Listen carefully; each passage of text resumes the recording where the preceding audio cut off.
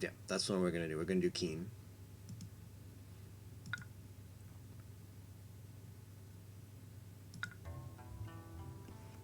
Royal Administrator of the Kingdom of Qin. As you are aware, not long ago, Zhen Guo, emissary and chief architect from the lecherous state of Han, arrived in our capital of Yong seeking an audience with our leader, King Zhuangshan. Surprisingly, instead of being summarily executed, this Han vermin actually had his request granted. In fact, he evidently convinced our normally wise leader of the importance of some construction scheme, a canal linking the Liu and Jiang rivers. According to this yak-brained emissary, such a canal would facilitate moving produce and supplies north of unnavigatable portions of the Wei River. The decision has been made. The canal shall be built. Thus, it is that our noble king, trusting in your abilities, wishes for you to oversee construction of the canal in the mountainous Huangshan region. Engineers have already dug a pass through one high ridge and marked the canal's path, but a lot of excavating work is still to be done. You must establish work settlements and keep the peasants' noses in the dirt. Luckily, that region is also known to be rich in iron ore. Producing weapons and training some troops is advisable. Both are likely to be needed as our borders are still in flux. Alright, we're gonna play on normal.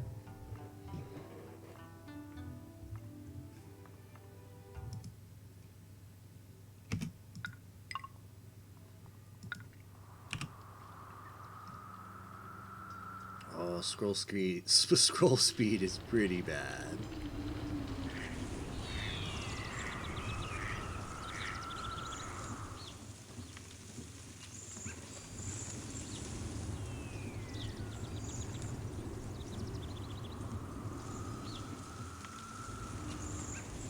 I think I might turn ambient sounds down a little bit.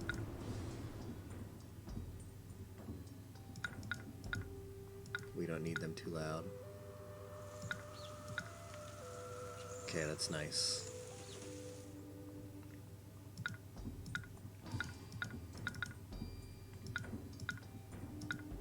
Okay.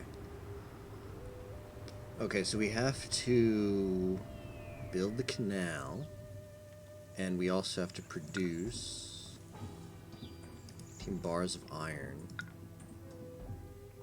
No housing population requirement. Let's check the map.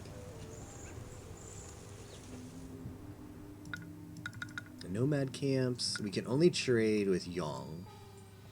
Cabbage, lacquer, Poutine. I have played this. This used to be one of my favorite games ever. I mean, probably still is. I love this game as a kid. This whole series of City Builders by Sierra is excellent.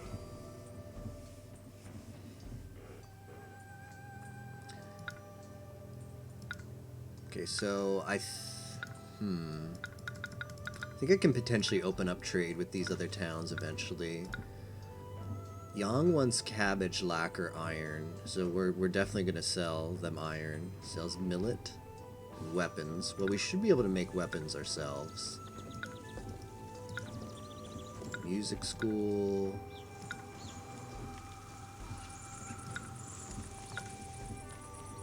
Okay.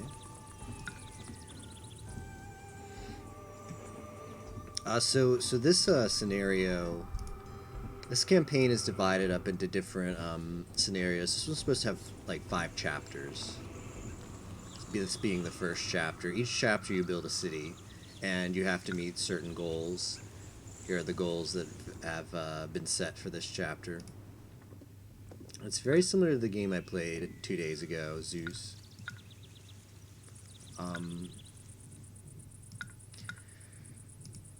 But it does have its differences. Iron bars of iron, yeah. How's it going, Mayheim? So I'm gonna get in the hang of this game and this chapter, this first mission, and sort of remember how stuff works. And then the start of the next mission, I'll explain more about what I'm doing and how like what you have to do to build a city and stuff. But yeah, I haven't touched this game for many years, although the mechanics are very hard to forget and very similar to Zeus and Poseidon. So yeah, but I'll do a better job of explaining all this stuff I'm about to do in the next one. Big brain plays. Yeah, this canal is gonna take forever. Okay, first point to figure out is this is probably where the people are coming from. This is all really good farmland. Do I want to establish over on this side? Alright, what am I growing? Cabbage, wheat, and hemp. Yeah. I have a hunter's tent. Where are the livestock? See if we can find them on the map here. Placing your first block of housing is always a big point of strategy. Okay, the pigeons are here. I mean, I'm tempted to build in this section here, but it's kind of snug. I feel like since they put the road here, they kind of want me to build here. Cleopatra. Okay, Cleopatra is in the same series as this alone. Cleopatra was the expansion of Pharaoh. The next set of games that were released in this series were Zeus and Poseidon, and then this one is the next one. So you're gonna notice a lot of similarities with that game. All right, I think I want to just squeeze it in here. Yeah, this is a good spot to squeeze it in. Yeah. This game is related to Cleopatra. All right. I'm gonna make a housing block. I like to do. Do I really have enough space? Yeah, there's enough space. There's enough space here. I like to do. Well, this is where I want to put farms to. Damn it! This could actually be good farmland. Oh, this is really good farmland. Okay, I'm gonna build it over here. Change my mind. This is where the housing block's gonna go.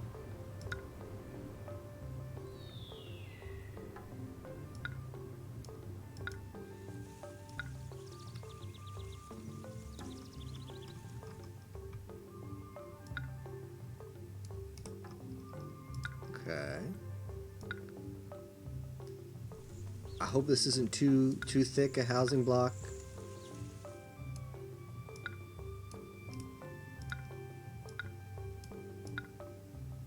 Alright, we got a lot of money, so that's good. Okay, let's unpause. Let's check our options. I like speed to be on... Oh, we need it to be faster than 60. Probably 80? Let's see how fast people move in the city at 80. Where are they coming from? Where is... Oh, there they go. Okay, that's the perfect speed for how I like to play. Yeah, it is sad alone. Like, this series, unfortunately, just died. It had a really good run. Lasted for a while. Alright, this thing does the feng shui thing.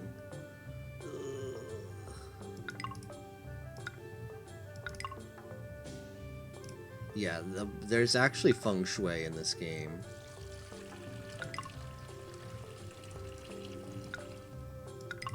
But it's not that important. So when you're placing a building, if it's yellow, that means it violates feng shui. If you place it and it's green, it means it's aesthetic for feng shui. And like, buildings fall in different classes. This building violates feng shui here, but over here it's okay. I forget what benefit you get from being feng shui conscious.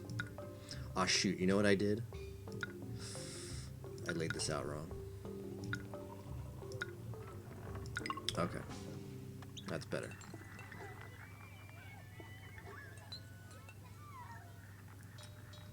Banish maybe was the last one. I never played Banish. I'll have to look it up. Banish wasn't a part of this series. But it might be a good city builder that I missed out on. And any games that are similar like this, I'm very interested in playing.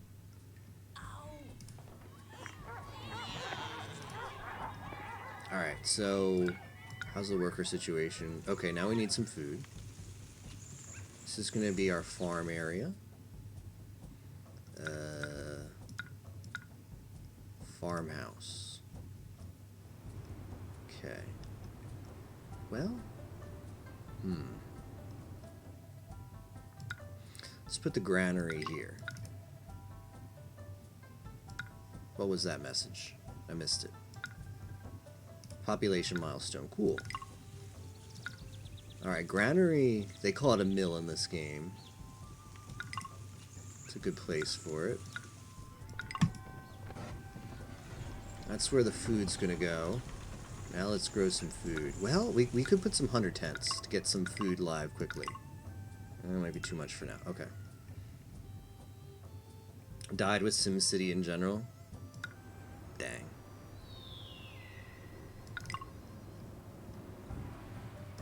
Alright, that's going to be our hunters. Here's where we're going to put the farmhouse.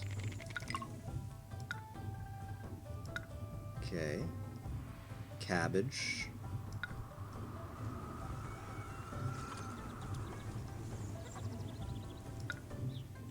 And wheat. We want to make like an equal amount of both. So around the farms you can lay crops.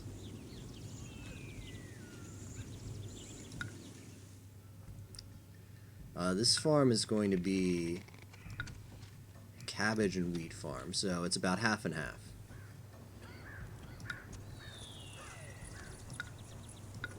Whoops, that's not what I wanted to do. We got to make some room for an irrigation ditch. Okay, farmers are out there. Good. This here. Alright, now we need to get a pump.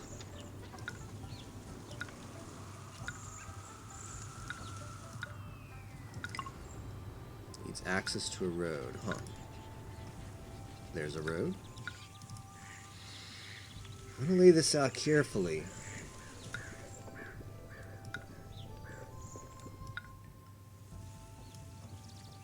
Alright, so this will irrigate the crops. Make them grow better. Okay. I forget if farms require maintenance. They might not.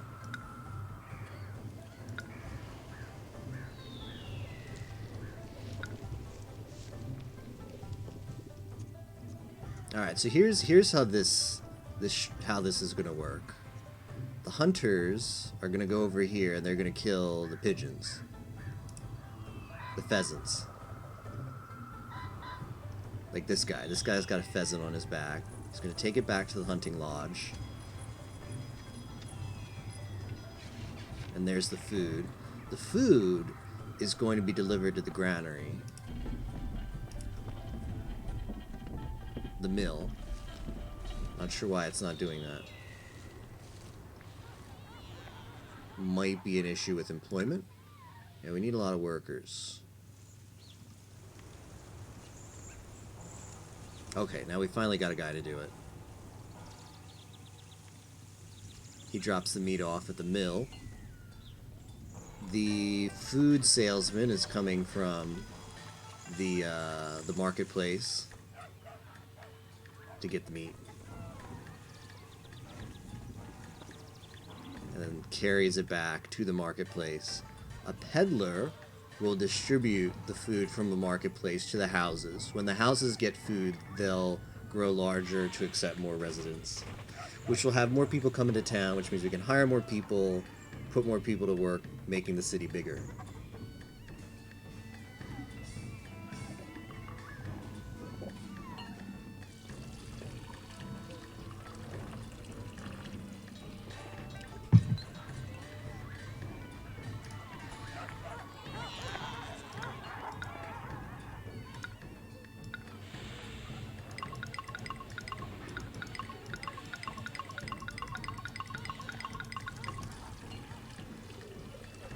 Yeah, how is that Anno game?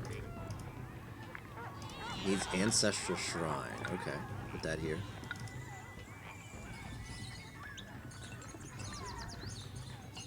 So this game has an aesthetic factor. Houses won't like evolve or become bigger if they're in like a disfavorable part of town. Hey Neko, how's it going? So if you build statues, you increase the appeal of the nearby area. Another thing you can do that's unique to this particular game is if you have a nearby area that's unappealing, you can just wall it off with a residential wall.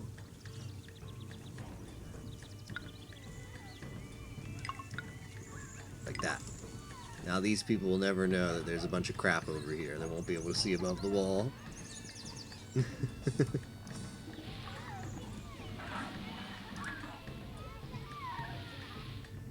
How's your night going, Neko? This is a city builder game. We have to set in ancient China. We have a set of scenarios we have to accomplish, set of objectives. This one is to produce so many bars of iron in a year, and also complete this section of the canal. This is a big construction project we have to undertake. But we just got started, so right now focus number 1 is... I don't think I need this here. I don't think farms burn. Focus number 1 is getting some food and building up workers in a decent sized population.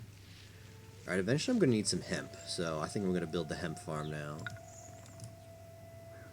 Eventually the people are going to want hemp. Apparently hemp was used for a lot of stuff in ancient China. That they put it in this game. I laid out those tiles a little bit poorly now, didn't I? Chinese culture and world music class, cool. Okay, hemp farm. Let's see. So I think it's 3 tiles. Okay, so 1, 2, 3. 1, 2, 3. Okay, that's a good spot for the hemp farm.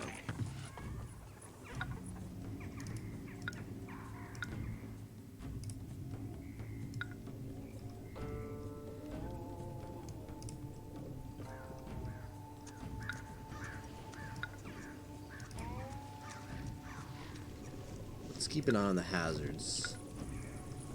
Okay.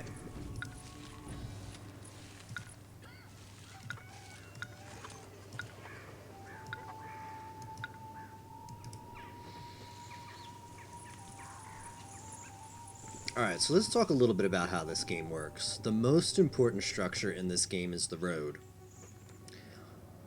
Pretty much every building needs to be touching a road in order to do its basic, like, task. Houses need to be touching a road so that they can get people to come to them. Working facilities need to be touching a road so they can get people to work there. There's different types of buildings in this game. One of the most important types is the walker producing buildings. So for instance, this right here is an herbalist stall. It produces an herbalist who makes sure that the city is healthy. So if you go over here, like under safety, and you see hazards, medicine. See, the herbalist, he goes around and he's basically visiting these houses and topping them off. So a lot of buildings produce walkers. So credit building. A lot of buildings produce walkers. The walkers go on the road directly outside the building and then follow the path. Any houses that they touch that have that along that road get whatever benefit that the walker provides. This building inspects for hazards. Basically, if you leave buildings unchecked, they'll eventually like collapse or start fires. So this building puts out a walker who repairs buildings before they can get bad. Like, it just says this building is slightly damaged. So as the walker goes by, he fixes them so that they don't become hazardous. And that's like the nuts and bolts of this game is creating roads, connecting buildings via roads, and making sure that walkers produced by buildings have efficient paths to get to where they need to get to. That's why making rectangular housing blocks is really, really strong in this game, because walkers from buildings have a set distance. Like, if I put one of these maintenance buildings here, the walker will go along this path, this road, but eventually when he gets a certain distance, he'll start walking back, because he can only cover so much territory. If you build in a rectangle, you kind of cheat a little bit, because when the walker gets to a point where he can't go any farther, he's coded like, okay, this is as far as he goes, return to home. He takes the shortest path back to his building. So if you build in a rectangle, you can have the walker get to like maybe just barely past the halfway point. Like if he's coming out of this building, maybe he gets to here, and then he's coded like, okay, that's as far as he can walk, return to home. He'll take the shortest path, so he'll continue this way. So you'll abuse it where he makes a full rotation around. That way your houses, or whatever buildings you have in the loop, get access to the walker no matter what. So you don't have to rely on him, because it's RNG whether he decides to go out of his building. He'll either go left or right. He just picks a random direction and goes in it and keeps going in that direction until he can't walk any farther. Yeah, the strats. So yeah, building in rectangles is really, really strong because you can abuse your walkers to cover more terrain that way. Alright, so we want to make these buildings grow up more. Okay, this needs hemp. Where is... So if you right click on buildings, they'll give you different information. They'll talk about like how, if they're staffed properly, what their walkers are doing.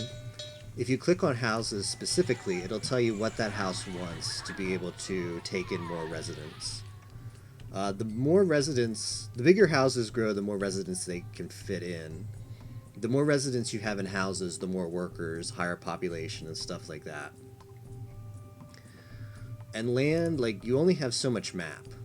So you want to make sure that you're getting the most value off of every piece of land. So it's really advantageous to make houses grow as big as they can possibly get to squeeze as many workers as you can in there. So this house wants... It's always the same, what the houses want. Like, there's stages of growth for houses, and each stage has the same requirements, no matter what. So if you play the game enough, you memorize, okay, I know to turn a plain cottage into the next one, it needs hemp. And then you basically start to memorize sort of like a build in your head of how you want to build the city. Like first you build farms for food, then you build farms for hemp, which is what I already set up over here. Foreign emissary arrives. Gift of cash. Yes, please. Okay, I'm going to put this over here. It's a storage house. It will accept the hemp.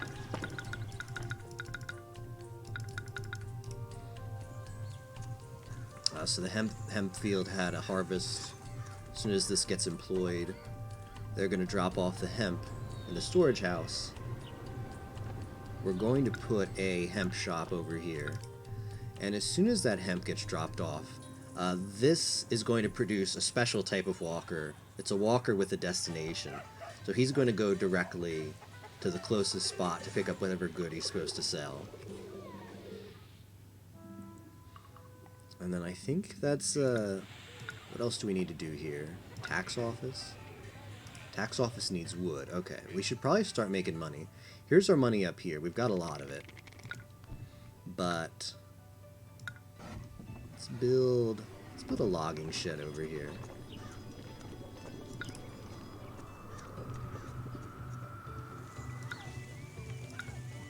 Administrative city.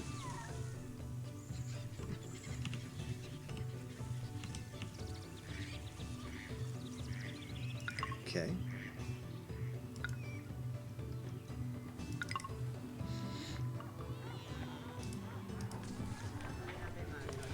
This building will help us. This is like your palace. This building will help us establish trade with different city-states on the map. It also allows us to collect taxes, which gives us money. Is this set up like a royal coaster tycoon where you have goals to complete, then you move on to the next? Yes, very, very similar, Neko. And here's the goals we have to accomplish. But I'm not close to doing any of those yet, so I haven't been focusing on them. We're basically just in a get a working city mode. Access to music. Okay, I got music. Put the music right here.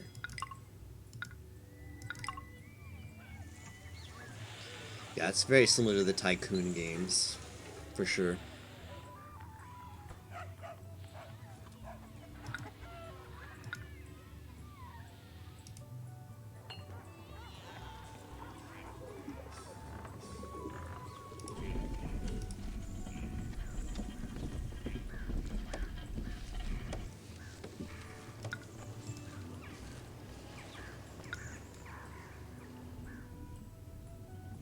Okay, so the houses have evolved. You see more people coming into the city to settle in them.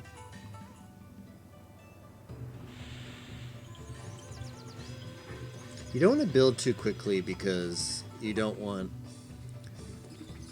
Like, yeah, eventually these houses are going to want more stuff to grow. But I don't have a lot of workers yet, so I actually have to wait a bit for them to be settled in and not expand too quickly. Otherwise, I'll be understaffed and production will come to a bit of a standstill.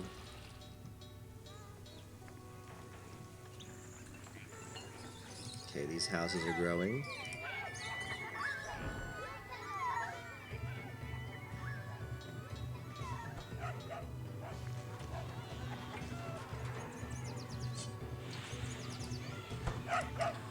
Need more appeal. Can I build a plaza? Grand Way. Sculptures. Okay, let's lay a little more wall here.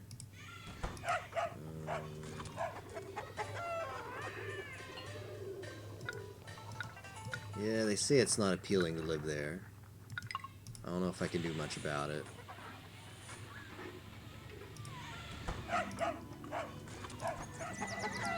These ones want appetizing food. Desired quality appetizing, okay. So the way food works in this game is if you have food, it'll be distributed to your people via the market. But as houses grow, they want better than just any food. They want good tasting food. And good tasting food is made up of multiple ingredients. So you actually want to have multiple types of food in your meal. So right now we have 3 types, which is good. That creates appetizing food. So the next time the market goes to restock, which they're doing right now, this is Many people are depending on me for high quality meals. I sure hope the mill has enough supplies to fill my order. The food seller in the market's coming here, and she's going to pick up one of each food. That will upgrade this food to appetizing quality, and then these people will be happy. Now they want ceramics. Okay. Oh shoot, can I not put that there? Ooh, clay pit. Where is the clay pit gonna go? Oh wow. Okay, clay pits need to be somewhat close to water.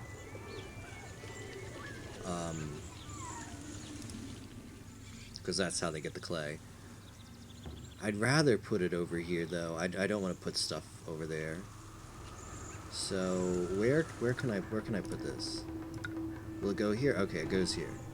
That'll work. Actually, will it? Hold on.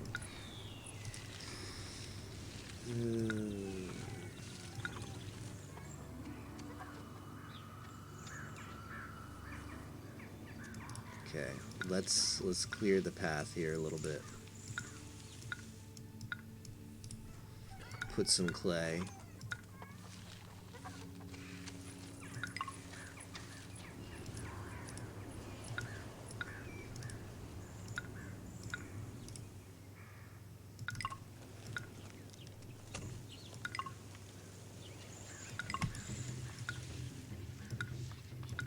kiln.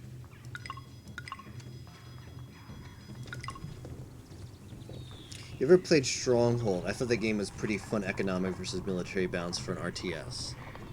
I have not. I'll have to check it out. I tried to play Crusader. There was one on Steam that always had like a free play or something. I think it was called Crusader Knights or something. I tried that one. I don't think I played Stronghold though.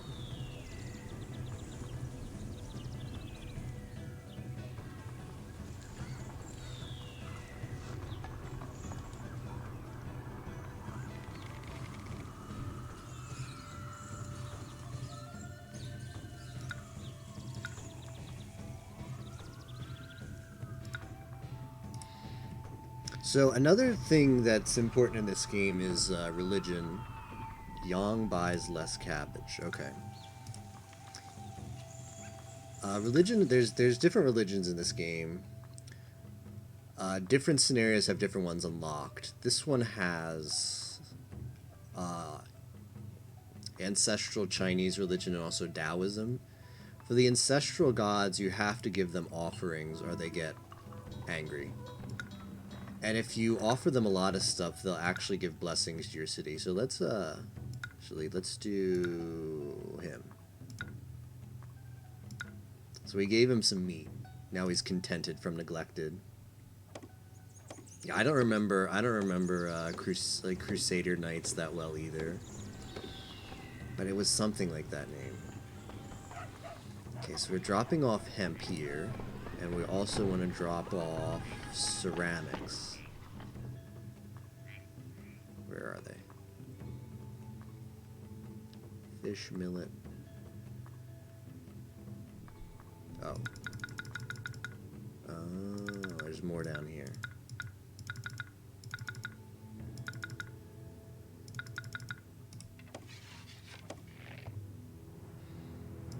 Okay, so here's the next production line we've got going. Check on the workers real quick. I need more workers. Need a lot of workers. Okay. So the clay pits are going to produce clay. This one's 91% complete. So as soon as it gets to 100% complete, you'll see a little there we go. An ox with clay. The clay is going to get taken to the kiln. The kiln's going to produce ceramics. When the ceramics are done, they'll get dropped off at the warehouse. From the warehouse, we're going to put a ceramic shop in the market. And just like all of the other market workers, like the food salesman right here, it'll get picked up at the warehouse and then distributed to the population. Yeah, so the only one... this series is very, very good, Neko. If you're looking for... Oh yes, let's celebrate the new year. This is a little cute Easter egg. On the new year, you get to spawn a little, Chinese dragon. If you choose to celebrate it, it makes your people happy. I think you pay some money, but it increases, happiness in the city. The series is very good. You can buy all of the games on Good Old Games. I think Steam has some too. I'd recommend starting with either this one, Emperor Rise of the Middle Kingdom, or Zeus and Poseidon. Zeus, Master of Olympus is what that one's officially called. They are excellent.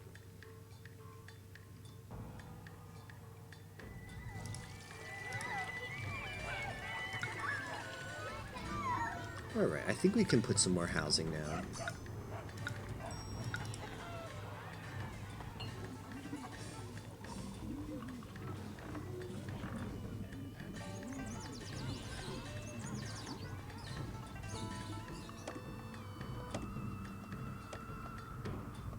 Alright, we've got to get started on this canal. But I kind of want to mine some iron first, because right now I actually don't have any way to make money. Okay, iron is being here's the iron ore deposits. So we want to put a production base here. Let's do it.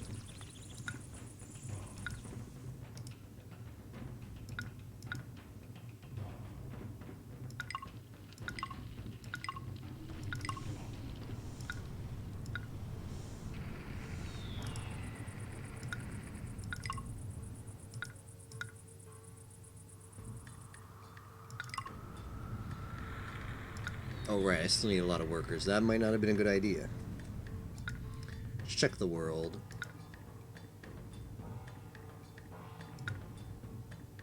I forget how this works. Gather information. Yeah, let's send out some spies to gather information out here. Find out who of these people we want to trade with. Okay.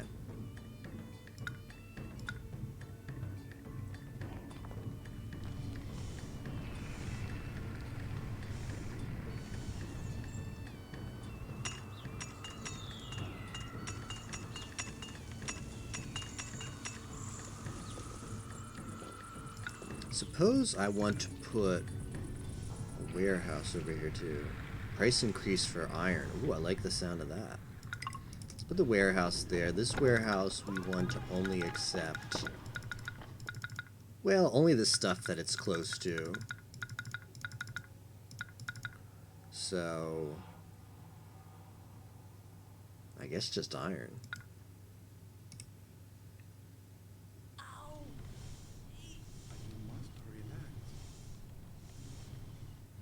Maybe also weapons? Maybe some weapons. I want to start training a military just in case. Hey Darrow, thanks for the resub, I appreciate it. Thanks for the 5 months. Enjoy the ice cream cake donair tea dango. Ooh, it's a selection of sweets from Blend S. How are you doing tonight, Darrow? Okay. Oh, I need more people in my city. Okay, we're making more room for them. That's good to hear. Acrobat. Okay, so this is as big as these houses are going to be able to get. These need more appeal.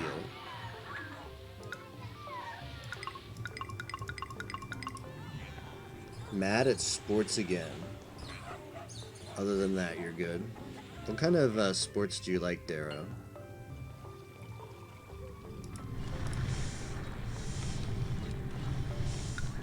This is our only trade partner right now. I could sell them cabbage. How's my cabbage production? Ooh, I think we might need another farm soon. Where are we gonna put it? Not a lot of good spots for it.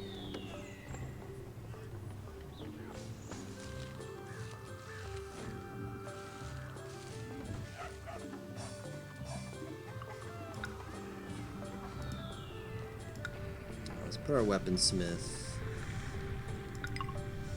over here.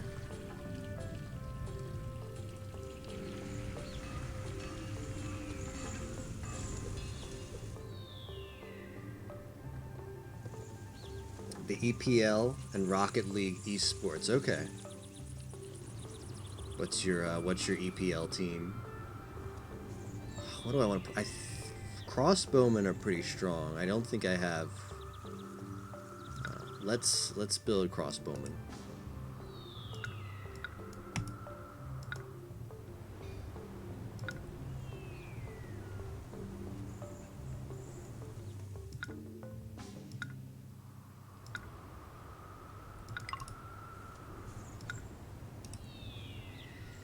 Winter sports, most as good at most of them.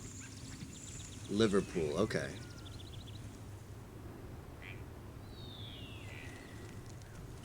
I used to try and follow EPL back when I watched a lot more soccer or football. But it's I might be degen enough where it would actually be like my nighttime now. But yeah, it was it was just tough to get up early on Sundays and Saturdays because in the U.S. EPL starts at like 7 a.m. It's just like, oh, no, thank you. So I never watched too much of it.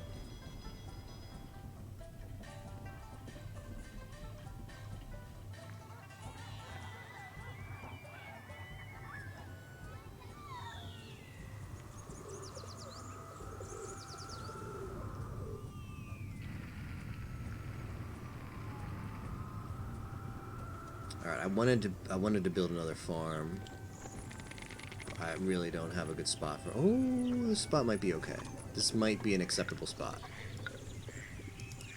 It's not a great spot, but it's acceptable.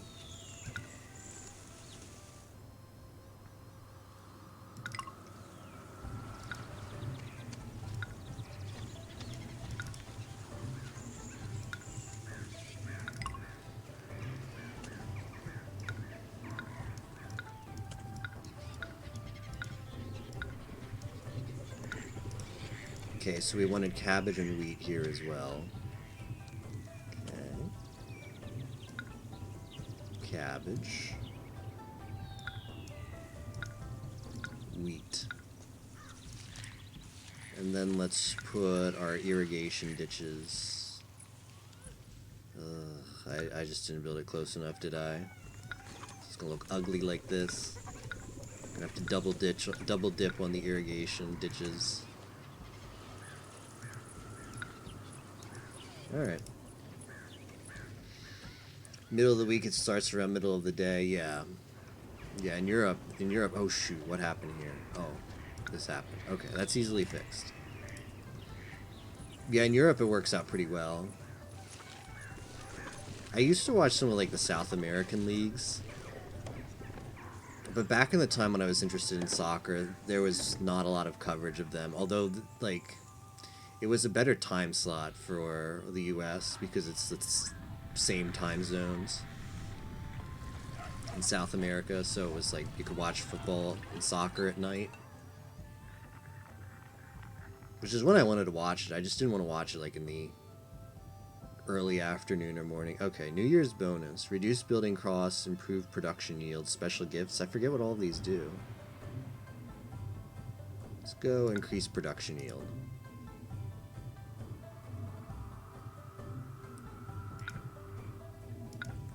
Still need a lot of workers.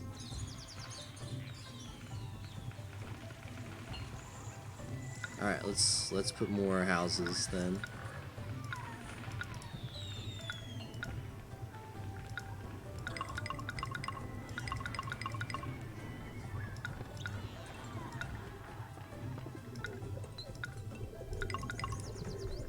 Hey Matt man, how's it going?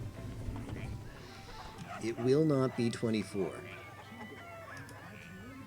Okay, they need iron. Can I produce iron in time? Ally needs iron, so I want to help them out.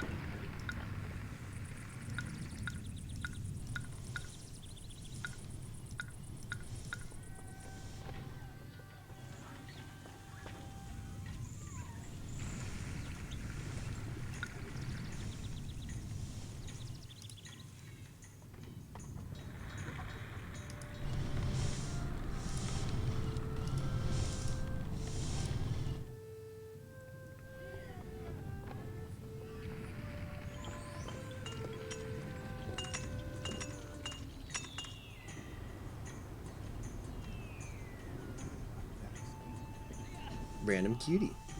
Let's see which one you got. Game pauses whenever I check. Oh, it's Daya. Don't worry, I'm very skilled. Ah, yeah.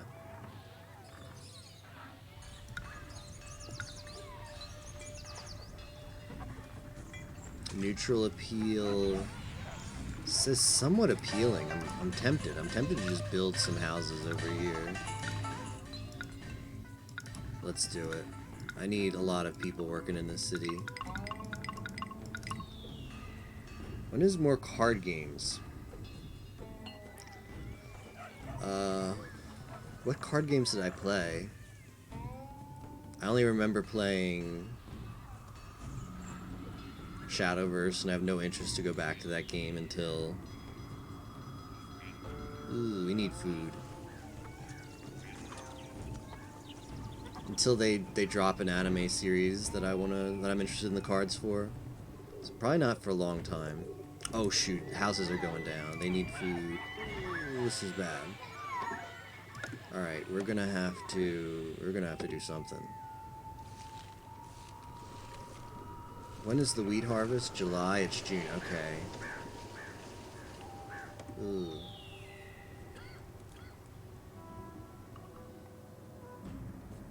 Oh. Yeah, I guess those are card games. So end of the month, yeah. End of the month. I think like it's Thanksgiving Day, so the last Thursday of the month is Pokemon TCG, and then the Saturday after that. So just the last day of November is FM. Produces bean curd and wood. Silk rice lacquer, iron wheat lacquerware.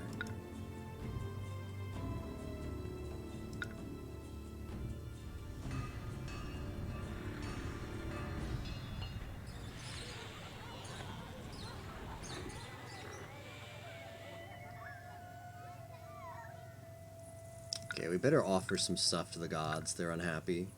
Give them some ceramics. Okay, he's pleased now.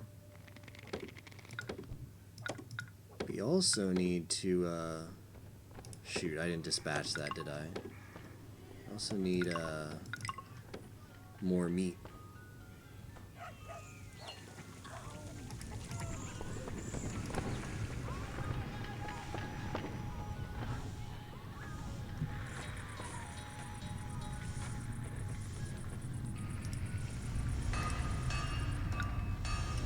The workforce situation is really bad right now. This game will probably take about 8 hours, Madman. Say 6 to 8 hours.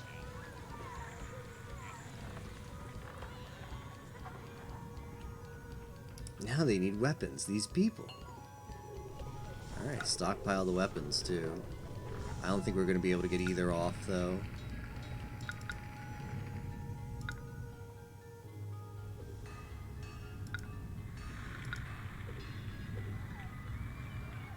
Yeah, every so often, nearby cities will send requests.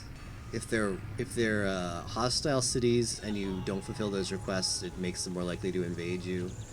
If they're friendly cities and you don't fulfill their requests, it's not as bad, but they're less likely to help you out. And eventually they can become hostile, although it takes a lot of you being completely useless to them before that happens. We have a food situation. And by a food situation, I mean a lack of food.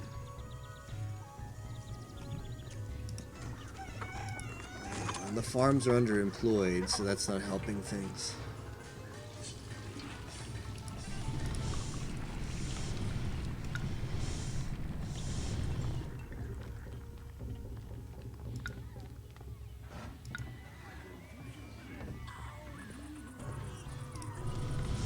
As soon as this is done smelting, we can send this request out, even though it's overdue. They'll still be upset with us, but they won't be as upset if we hadn't sent it at all.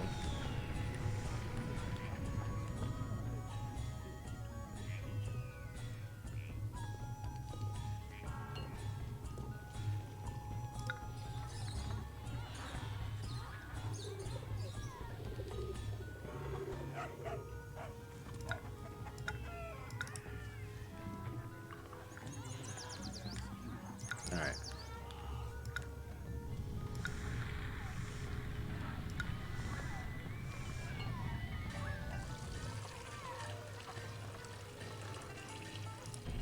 We really need cabbage. Okay, I'm gonna set this to always distribute appetizing food. When does cabbage harvest? Okay, next month. Hey, Obsolete, how are you doing?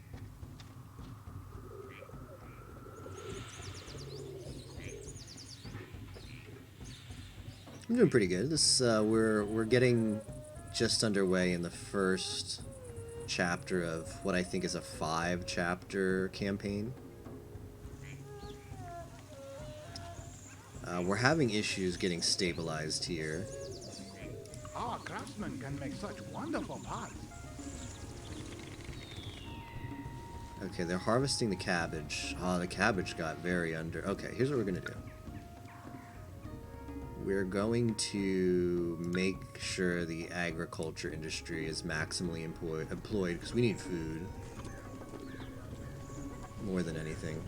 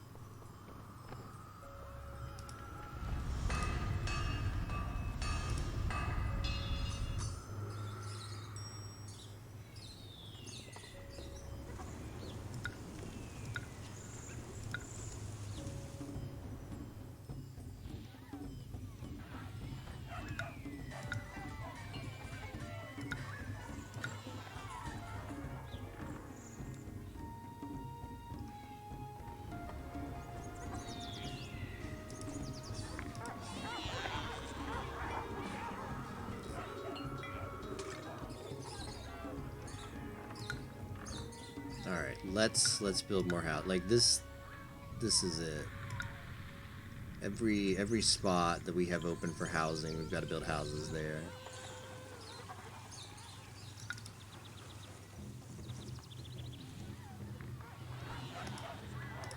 Appeal of the neighborhood needs to increase, okay.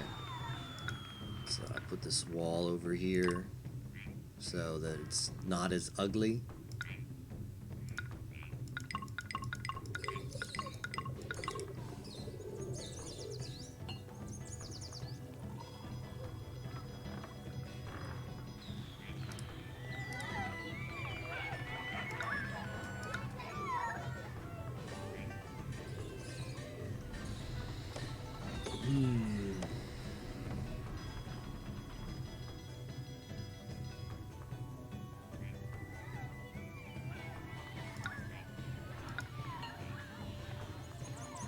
Yeah, perhaps I just expanded too fast. I don't know. We're getting close to stabilizing, though, finally. You really want... I mean, only short 26 workers having employed 476. That's pretty good. That's not bad. You want to be a little bit with unemployment. You want everything to be fully staffed.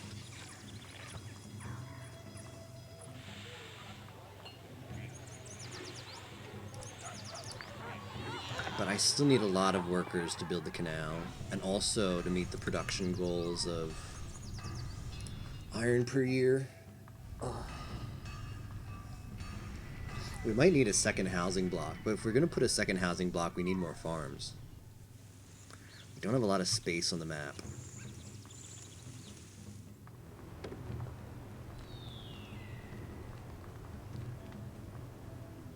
A little bit constricted.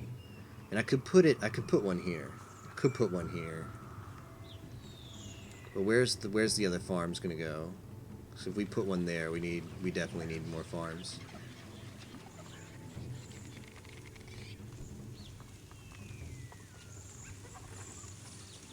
I could import food.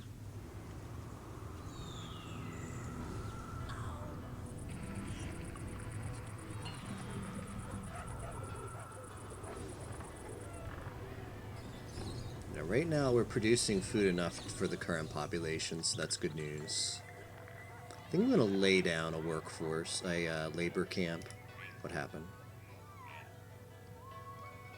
Okay, I thought maybe a house was getting unappealing. Let's put a wall here.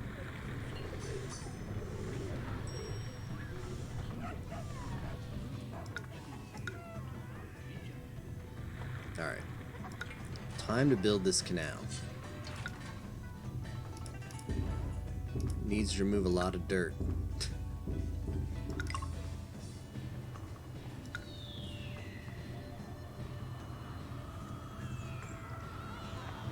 Alright, there they go.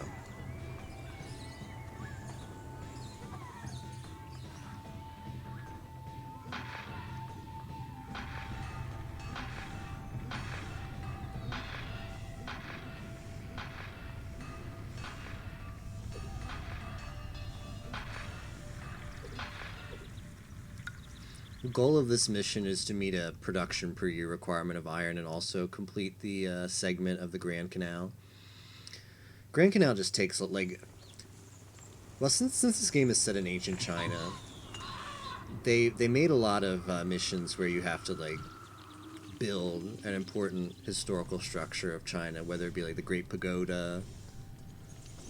In this case, the Grand Canal. Of course, there's a mission. I think it is, in fact, this one. I think it's this campaign we're currently doing where you build the Great Wall of China. But yeah, there's a lot of missions in this game where you just do a big monument production. And that really, all that does is it just takes a while. But it's not that hard to do. How the canal will work is once you put a labor camp, and the laborer camp does require a lot of workers. So you got to make sure you've got a city that's up and running and can sustain itself before you can afford to put workers towards the production of the monuments.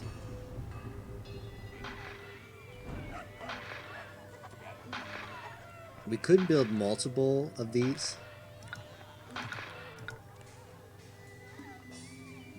Speed it up, but I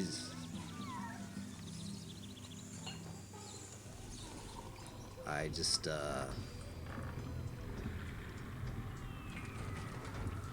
don't have the workforce for that.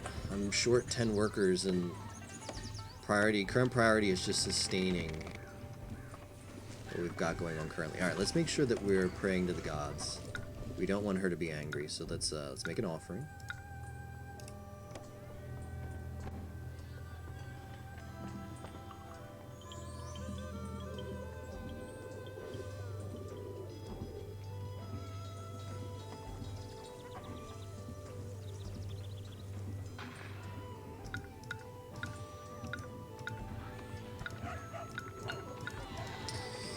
Yeah, I just realized I'm probably also going to have to hew stone to build this canal. That's going to take a lot of workers too. We've got to come up with a solution here. This is not bad for a second farm. This section is not bad for a second farm. Okay. I made up my mind. I'm going to build a second housing block. Let's make sure first... Let's make sure of a lot of things.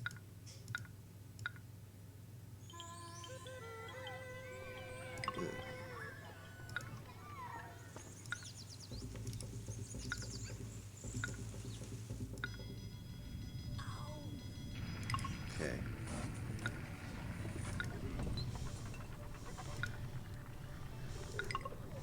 Let's put this here. Sell iron.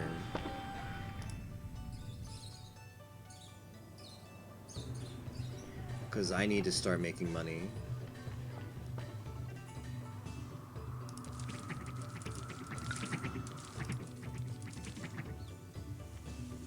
Yeah, I know. They think less of me because I didn't fulfill their request in time.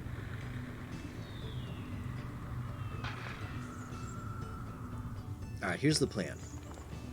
Here's the plan.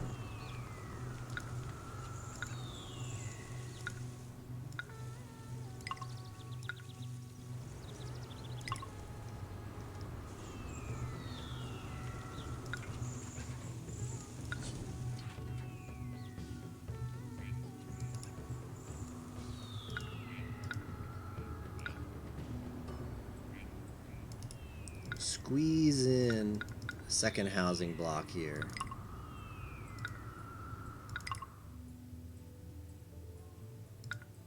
Can we get it to be 3 houses wide?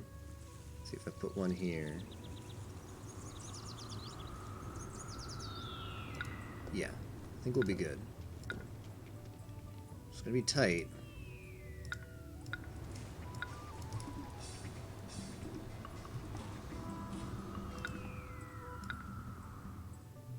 Should be 3 houses wide, right? 1, 2, 3. Perfect.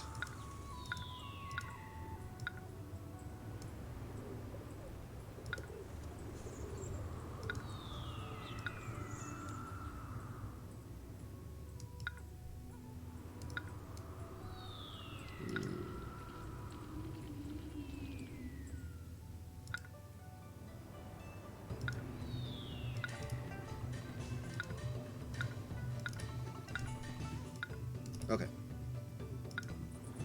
That'll have to do. Let's make sure we put all of our important buildings over here. We've got to have the maintenance building, the well to distribute fresh water, apothecary,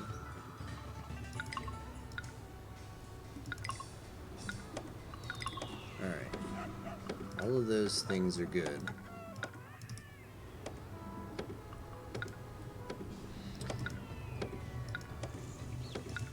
Food shop.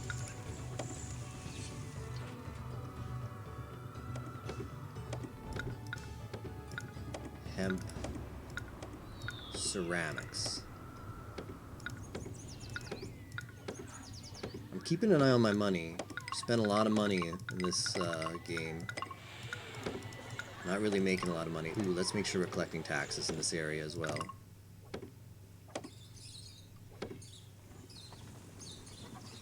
Have a lot of ceramics. Let's make another offering. Ah, shoot. I should wait. I hold off on that offering until I have,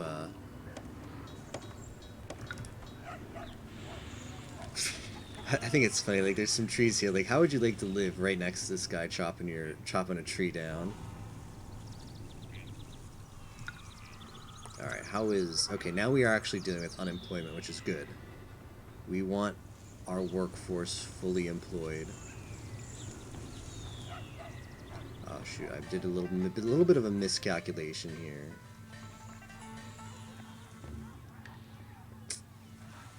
Can I do this?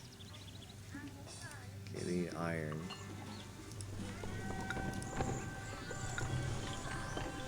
Stockpile the iron. Yes, so we're gonna, with that increase in population that we just did, we're going to need more farms to sustain that. So I think we're gonna do this. A second road this way down to some farms. Okay, farm number 1.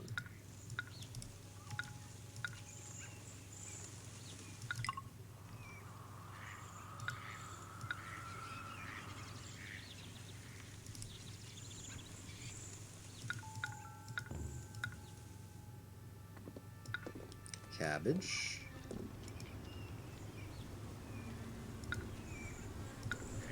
And wheat. Could squeeze another one over here if I needed to. Let's make sure it's irrigated.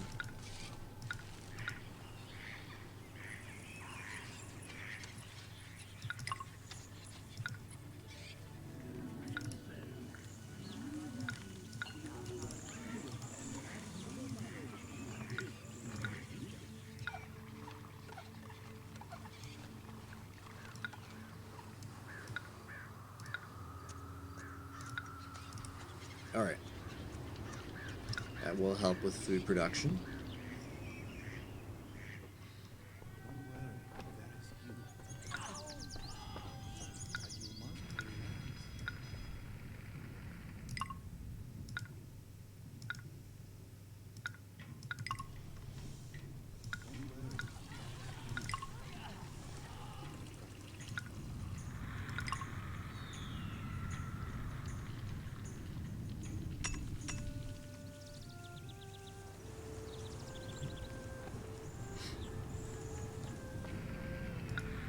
Alright, how are we doing on this? 2 months, and we need to come up with a lot more iron. Well, that's unfortunate. Oh, okay. A lot of housing up here. Alright, this is good. This is really good now.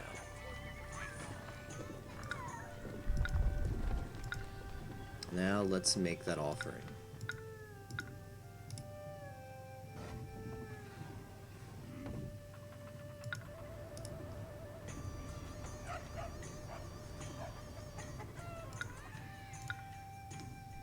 Is anybody buying weapons? This is buying ceramic.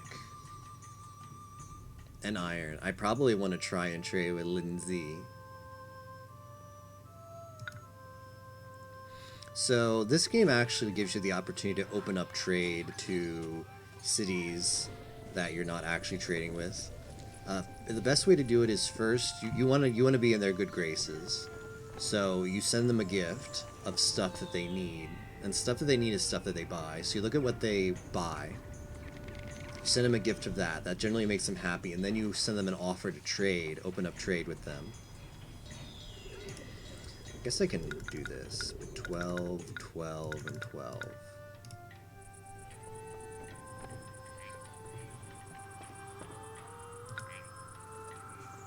Does anybody buy hemp? I've got a lot of hemp.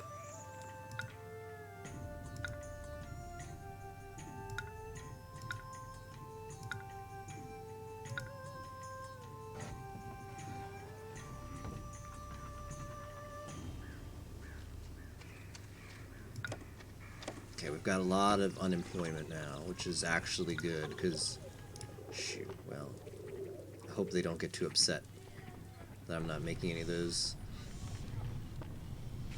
Any other requests in time? Money is getting a little bit tight. Alright, let's put another laborer camp, because we're going to be here a while. Wait, what does this need? It still needs a lot of dirt removed. Let's put that there. We better start up a quarry industry. Where do I want to do that? This is stone down here too, right? Where's the bridge? Here's the bridge. Alright. I can set down. Let's shut down the weapon industry now, because we can't actually export weapons. So we'll shut that down, and we'll go back to selling. I am ready to entertain the people with folk songs. Shall we perform making love? I think I prefer endless hostility. Okay, let's go sell iron here.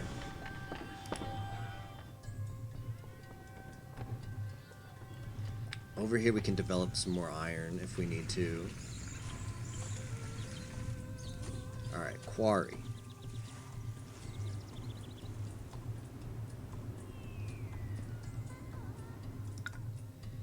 Raw materials stoneworks.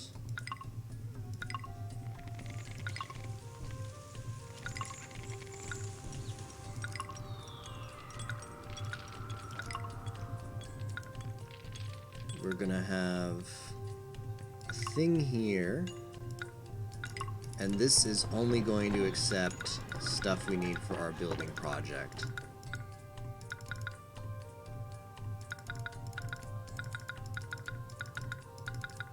So that would be wood and stone. I don't know if we need wood, but we can put some in there just in case. Stone.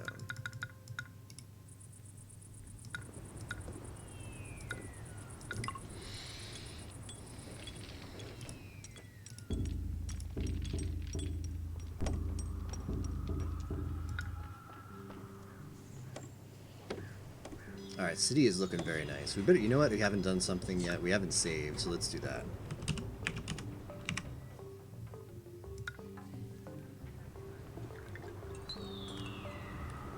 Everything here is operating well.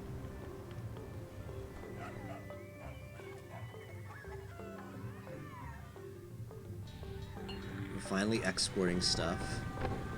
Iron selling for quite a bit. It's our city.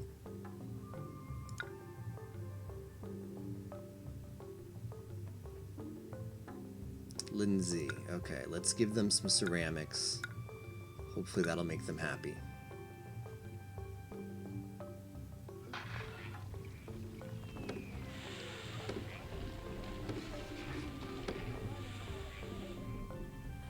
I maybe want to put another labor camp down here.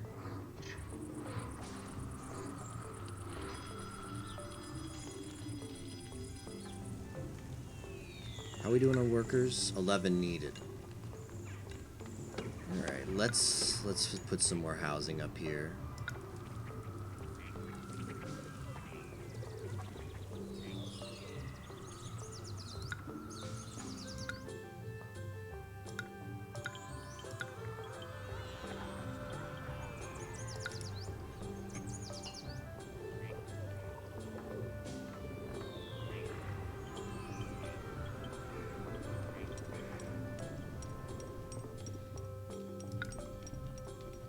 Then I'll put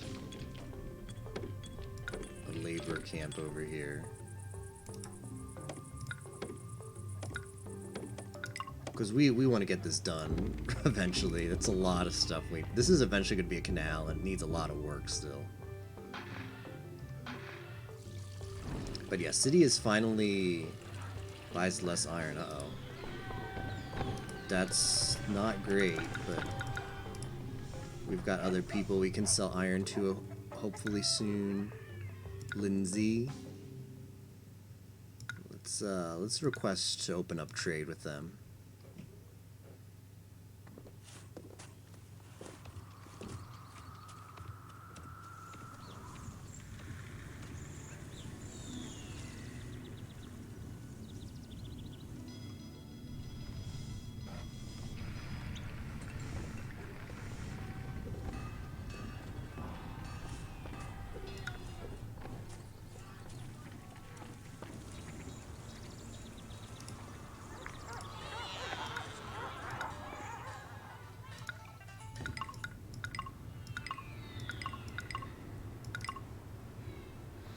What is the appeal around here? Neutral appeal, neutral appeal. Okay, so it's very unappealing down there because it's really close to farms and the mill. Hey Captain, how's it going? Auto beam.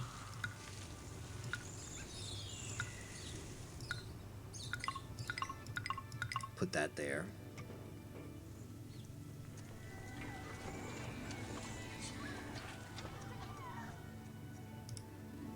Okay, so they accepted the gift of ceramics, and now, oh, they're still apathetic.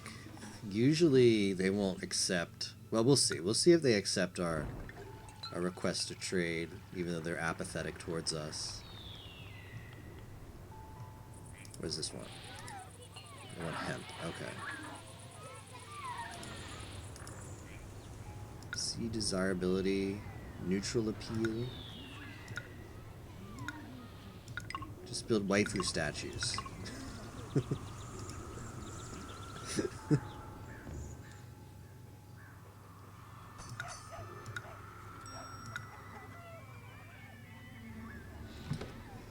So I'm playing on normal difficulty. Your workforce is partially dependent on your difficulty. Here we see that I have a population of nearly 2,000.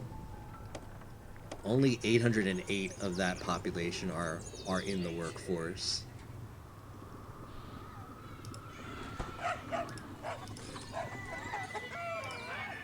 Oh shoot, I need this to be appetizing.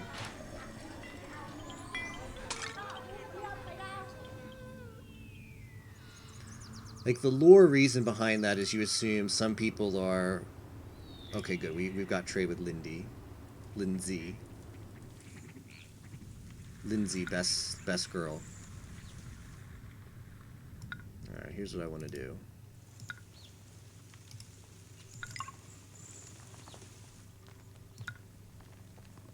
I'm going to put a trade station here.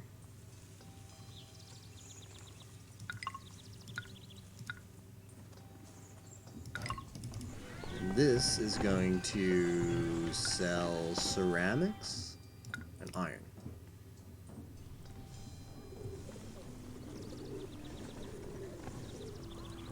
Aye, my cover is blown. I'd better hide quickly. How is the fleece situation? No fleece in this game, fortunately. We're safe. Fleece is replaced in this game by hemp. I have better things to do than stand here idle with these goods. The city needs more warehouse room to take my heavy load. And we're doing good on hemp. Got a lot of hemp. Oh boy, yeah.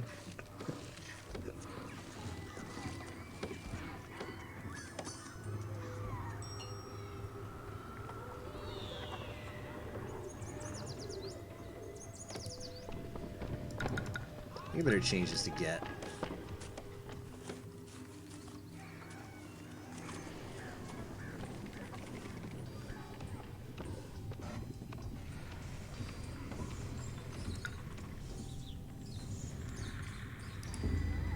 Oh, they need stone now. Okay, how is... Okay, stone's getting delivered. That's good. How is our warehouse of stone holding up? Okay, stone production is doing well.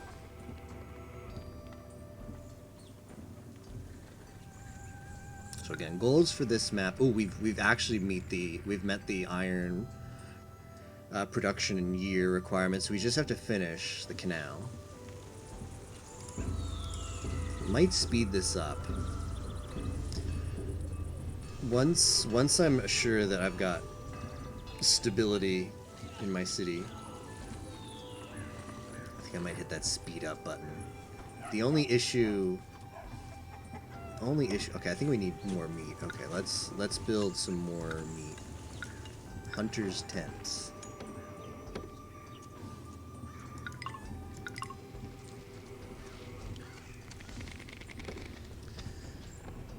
The only thing that's stopping me from speeding up the game so that we just make this canal finish sooner is we're in a bit of a money situation.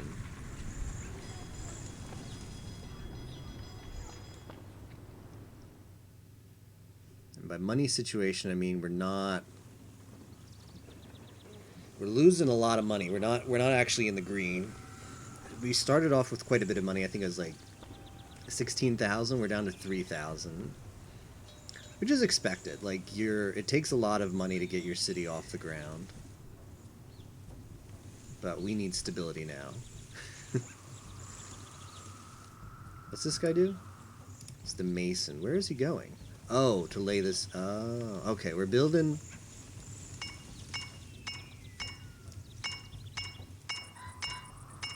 There he goes.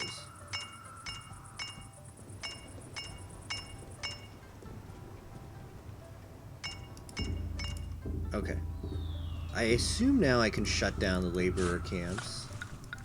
And we'll use those workers for something else.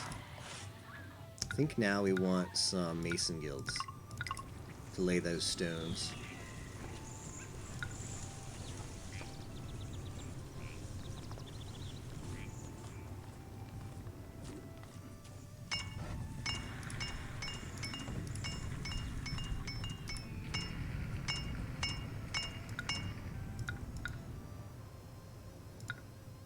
The only thing I can sell is iron.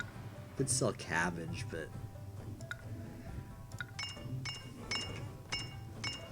I could steal... I don't think it's worth it. I could steal jade and sell jade.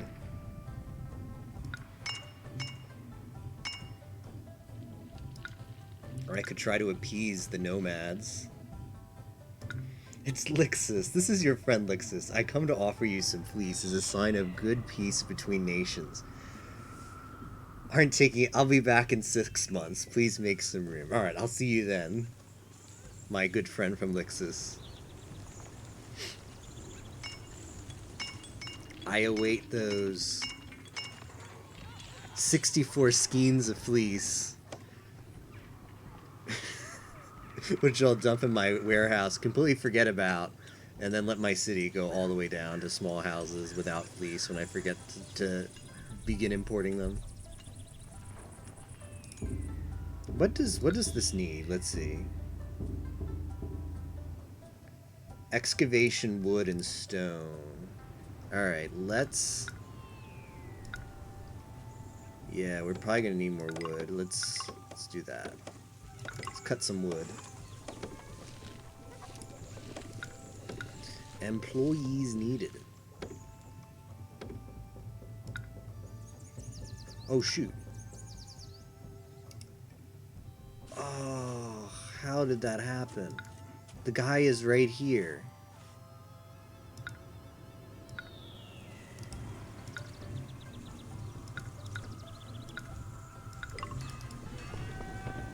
Oh, that sucks. Alright, let's check this out. How did that happen?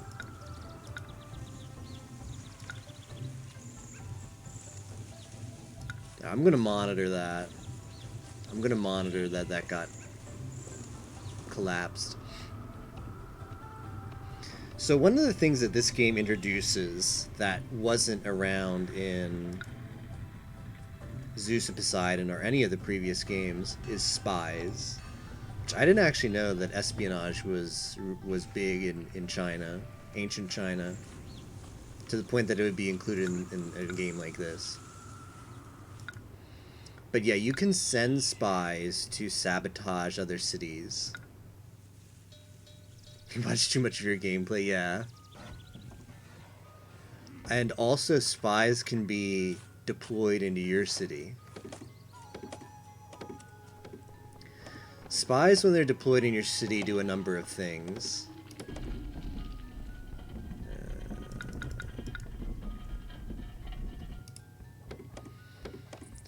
They can sneak to your warehouses and destroy some goods. Like, a spy might come to my warehouse and all of a sudden I'll be like missing like a stack of ceramics or hemp. Another thing they can do is attack your buildings. So it's possible that the spy got here and damaged the building. Because the guy, like, there's no way that this building collapses on its own. There's a thing right next to it. A maintenance office. So it's possible that it got spied. So what can you do about spies in your city? Well, one thing you can do is you can build guardhouses. Or watchtowers. Watchtowers will produce a walker, and if it comes in contact with a spy, it will, has a chance to capture the spy. Doesn't always work, it's only a chance.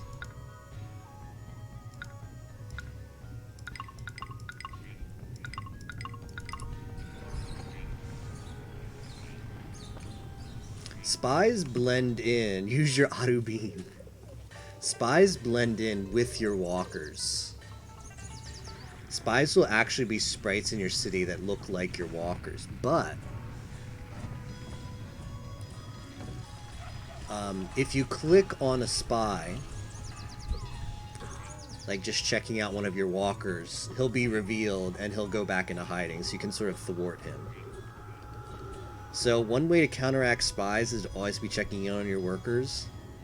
Other ways, well, the way you usually catch spies, if you're monitoring your city, is sometimes you'll see a walker in a part of your city that has no business being there, and you know, oh, that must be a spy, so you click on him and get rid of him. That happened not too long ago. Our city's glory burns brighter than the New Year's fireworks. Aye. See? My cover is blown. I'd better hide and quickly. So, I saw 2 maintenance officers here, and look, he's going to disappear. Look, see, he's gone. Saw 2 maintenance officers in this section of the city, but I only have 1 maintenance tower. So, and each tower only puts out 1 walker. So I knew something was fishy there. So I clicked it. Oh, see, look, there's another one. Aye. See? My Same cover thing. is blown. I'd better hide and quickly. He was heading in that direction. I wonder if he was trying to sabotage the warehouse. Oh. Yo. We know where he came from. We convinced this greedy fox to work with us. He's returning to Wu to spy there. Where is Wu? Oh, I'm not friends with Wu. Too bad this isn't like Civ, where you can be like, we found your spy.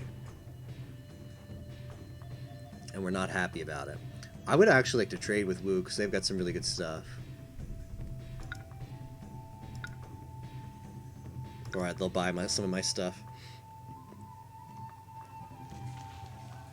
Yeah, so the way that worked out, Shu and Wu, but where is Wei? Hey, Light General. So if you click on a spy, you don't reverse him. You just send him back into hiding, so you thwart his plan to do whatever he was trying to do for a moment. Then eventually he'll respawn somewhere else.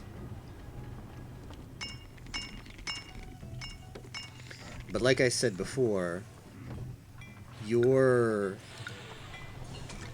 guard towers produce this walker. The energy flow. This Our guy. city is prettier than the most beautiful concubine in China.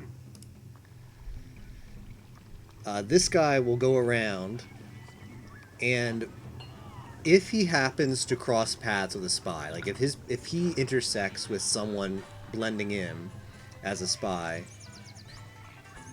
he has a chance to reverse him. Like it's funny. Sometimes you'll see a really obvious spy. Like, say for instance, we saw over here, I don't know what would be obvious in a town area, but maybe like I don't think they can be spies, but maybe you saw like one of these miners just walking around the city. It's funny because sometimes you'll actually notice it. You'll notice there's an obvious spy, and you'll notice one of your guards is really close to him. So instead of click on the spy, you'll wait and you'll watch the guard, and then he'll go right past the spy. And you're like, man, because it's random. It's random whether the guard catches the spy or not. Sometimes the spy sneaks by. But yeah, what just happened there where we got the spy reverse message was he happened to be passing by someone, and that person was a spy that he identified, so he caught him. I know the lore of the Three Kingdom era. Nice, Late General. Yeah, I don't know where Wei is. Maybe Wei is on the way. It might be a town that'll show up later in the campaign. This is just the first chapter of the campaign, so still a lot of story to uncover. Three Kingdom era, but Fourth Kingdom, Jean wins the battle, caught red-handed. Hey Link, how's it going? Hey Solomon. What god is angry at you for this map? Oh, I should check. Shen Nong is unhappy. Maybe we should give him an offering. Okay, he's happy now. How are you doing tonight, Solomon?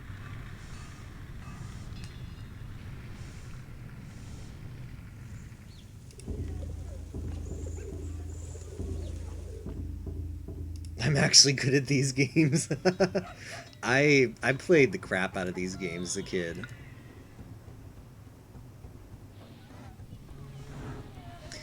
Yeah, so this does... The way that, like, religion works in this game is different from Zeus and Poseidon. Zeus and Poseidon automatically sets gods that are friendly and hostile to you from, like, Greek mythology lore, and there's nothing you can do about it. This game, I don't think, has any hostile gods, unless it's your own fault. The three ancestral gods you have to constantly be giving offerings to keep them at least contented. If their level of content falls down too low, they start doing bad things to you. But as long as you keep them appeased, you'll be fine. What does this still need? We still need a lot of stone.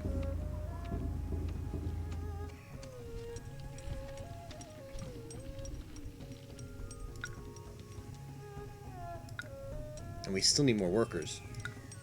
Let's put another stoneworks. This canal's gonna need a lot of stone, so we're gonna need a lot of stone workers. Ooh, we got another spy. This one's from Lindsay, which is kind of not cool because we're on not that bad terms with them. It's one of the few people we have a trade route open with. Feels bad, man.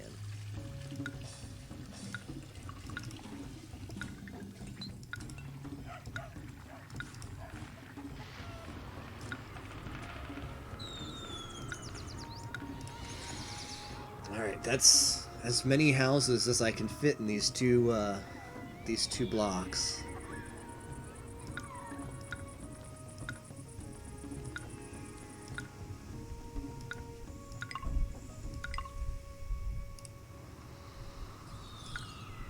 So hopefully they'll hold all the people we need for the workforce.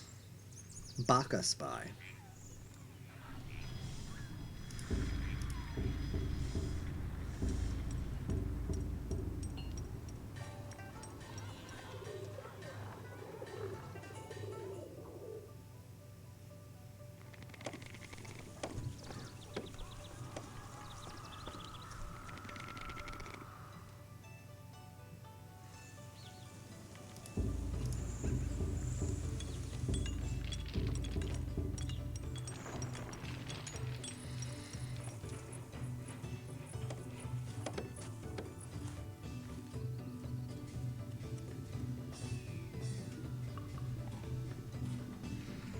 I mean, we've kind of stabilized on cash.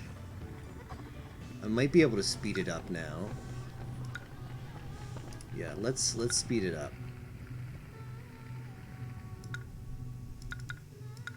Oh wow, look at him go.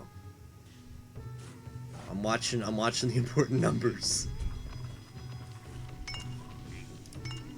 July, August. Actually, hold on. Just in case things go south, let's save. Okay. Hey SG, also Woo Building. I was never good at these sim type games. Yeah, I haven't actually played that many simulation games. I own most of the Tropico games in Steam, but I heard they're kind of like pretty similar to this game. It's like as far as like a simulation kind of thing. I have played some of the Tycoon games. I think I played like, was it Theme Park Tycoon? Or no, Zoo Tycoon. I played Zoo Tycoon. 100% until the city burns. And I like Zoo Tycoon. Trying to think of other, like, I never actually played SimCity, any of them.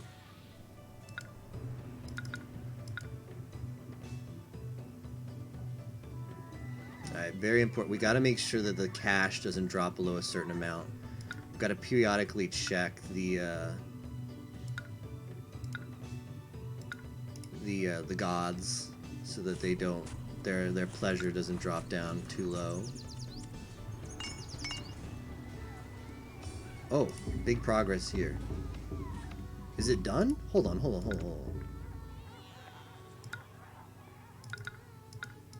How it looks pretty close to done. The Great Canal. What section is still missing?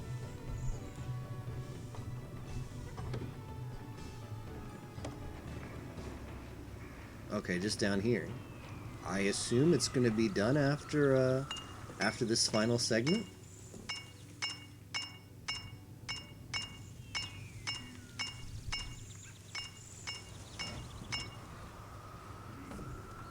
Nice. Awesome.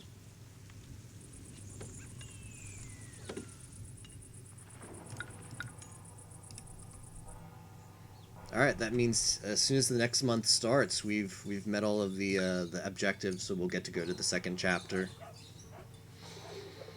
Doesn't actually check if you've completed the conditions, except on month transitions. The months being up here. It depends on how fast you're playing. Months, like about a minute, 30 seconds to a minute per month.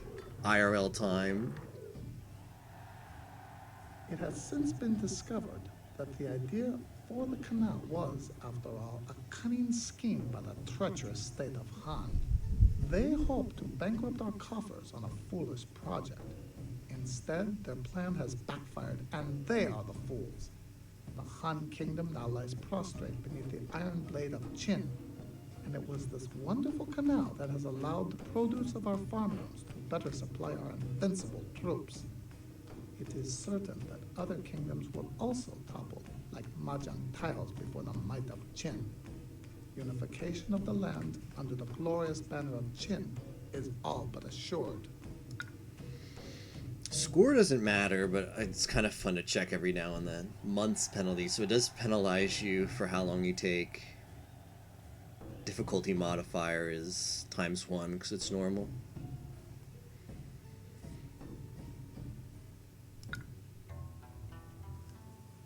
As was foreseen by the sages, the might of the forces of Qin was irresistible. Following the fall of the ignoble kingdom of Han, the states of Zhao, Wei, and the once powerful Shu also succumbed. Now, for the first time, from north of the Great Yellow River to south of the wide Yangtze, all civilized people bow low to the tiger of Qin, King Zhen, son of Zhuangshan of Qin. Our triumphant leader, to properly set himself above other mere kings and princes, has taken the befitting title of Shi Huangdi, or First Emperor. A glittering new capital is needed, and a grand palace for a noble emperor. An impressive new road, the Imperial Way, will be an excellent choice for the royal ward and upper-class neighborhoods. Our exalted emperor, no doubt, has many great projects in mind for his capital that he has not yet told us of. So do not squander the land and its resources.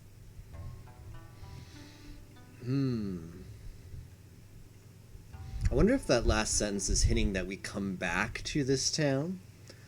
Unlike the previous game in the series, Zeus and Poseidon, this game is mostly like a one and done. Like you do a town, you complete the objective, then you never see that town again. Although this is a pretty big map.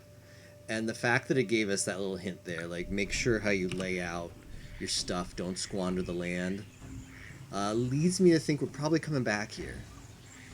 We're probably coming back here in a future chapter. So yeah, let's do some planning, because this is going to be an important city.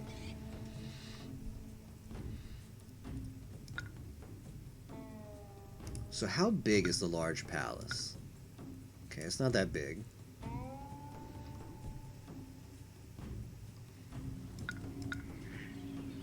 What can we produce? Soybean, millet, wheat, and hemp.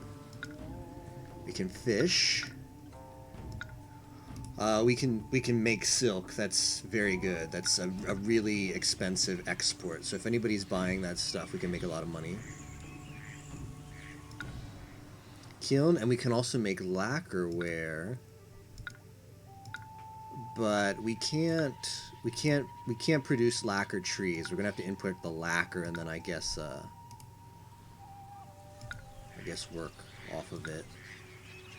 Confucian Academy, fortifications. Okay, let's take a look at the map. Very similar to what we had before.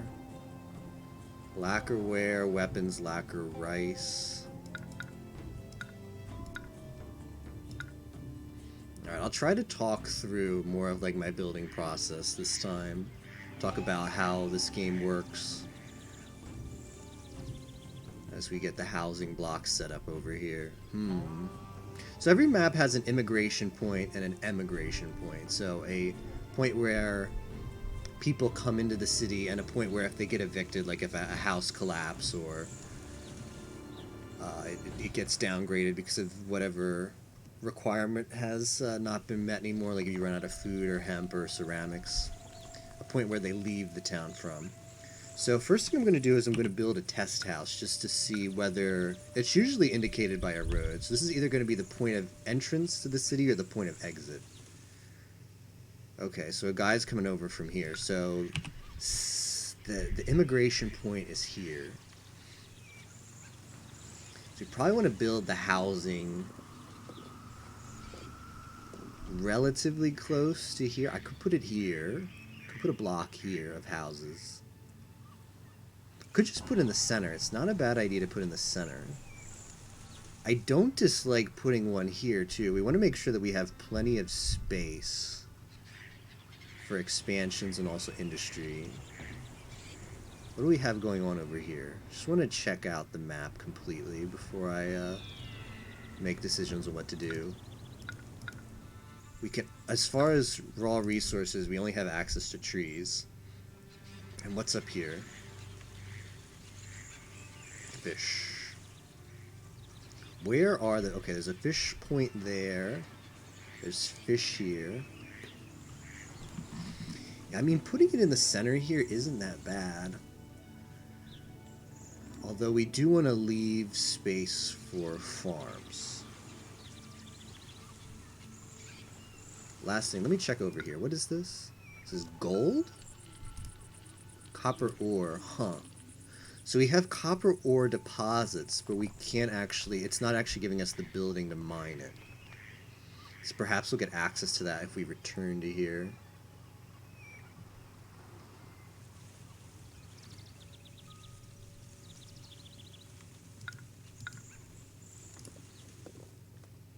Yeah, I kind of want to settle right here. Because we can put farm... This would be a really good spot for farms. So, let's do it.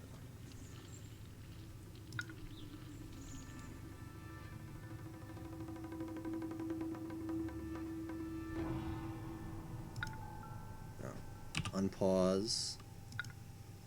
1, 2, 3. Typically do... Like, it doesn't... Like, it's...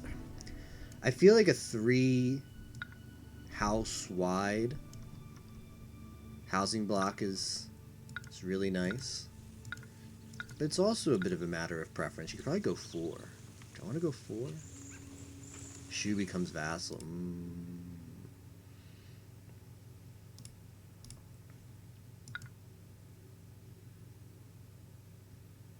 I kind of want to try going 4. Alright, let's go rebuild that housing block. I think I want to go 4 wide. 1, 2, 3, 4. Let's see how this works. Hopefully our walkers will still get enough coverage if it's this fat. Ooh, I'm kind of regretting this though. I think this will be okay. It's really, like, you can look up online how, like, walker distance, how many steps they take before they have to turn around. I just play it by feel. I feel like this will work. Okay, we're getting all those messages again. So the most important structure in this game is the road.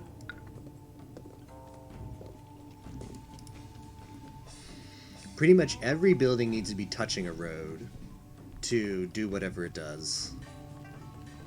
For houses, it needs to be touching a road to get resources to the residents and also to get residents to come to it.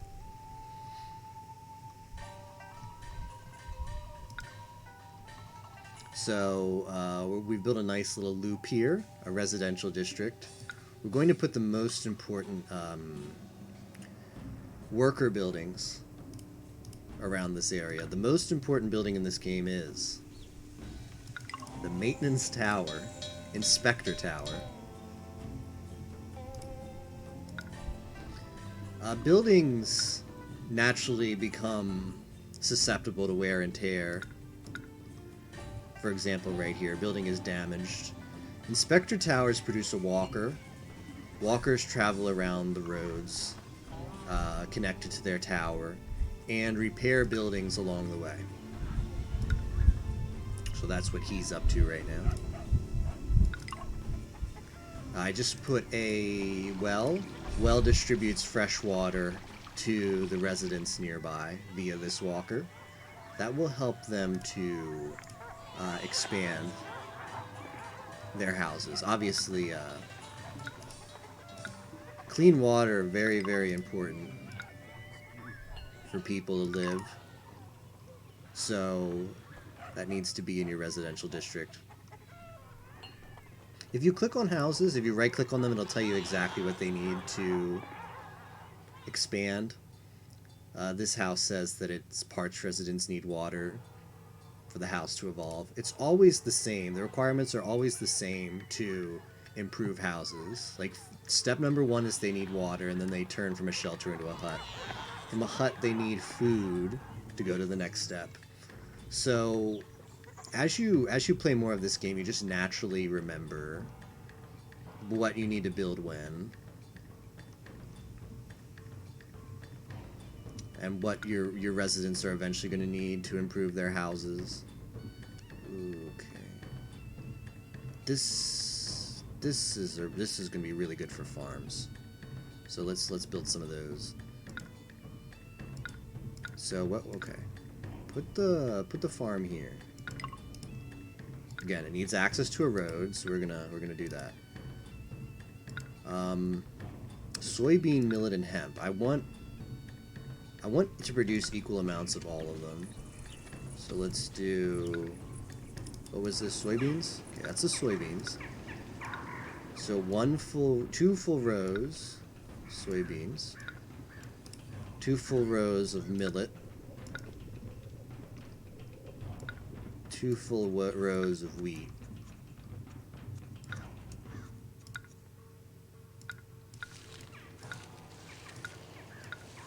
Perfect. Okay. We want to irrigate this.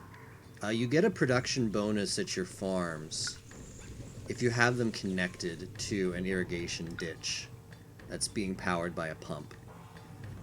So we're going to do that next. I'm going to put a pump here.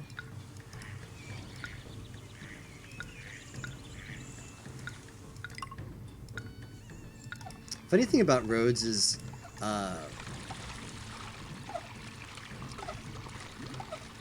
any kind of building where people are employed, for example, the irrigation pump, it needs a road, just like most buildings, but the road doesn't actually have to be connected to your network of roads. So if we just cheese and put like a tiny little road here, it still gets employed. Alright, we're gonna make the ditch now. I should maybe try to lay this out smart.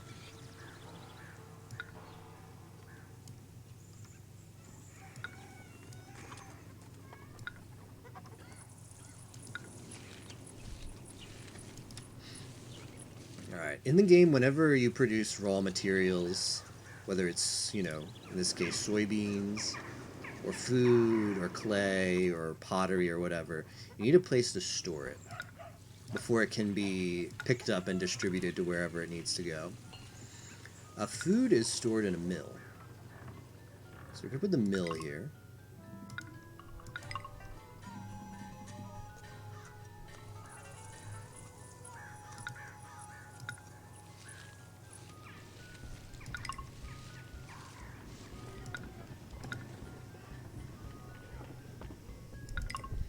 And soybeans are getting dropped off here right now.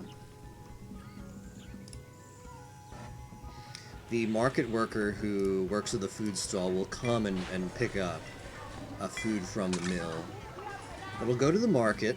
From the market, it's distributed via a walker to the residents.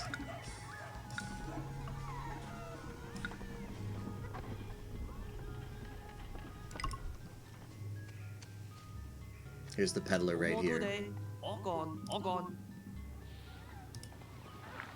It's access to ancestral shrine. Okay, we got that.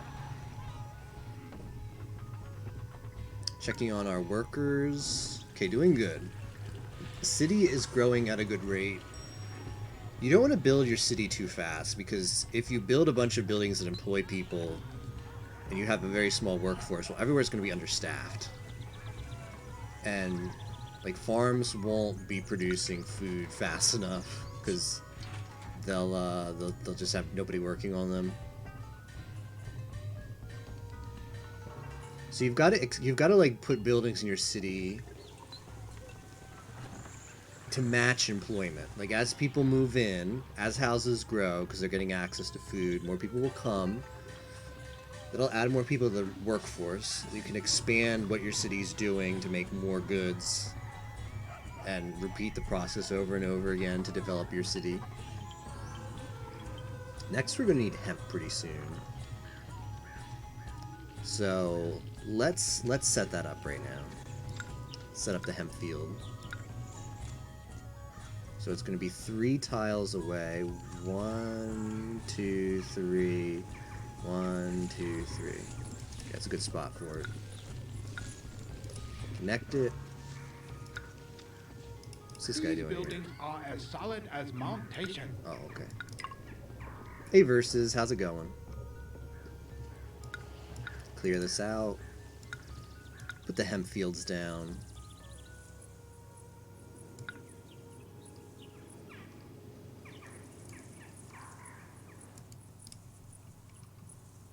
Alright. Let's put the ditches. Why is this farm so much smaller? Okay, tribute's being paid. That's good. Alright. That will start producing hemp when the time comes. Might collapse. Hemp cannot be dropped off at the mill. The mill is only for food. Every other kind of raw material is dropped off at the warehouse. Well, I guess I'd rather put the warehouse closer. Let's put the warehouse really close to the district here. I'll put it right there even. I like my warehouse closest to my market to only accept goods that are going to get distributed to the market. Like I don't want like planks of wood to accidentally like end up here. So I'm gonna make it so that only the really important stuff gets dropped off here, which would be hemp and ceramics, because those are the only two things. High unemployment is a problem. Interesting. Okay, let's build more stuff then. Well, we can get a jump on producing ceramics then. Seems like a good plan. I wouldn't mind building a fishing quay. I wouldn't mind that.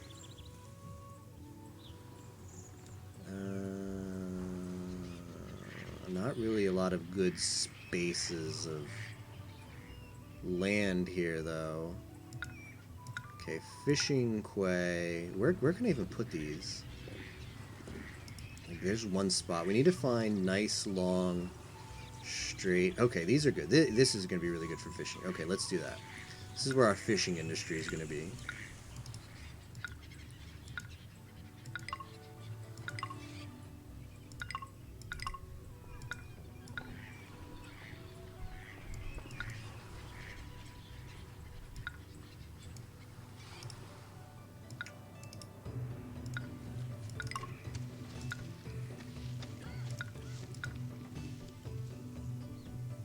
There we go. Game 16 of 30 is super snug. It's also a bit of a cool night here, so I have the window open right next to me. Enjoying a nice breeze for the first time since like last winter in Florida, or last spring at least. I don't think I've had the windows open since like April. Yeah, Versus knows. Cool idea. Actual cool idea.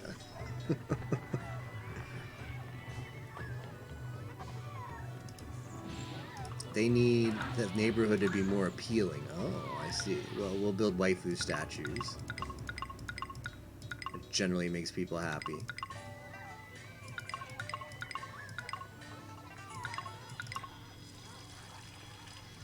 Yeah, 50 Fahrenheit.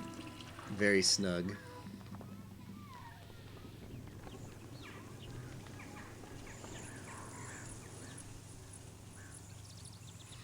I was out earlier today. Everybody over 40 had the heaviest the heaviest jacket that they had on in their closet on today. Because that's usually how Florida works. Like goes down to 50, which isn't that cold. Like what Captain says, it's 10 degrees Celsius, 50 degrees Fahrenheit, but it's nice. It's very nice. But like the first cold front that comes into Florida after several months, when you go out, like when you go to like the grocery store or whatever, everybody has on their heaviest winter clothes. Where's your jacket? I know, right? I've heard that many, many times. Alright, we're gonna start... Gotta think things through here. Okay, this is good. Start the kilns. Oh, I might. Okay, let's hold off on some of this stuff though. Let's decommission this one because I thought we had more workers than we have. We're gonna get a lot more workers soon though. Nice warm 34 where you are. 107 on Wednesday. Want to swap? No way.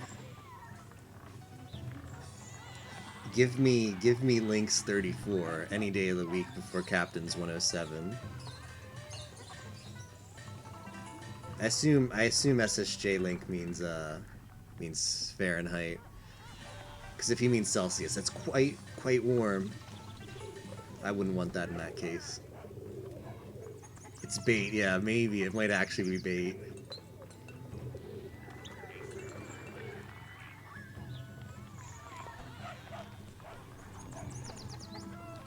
Oh yeah, 34 seems really comfy. Florida gets cool weather so infrequently. Like honestly, I'd say if you strung together in a whole year, Florida's cold days. If you took a year of Florida's weather, because we usually get them in spurts. Like you'll get like 5 days here, and then there'll be 2 weeks that warm up, and then you get another like 3 to 5 days. If you take all those days and were to string them together, I think it would be like 3 weeks. So I'd say of the entire year, there's only 3 nice cold. Yeah, that's like exactly what Versus says. There's, it just is so infrequent in Florida. So every time you get it, it feels super special. Hey Spock. So I'm making the most of it right now, and this is a very comfy game to play on a nice cool night. Okay, so far so good. He's got the old F to C Google search of the captain's prepared.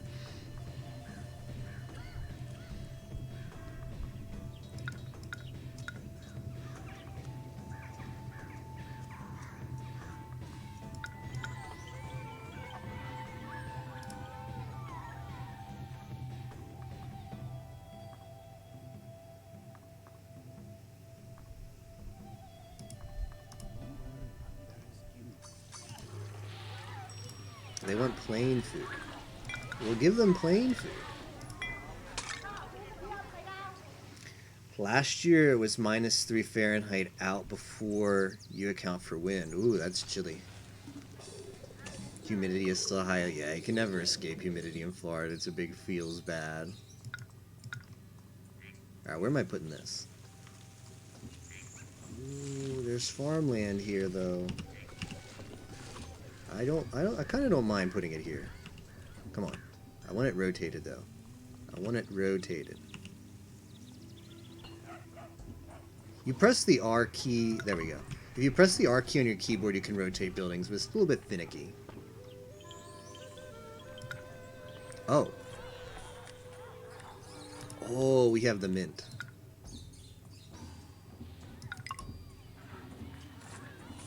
Well, that changes things. We actually have a license to print money. Okay, so where was the, here's where the deposits are. Okay, well, first order of business now is put a bridge. Shoot, bridge is a little bit too tight. Okay, put a ferry.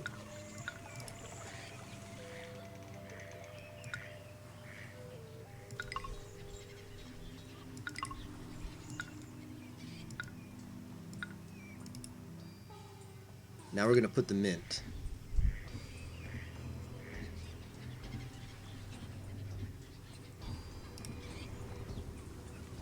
Let me make sure I know how the walker works. Like, is the walker gonna take the ferry? He doesn't. I didn't expect him to, but you never know.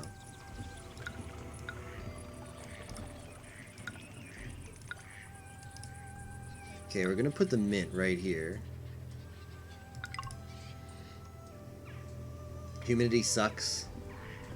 No, it's just like for really big buildings like this, if you want to rotate it, because I wanted it to be facing this way, you can. But if you want to like squeeze it in, I specifically wanted to squeeze it in so it was against this wall and also just barely touching this road, and it was just kind of not cooperating.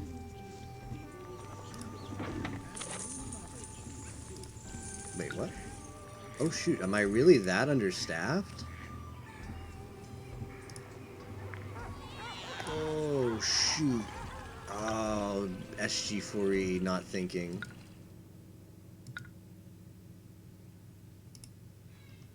Okay, okay, we've got major issues.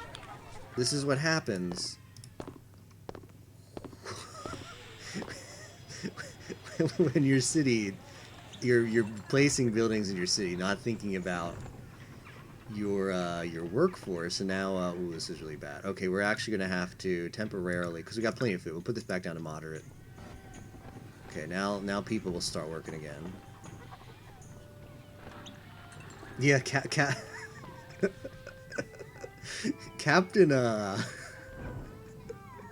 Captain knows, he's got plenty of first-hand experience on how cities work when they lack, how cities feel when they lack workers. Dehumidifier down the hall for you. I've never tried a humidifier or dehumidifier. I wonder what it does though. Well, I mean, I know what it does, but I wonder how it feels, is what I'm saying. I mean, humidity in Florida isn't a problem in your house, IMO. It's the fact that whenever you open the door and do anything outside, you're just constantly not having a good time. Well, yeah, it makes the air less wet. It's true. Feels like no moisture in the air. Oh. Like, maybe it's just having lived my entire life in Florida, but maybe if I lived an extended period of my life in another place, I'd feel a difference, but like the air just feels normal to me. So if I had a dehumidifier, it'd probably just make things feel weird.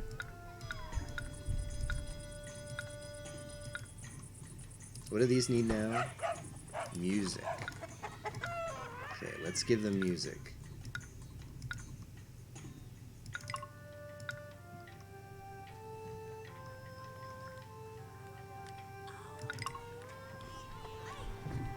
Oh, in a basement I can see. Yeah, I can see why you'd want that though. Yeah.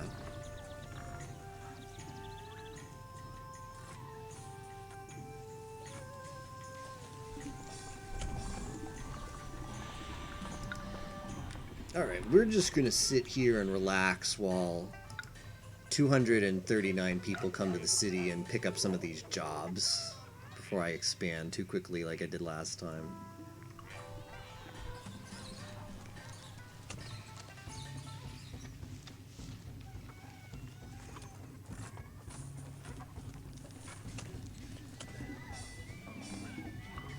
Oh no. That's a scripted action.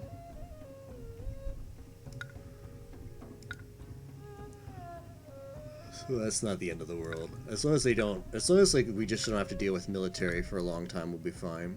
I should actually check trade stuff now. Okay, this one's lacquer and lacquerware. Weapons.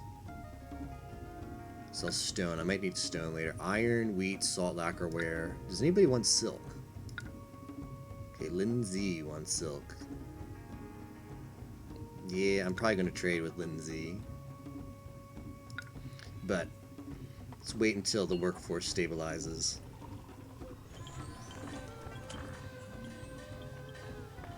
Selling bean curd. Tasty.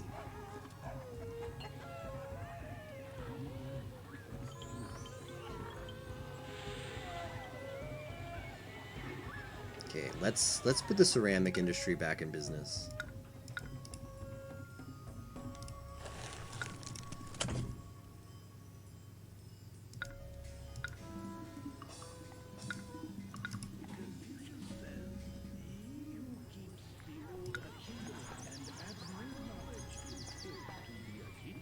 Dehumidifiers in basements are great. People expect less.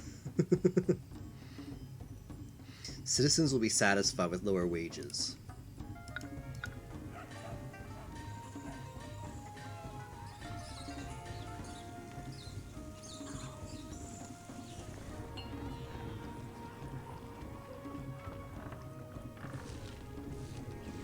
So far, so good.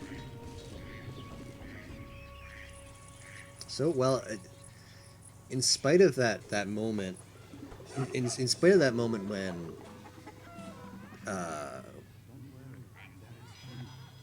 housing went to crap and everybody left the city briefly because there was no food. Or no, there was no religion, that's right. The workforce was so disproportionately allocated that the local shrine wasn't staffed. In spite of that hiccup, I think we're actually doing pretty good now.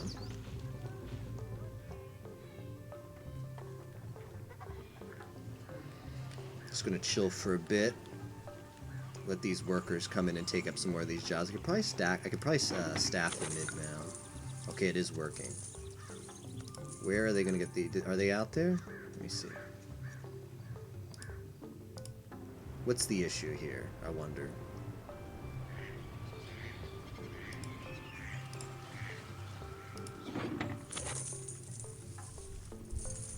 Oh, right. I need to staff the administrative building. Florida in January is well, it's the coldest month usually, but cold Florida is like, I'd say the worst case would be low 60s high. There are some days that can be the 50s be the high, and then 40s be the low at night. I'd say that's what you'd expect. There's some outliers, but plan for worst case. Plan for your like typical chilly day in Florida to be 40s the low, worst case 50s the high.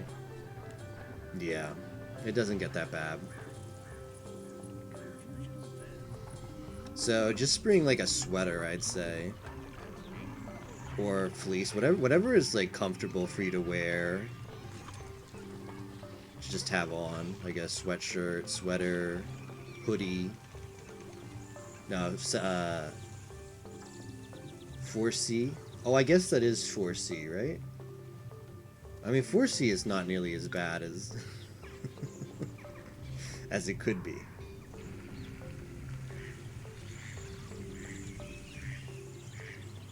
That's warmer than your fall. Yeah, I mean, Florida doesn't have that many seasons. That's why it feels so special when we have cold weather like we're having tonight. I mean, cold weather right now is like 50 degrees. It's like 50 degrees out right now. I think like 50 or 55. And that feels really good.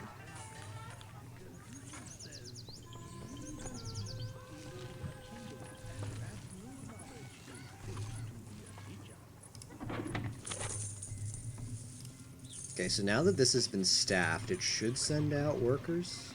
Alright, so this is actually printing money in this game. This guy's gonna come over here and mine copper ore. Copper, more copper. It seems all they ever do is dig more copper for the boss man. Then they'll come back to the mint and print money, and we're actually gonna get income from that. You only get to have one mint in the entire city, though. We try to build another. Wait, can I? Yeah, you can only have one mint in your city.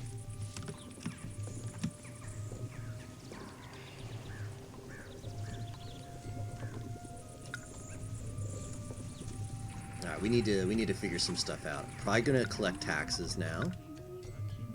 Just put the tax building.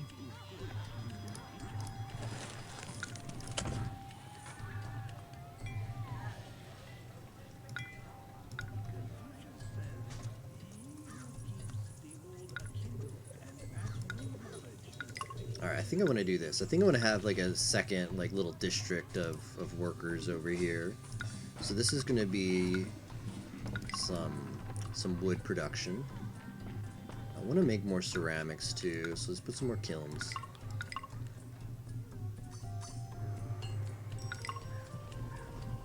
It's 20C in Orlando. We have winter, winter, warmish, and winter. Oh wow, everything's coming up really good over here. We've actually made some ornate apartments. That's as big as we're gonna be able to make the apartments for a while. Probably this scenario. I think this entire campaign, this is as big as the houses are going to get. There's actually one more upgrade after the ornate apartment, but you need tea to get it, and you don't unlock tea until like the last campaign. It's kind of frustrating. All right. Do I want the shrine or do I want the temple?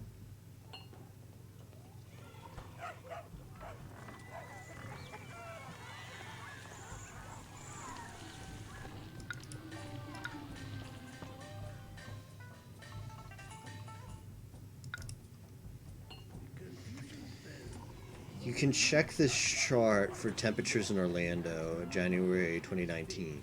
Cool.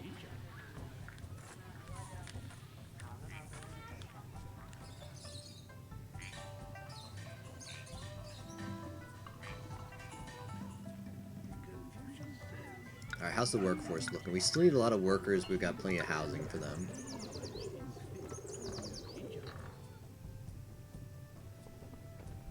Yeah, what Versus posted, like, general, was last year's temperatures. So use that as a indicator, like a good estimate for kind of what to expect for GDQ weather.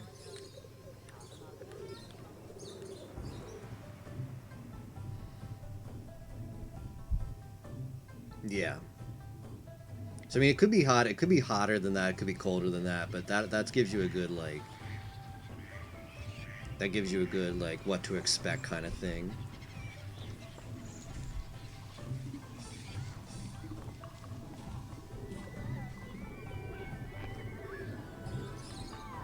Well, I mean, Florida's not very extreme in weather. So I'd say the worst to expect would be like 15 degrees Fahrenheit in either direction, if even that, maybe just 10.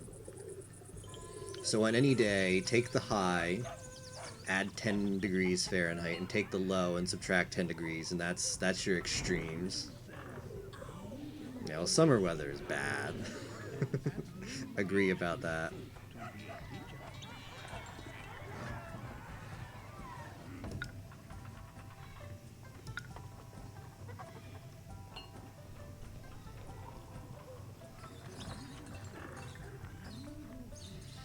All right, we've got a lot of stuff going here. Let's think. Probably want to build more houses. Let's expand this block of houses right here. I think that's a good plan.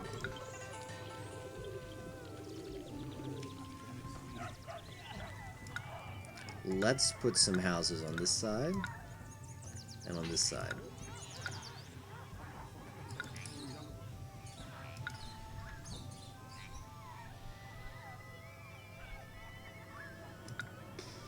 I should probably offer you. The gods are unhappy, so let's fix that. Let's give them some hemp.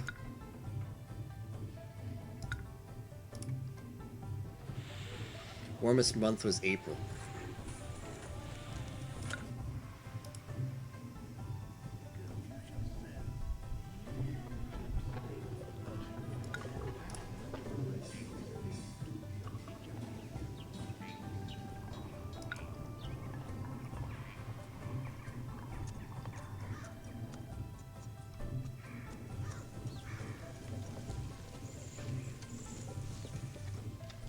Okay, I got a plan. I have a plan. I'm gonna start growing silk. Silk is very, very good in this game.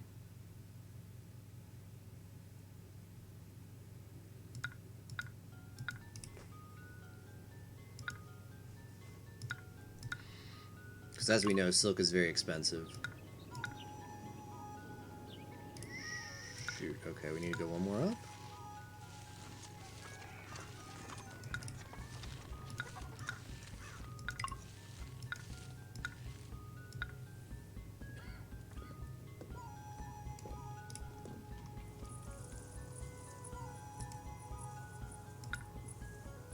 Gift of Panda. Oh, I see. All right, let's get the panda.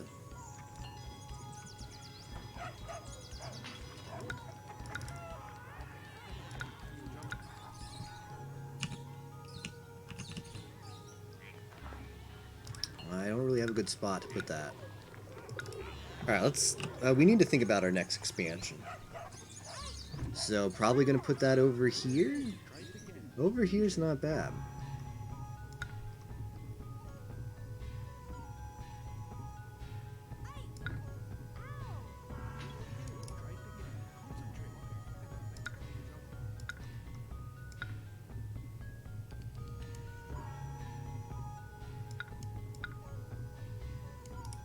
Okay, so this needs a different type of market. 25. Yo, it's actually fixed now. Thanks for the updated command, Spock.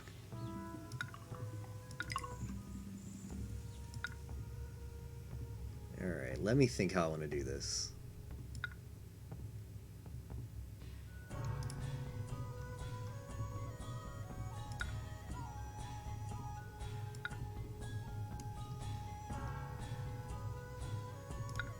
So, we gotta be a little bit careful here.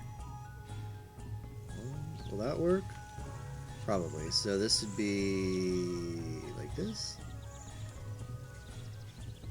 One less, one less. So here? No.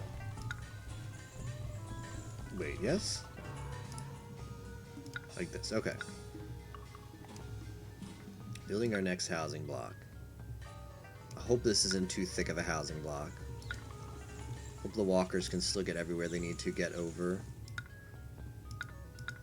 Wait, is this actually gonna... I need to fit a lot of people in here. This will be 1, 2, 1...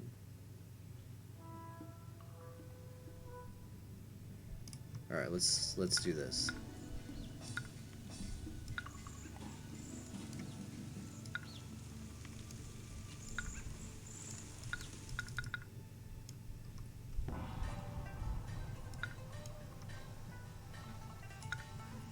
Alright, we can unpause now. So yeah, I'm gonna build my next housing block over here.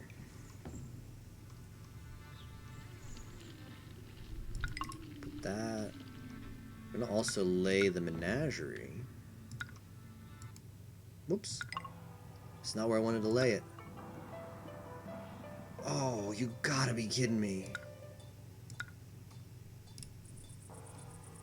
That's not where I wanted to lay it.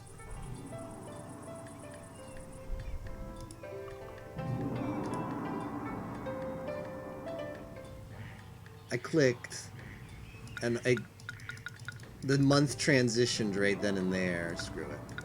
Sorry, Panda. The whole reason I built this area over here was just so I could lay the menagerie too. Rip. Alright, that's a good place for it. We'll get another panda. It didn't let me postpone the panda either, because since I had a place to put it, I couldn't postpone it. So it's like that split second. Rip.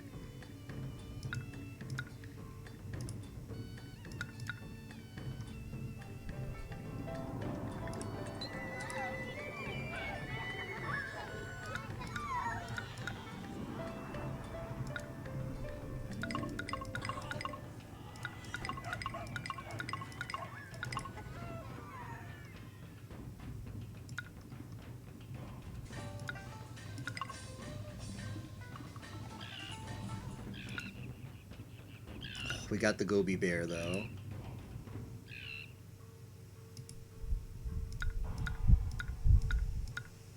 Can I put an Imperial Way? Yeah, let's put an Imperial Way.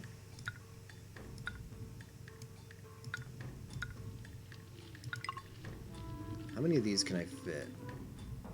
2? Really? Oh, I see. Okay, that's nice.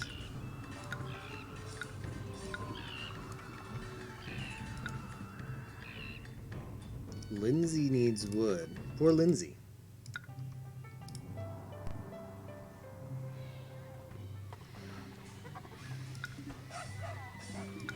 Alright, let's let's make a thing just for wood.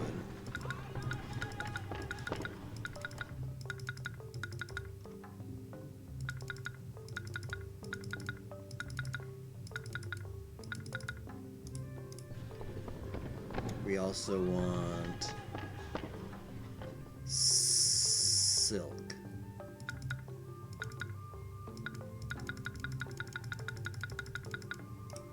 I got distracted. I needed to fix some stuff over here when I got distracted by the panda that eventually we never got. Feels bad.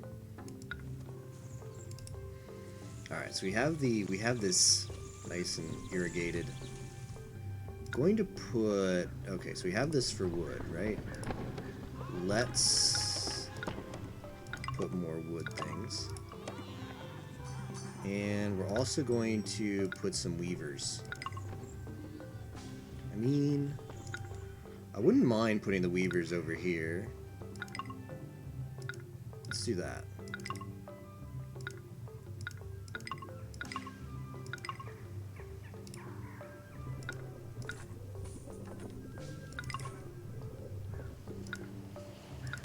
A little better laid out. So this production line is the raw silk is harvested from the mulberry trees. Well, that's not exactly how it works. The mulberry trees produce the mulberry berries, which are fed to the silkworms that produce the silk. Silk is taken to the weavers. Weavers weave it into garments. Oh, also I need to... Ooh. Confusion coverage. Why is there no confusion coverage?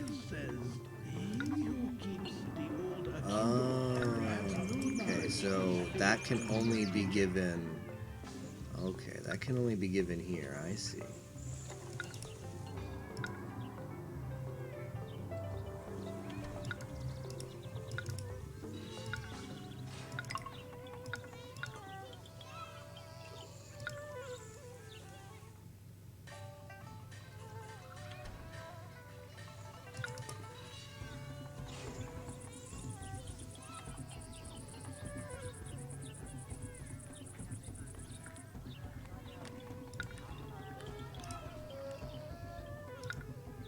Alright, we need to put the stalls here. That, hemp, ceramics, and we're also going to want silk.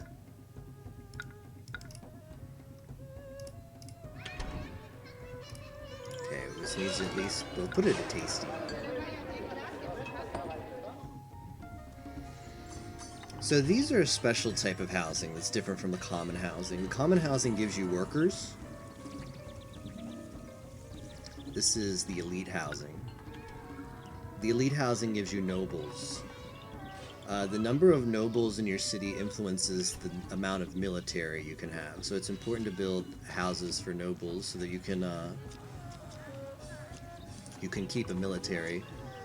Also, noble houses can pay more in taxes, so it can help with income.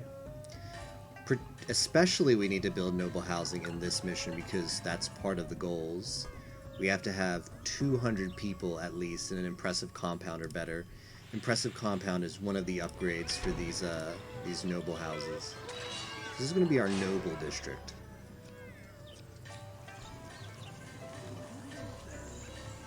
Okay, what's going on here? This is a lack of appeal. Alright, let's build some statues here so people want to live here.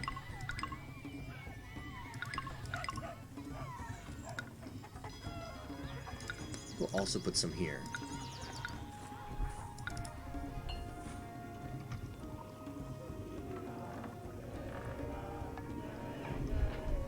Okay, so silk is being woven, and it's already starting to get dropped off there. Nice.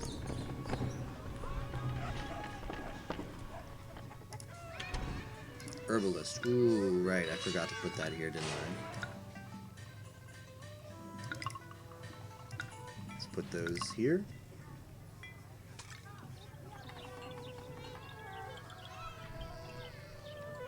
The elite housing, other things that make the elite housing different from the common housing is the nobles obviously want more stuff. Right here we saw these just got upgraded. Okay, now it wants wares.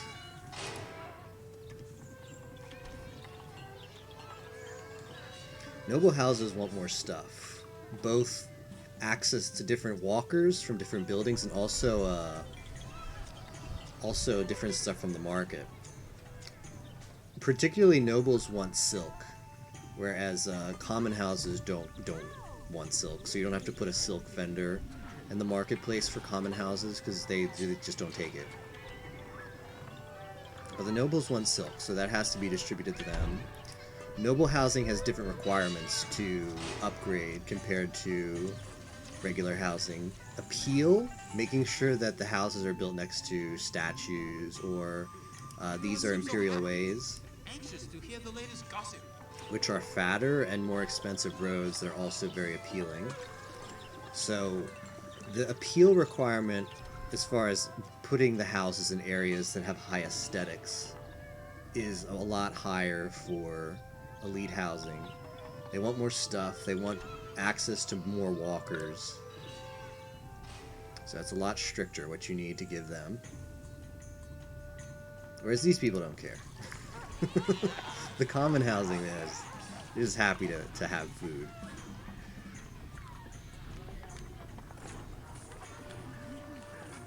Alright, we better start making an export. We still have a lot of money, but let's see, Ani sells salt. Ooh.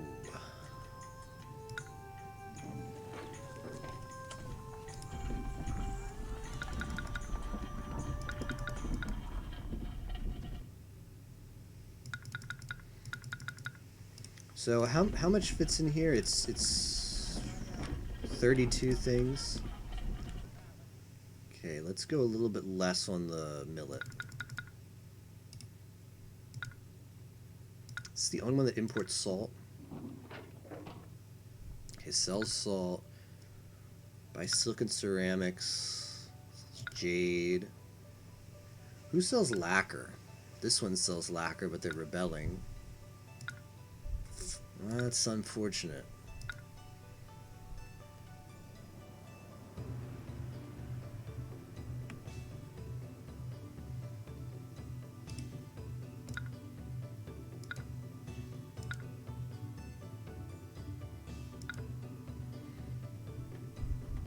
Alright, Ani is going to be a great trade partner, so let's put them here. So we're going to buy salt from them. We're going to sell silk.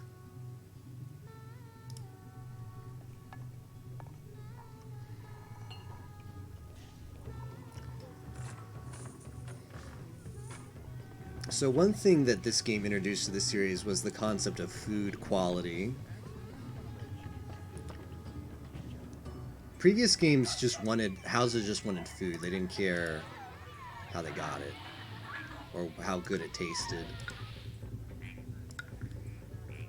Let's upgrade this. First, let me make sure that these buildings can grow.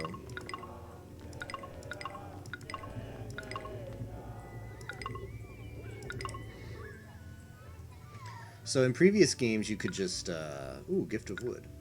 Previous games, you could just produce all. Well, what happened when I played that campaign with Captain is all we produced was carrots. That was all that was in our granary. It was just a bunch of carrots, and that's all the people ate for forever in that city. Carrots every day, breakfast, lunch, and dinner. And yeah, as long as you were supplying, yeah, Captain remembers the carrot. As long as you were supplying some kind of food to the people. Why does this have 2 tax collectors? Chai Shen, the god by the crushed tooth of the dragon. You all know. Chai Shen by the Okay, I crushed thought one of them tooth might have been a the spy. dragon. This is a splendid city.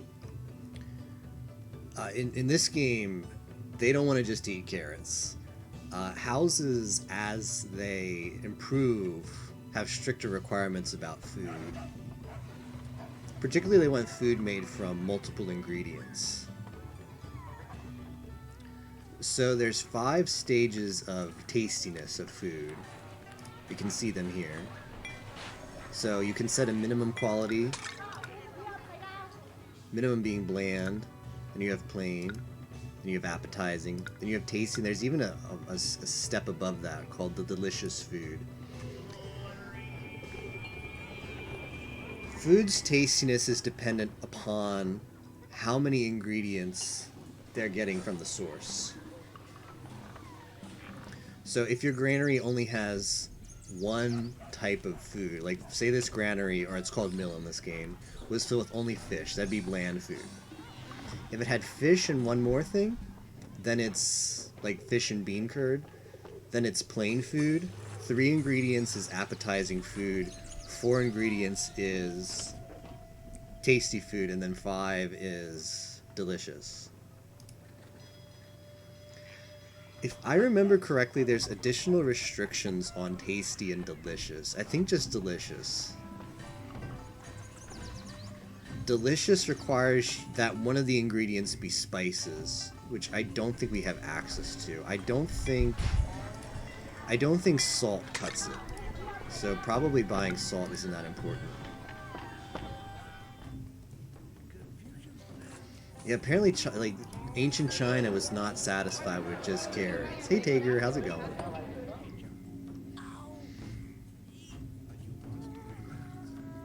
Hope you didn't mind that I popped in. Uh-oh, Huan Xian under attack. I don't have aid to send them. I hope it was okay that I popped into your chat earlier and was asking about Sunshine Tager. I normally would just ask in Discord, but since I wanted to set a time, the sooner the better, so I thought I'd pop in. I don't know, like I don't know. Sometimes I feel like hopping into somebody else's stream and asking them a bunch of questions irrelevant to what they're actually streaming at the time is kind of like bad manners. I mean, I don't care either, but I could see how it might bother some people.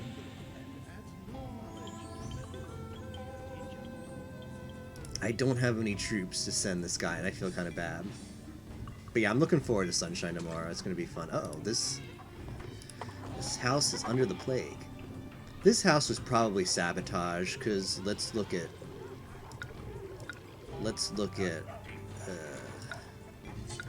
hygiene. Where's hygiene? It's not on here. Rip. Medicine. See, it's been visited very recently, so this was probably sabotaged by a spy and they poisoned the residents. If only because regulars ask a lot more random questions.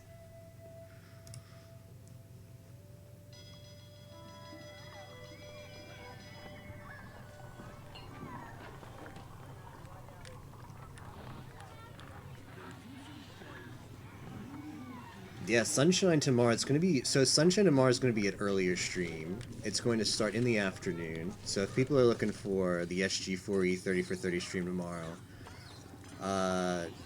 be around in the comfy Sunday afternoon, 3 p.m. Eastern Time.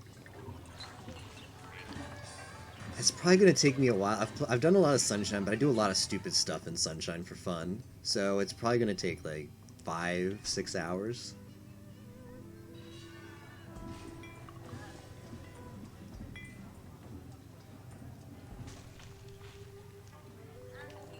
Alright, I should start developing a military. I've got money. Who can I get weapons from? Who's selling iron? Anya. Our pals at Anya are selling iron.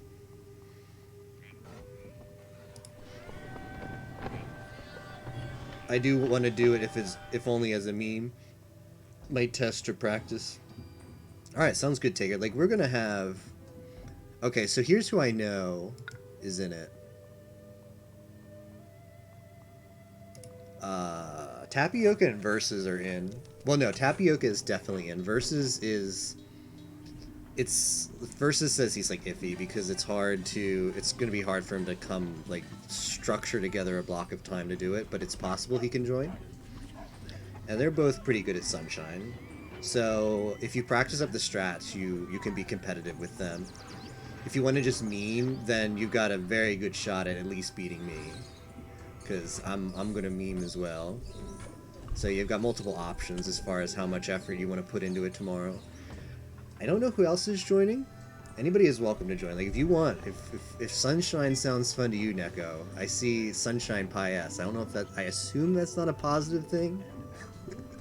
But if you're interested in Sunshine, feel free to join us. Alright, I've got iron now. Let's weaponsmith. Where do I want to put the weaponsmiths? Maybe here? Maybe here.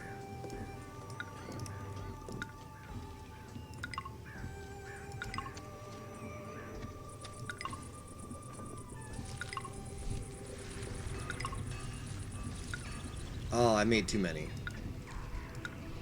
It's fine. Wow, I can make these be. I can unemploy these later. I don't know why I thought I needed that many weaponsmiths. Alright, where are we gonna put the forts?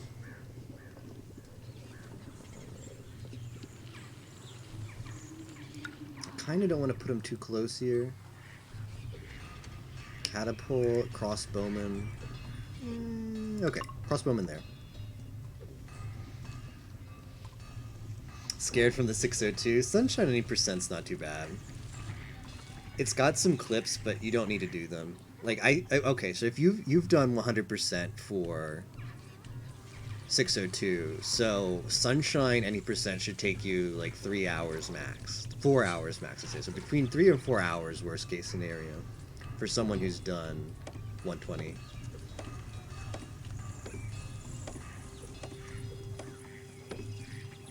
I'll practice before the next race. Do you ever actually practice though? I feel that versus it's hard to string together practice sessions. I thought I was gonna practice too, but nope. Crossbowmen are very good. Do I want to put more? Okay. Double crossbowmen. We're gonna probably establish a lot of forts just so we don't have to worry about military aggression. Now, what do these people want? They want wares.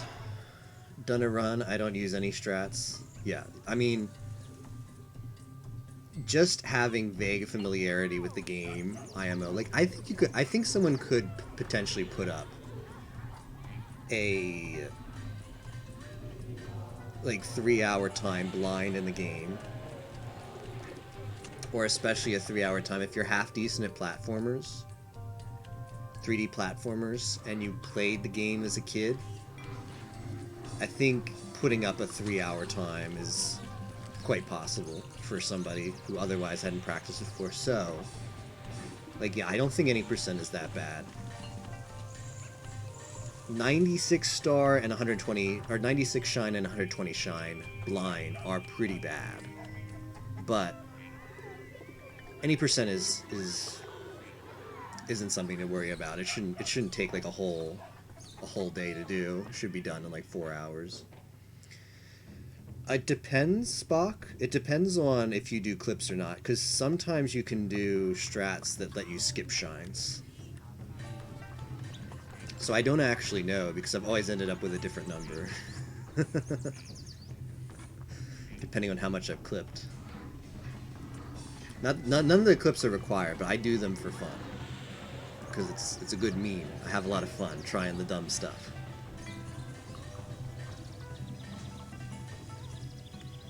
But here's how it works, Spock. Yeah, it's what Versus says. Like, every area has 8 shines. Every area has 8 shines plus a 100 coin shine, which you don't have to do at all on 90%. You don't have to do the 100 coin shine ever. The way you advance is you've got to beat Shadow Mario in every level. Once you beat Shadow Mario in every level and collect his shine, you unlock, you get to unlock Corona Mountain, which is the final boss and the end of any percent. Shadow Mario's shine is always the 7th of the 8 shines in every level. So you just have to do the 6 shines before that, and then you do the 7th shine, and then you're done. Now, with what the speed tech for any percent is, if you can, whenever you do a shine, if you do shines out of order, you always unlock all the previous shines. So one of the strats you can do is if there's a way to grab the 8th shine, which is what gelato skip is you get the 8th shine and then it unlocks shine number 7, and you can do it from the first shine. So you skip shines 2, 3, 4, 5, and 6 to legitimately, finger quotes, get to 7.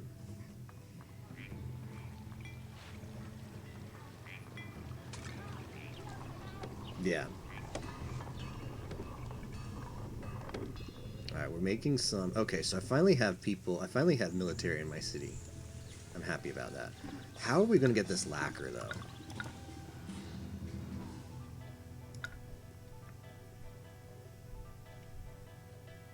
Let me just send... Oh, you know what I need to do? I need to make an offering. I haven't made an offering in forever, and these gods are angry. Okay.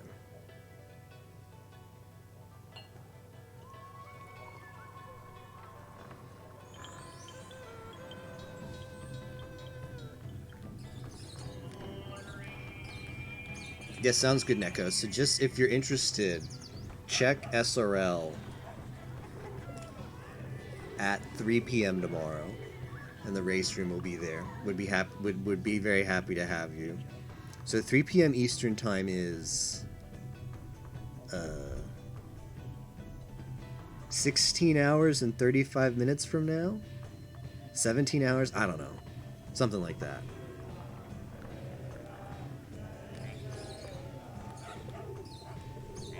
So I'd say about 16 and a half hours from now is 3 p.m. Eastern time. If you need info on a different time zone. Alright, let's make another offering. I want to make sure that this guy's particularly happy. Ugh.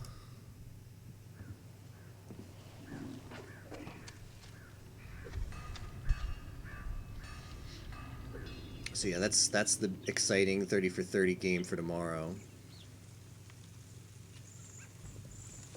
Tomorrow afternoon. Wednesday is going to be, or not Wednesday, excuse me, Monday is going to be Kirby Superstar for the SNES. And then Tuesday is going to be Rental Rando PS1. So on Tuesday I'm going to randomize the Pokemon Stadium 1 ROM. So it's going to have, all the rentals are going to have random abilities, or not random abilities, random movesets. The Gym Leader Castle Trainers are going to have random teams with random abilities, different from the rental randos. And we're going to do like the Pi rules on top of that, where you roll a random team and re-roll whenever you lose. And that's going to be the event for... Yeah, you can join. Kirby 64 is going to be the last Friday of the month on the 29th. You're welcome to join that, Light General. Anybody is welcome to join any of the races we have.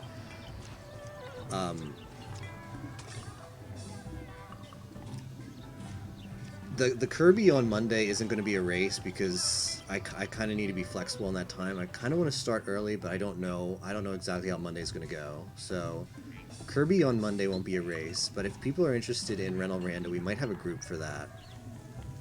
Rental Rando.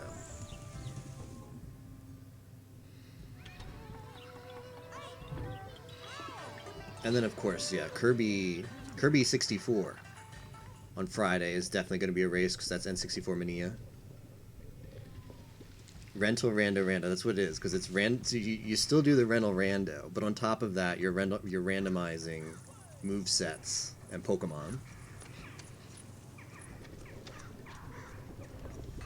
TCG. A TCG is unfortunately in an awkward spot because it's on Thanksgiving. So I'd be down to do a race for that, but I don't know how much interest there's going to be. It's probably going to be kind of late. It's probably going to be like 9, probably say 10 p.m. Just to make sure I'm done with family stuff well beforehand. I think I can be done by 10 p.m. For sure.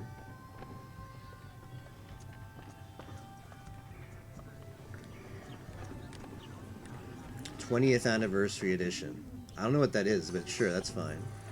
Did Kirby 64 actually get a... What is that, on VC? I never heard of the 20th anniversary edition, but yeah, we don't care. Go for it.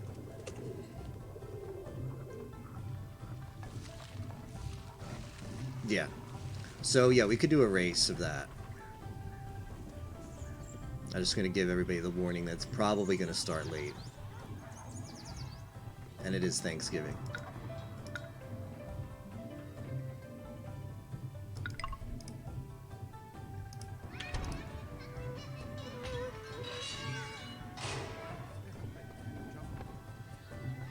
Is it the Wii Virtual Console, or was it a complete re-release for Wii?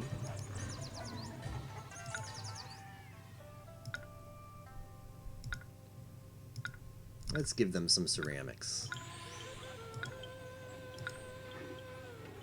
Ooh, what happened to my silk?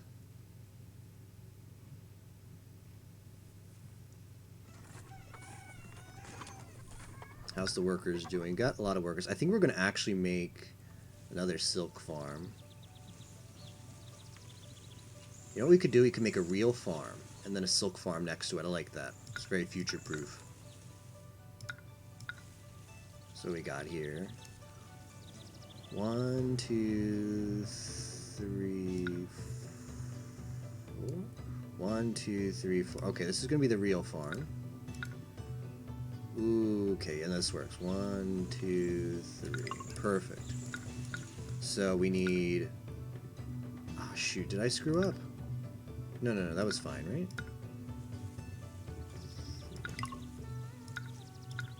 Okay, so 2 rows of soybeans, 2 rows of millet,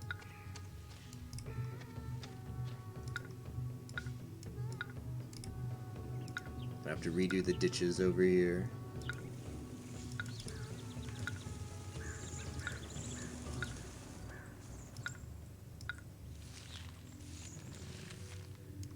Undo.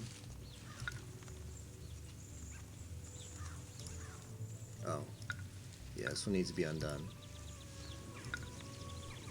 And then... What do we have? Millet and soybeans, right? Okay, wheat. Wheat.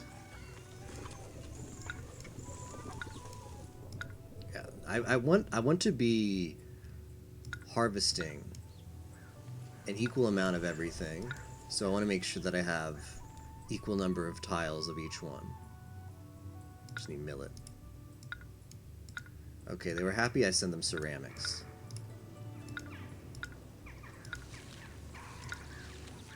Okay, let's just offer her wood. Will they trade with me now? I could just can I squelch the rebellion? Is that how this works? Quell rebellion. Okay, I could just do it the militaristic way. How is their military? They have a weak military. Military strength is indicated by the number of shields. So everybody has 1 shield, so they're not very strong.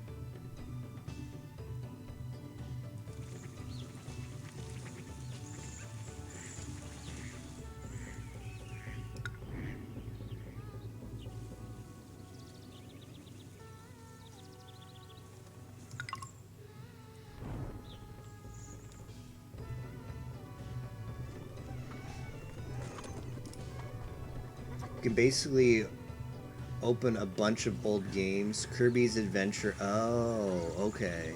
Cool. We'll do passive-aggressive comments and denouncements, just like Civ.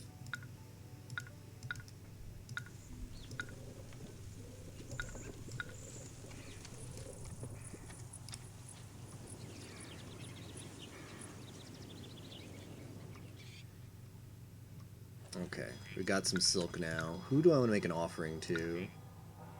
Well, they both feel neglected.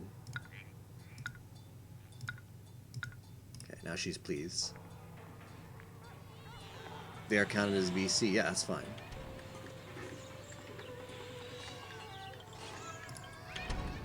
It's been 3 hours. Time flies by in this game. Big time.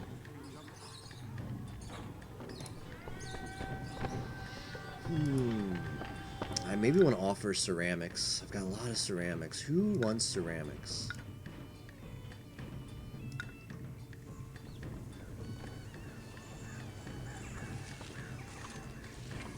His existence into a crater. Yeah, the AI's comments are so funny. And like how they go lightning fast from liking you to hating you. Alright, I think we can put these here.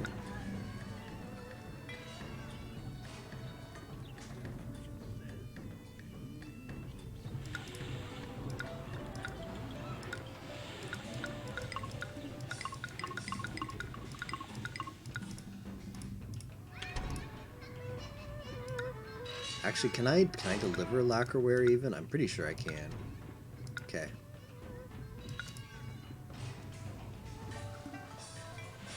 When you build the nuke and everyone in the list goes, afraid, afraid, afraid, garden.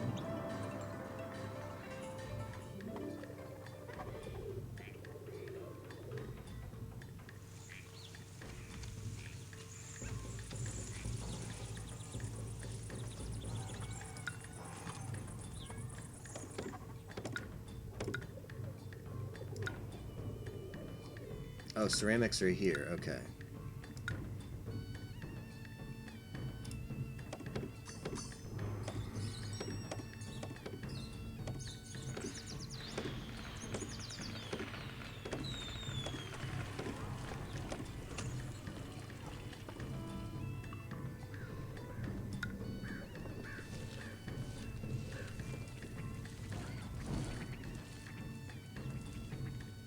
I was playing a couple weeks ago.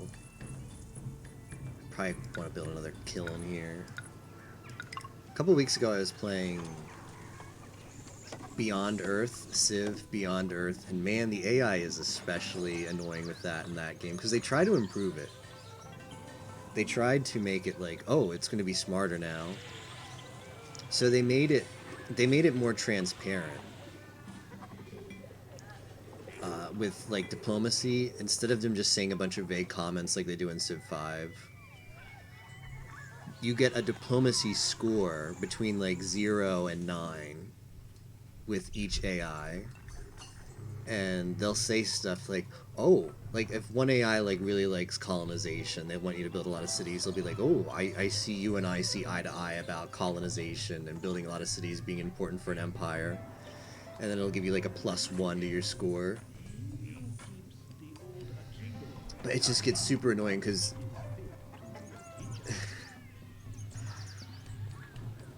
I don't know, they like it. It still suffers all the same issues that the bad AI Civ suffers, in that they're constantly telling you like, oh, I don't like this thing you did, and it's like your score goes down, and she's like, I don't care about the score, just shut up, please. But yeah, it's like constantly in your face because it's an actual metric in the game, the score. So the game, like the UI feels compelled, since it's like a statistic that's important, to constantly keep you updated on it. Whereas when it was hidden in Civ 5, however the diplomacy stat was, just every so often in a long time you get the AI that would be like, I don't like you or whatever, I'm denouncing you. And you're like, sure, who cares? And then you just like click away. But Beyond Earth makes a point of constantly updating you on how everybody feels about you.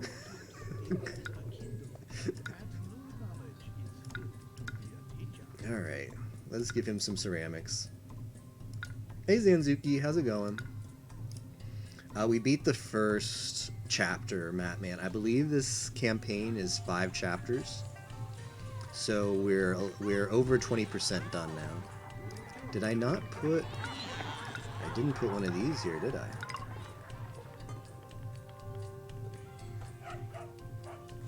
Yeah, this one is very similar to Zeus and Poseidon I played 2 days ago. This one's a lot of fun too.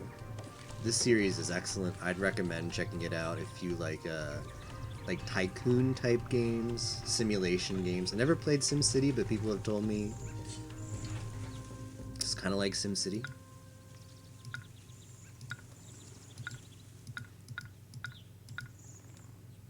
As well. So if any of those kind of games appeal to you, I mean, even if those games don't really appeal to you, I think this game is just very special. I'd say check it out even if it looks remotely interesting.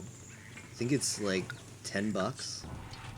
Can buy on GOG, and it does occasionally go on sale too. Right, I was gonna build another mulberry tree thing over here. I like playing certain types of simulation games like Rune Factory. I've never tried Rune Factory myself, but I like simulation games. 2, 1, 2, 3, 4. Okay. We gotta keep our economy in mind.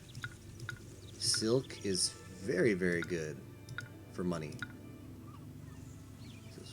1, 2, 3. You can build silk trees within 3 tiles of the silk shed. Look at that. I do this. Okay, let's put the road there instead so that I can, oh, please work, please work. Okay, good. So I can build the ditches over here.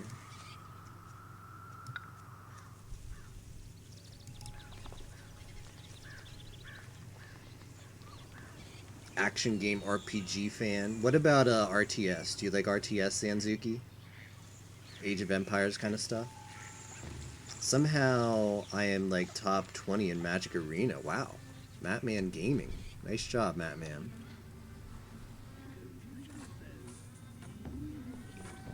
It's, yeah, it looks really funny, doesn't it, versus... The animations of this game are pretty good. In addition to all the voice acting. I've been skipping over a lot of the voice acting. You can click on anybody, and they'll, like, give you what they're... They'll give you, like, the pulse of the city, like, what they're thinking right now. Like this guy. Our city's glory burns brighter than the New Year's fireworks. So Shi Shoren, he's liking the city.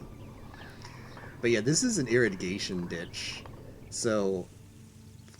Imagine this being your job all day long, pumping water like a stairmaster into the farms. Magic Stream. I like Magic as the game, but I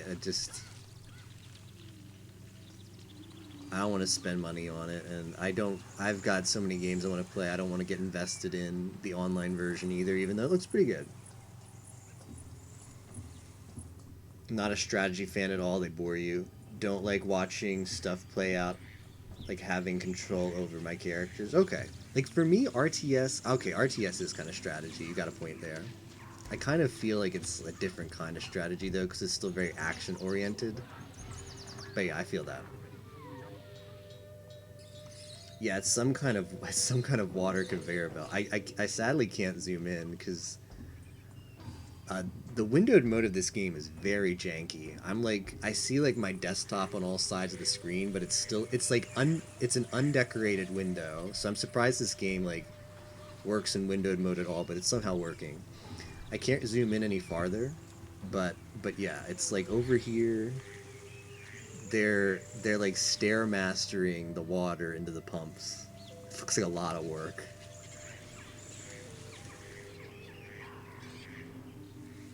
All right, well we can put. How are we doing on worker? We need workers.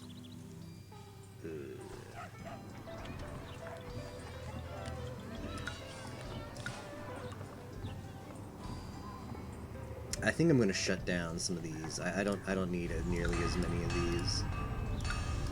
Weaponsmiths. Instead, let's put some more weavers. I do really enjoy some of these management kind of strategy overhead games. Have a very humble atmosphere, yeah. Yeah, I agree, Tager. You would think versus, like, this does not look good.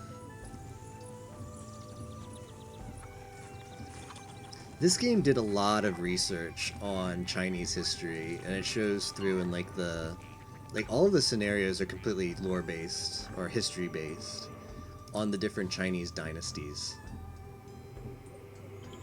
So knowing that they put a lot of research into Chinese history, I wonder if that's actually like somewhat representative of how irrigation ditches were in old China in 212 BC. Rune Factory has some of that, but it feels like I'm more in control. I see. I'll have to look into Rune Factory. That was some guy's job. I feel bad for that guy. Nice buildings. This is an SG4E classic right here. I don't think they had quite as much density of statues, but that's what I do. Rune Factory 4. All right, I'll make a mental note to see what that's about. It's on the Switch. Cool.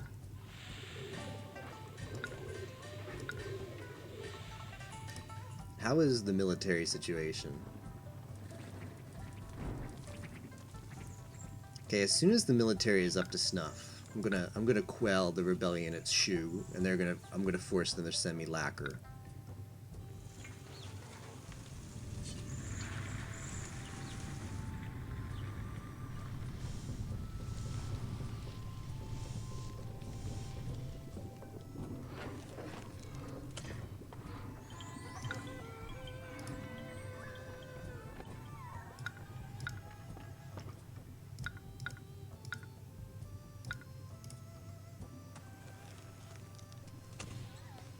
Is the Yellow Turban Rebellion in this?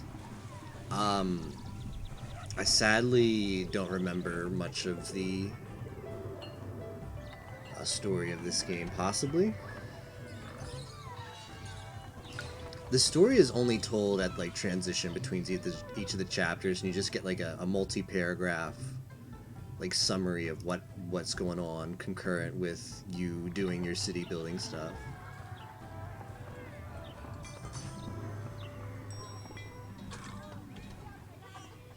Heart pieces per minute. Got stuck on the third to last stage, called it quits for the night, so you can do SMS tomorrow. I see, I see.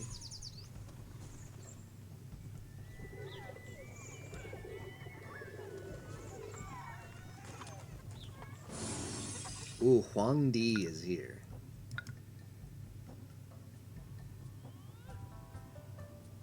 He can capture animals, huh? Do we have any animals around here?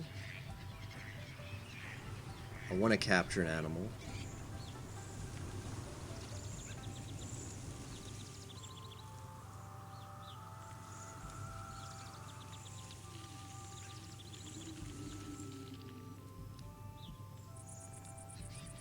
He can capture a pheasant.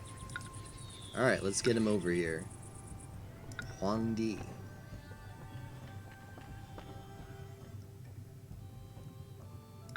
Who is this guy? Oh, homeless person. Akko shoe. It does kind of look like she's in a shoe. Does Kanna police work as an animal? I guess so, because she's a dragon. Okay, so we built the bridge.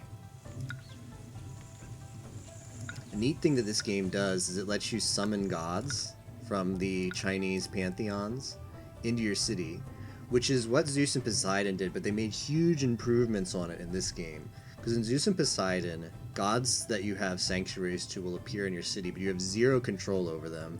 So they can spawn in potentially areas of your city that you have no use for them.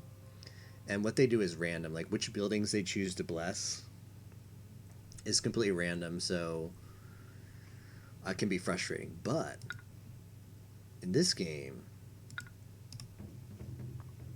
when a god spawns in your city, you get a little flag that you can tell them where to go.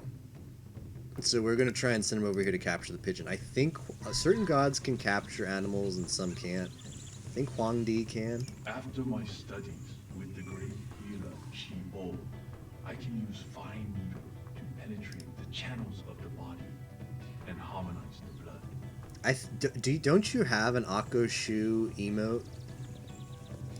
Versus? Yeah, Kana is actually a dragon. Okay, can he capture the bird, or have it been completely baited? It's possible Hongdi doesn't actually capture them.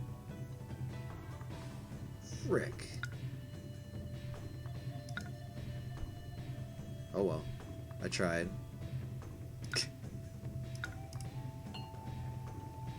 Now let's check this out. Oh yeah, I remember that image, yeah, now that you've posted it. I remember that one.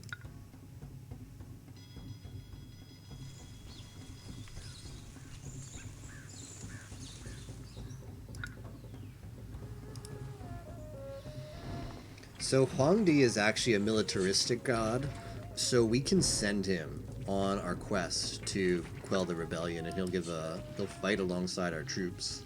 So that's why I'm keeping him in the city, so he can do that. As long as a god is in your city, his happiness decreases at a much, much faster rate than the natural decrease that you get from lack of offerings just over time. Like, basically happiness decay.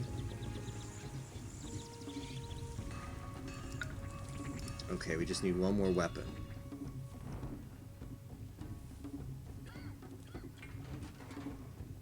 And I'm gonna send all these troops off to Shu.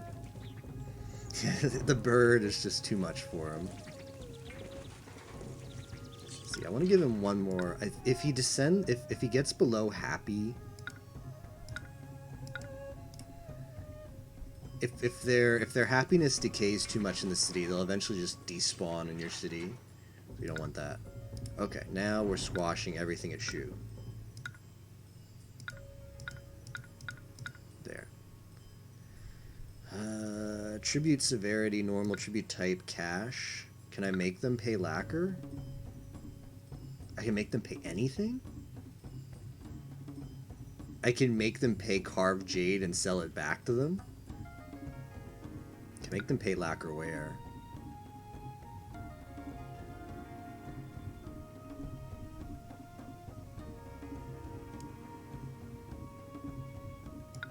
Okay.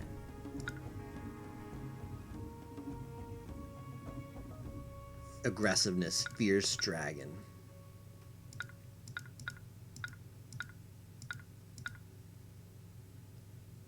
Alright, they're off.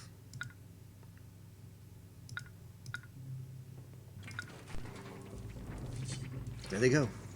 Give us your bean curd. Hey Nabs, how's it going?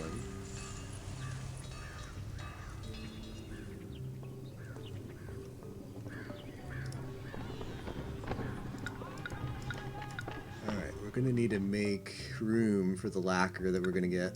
Oop, not clay, not clay.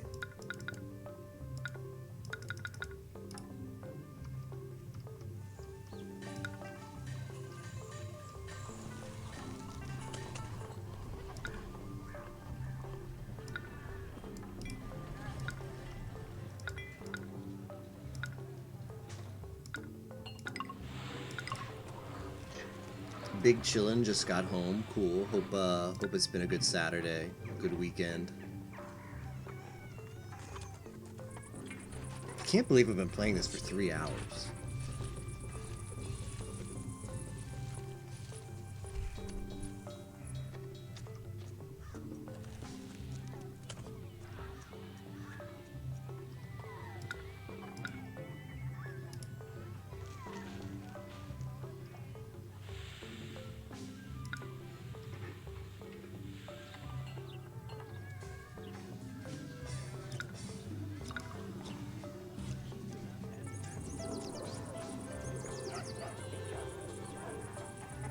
Could put houses here.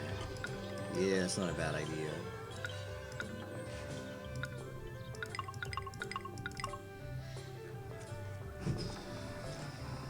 Just need a little more workers. Need 40 more workers.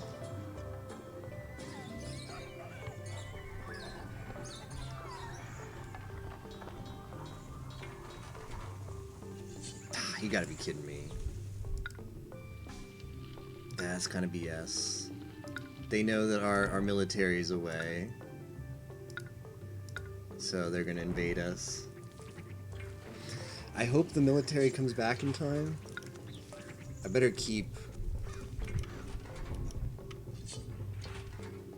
Whoops. Okay. Better keep, my mouse was acting up for a second. Better keep Huangdi, please, so that he comes back and he doesn't instantly despawn. I think the military will come back just in time, but we'll have to see.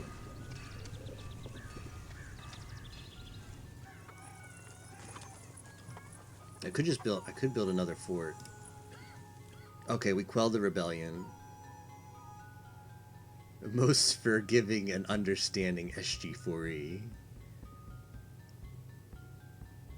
I am again your most loyal lapdog, and will resume trading with you and paying you tribute. Oh, I see.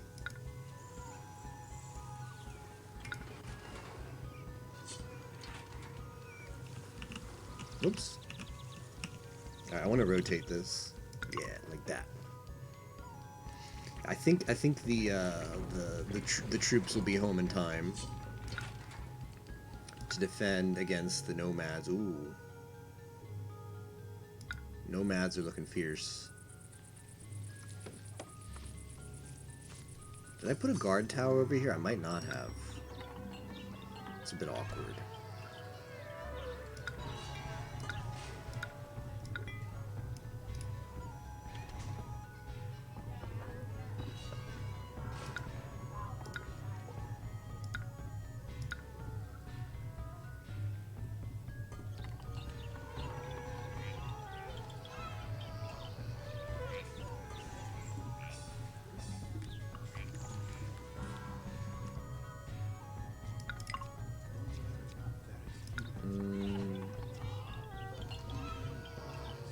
Where do I want to put this?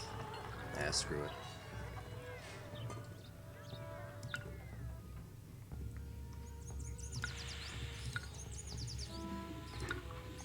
Okay, victorious workers have returned. Warriors. Yeah, we're gonna have to keep them. All right, let us send them home. Yeah. Let's send them home to recoup some morale.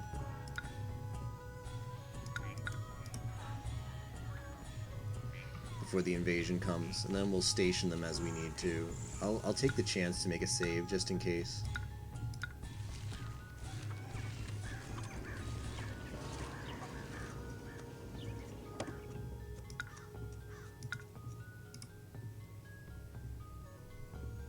Two months.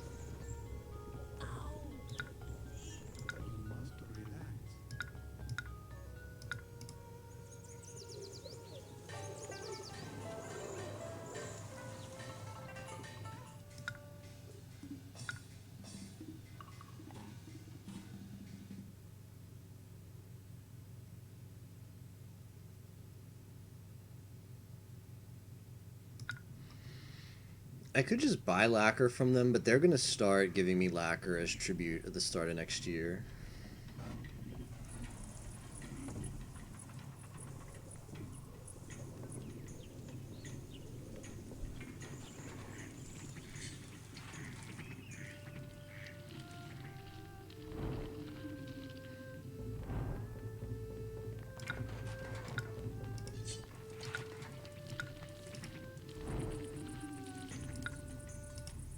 Yes, 1 month.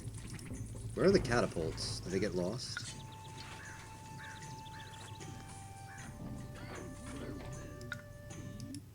Whoops. Ooh. I keep clicking away. Okay, here they are.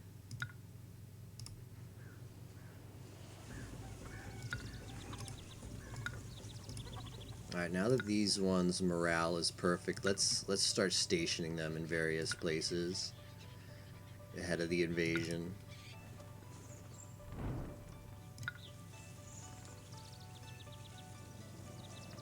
So your military is located at forts. The number of forts you can build is tied to certain buildings.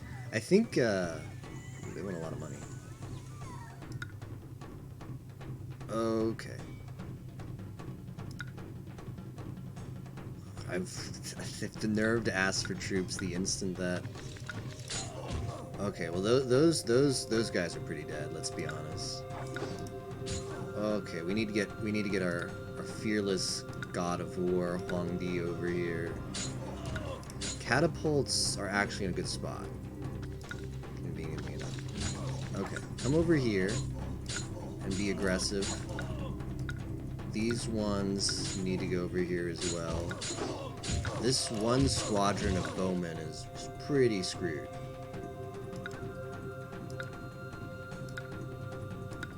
Special war music. Okay, this squadron needs to go over there too. Where's our boy Huangdi? Oh, here he is. Come on, good friend. Oh, look at him, he's going at it.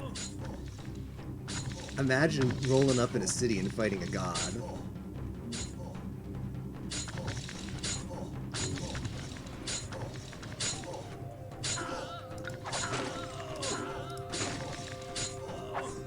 There's a lot of people here.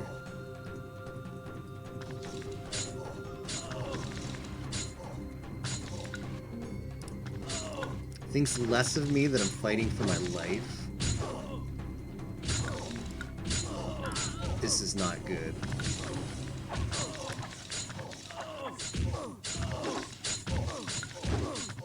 I think I might be dead. Oh no, we got dudes here. We're still in this. They're rolling up and fighting a god. What brazenness.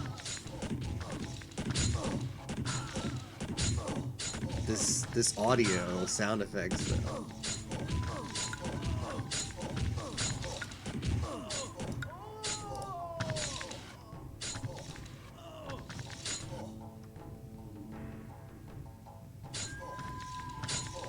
This is actually a really, really close fight. I don't know why everybody's shooting these poor guys. Look at this. They're all shooting these poor dudes just whose job is just to it's just to treadmill this water every day. Alright, Huangdi is still at it. He's shooting. He's shooting. Sadly, Huangdi is like one of the weakest of the of the gods of war. Like Sun Tzu is a lot better. Oh, he just took out that horse. What is his combat line? I've won over 70 battles. I can win one more. That's pretty good combat dialogue. It will soon be time to lose these dots of mine. The foolish targets approach. Yeah, we're in the midst of quite a fight. I'm the defending side, so I'm these guys. They're bailing, which is not good. Oh shoot, the guy just died.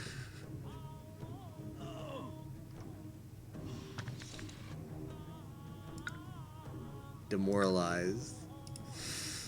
This is not good. I mean, we have a save, so we can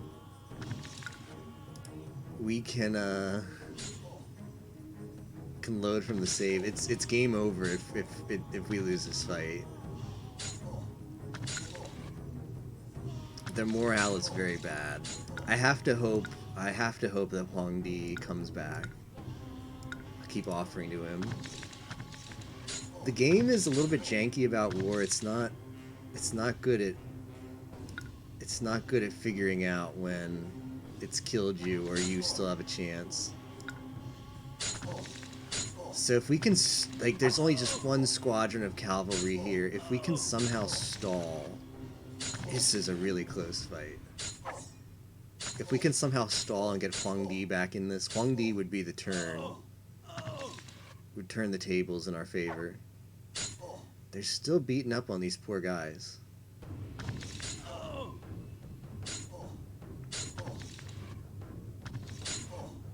He might... Oh, he's got to get his ass over there quick.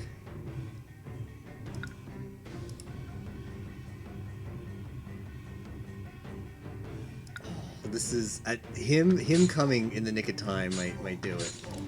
Alright, where is he? I gotta watch him. The heroes are very... The gods are very slow. Where are you? Oh, he's making his way over there.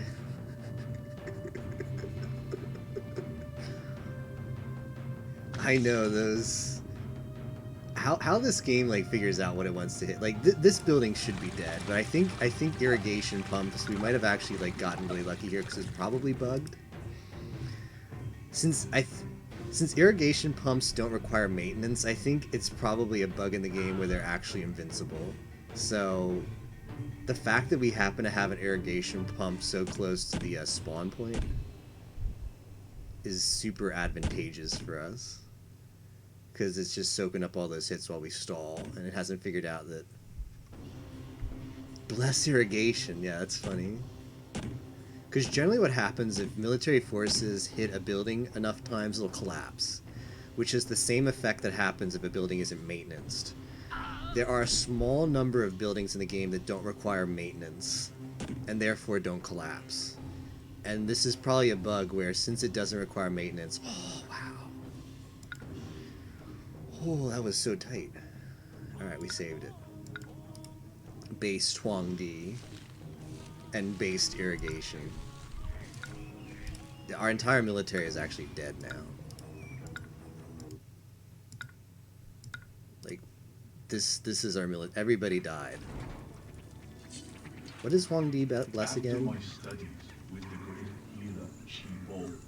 Because I need something. I think he just blesses ceramics. Channels of the body and harmonize the blood. Chariot companies fight enemies home and abroad. Bless silkworm shed. All right, let's have him do that. Come over here. Bless this Huangdi. So yeah, this is a really cool thing you can do with gods. This was also in Zeus and Poseidon, but you had no control over it. But since you can guide gods here, I can send him to the buildings. This guy is like the god of like silkworms, I guess. You can guide him to a silk shed, and he'll bless it. I'm gonna dismiss him now because I'll have him bless one more time. All right, now I'll dismiss him.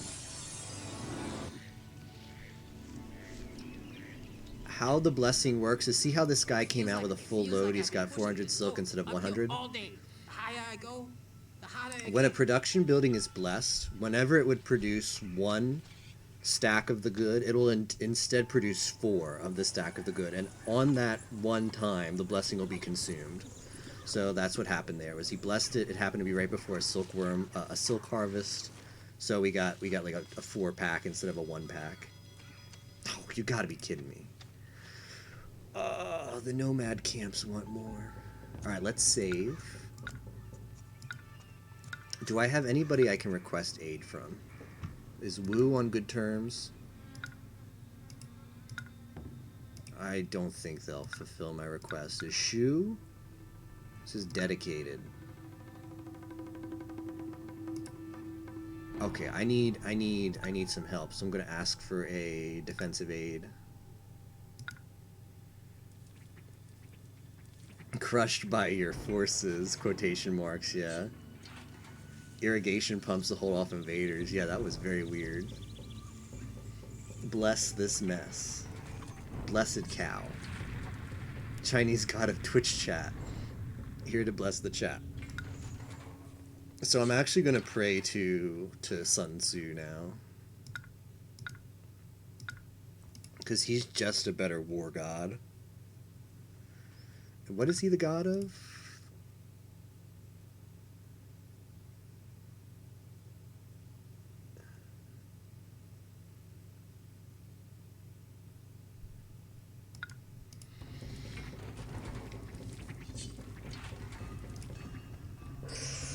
Okay, he is here. So let's have him show up hereabouts. Oh, we're in very dire straits here. Very, very dire straits.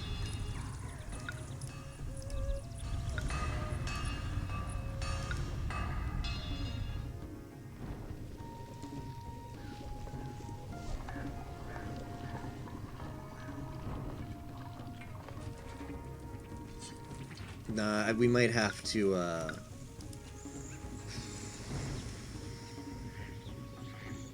we might have to We might have to bribe this invasion force. I don't think we can take it on right now. Our military is completely wrecked. In fact, you know what I'll do? I'm gonna send to the nomad camp a spy, and they're gonna sabotage military. I only typed 1 pog, but I got 4, just like it works in this game.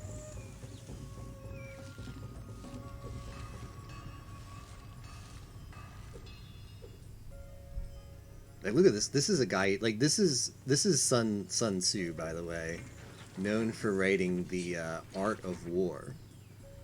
Famous. Forces are here. Okay, that's huge. Where are they? That's right. He actually responded to my request. Where are they? Where are they? Show forces. Oh.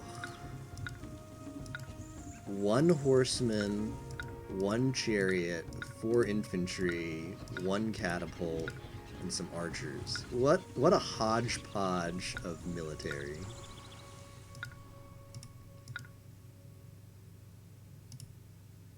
Oh, well, we gotta do what we gotta do. All these people are gonna die. But it's fine, because they're not my troops. We're gonna put the lone troops on the front line. Sun Tzu, yes. Here he is. Sun Tzu. In the flesh. Give him some silk, make him happy. Put him on the front line as well, because he's a god, he can take it. Morale is perfect. This is gonna be very rough. Our archers are going to be on the back line a bit.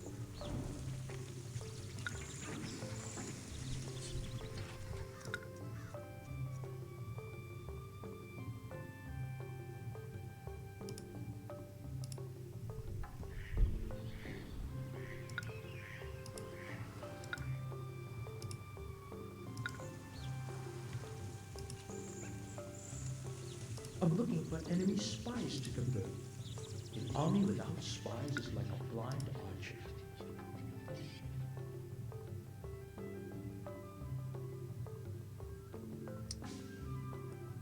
Halves the cost of building military forts, city walls, city gates, and towers. Oh. Okay. Shoot. Do I have time to execute this plan? I think I do. Okay, right. We since we know this is where the invasion point is, we can actually should have done this. We can build some fortifications. Execute this. Okay. So let's build the walls.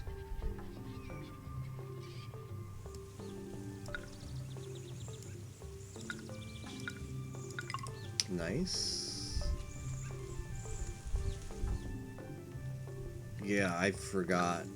Because when I was a kid, I always played this game on easy. Easy is one of the things that easy nerfs is military strength. So,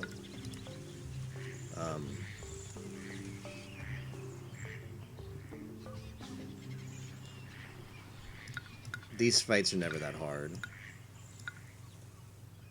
Okay, we need a lot of towers though. Towers are very OP in this game. They're just like free military that you can put wherever. Ooh, that's a lot of towers. Alright, man the towers. I'll probably, even though these are my other archers, these are the borrowed archers. Okay, Sun Tzu's gonna stay on the front lines. Cavalry has to stay on the front lines. I think chariots can pull back a little bit. Alright, here we go. Happy New Year to me.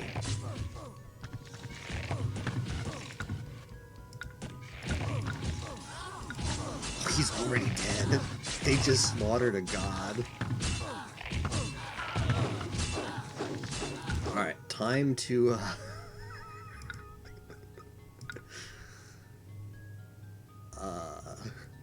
time to make more offerings, so hopefully he gets back here.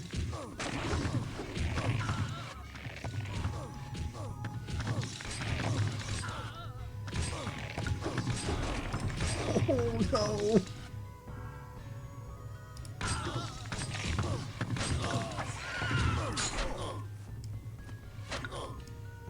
Oh boy, he's needed, I bet. Oh, he's back. Thank goodness. Alright, Mr. Sun Tzu. I'm sorry you were so brutally slaughtered last time.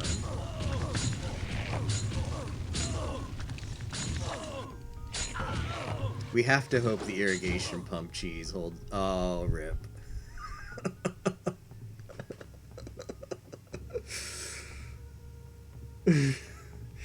He literally wrote the book on warfare and died in a matter of seconds.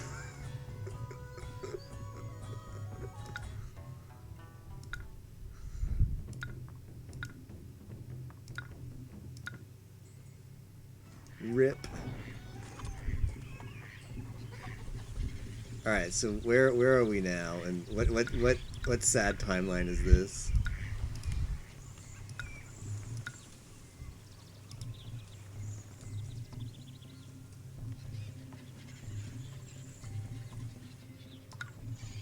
Okay, so this is right after we got news of the invasion.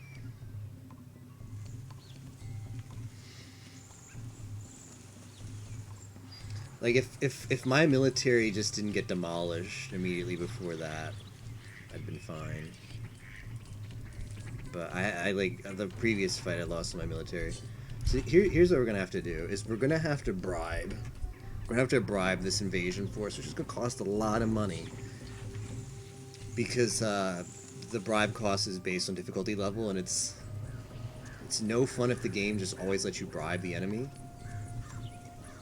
So bribe costs are very expensive. It's based on the strength of the military, but we have enough money to pay the bribe. So we're gonna pay the bribe this time, because it's the only way I survive.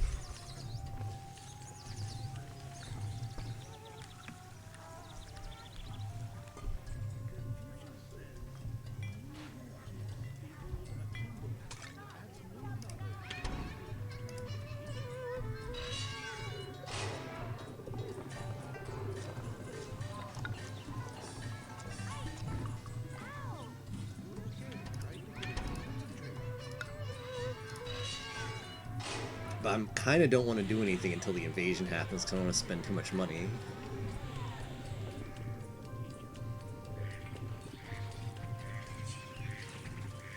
That worked out pretty well, like, as far as the fortifications, though. If we had a stronger force, those fortifications would have helped tremendously.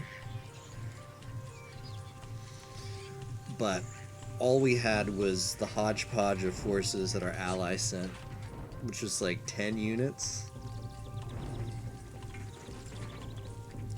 And then 4 of our own archers. That's not going to cut it.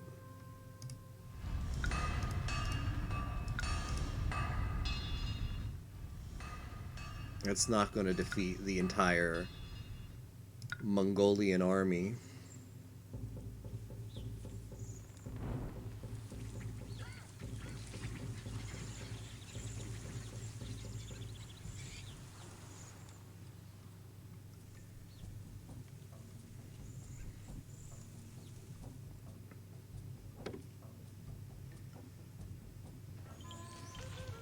Yeah, Nomad Camp launches invasion, I heard.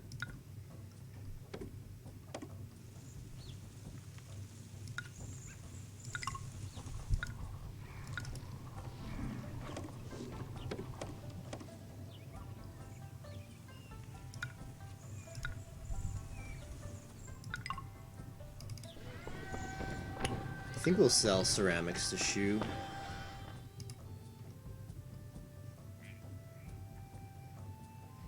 Because we're going to need an economic plan after this big bailout.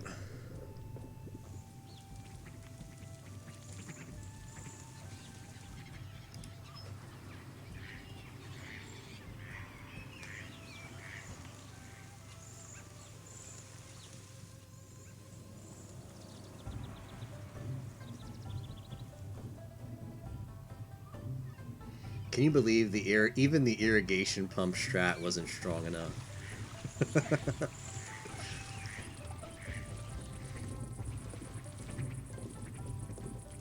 I'm not actually sure how the game determines whether you've lost the fight. In the previous game, it used to be if forces approached your your palace. If forces were able to approach your palace, you lost the fight. It's time to celebrate. We paid the enemy forces like 80% of our treasury, and they went away. Big surprise. Having a plan after a bailout. I know, right? Well, we can't do that again. So, who else sells iron? Is it just this one place that sells it? I need as much iron as I can get, because turns out, okay, Huan Xian sells it too.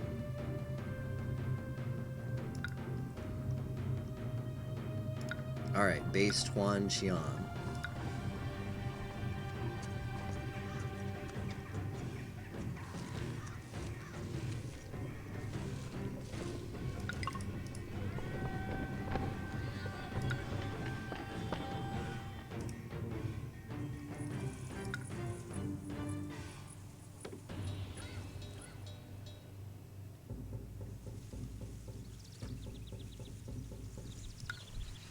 Might make an infantry one too.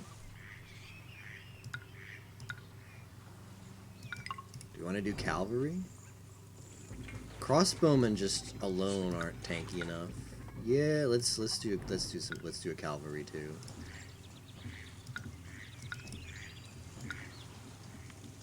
Oh, I'm fort capped right now.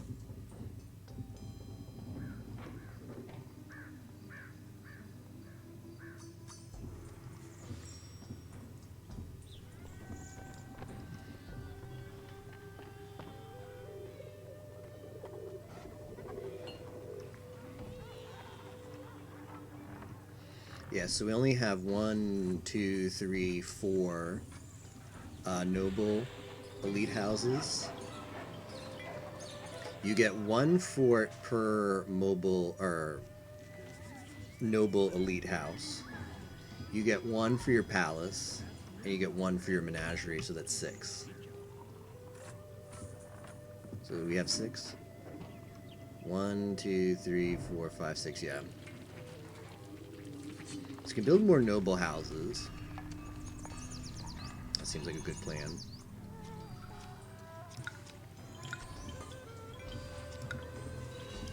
Highly desirable area. You mean that area is not desirable enough? What? Well. Oh, you gotta be kidding me. You actually gotta be kidding me. What are these people's problem? Freaking nomads, man. Well, I'll save, because we're gonna need something. I don't know if I can train troops in time still. I think these people can just flat out deny you, though. Nomad camps.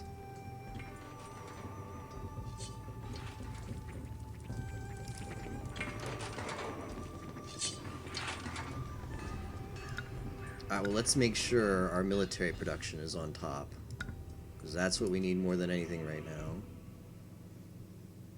Yeah. Okay, I've got to request aid from these people. I'm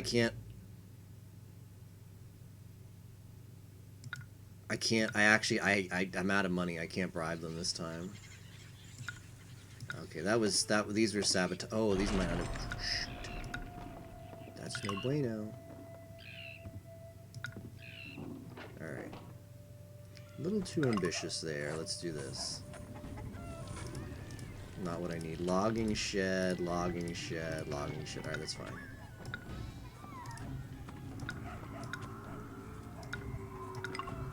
I don't know if those were sabotaged or I just didn't have a good route for the inspector. to get to them in time. Alright, well, we need to pray to him.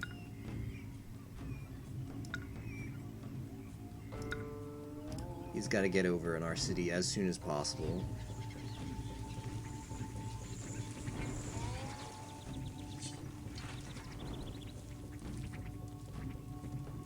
Demoralized troops, which ones? Steady, bold, perfect, perfect, cowardly. Alright, forget the catapults. Catapults aren't going to do any good for us in this fight.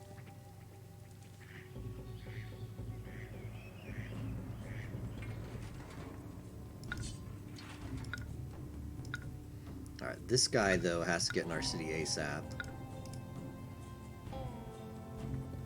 As soon as he gets in my city, one of the benefits he gives you by his presence is you get a discount on all fortifications. So I want that. I want that benefit big time. Not me, sir.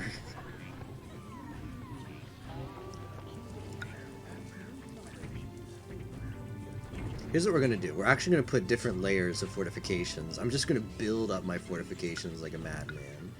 We're gonna put a gate tower here and then one here, like multiple rows. A mini wall of China. Okay, now that this guy's in the city, that's good news. All right, everything's cheaper now. So we're gonna build a wall.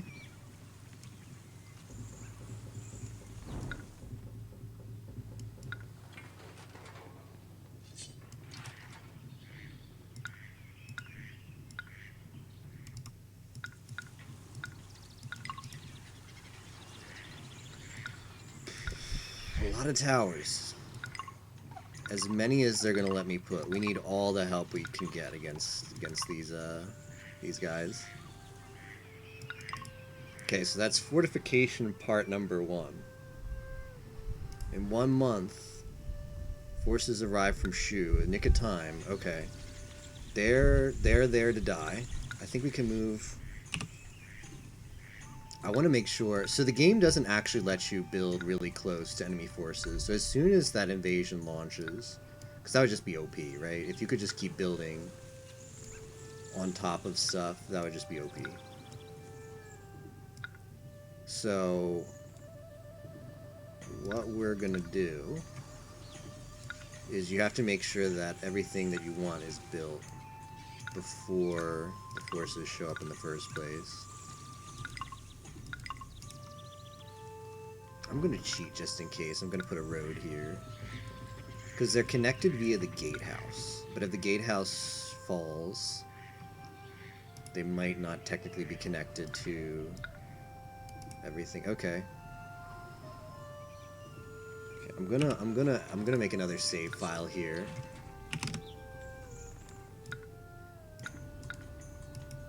These are the people who are left to die. Let's pause again.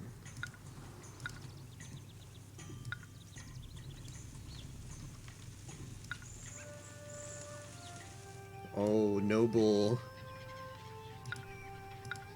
irrigation pump, please give me your power. This discount on these, like, everything's half price as long as that god is in the city. Sun Tzu. So that's a good deal.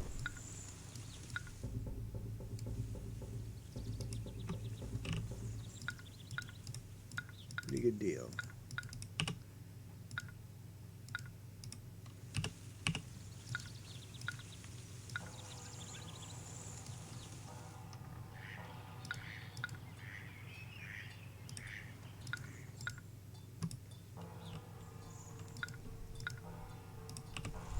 Okay, move that over there.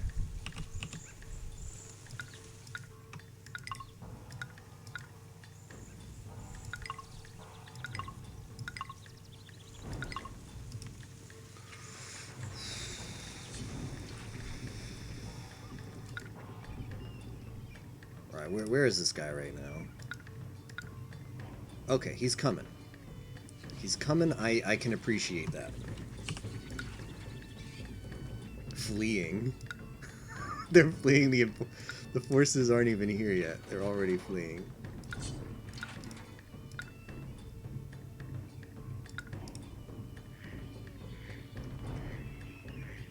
Okay, we're in a little bit better shape this time, for sure. But this is still gonna be a rough fight. Company morale too low to respond. Well, that's not what you like to hear. Oh, he didn't spawn there.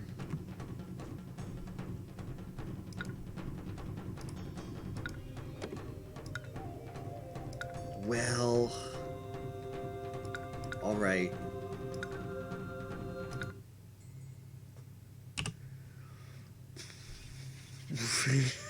Time to cheese.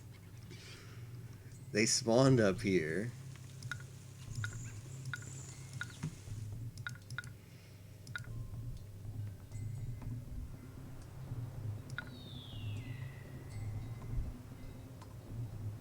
So two can play this game.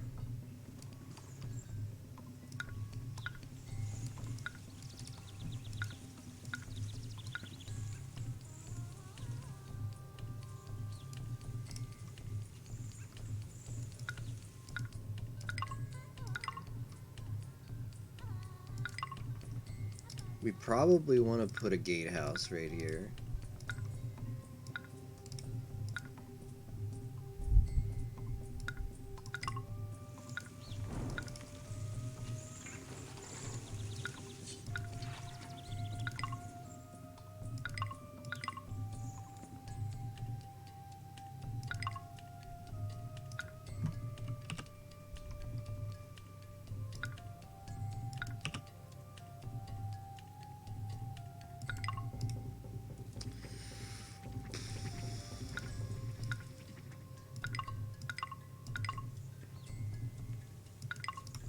Sadly, this first. Okay, let's.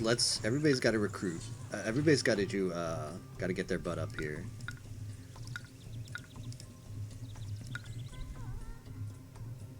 Where was? Okay, he's going the wrong way. He's got to get up there as well. Everybody's getting repositioned up here. That's step number one.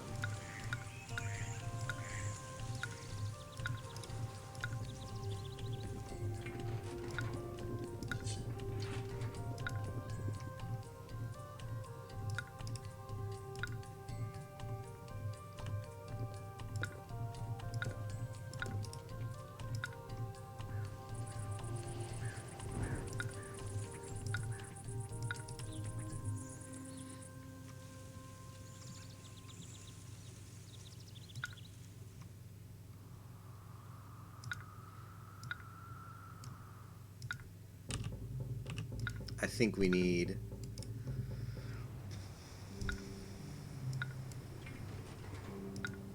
I think we need one more gate tower too.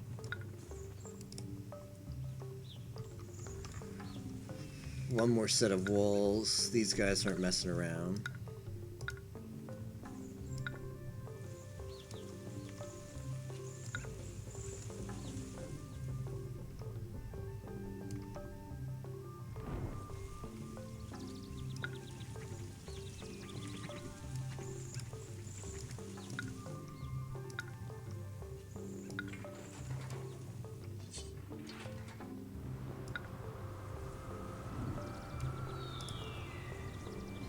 Oh, you know what? I need to rotate this. Yep. Just to make sure that these are fully capped off. So nobody can sneak by.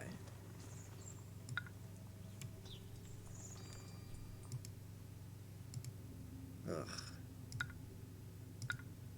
It's hard to do this in windowed mode because it's like right at the bottom of the window. And if you click away, the mouse acts funny. Double layer defense. Yeah, we're really desperate, Light General. Max desperation.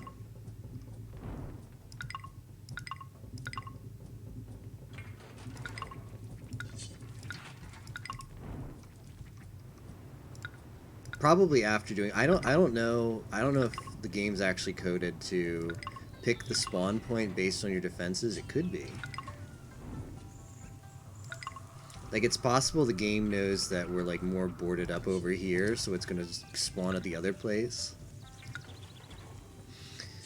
Every map has set, just in case, let's make it save file number 4.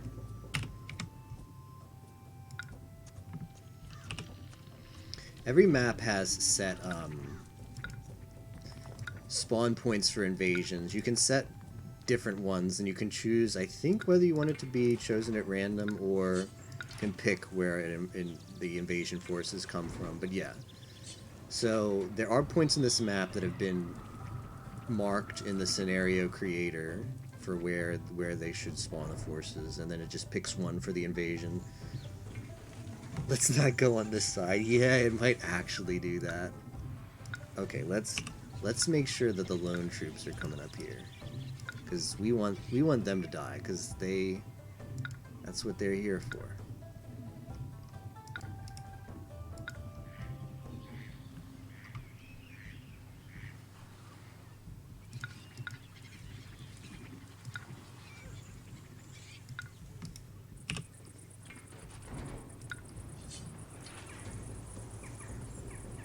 Alright, everybody is moving.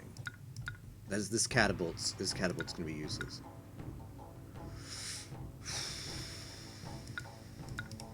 Well, that's not where I wanted them to be.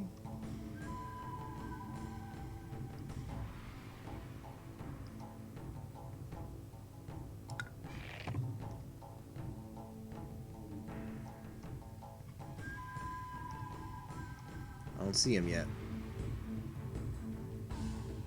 Oh. Okay, well, we've got everybody and their brother shooting at him.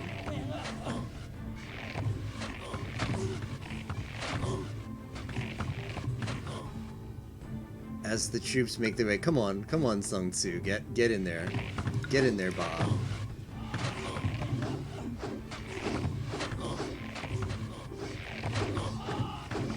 I think they're retreating. I can't tell. They might just be going around.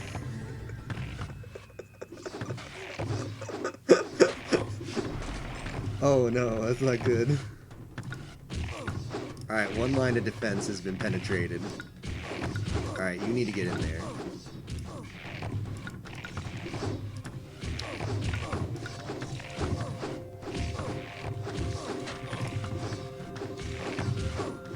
Where's Sun Tzu? Okay, good sir. Please do something about this. That's a lot of horses.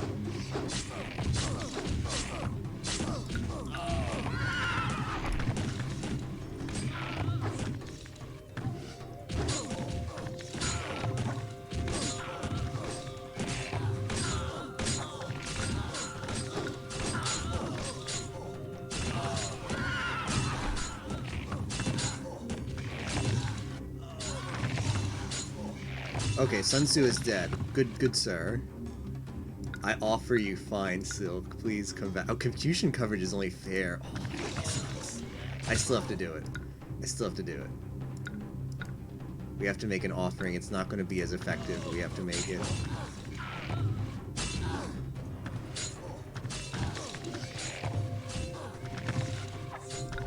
What's this guy doing? Excuse me, sir. It's like, I'm not fighting here. That guy just noped out of it. If Sun Tzu comes back, that could turn the tide. It's really close right now. But he's got to come back.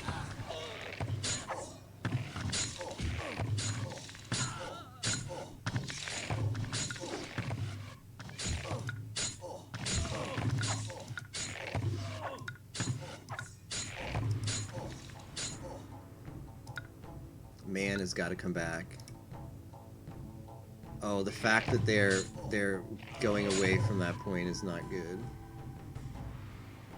Happy New Year. Defensive bonus. Okay. I wish I could like kite them. Sun Tzu's got it. Like it's now or never. It's now or never, good Sun Tzu. I give you silk. He's gotta come. He's gotta come.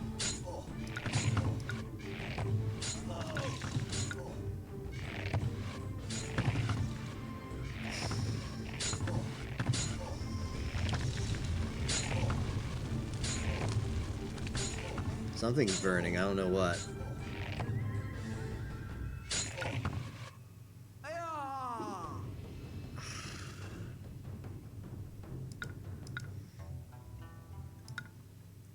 I was so close too.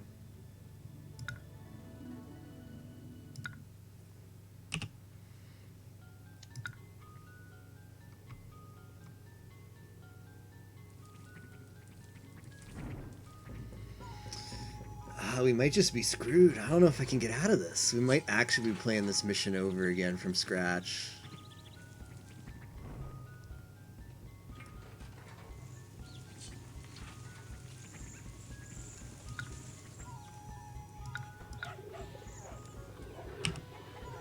Let's try maybe with just slightly different tactics. I don't know. I don't know what to do here.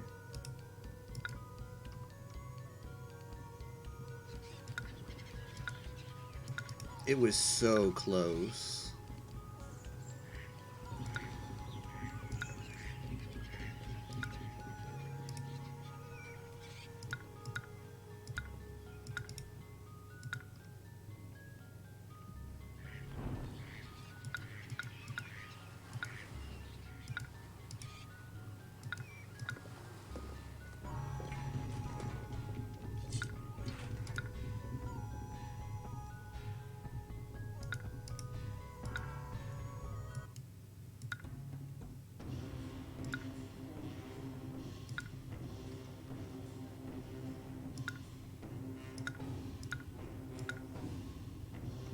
Alright, we're paying everybody max prices.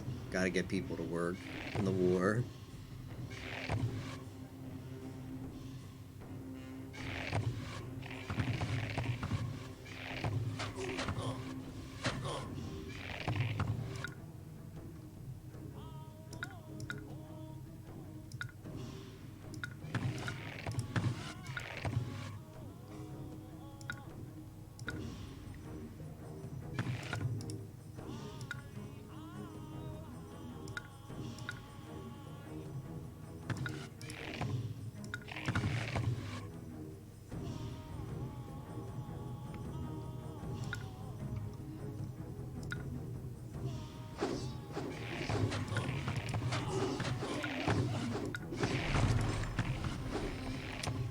Okay, here goes the first line of defense. We might be able to 3 defense it, I don't know. Maybe if we 3 defense it, it'll be enough.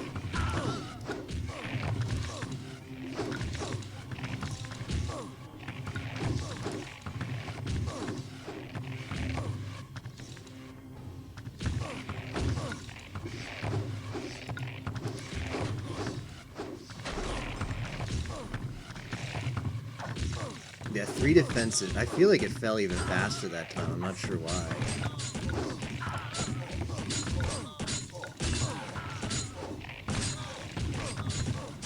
Hello? Cavalry, sir?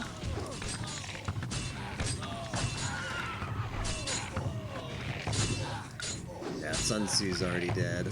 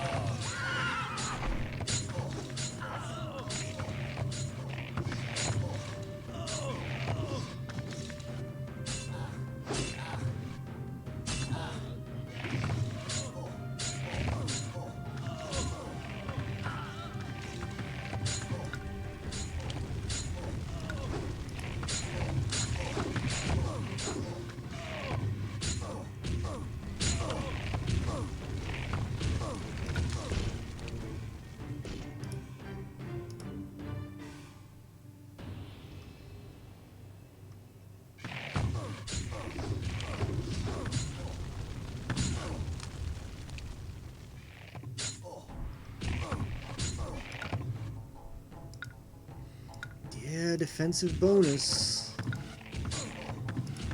I feel like it's a little too late.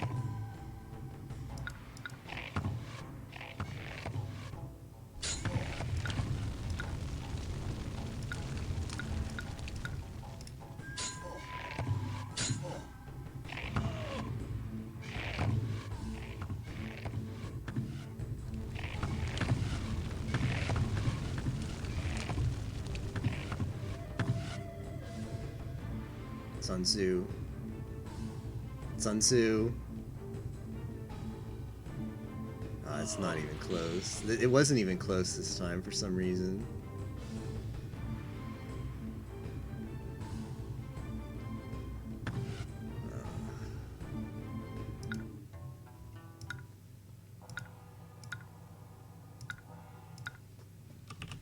Alright, we're gonna try...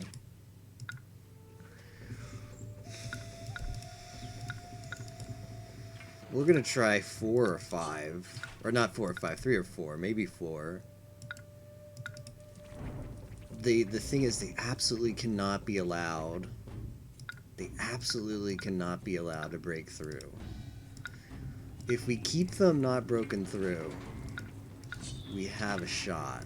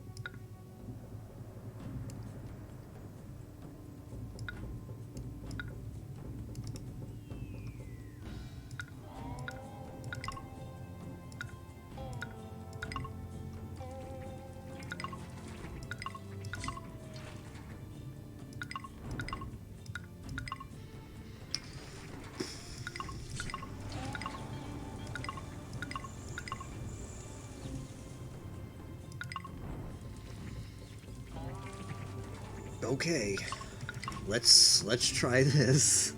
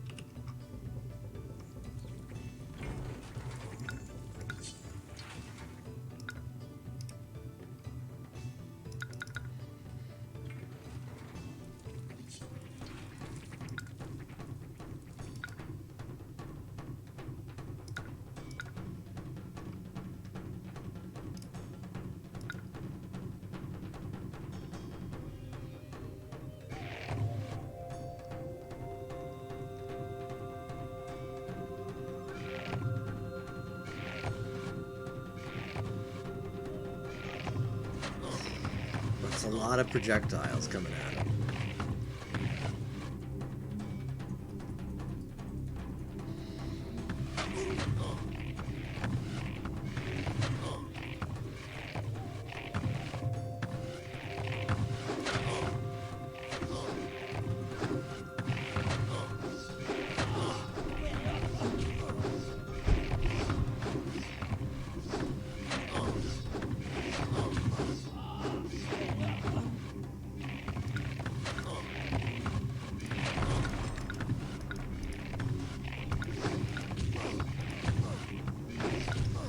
Sun Tzu, get in there.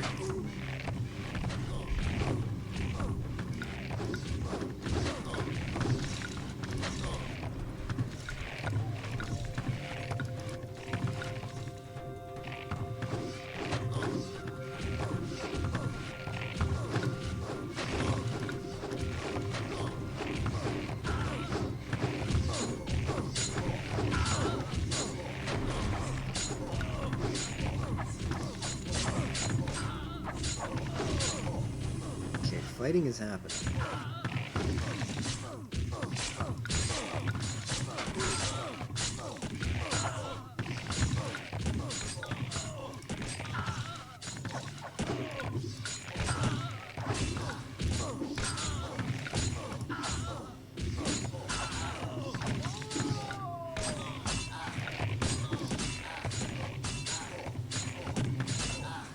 Okay, Sun Tzu is not dead yet. Sun Tzu is hanging in there. I think they're being repelled. I think they're being repelled. Oh! Finally! Alright, I'm immediately now sending a spy to the nomads to sabotage their military. Whew. The Sun Tzu.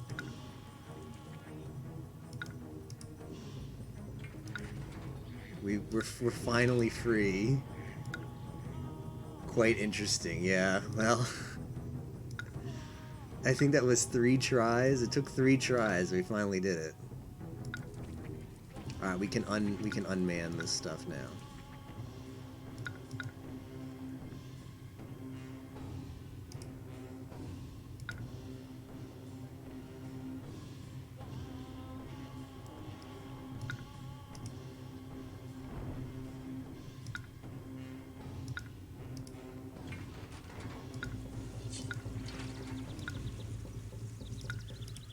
Yeah, it turns out if you just build 4 walls, you will eventually beat them.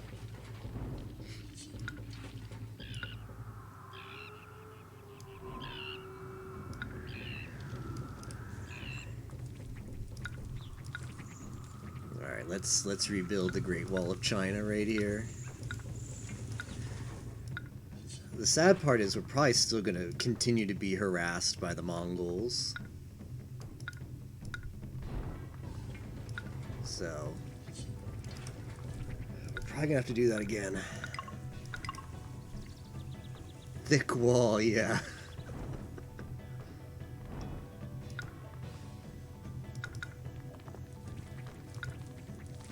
Yo, 69 workers needed.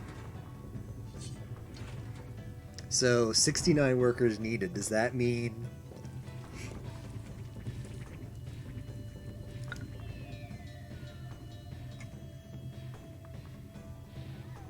Does that mean you need workers skilled in... You need workers who practice 69, or do you need a quantity of 69 workers? Anime thinking. Oh, I can't believe we're finally home free. Our military is still crap. Oh, I should have captured a pigeon to celebrate. Where is he? Oh, he's already back here. Is there no pigeons?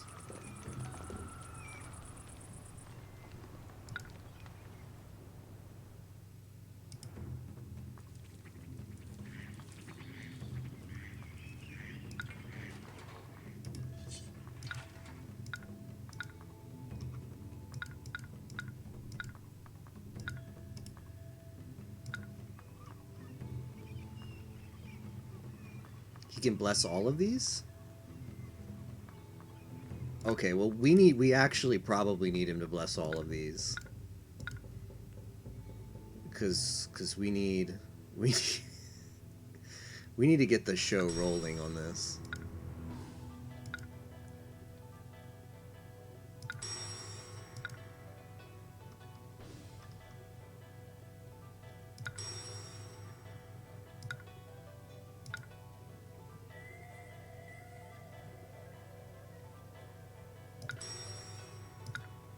Okay.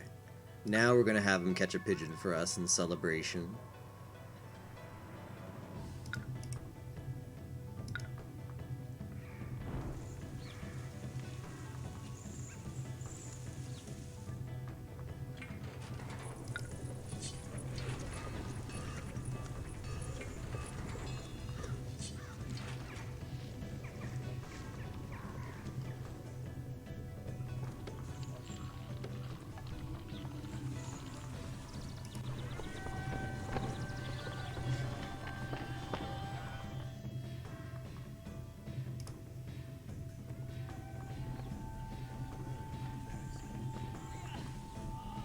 What do these want? Wares.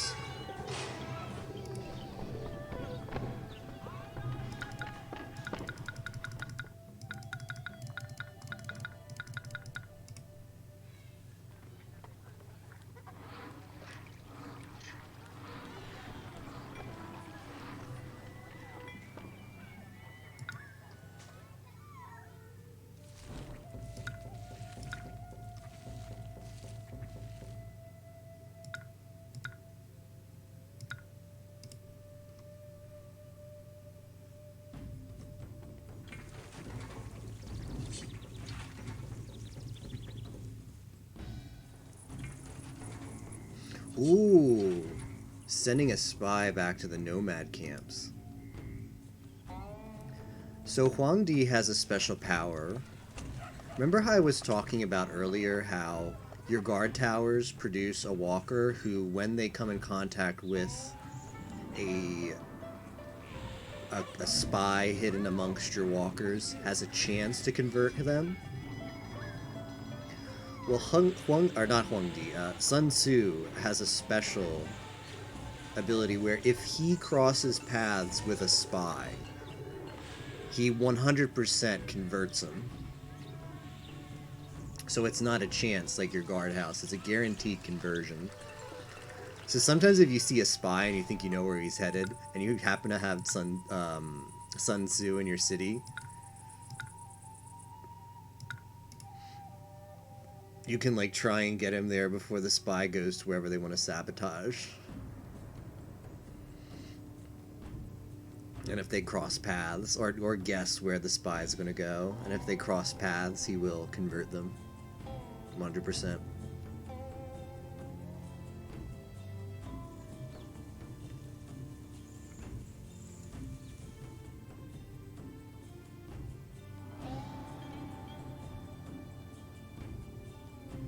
Yo, Lucario, thank you for the sub. I appreciate it.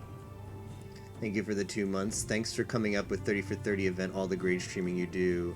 Second half of this month be even better than the first. Hey, thanks, Lucario. I really appreciate that. Those kind words, as well as the sub. Rice and ice cream. What a combo. How are you doing tonight, Lucario? Yeah, today's a special day because this marks the second half of the 30 for 30. We're halfway done. I can't believe it went by that fast, but yeah. We're catching a pigeon. The funny thing is the pigeon doesn't talk, but I think after they get caught, they speak. It's some kind of Chinese lore thing. Alright, he's catching him. Watch, watch, watch, watch. Oh, he caught the pigeon. What's the pigeon say? Don't let the palace chef see me. Oh, that's cute. Okay, so yeah, I forget what having beasts in your menagerie does, but he's going to escort it back to the menagerie. I just wanted to catch a celebratory pigeon after fending off the nomads successfully after so many tries. That's a combo indeed, doing well. Enjoying the weekend. How about you? Yeah, I've been, Capturing animals involves deception, just like warfare. Lure the animal with bait. The voice acting's been very good in this game. I'm enjoying a bit of a chilly night in Florida. It's the first bit of cold weather we've gotten so far. It's not cold, but it's definitely cool.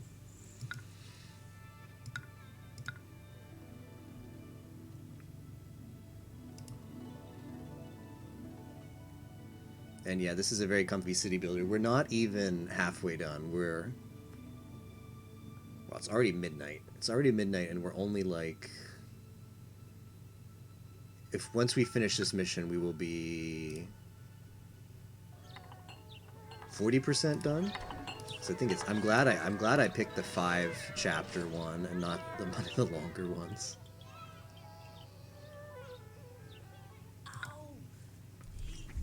All right, these are finally rebuilding our military. I'm happy about that.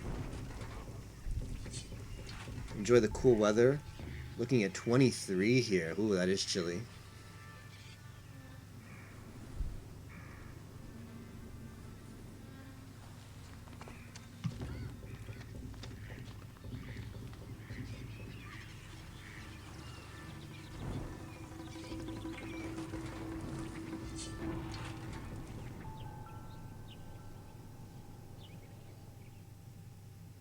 Alright, did he drop it off? Did he drop off? Okay, here he's still coming with the pheasant. He's still coming with the pheasant. Right now the menagerie just has a goby bear.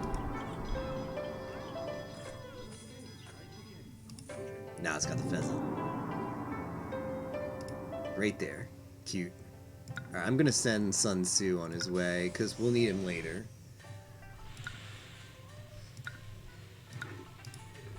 Surely going to need him later, so let's send him back for the time being.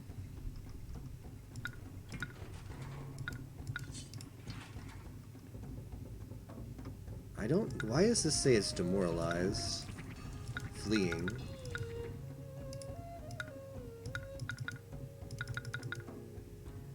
Now it says they're perfect, so what's the deal?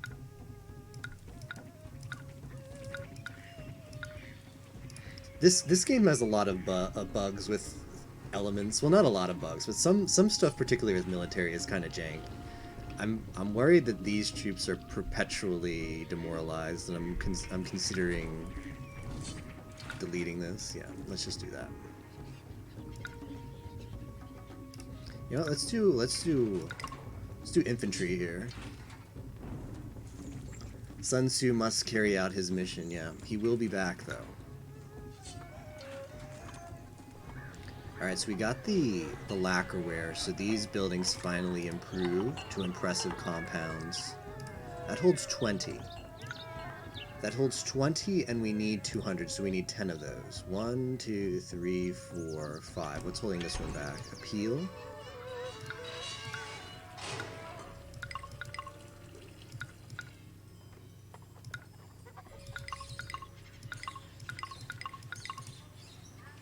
Deleted. That's how I deal with deserters.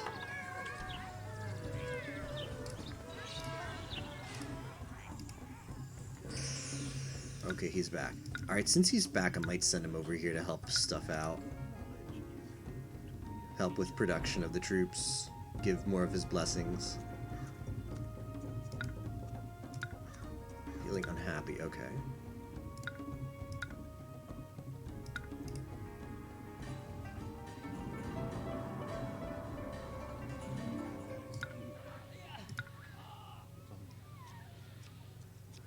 What did I, how many did I count here? 1, 2, 3, 4, 5. Okay, we need 5 more. I think we can, well, yeah, we can squeeze 5 more in here somewhere.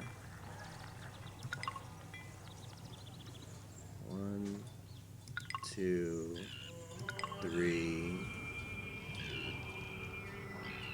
4, 5. Okay.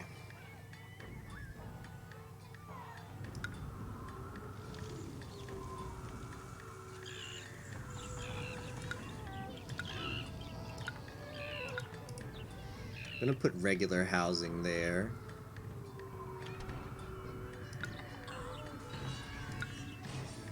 Because I do need workers. Once again, so these, how did you find out about these games? I think when I was a kid, I went with my mom to EB Games, back when EB Games existed. Was it even called, I think it was called Electronics Boutique at this time. And they would have all all the PC games laid out and stuff. And every so often we would just go, like, I don't know, maybe like once every few weeks. She would take me there and we'd see if there was like anything that looked cool. And when I was younger, I was really into Greek mythology for some reason. I had like several books on it and I'd read about, and I thought like the stories of Greek mythology were really cool. And we found this game that was called Zeus, Master of Olympus at the Electronics Boutique. It had a really cool cover and it looked pretty interesting. So my mom bought it for me. And that was the first one I played in this series, and I got hooked on Zeus immediately. That game was a lot of fun, and that game made me a lifelong fan of the game. So at that time, this game wasn't out yet, but I had heard that this game was coming out, and as soon as this game came out, I was like, I gotta have it. He's Grease and Civ, yeah. Funny enough.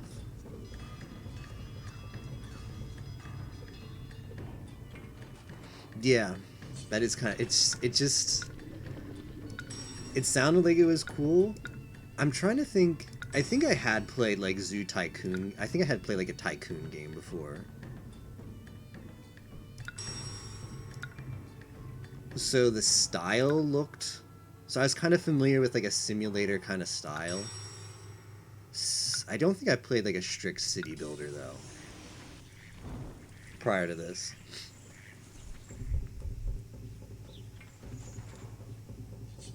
But yeah, I'm trying to think if I had played... I'm trying to think if it was just like the cover art, if there was something else about the game that seemed interesting, besides the fact it was about mythology. I'm trying to think if there was... what other games I was playing on PC at the time, and whether there was one like a simulation, but only like Tycoon games come to mind. So I think like Zoo Tycoon was my intro to like kind of simulator games. So I'd say like the box art caught my eye, and the fact that it was based on Greek mythology, and then just like looking at, you know, opening up the box, because it was one of those boxes that had like a little piece of Velcro on it, so you could like open it up and like it'd open up like a book, and you could read like the advertisement, where they'd have all like the screenshots to convince you to buy it at that point. And yeah, it looked really cool.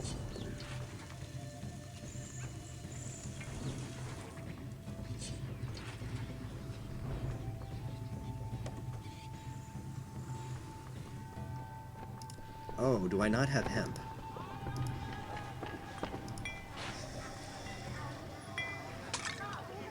Are we actually not going to be able to go on just one hemp farm? I might have been sacrificing too much hemp to the gods. Let's just play it safe and put another hemp field over here.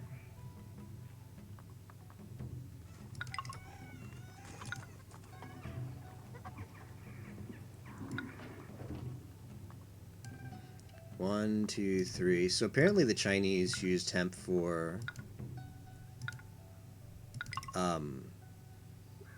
like clothes and stuff. There's a tiny little Easter egg in this game. I suppose this was the time when ESRB wasn't really strict about too many things. Might be the kids to adults kind of rating system era. But yeah, if you look really closely on the hemp farm, you can see this sprite back here where there's something's going on and smoke is coming out. I'm pretty sure if this game was released or rated in modern times, that would force it to have a rated T for teen rating. But this is E for everyone.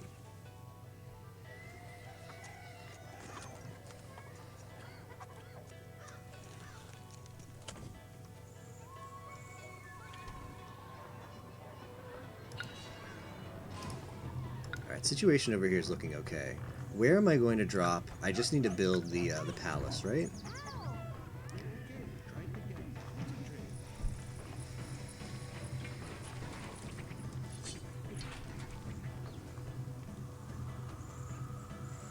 I mean, part of me wants to put it away from everything, because like over here, I'm never really going to use this area. But you know what? I'm not going to use up here either. Like this is defend against the invasion area, so let's put it here. Can I not lay it? You must build on cleared land. Is there something over here? Oh, there's a rock. Okay.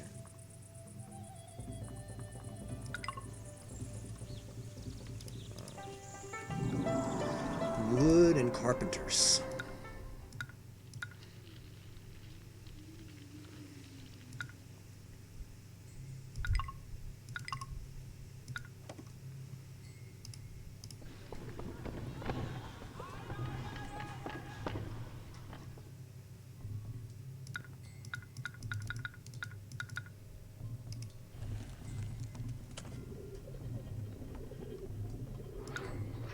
Maybe put another clay pit here so we can make more of these.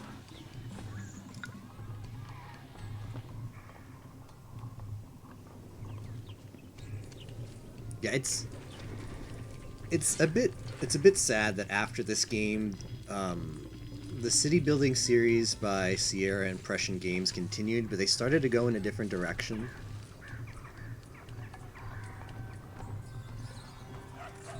What was the copyright for this game?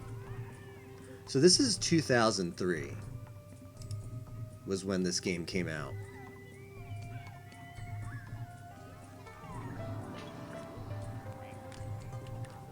So that's not too old.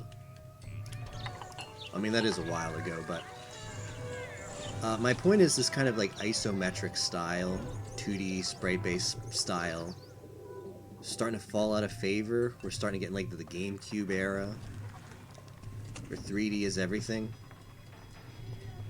So the city building series started to go to 3D graphics after this, and the first game they released was called Children of the Nile. It was set in Egypt again, like Cleopatra and Pharaoh.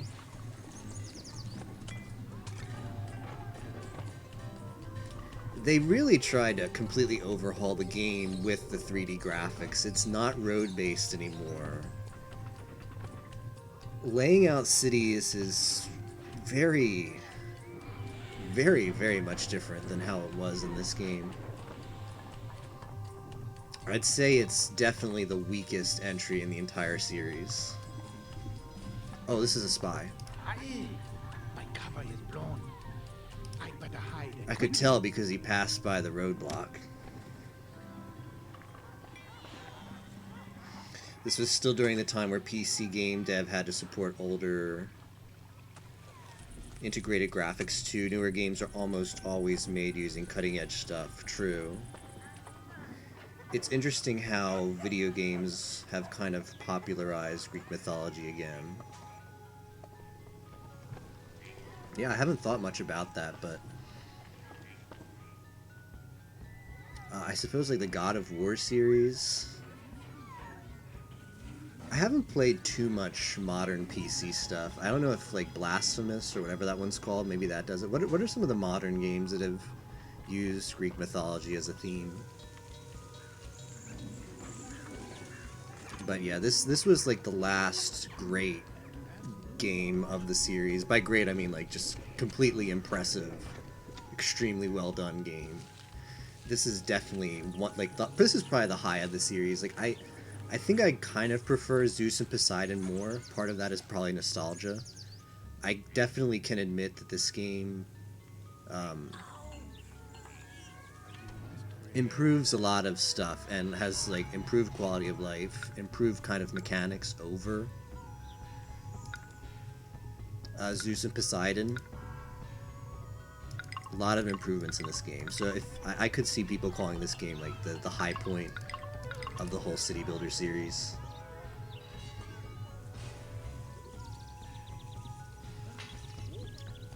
There was at least, in spite of the game that came immediately after this one, and this game never got an expansion pack, which broke the streak.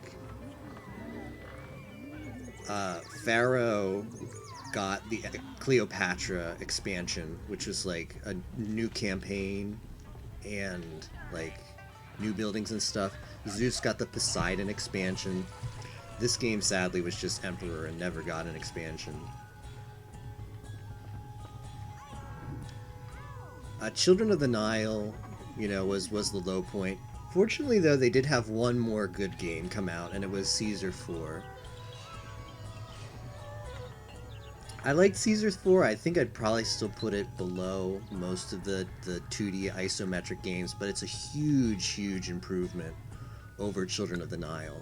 And it does some really good stuff. Caesar 4, in my opinion, is a really good game in the series. It lives up to its predecessors. It sort of goes back to the kind of gameplay style that Children of the Nile tried to overhaul. PS4 is probably the most recent example. Even enemies in general derive from Greek mythology. Oh, I guess that is true. I never really thought about that, but yeah, maybe like some Final Fantasy games use it for inspiration. Medusa heads in Castlevania, true. Probably some of the Forbidden Memories cards, although that's not a recent example, but yeah, like Snake Hair is obviously a Medusa reference. We need a lot of stacks of wood here, don't we? Where is the wood going to come from? Am I not producing enough wood? I'm probably not producing enough wood. Okay, let's fix that.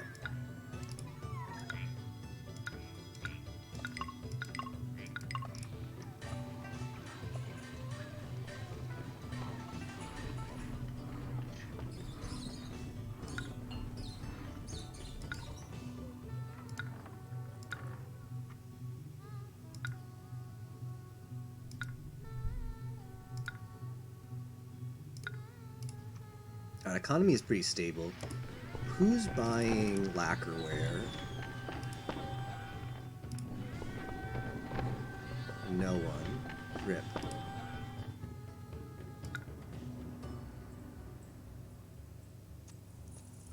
Greeks arming up against Gate Guardian attacks.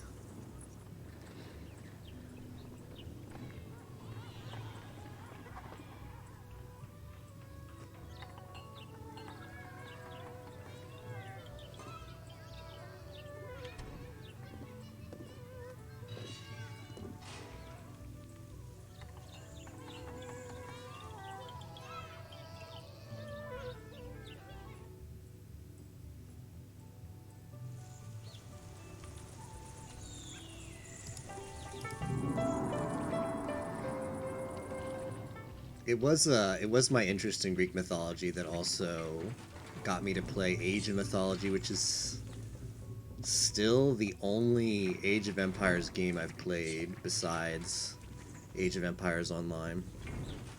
That was another game I'd say that piqued my interest and made me want just because of the Greek mythology branding.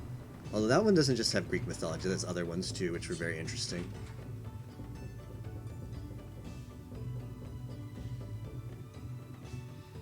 Has Egyptian and Norse. Okay, are we finally... We just need... Okay, we're really close to meeting what we need to meet here. A bit of a laborer shortage. How is... Here's the important question. Are the why aren't we... Oh, I've turned off the catapults. Okay. Alright, fortunately the nomads have like backed off for a while. I think this is an okay size military.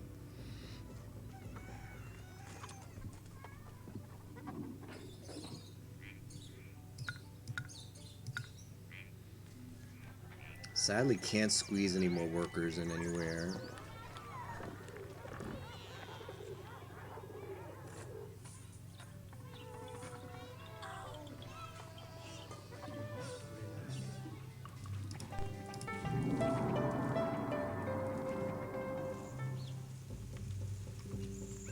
Alright, here's what we're gonna do, because this is taking too long. We're gonna put some of the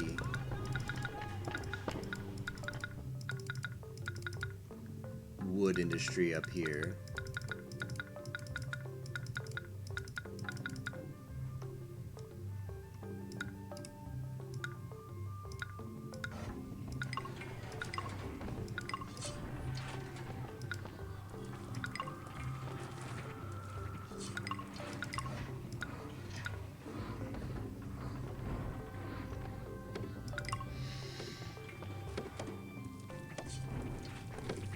But of all the time periods, why the Greeks, you know?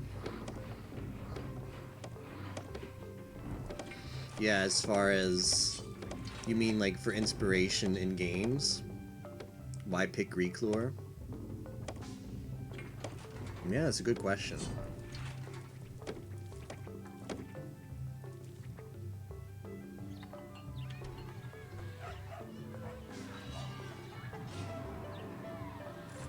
I'm trying to think of... like, whether Forbidden Memories uses Egyptian lore besides Isis. Which is hardly... like, Isis is a god in the ancient Egyptian pantheon. That only by namesake. I don't think there's any other... Well, and she's a woman, too. But other than that, there's very little similarity between... I guess maybe her design? Maybe her design. But yeah, that's obviously an Egyptian pantheon reference. Can't really... Like, Bakura, I don't know. There's no, like, Seth reference. Like, you'd think that Yu-Gi-Oh! Forbidden Memories would be good for Egyptian mythology references, but they didn't use them outside of Isis, as far as I can think of.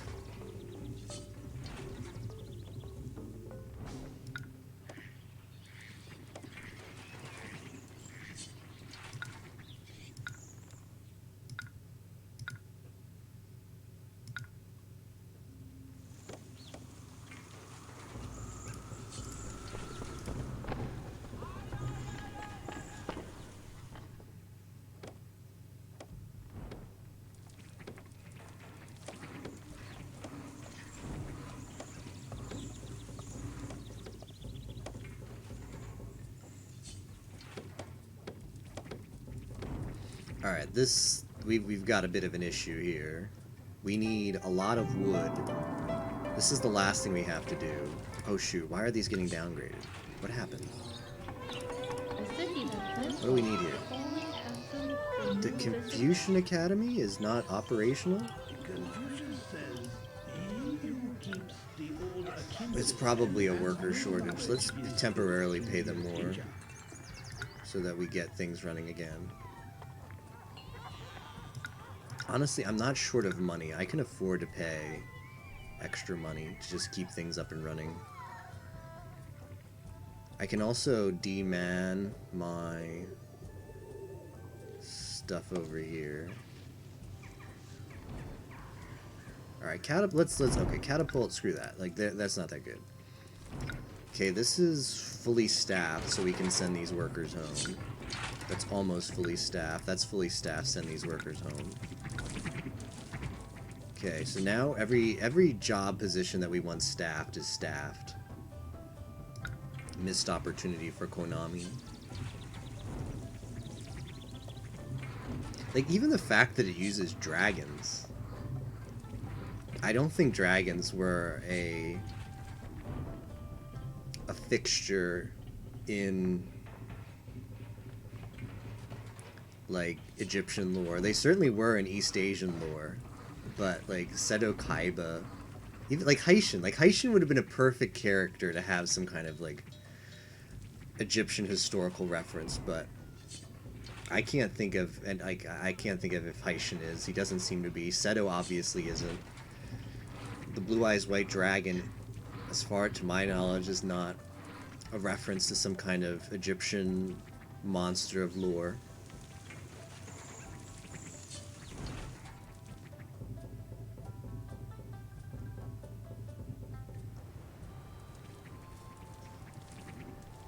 Well, in the anime, the Millennium items kind of have like an Egyptian design. Like the eye of Pegasus is kind of like the eye of Sekhe, or however you say it. You know, that Egyptian eye kind of looking thing. The, was it Ankh? I forget what it's called. I don't know these words for these items, but I think it's called an Ankh or something like that.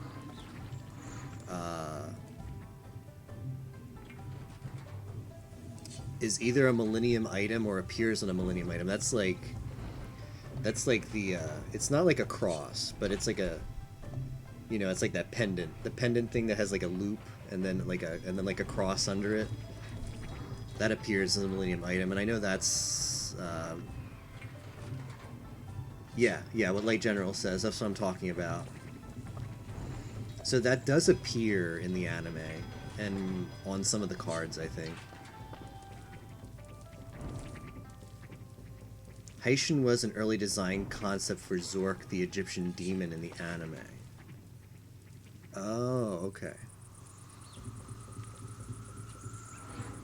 I like how Haitian like only shows up in the video games and that's it. Okay, that's a spy. My cover is blown. I better hide it quickly.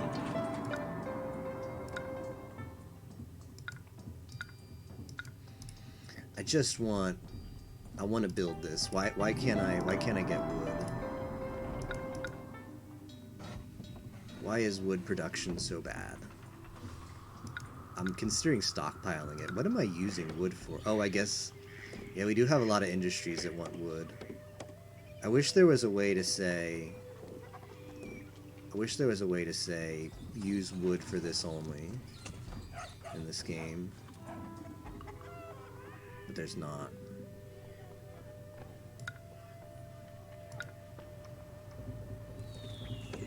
Alright, wood is kind of starting to pick up here though. Yeah, let's just build more logging sheds. That's one way to tackle the problem. Game looks comfy. It is. It's very comfy. Hydro may in fact be this is definitely my favorite series of all times. There's so many good games out there that it's hard to pick like a favorite game, especially across consoles. But as far as game series, the Sierra City Builder series is my favorite, and this is, by some people's estimation, either the best or the second best game in the entire series, so it's a lot of fun. So how are you doing tonight, Hydro? Tigger, before I believe that's what he explained to you. Which is weird because you would think that would be Dark Knight or Nightmare. Yet Dark Knight or Nightmare is also a missed opportunity for some kind of Egyptian lore. Made it home. Welcome home. Okairi Nasai. I just need to build this palace and we can be out of here.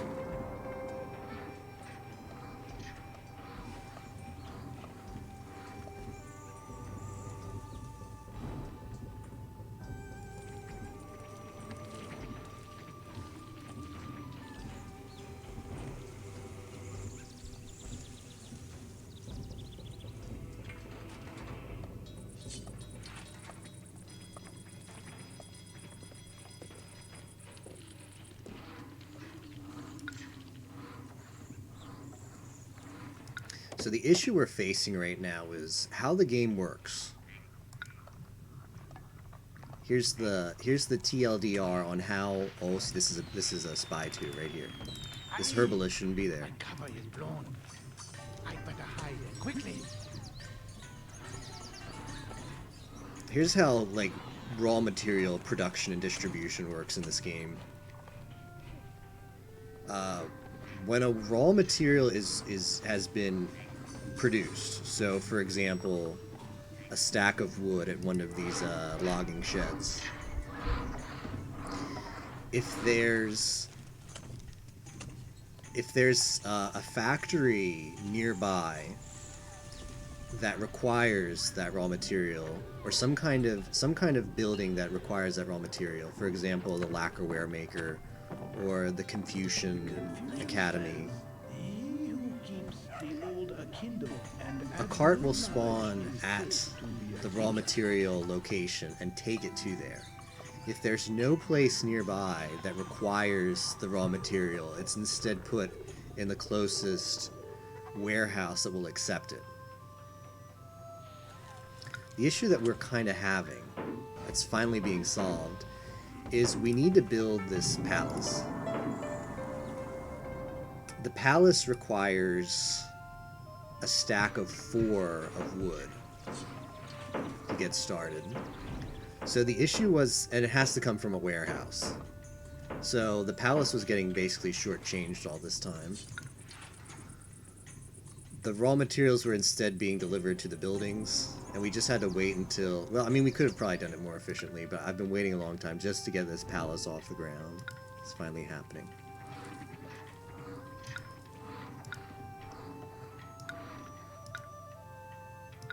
I might start worshipping Shi Wang, because Shi Wang gives you a boost to your production of monuments, which is what I want right now, because that's all I need left.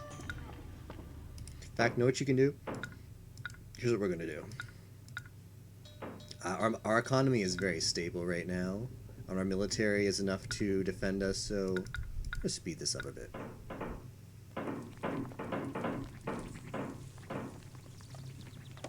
Okay, here we need the laborer camp, right? Hold everything. I should use the keyboard shortcuts for that. Okay, it needs dirt.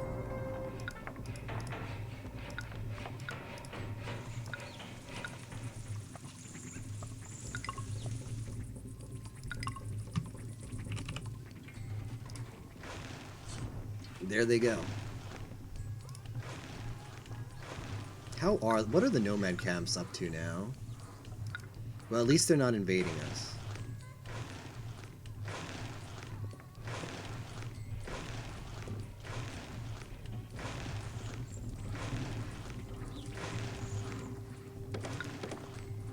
Happy New Year.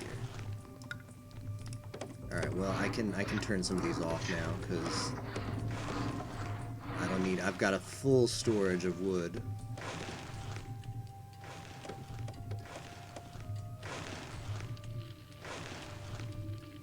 The best part is the next step is they stamp it down, so they gotta fill it up, and then the guy's gonna come with the stamper.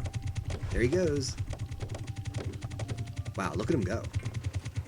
Professional dirt stamper. Alright, next level. More wood.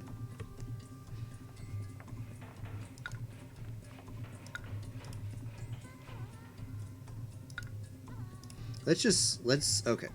Let's slow it down for a little bit. It's been a while since we've taken a peek over here.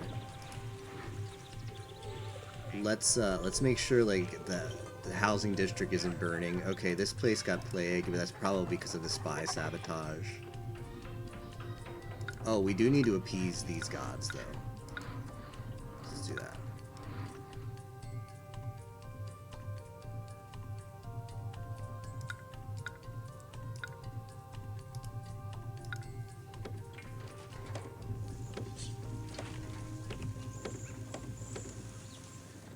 They cleared the dirt before the new year. Yes, well done. Gift of wood. Like the one thing I don't need. the one thing that would have been great to have literally a year ago. Now they want to give me wood. Alright, well I know how to handle this. Get to the next month. Oh. And we offer some wood to the gods so that we have space for wood. Haha. Calculated. Oh shoot, you know, I'm silly. I'm wondering, like, why is nobody doing that? Because I decommissioned the Carpenters Guild to stock the laborer camps. That'll do it.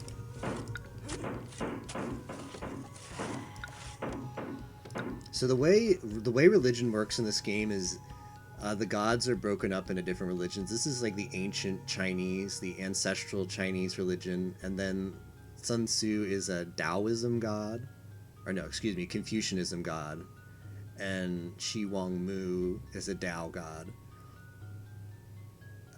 If you can offer an offering to them, max once per month, one god per month maximum, you give up goods in your city. Depending on how valuable the goods are, we'll give them more appeasement. So if you offer like wood, it's not as good as offering them silk. And you can also choose the quantity you want to offer. For example, Nuwa. I've got a lot of wood, so I don't care. Offer a great offering, even though wood's not that expensive. So she's gone to neglected to pleased. if you get them really, really high in their like appeasement stat, they'll spawn in your city, and then you'll be able to use them for blessings or other various benefits of having a god in your city. Although while they're in your city, their appeasement goes down a lot faster than just the natural degen from they naturally become less and less pleased the longer you go without offering them a sacrifice or an offering. Only the 3 ancestral gods are you required to give them an offering. The gods of other religions will never drop below contented, so you never have to worry about them. If you want to have them in your city, you have to give them, you have to boost that up. But they won't do anything bad to you. The original 3 gods, their appeasement can go down to like a negative value. It goes to unhappy, and I think below that is angry. When they're angry, they can spawn in your city, but instead of helping you, they have a negative effect. So we just want to make sure we avoid that. But they're all happy now, so we can speed this up. Might collapse.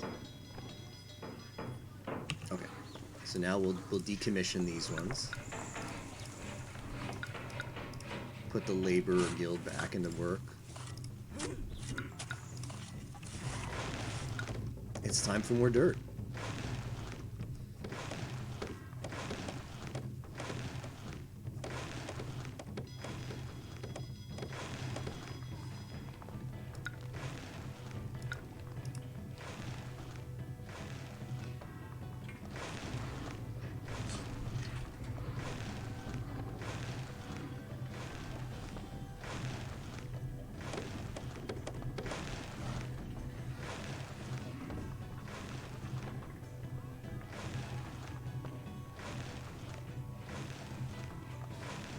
And now the stamping. The stamping begins.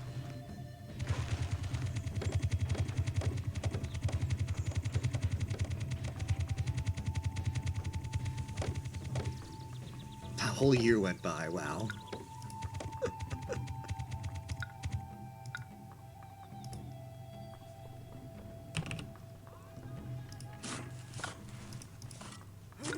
We have a bit of a worker situation, so I'm kind of cheesing here. You don't actually need you don't need both the Carpenters Guild and the laborer camps employed at the same time, because they work at like mutually exclusive parts of the palace. So you can just send the workers home from one when it's the other one's time to do the job, and then employ them there. So I don't know what the next stage is going to be here. I hope it's not more levels. It's more levels, okay. Okay, I can afford to send people. Send that.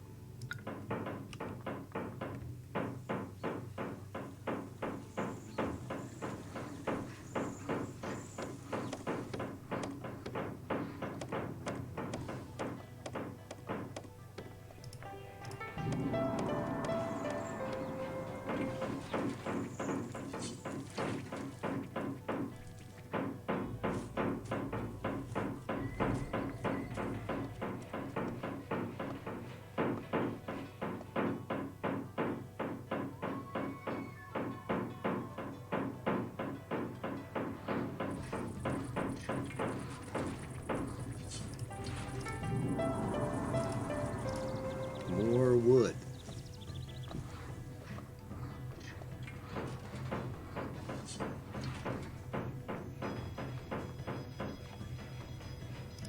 Okay, the forces worked.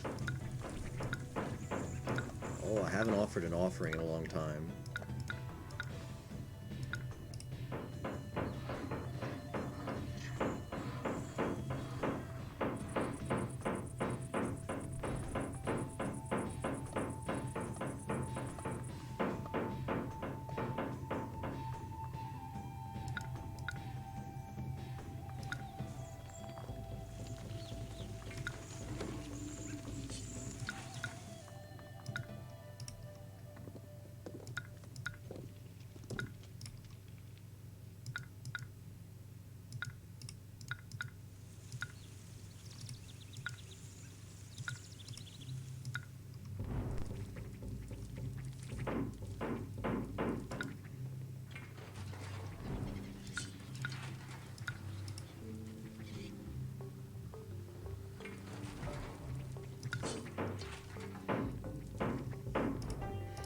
Let's speed this up.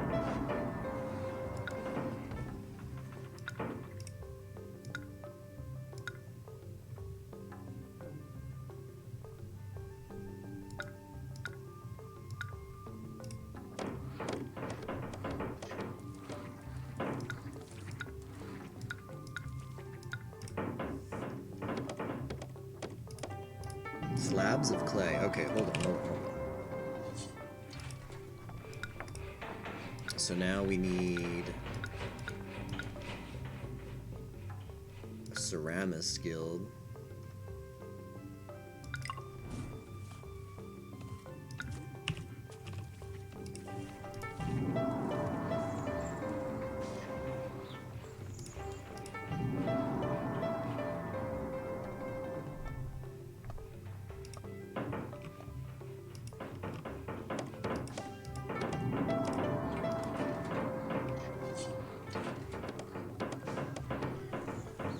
It's got to be close to done. This palace, there can't be much more.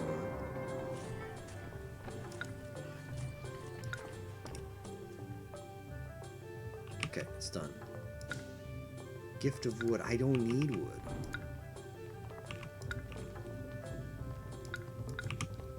Hold on. Oh, I'm pressing the wrong button. I was like, why is that not working? Okay.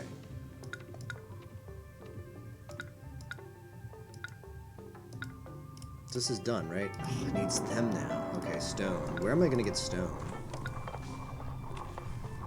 Surely one of my trade partners sells it, right? Yeah.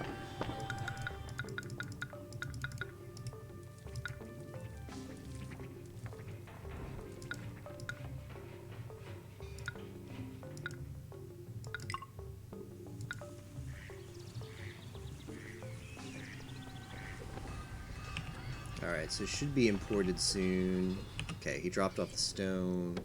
I don't know how much stone I need, but it's going to get taken to the temple up here. We can even follow the cart. That cart has the stone. There he goes.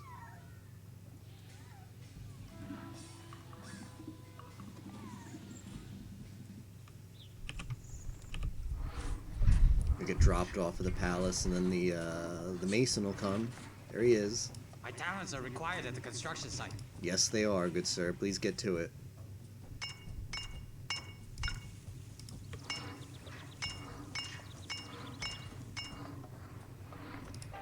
It's done. Wow. It's finally done.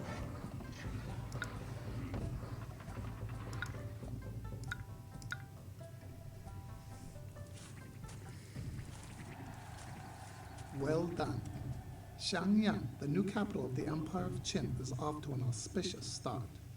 In a few years, you will probably return here, but for now, Qin Shi Huangdi has a new assignment for you in uncharted territory, far to the south.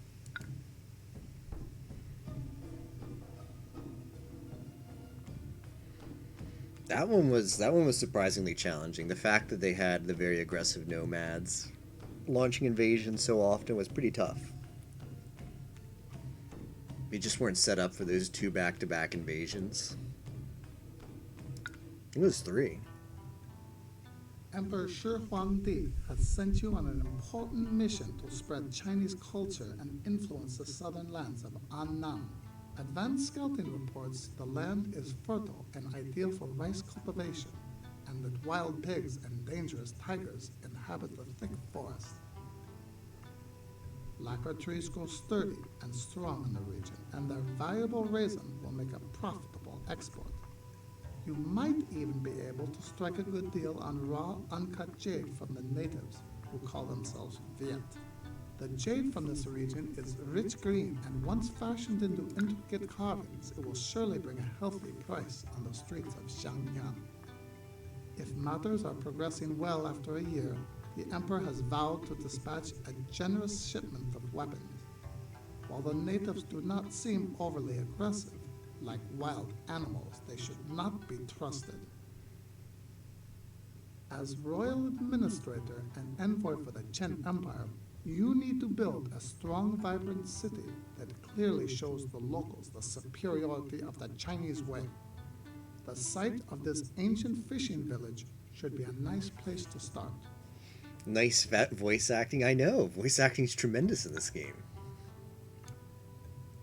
Alright, that was a lot to take in. It's said that the natives aren't going to be that aggressive, so that's good. Hopefully we won't have the same issue we had with the nomads. Otherwise, this is a fairly simple set of goals.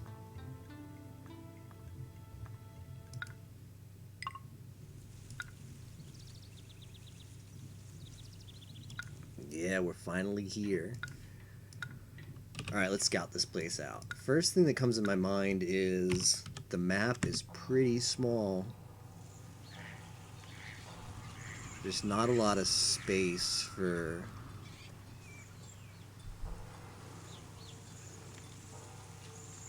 a lot of industry and housing.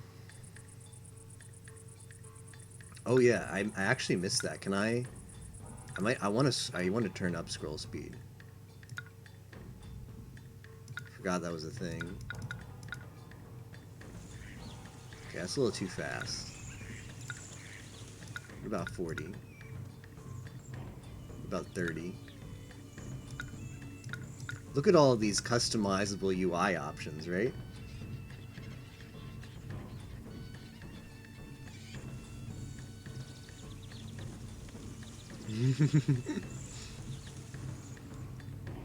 Alright, so it's kind of like pointing us like, hey, you want to build here in like these ruins. I don't know if I really want to build there.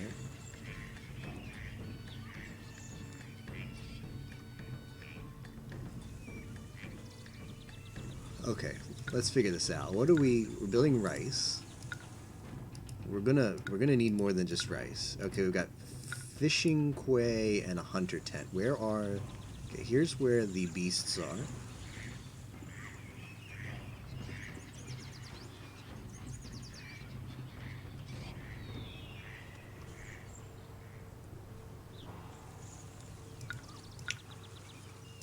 What do we have as far as industry? Clay pit, logging shed, kiln, lacquerware maker, jade carver studio.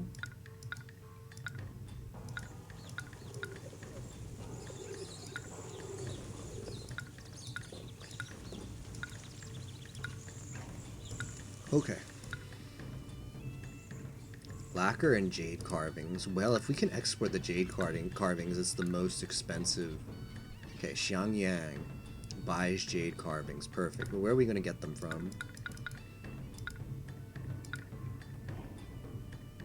Probably one of these towns? Maybe a town will spawn later.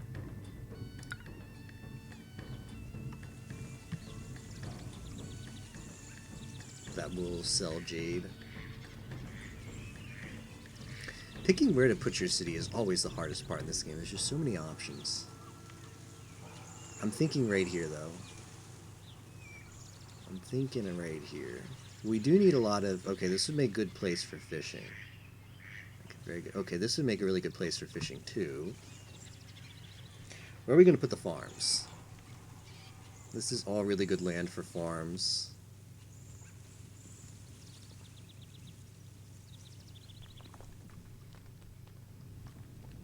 Well, eventually, sometimes you just gotta drop a city somewhere. So, we're putting it here. 1, 2, 3, 4.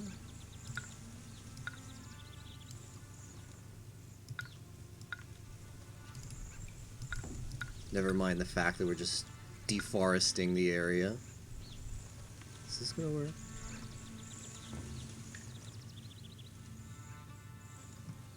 I use like the size of the screen as a guide for how big to make my city. If the rectangle spans just barely beyond the limits of the screen, that's generally where I want it to be. So that should be good. Again, size of rectangle is based on... You want it to be as big as possible to sustain as many houses, but you want it to still be small enough where your walkers can make a complete loop. And if you want to look online for how far walkers can walk. It is available, but I've always just played by feel. I've built so many housing blocks that just don't work. And the walkers end up not being able to make it. That I've just sort of learned from trial and error, more or less, what a good size for the housing block is. And I'd say about this. Okay, where are they going to come from? Not from there. Are they going? Okay, they're coming from this side. That's fine. It's a mad stampede to colonize my city, take up residence. Let's do something a little bit different this time. Let's put a wall here, between here and the granary.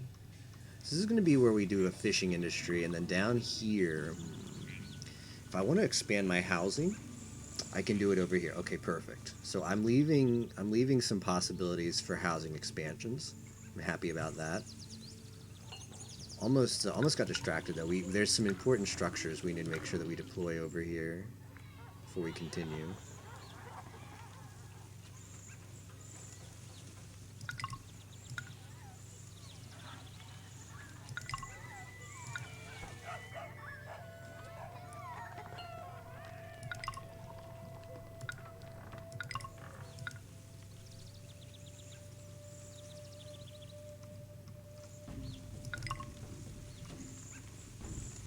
Kingdom of Non-Yue. That's probably who we're meant to trade with. I bet they sell jade. That was hinted in the synopsis.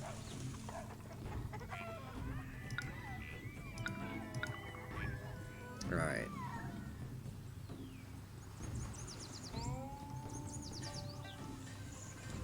Where did I say? I mean, all of this could really be farm area. It's very fertile.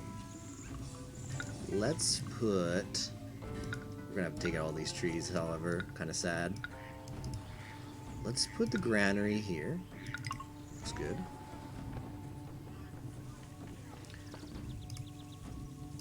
And of course, where there's a granary, there must be a storage house, because you want... Your housing block's gonna want more than just food. They're gonna want some nice goods. Some ceramics and hemp as well. So we'll put those both really close to the market for efficiency. Drop the food stall. Make sure we have this here. I think I'm going to do the quarry stuff first. I'm going to do... Not quarry, quay. I'm going to build the fishing industry now. That's really good part for fishing industry. This might actually be a bit of a mistake. Because there's not a lot of... Yeah, this just isn't going to work. Okay, that's fine. That's fine. Better to catch it now than catch it later.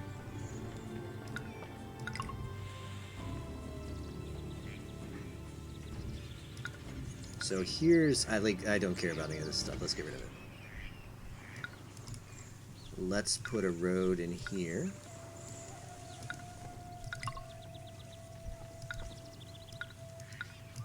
And here's where our fishing industry is going to be.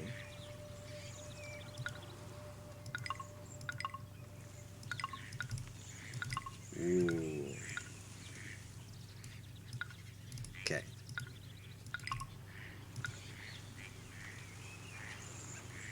They're going to catch some fish. We also need a hunting industry. Well, let's set up the farm now.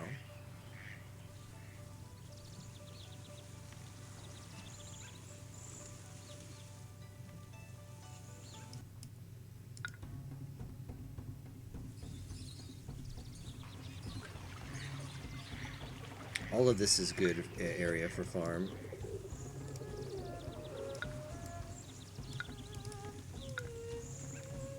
Okay, I don't have access to an irrigation ditch this time. Interesting. Fish. Yeah. Each scenario to just keep it fresh and also adjust the difficulty a bit to make certain things more challenging is it enables some buildings and disables other buildings. Like, for instance, in this campaign, we can build a lacquer tree instead of a mulberry tree. So we'll be producing lacquer and lacquerware instead of silk. As for our farms, we can only build rice paddies here instead of wheat, millet, and soybeans. So we have to rely on fishing and hunting to round out our diet. I can't make up my mind where I want to put this farm, but honestly, this isn't bad.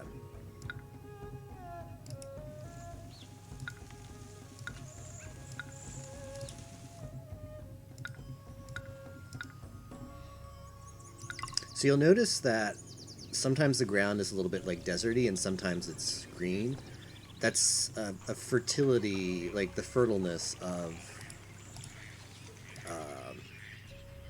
the land. So if I were to build a rice paddy where it's sort of a little bit of green but deserty, that's not going to produce as much rice as one that's you know, really, really lush green like over here. In fact, I think rice paddies have a very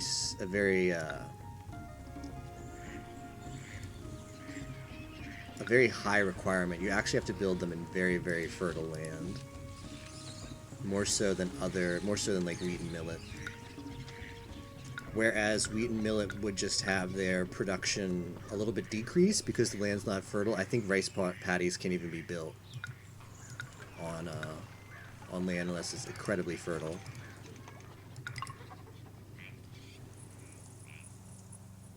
Okay, we just missed the rice season. It feels bad, man. Okay, this needs an ancestral shrine. I see. Put that there.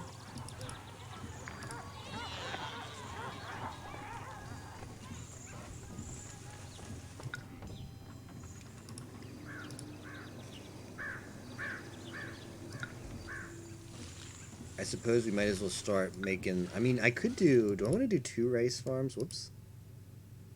I don't think I need to. I don't know. This is really the only place to put it. So, I think I'll do 2 just for safety.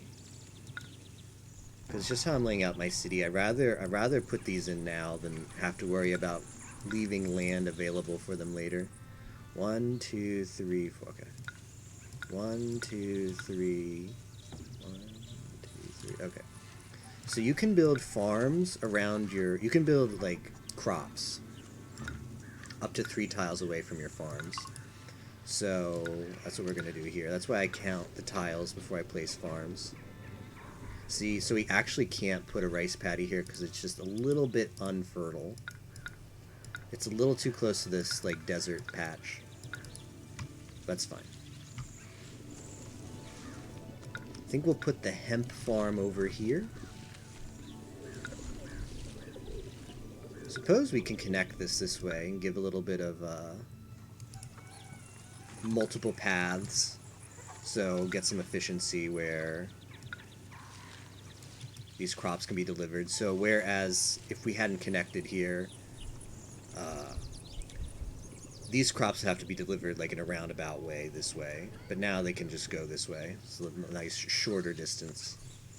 Okay, now we're getting some upgrades over here. They need plain food. And then they're eventually going to want hemp.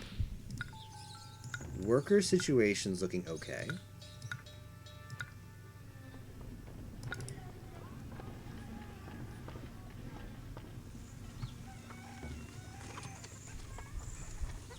Let's see, so 1, 2, 3, 1, 2, 3. Yeah, I'm gonna want the lacquer refinery. Oh shoot, I can't grow hemp. Well, that changes things. We need to buy hemp.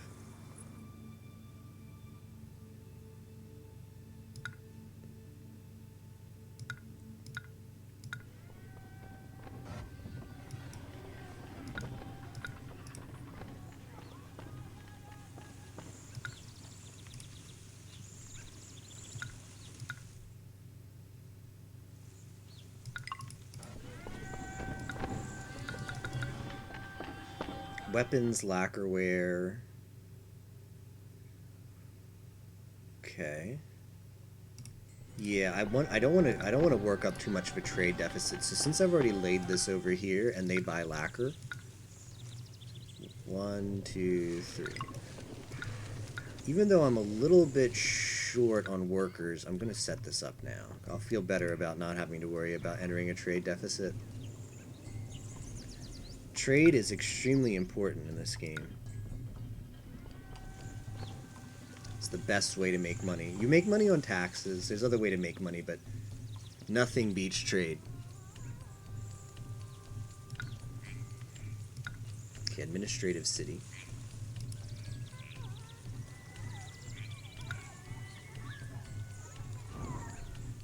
Clear out a little bit of land over here. Oh, right. I was also going to... How's the worker situation? It's bad.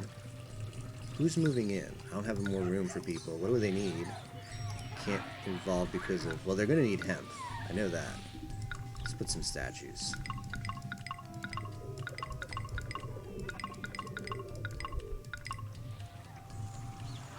Alright, well, they got hemp. That's good. I can't build the administrative building yet. It just takes too many workers.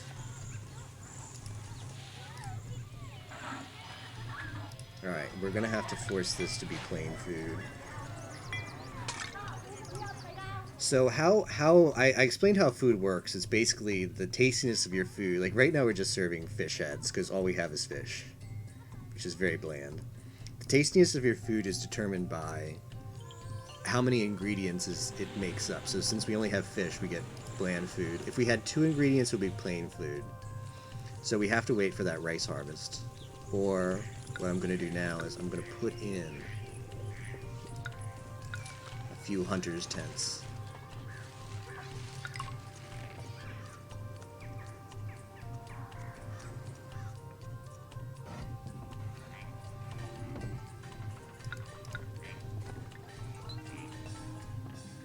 Because these houses specifically require plain food now, I've told the vendor to not go buy food unless she can buy plain food at least. Alright, this is enough hemp for now. I'm going to put it down to buying 4.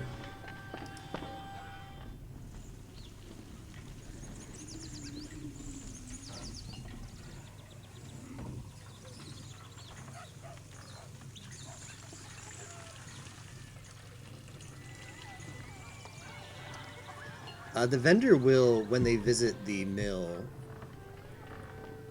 take ingredients with her to be able to cook the most delicious food she can possibly cook. But that means that if she'll still go and pick up food even if she can only make bland food.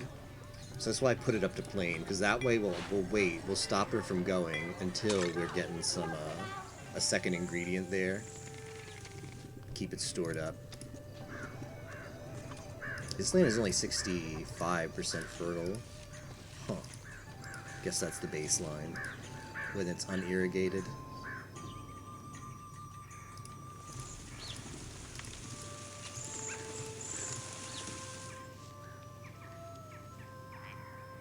Okay, hopefully one of these hunters... Okay, they're going over there to hunt. Maybe I should have built a bridge.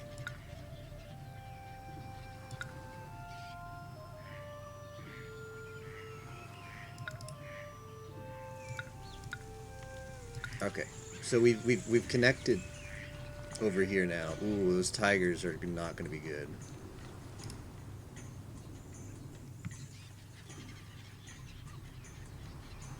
Yeah, it's probably safest for them to get the boar over here. And that's where they're headed.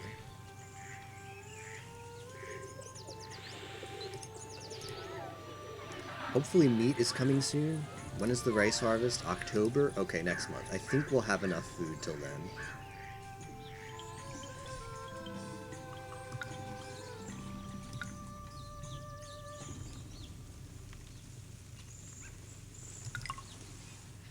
I'll put the music school in already, because that'll be the next thing they want. I can't build the city any faster than this, though.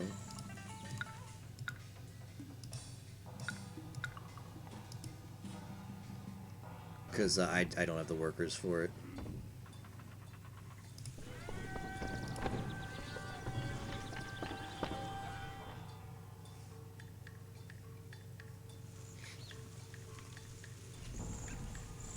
Keeping these weapons were gifted to me by the parent city, the city we just founded. I'm gonna keep them in storage as soon as the worker situation is under control. I'm gonna build one fort just for a little bit of safety. We don't want to have to deal with a Mongolian situation that we dealt with last campaign. So if we can get up those,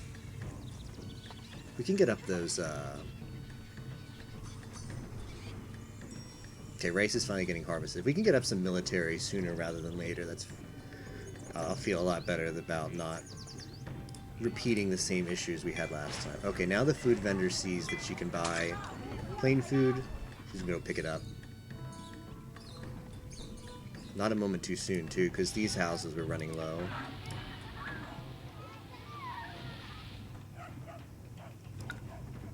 Gift of wheat, nice.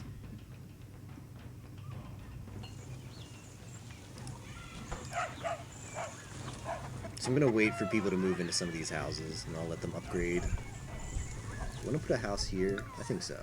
Put a house there.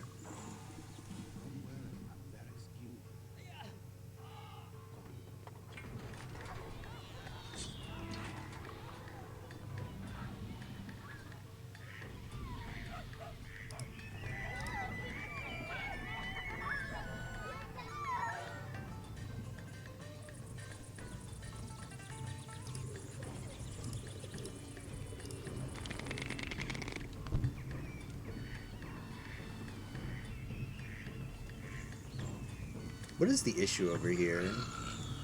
Are they having trouble killing these things? The hunters don't seem to be producing any meat, so I'm gonna watch this guy. Does he die on the way out? He doesn't. We just seem not to be producing meat. Maybe it was just understaffed? Not sure, but it's going to be very important. Needs rice. Well, I'm sorry, I don't have enough.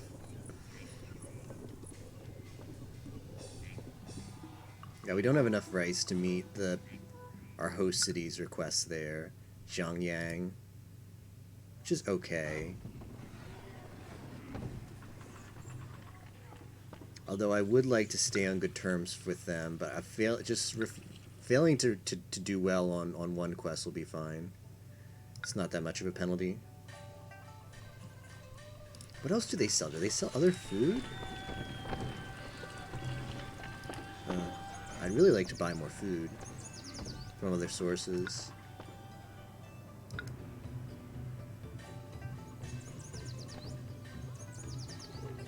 Okay, let's cap off the hemp we want to hold in here. We only want... Honestly, let's just take 8 hemp. In there. And then we want... Let's make sure... Let's make sure nothing gets put in here that we don't want.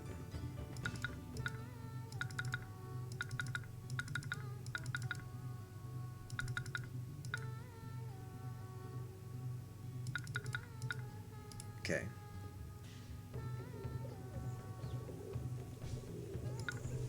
Okay, so we're finally have some unemployment now. More workers.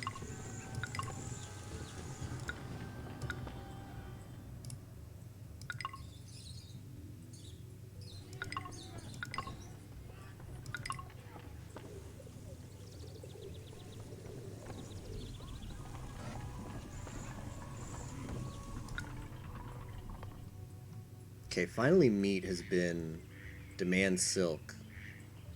I don't have silk. I don't really have a means to buy it anywhere. I don't want to ask the hometown for it. It's not a good sign though, because not filling that request to the rival is going to make them aggressive.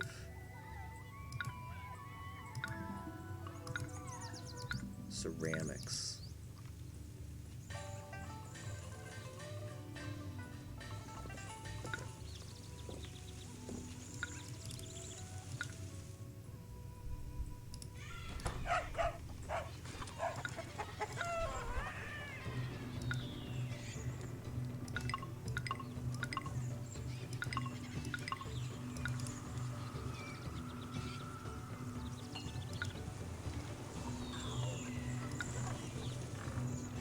Okay, let's put more housing here because we need more workers.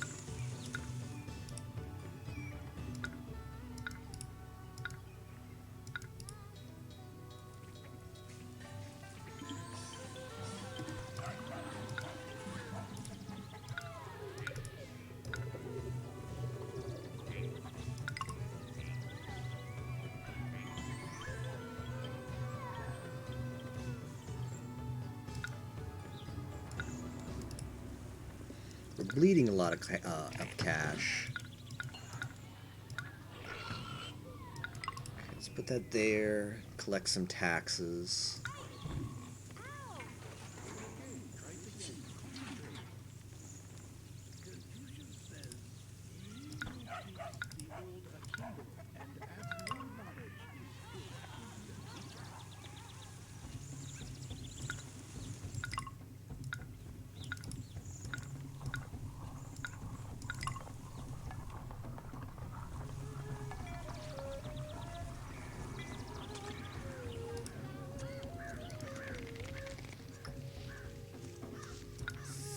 I think I'm gonna overemploy.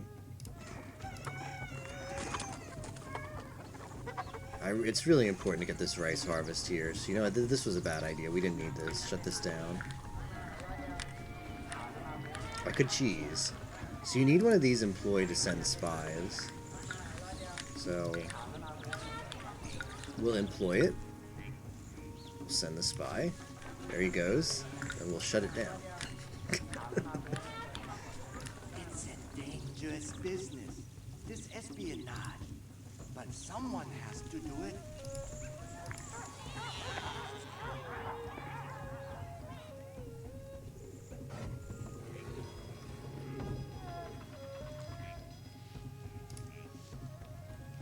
Yeah, everybody is just disappointed in me right now. Feels bad.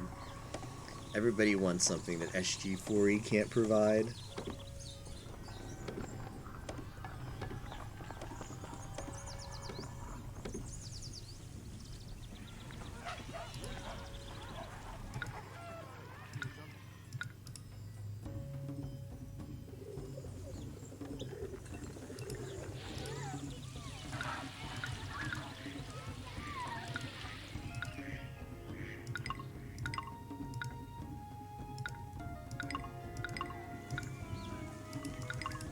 People expect less.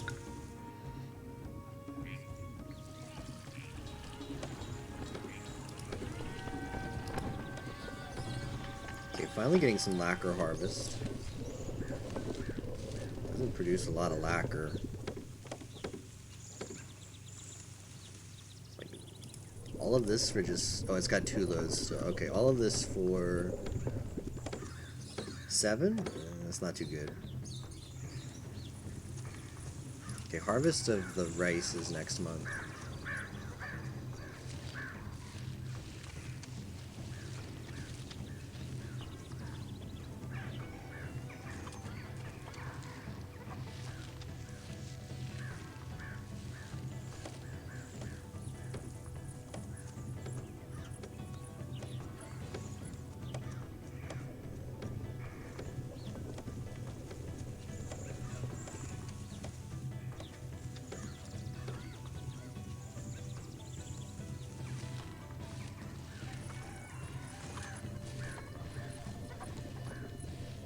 No, I'm just going to refuse that request. They're not going to be happy that it was late anyway.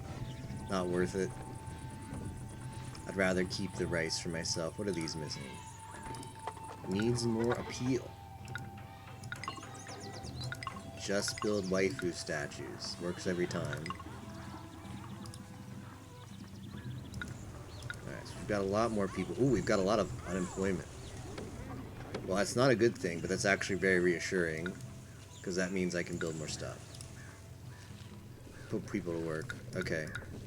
I feel like I want more hunter tents. So I'm gonna do that. Yeah, they think less of me and how much I can do.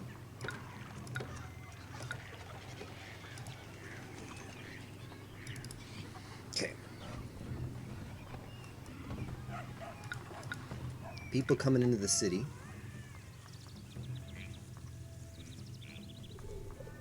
What are these problems? Appeal, still. Is this granary actually properly walled off? It might not be. So the residential walls will take unappealing buildings and hide them from people. Like the fact, like, mills are actually not appealing for whatever reason. I guess they make a lot of noise. Like, buildings have either a positive appeal effect or a negative appeal effect. Pretty much every production building has a negative appeal effect. Like, imagine if you lived next to, like, a fishing wharf. All you'd hear would be people fishing all day. Or living next to a warehouse means all you hear is people coming by and dropping off and picking up stuff. So those are negative appeal-inducing buildings. So building a house near them will cause the house to complain and stop evolving at some point. Until you make it more appealing to live there. These residential walls hide unappealing structures. So here, if you look at desirability, this is unappealing because it's a granary. Like here, look, this is very unappealing. But on this side of the wall, everything is all hunky-dory. So we hide, even though this mill is huge, it's somehow hidden by those tiny walls. At least for the appeal calculation. Price increase for Car Jade. Well, that works well for me.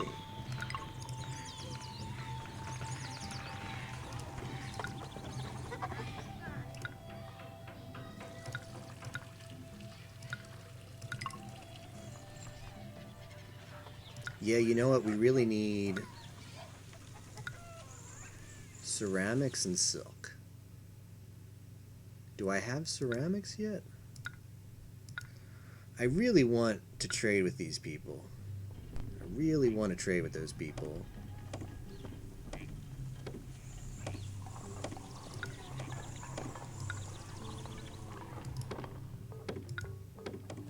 Big time.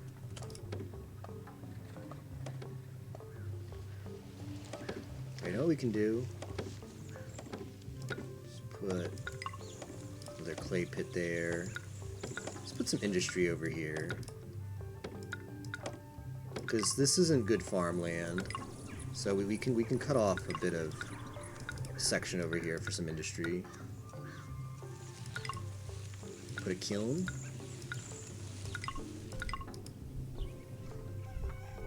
And we might put some jade carvers there too.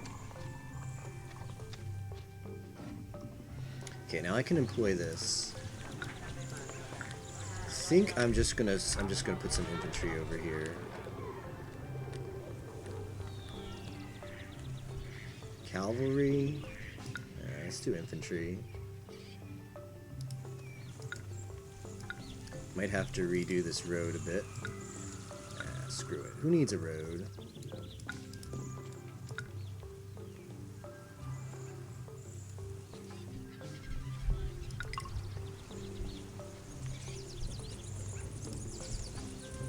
So now weapons will get dropped off there, and we'll finally have a military.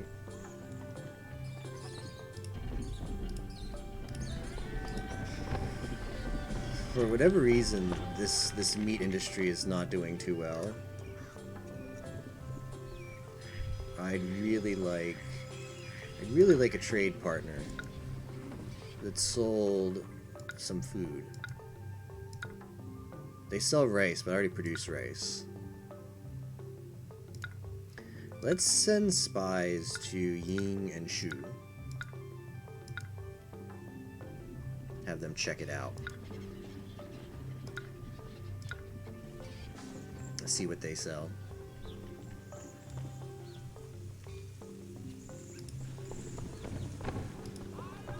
How is my appeasement of the gods going? Oh, they're unhappy. I don't really have much I can offer them either. Here go the spies.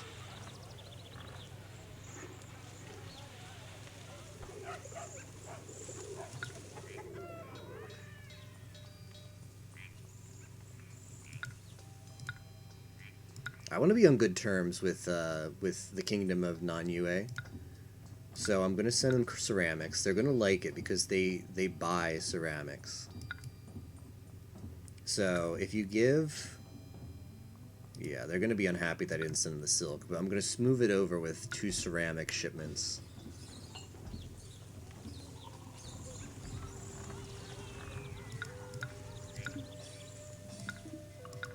Let's get some more workers over here.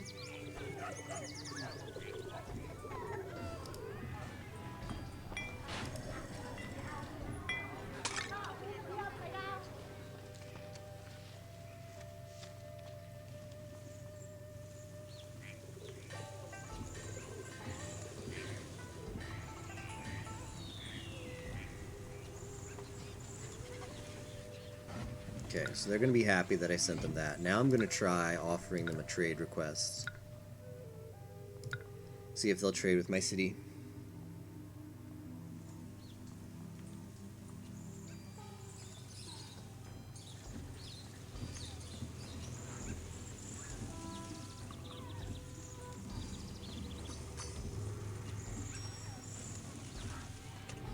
Because the most OP form of trade in this game is selling carved jade. Jade is the only resource in the game, the only raw material in the game that you can't actually produce. It's a special material that can only come from trade. So jade you can buy for around like I think it's like 70 cash. I forget what this unit of cash is. We'll say 70 cash, and then carved jade sells for like over 200. So you buy the raw material for like 70, you carve it, and then you sell it to some other place for like over 200. So you like quadruple your investment. So I'm trying to set that up as soon as possible.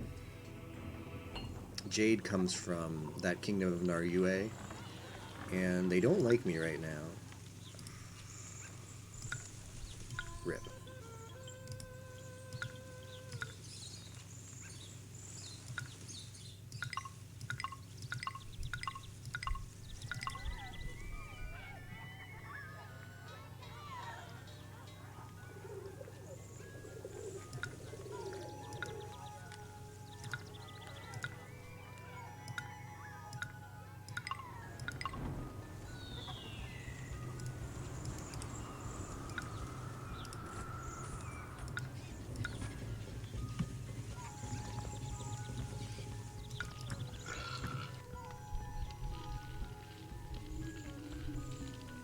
But as soon as if I'm able to open up trade with them eventually, I've got some big strats to make a lot of money.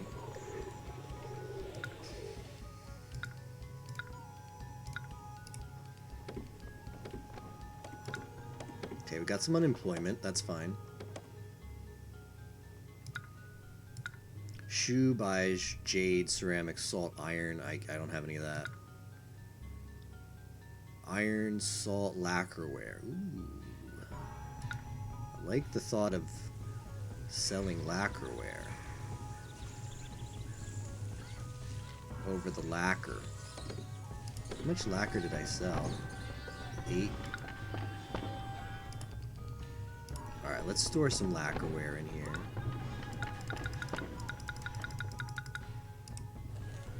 Trying to do some series game math right now, but it's 1:30.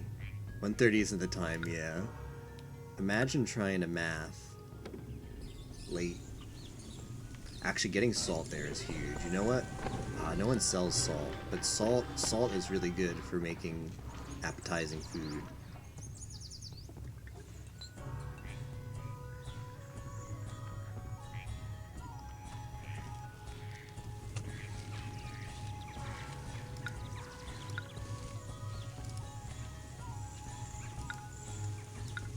I think we're gonna put another lacquer tree over here. Let's see.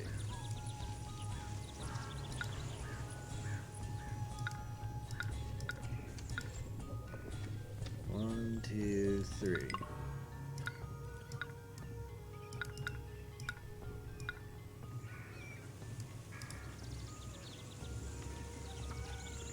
And then we'll do some industry over here. So I want, well, I guess I want some wood. Probably need another logging shed. Then we're gonna want some lacquerware makers.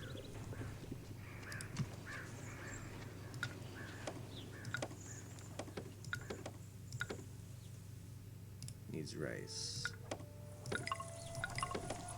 And then we're gonna stop selling lacquer, but it's for the best because we're gonna sell it for a lot more money as lacquerware. Will this take rice? Okay, drop off rice here. Okay, stop taking rice. Now I can fulfill that request. Make them happy. Who was it that asked? Somebody asked for it.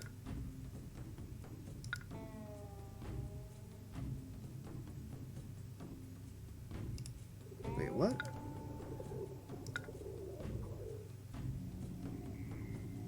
Xiangyang.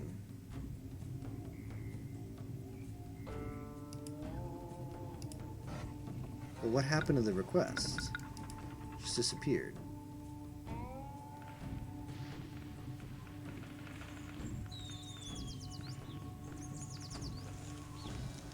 Bizarre.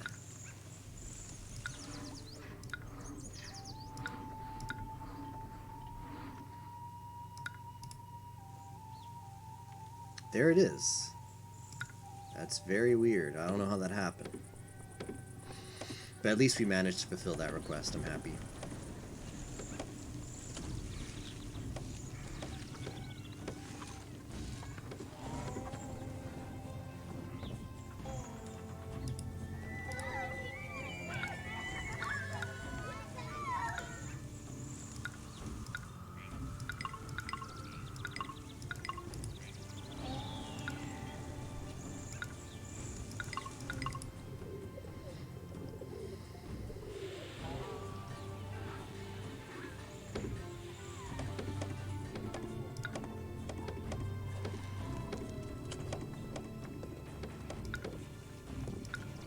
Displeased? Did they not get the ceramics?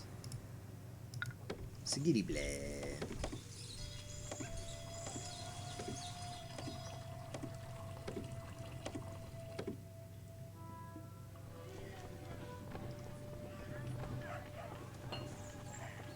Alright, we've got a military. Let's hope we don't have to use it. Kind of torn what I want to do with this stuff now.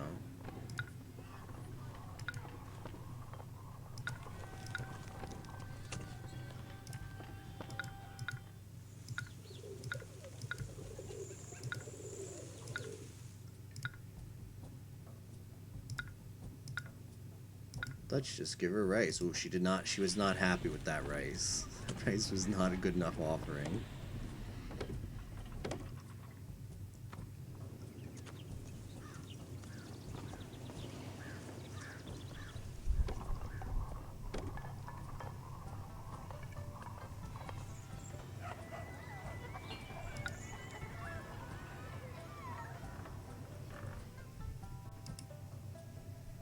Alright.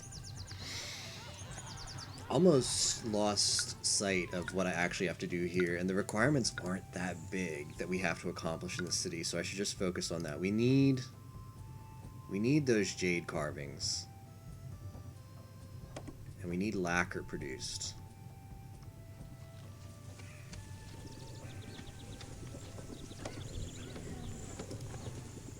Best is 6.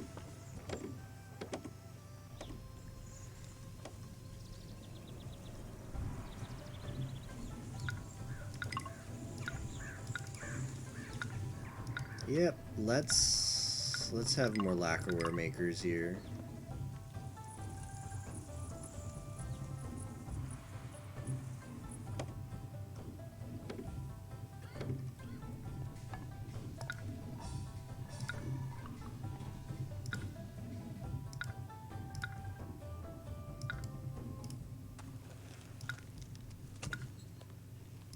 Send them ceramics.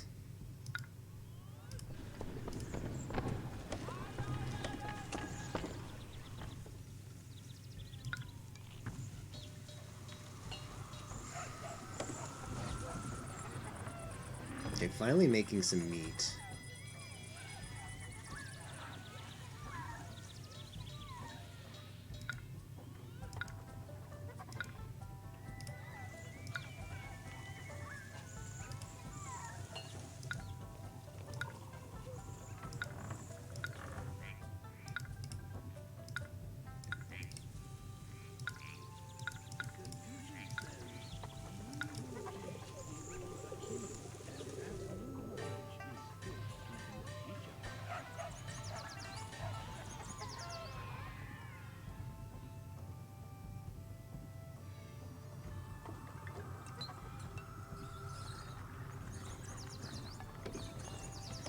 Okay, it's harvest season for the rice.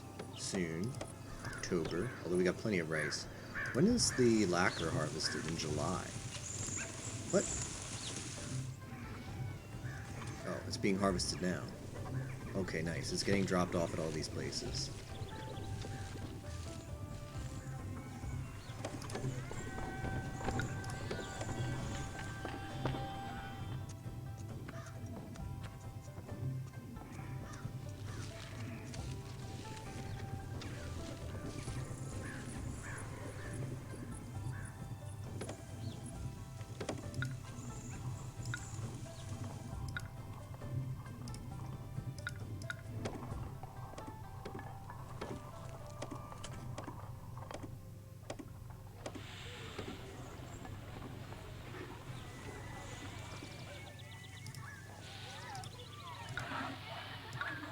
No, that's not what I wanted to do. Put it back. Okay, they like the ceramics. Are they happy with me now? They're still displeased? Refuse to give silk. I'm giving ceramics, though.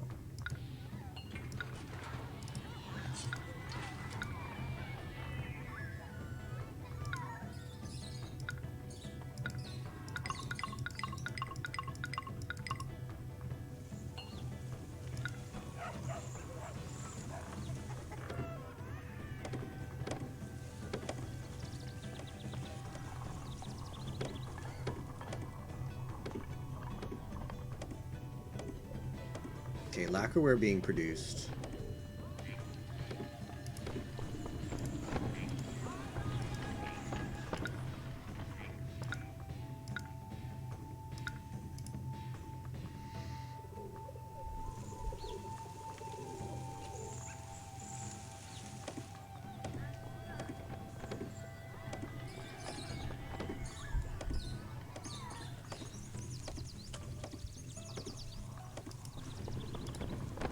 Lacquerware is like a high-end kind of good. It's only used by elite housing and after they acquire silk. So it's on the path to upgrading elite housing. Also sells for a decent amount of money.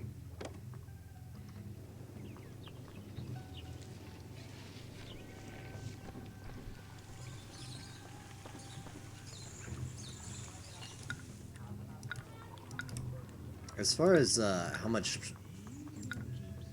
stuff costs via trade in this game,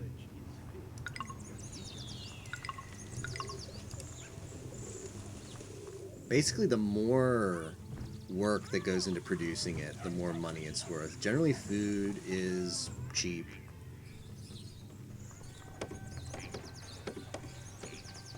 To buy and sell. Lacquerware requires both. First you have to grow the lacquer, and then you have to take it to a, what are these called? A lacquerware maker. Lacquerware maker requires both wood and lacquer, so it requires a lot of stuff.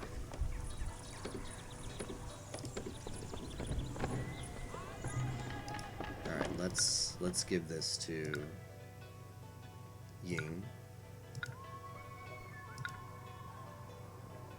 Hoping if I give them one shipment of lacquerware, they'll subsequently want to trade with me. Since it's a very expensive item, it should improve their feelings of me rather quickly. They're still displeased. I really want these people to like me.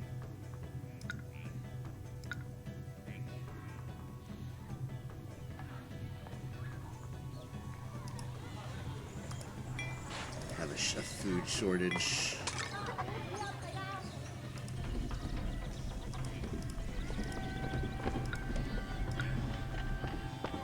I wonder if I can ask them for salt.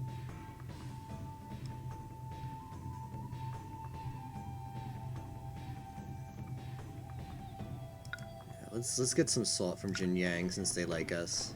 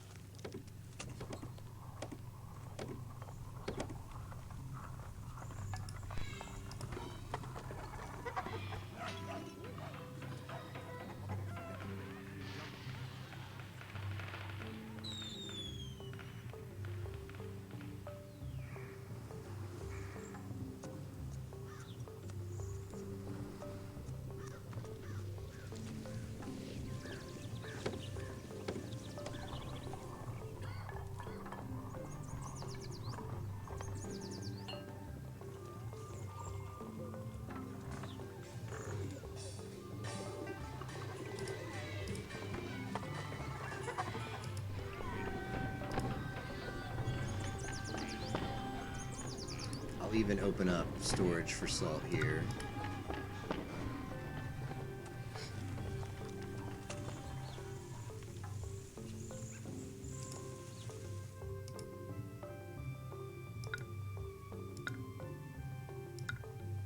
Apathetic. I'll try the trade request now.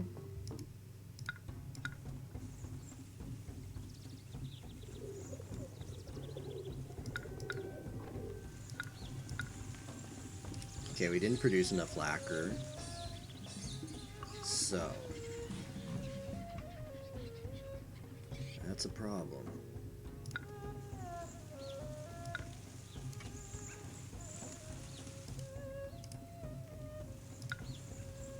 One, two, three.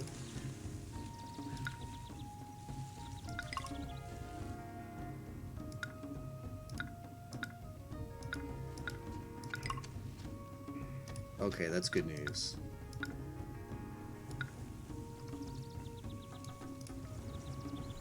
Trade with them means selling this lacquerware.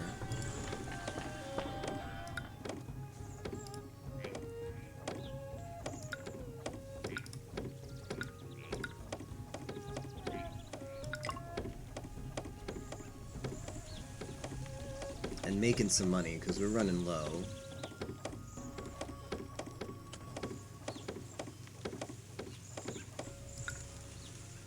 Okay, salt is tremendously important right now.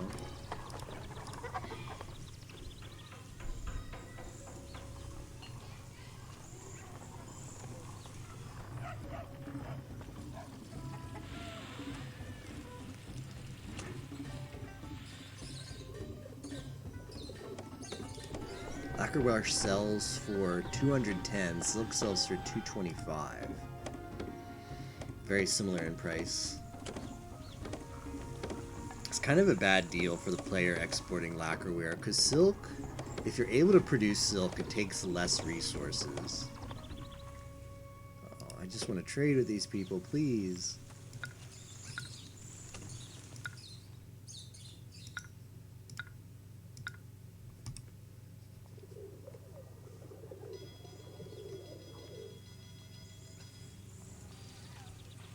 Silk, you just grow the mulberry trees, and then the mulberry farm produces raw silk. You take that to the weaver, and then they produce silk woven. So all you don't need an additional resource there. Whereas for lacquerware, that's a lot of unemployment. I better do something about that. Okay.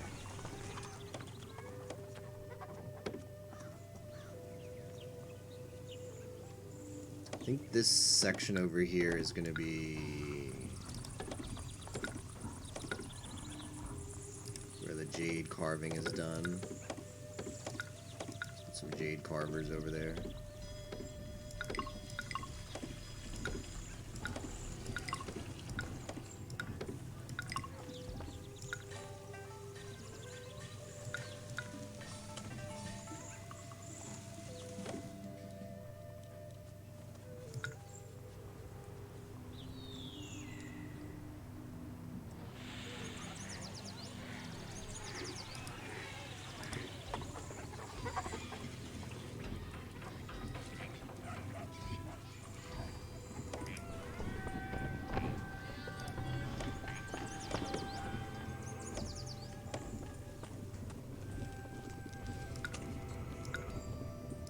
Alright, send them more ceramics.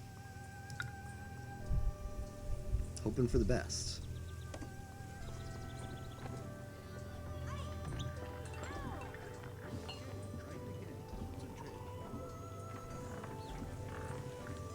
Yeah, this is the only place that sells jade as far as I know. I know the Nomad camps sell jade, but they were going to be harder to appease than non-UA. I have the option of just raiding with my military to steal jade, but I don't really like that plan. I'd rather not be aggressive because I really don't have the resources here to sustain a large military, and that's going to piss them off and potentially lead to a counterattack, which I don't want to deal with.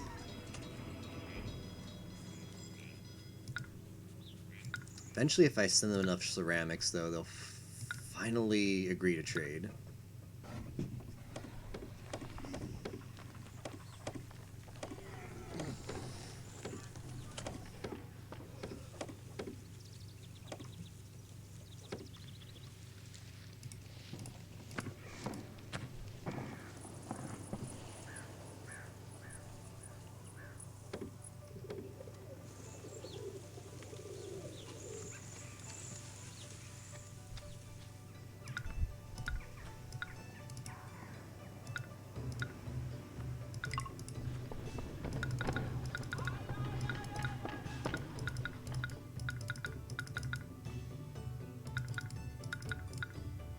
Let's put lacquerware and lacquer here.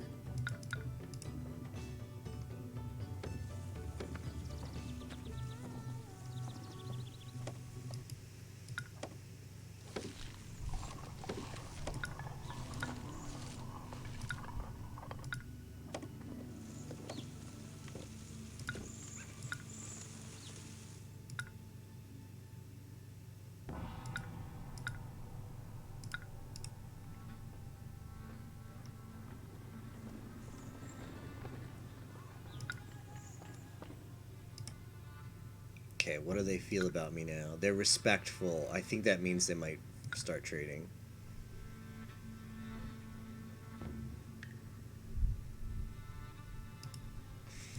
Ooh. I might have overlooked something here. I think your rival is going to be less likely to trade you, much less likely than...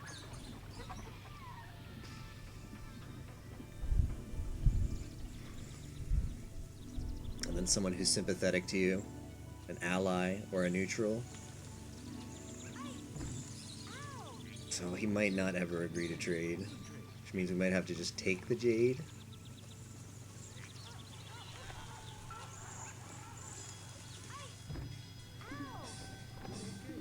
Oh wow, he agreed to trade. Nice. That's very good news. Alright.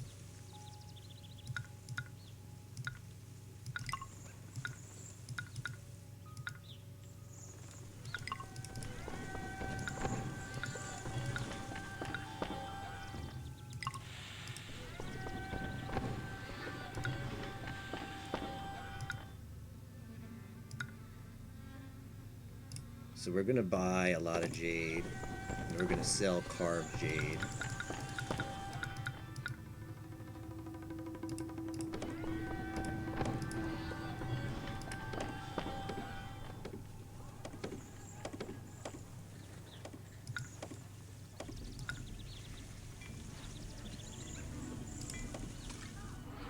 Did I really not produce enough lacquer still?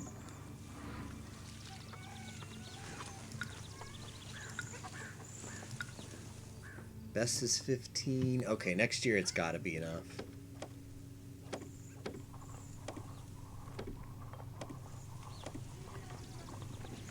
We gotta be careful here though, because jade is still not that cheap. It's nearly 100 coin. So we gotta make sure that we don't buy too much too quickly. We've gotta start those exports going.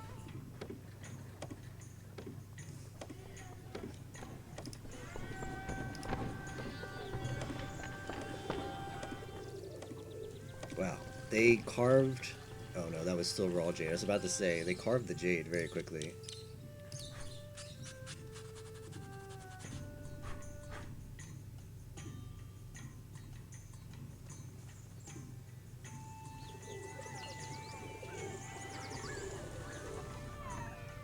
So the last goals we need to do for this mission is produce 12 jade carvings in a year and 16 casks of lacquer. We were really close to that. I think I built this tree a little bit too late, this farm, so we probably have it this year. Once I'm sure we have both. Why is that not working? Oh, it's full. Okay, let's give some offerings now.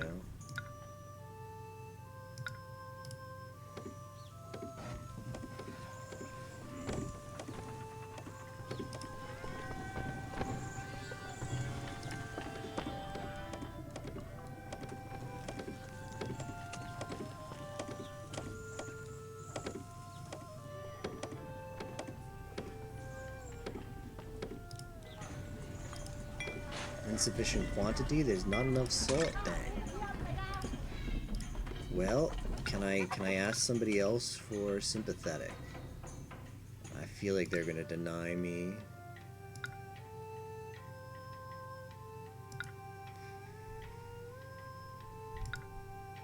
Or apathetic.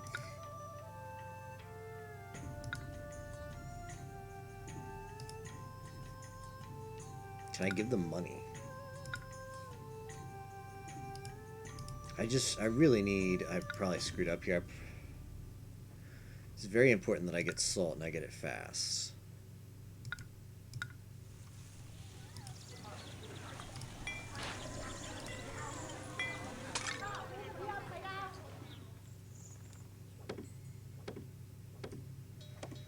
Because the meat's not getting produced fast enough.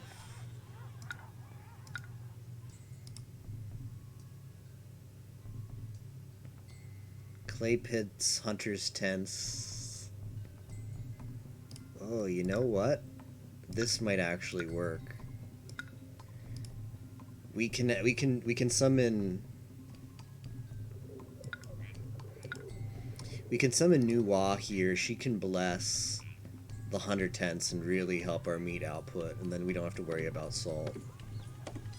That will work. I think that's the plan I'm gonna go for.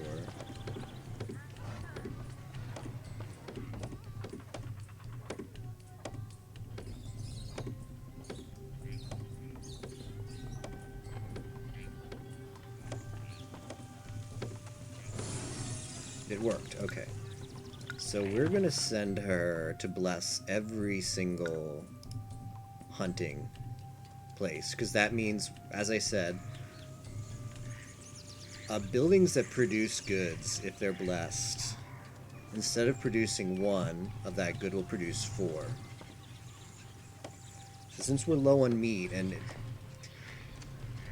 the hunters, I don't know, the spawn points for the meat, just, it's probably, yeah, like the pigs don't respawn fast enough, so the hunters just don't get up there enough, and it's not safe to go up here where the tigers are. So we just don't have enough sustain for meat.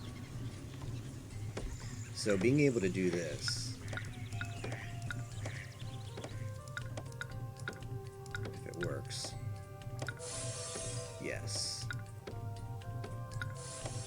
Oh, I didn't want that, but that works. And blessing all of these, so instead of 4, they produce... Or instead of 1, they produce 4 is a huge buff. Alright, thank you, Nuwa.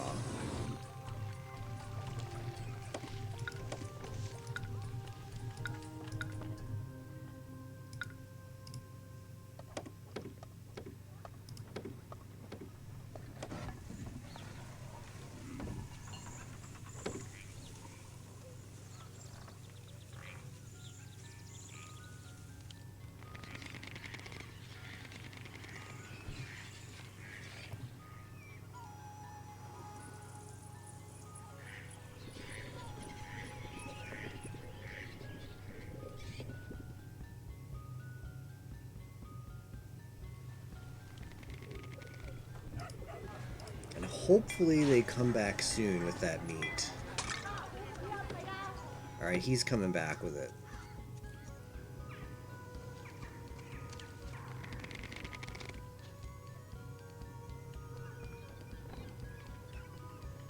Hello?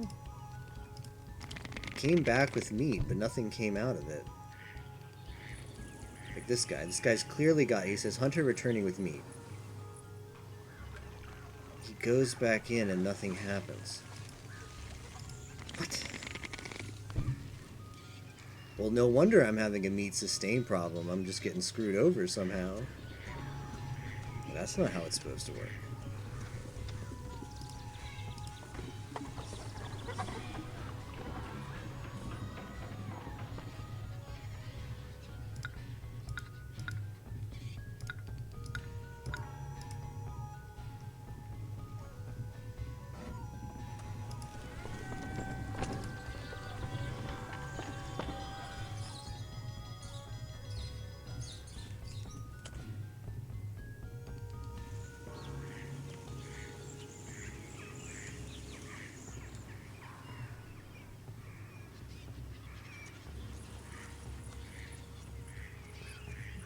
Are they gonna try? Okay, this guy managed to get some meat amidst the tigers. The deadly tigers.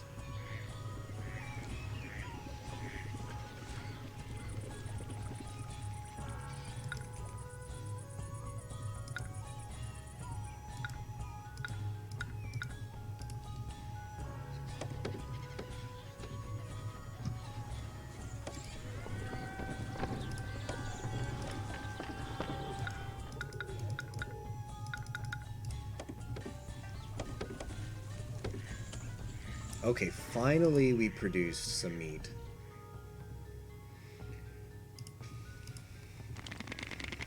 Finally producing some meat.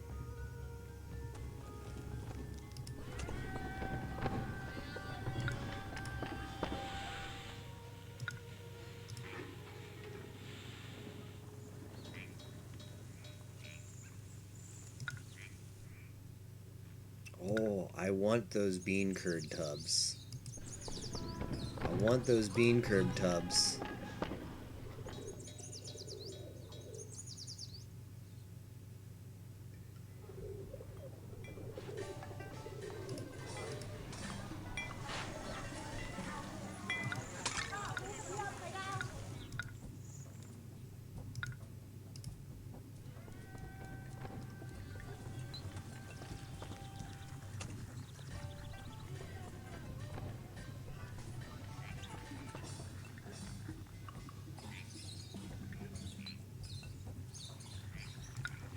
Good.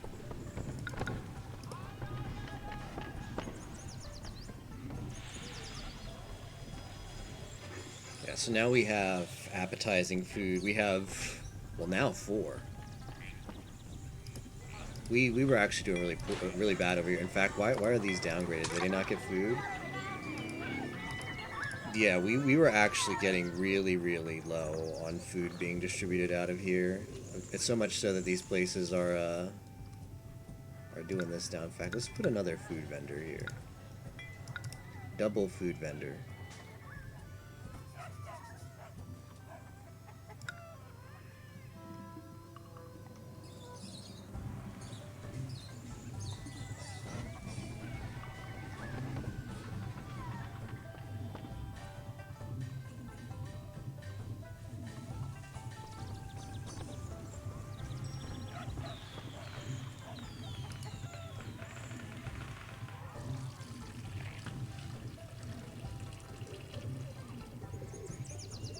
Yeah, we're actually having problems keeping the food vendors stocked just because every time the peddler goes around, these houses were so short of food that they're taking up like a whole...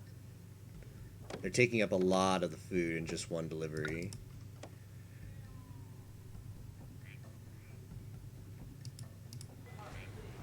Okay, it looks, however... What are they serving now? They're serving Fuyung fish slices. That sounds not too bad. Sounds tasty as described. Alright, I think we might have finally stabilized on the food situation. I'm happy about that.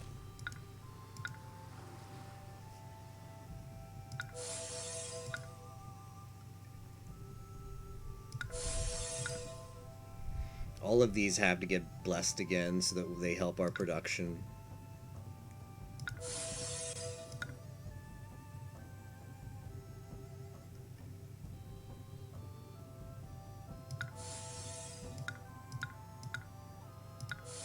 Alright. Thank you, Nuwa.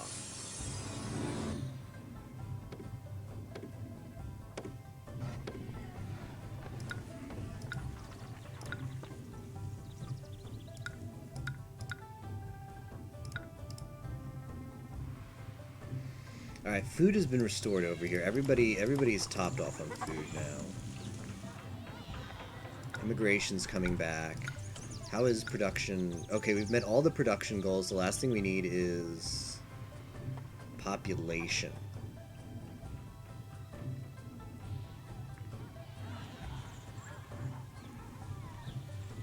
I'm gonna cheese a little bit here. Yeah, it's not really a cheese. I thought about cheesing, but I think I won't do it. I think we'll just do another mini housing block. That seems fair. But just a tiny one.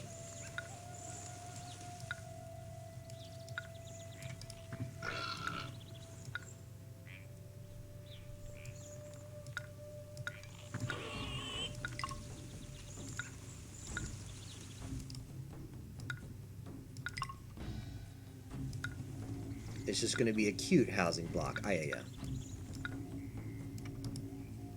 Right squeezed in over here. We might even make it a little bit unorthodox shape for fun. Yeah. There. Doesn't that look cute?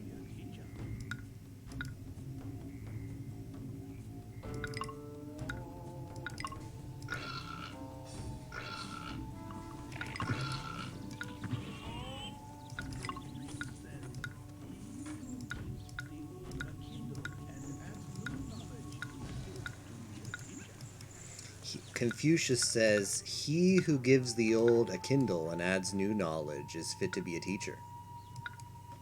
In case you missed out on that little soundbite.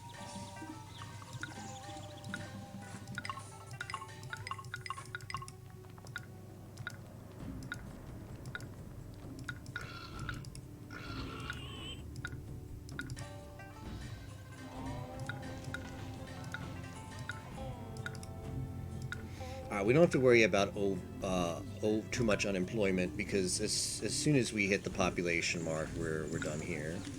We just need to squeeze in 100 more people, so that'll be pretty easy.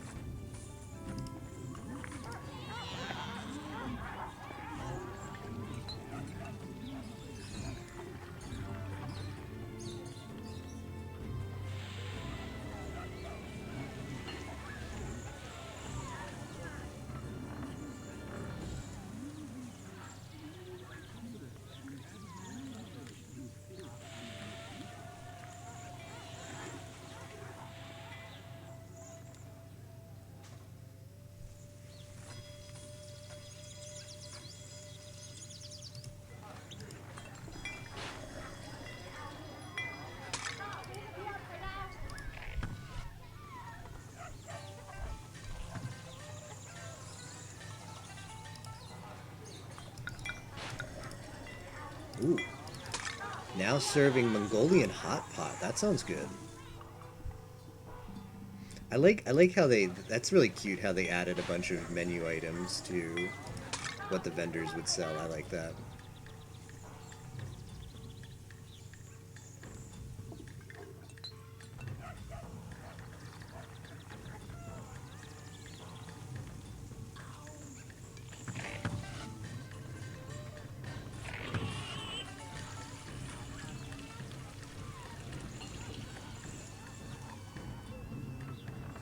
What do these need?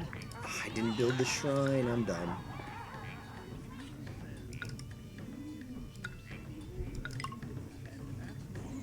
The expansion of the Qing borders southward into the forest of Annam has been successful.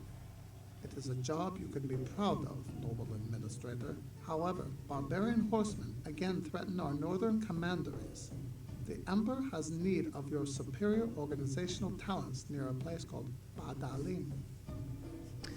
Not the northern barbarians again.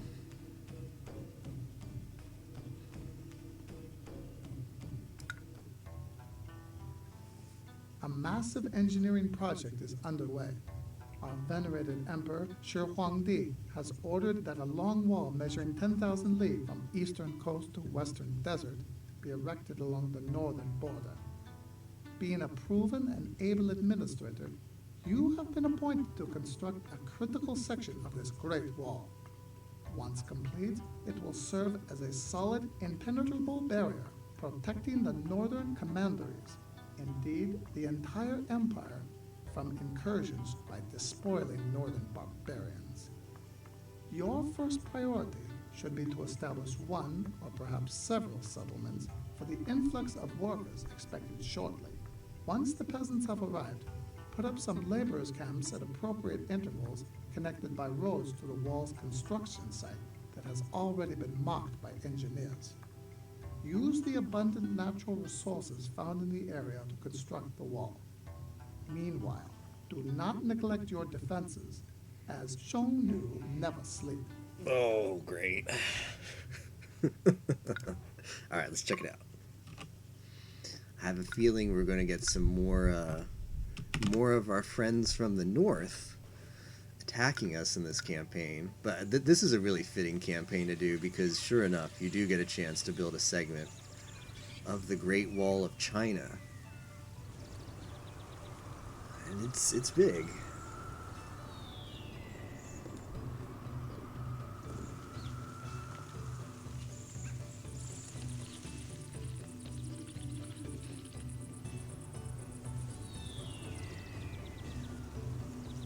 Alright, let's take inventory of what we need to do here.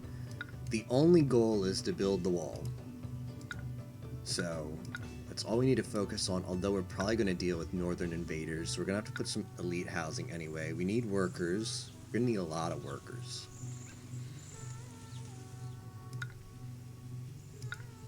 Logging shed, iron smelter, wow. Kiln, jade.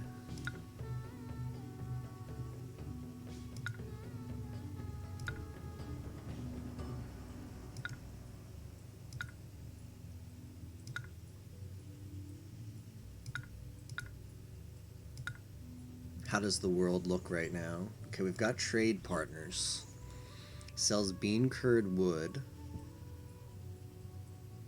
Wait, what can I produce here? I can't produce any silk, but I can produce plenty of food.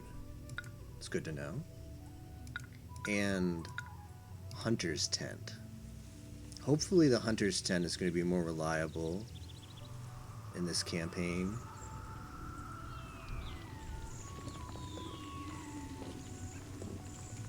Man, it's gotten really chilly all of a sudden. Hold on, I'm going to close the window.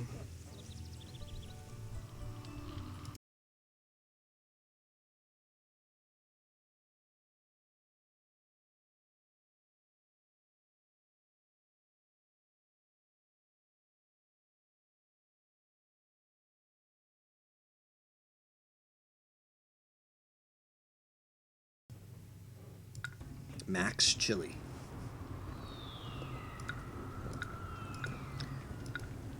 Alright,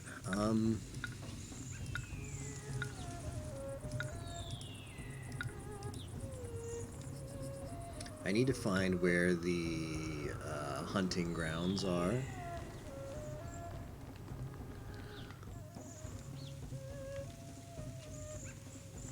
Okay, the pheasants are all the way up there. Please tell me there's another pheasant spawn besides that one. That could be the only one, though. Okay, meat's not going to be that reliable then. And... Alright, where are we going to build these farms?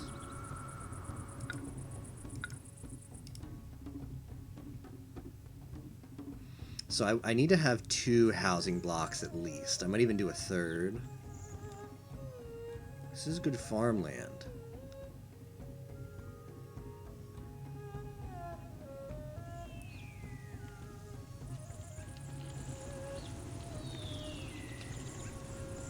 I probably want laborer camps here, because I could put them on this side.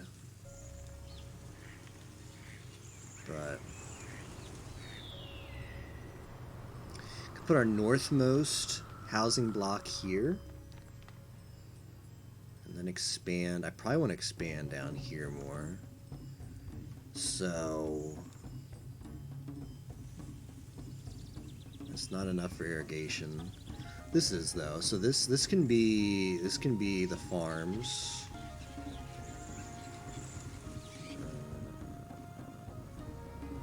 Well, if that's going to be the farms, this isn't a bad housing part. Okay. That's where the houses are going to go. Because this can be... Okay, I like it. I see the city in my head now. I see the city.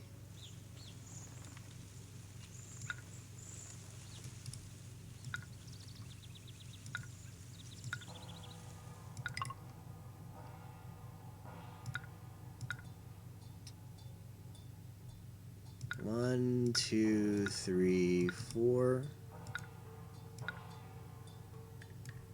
Okay, we want to make a rectangle that basically fits just barely in the screen. So like that.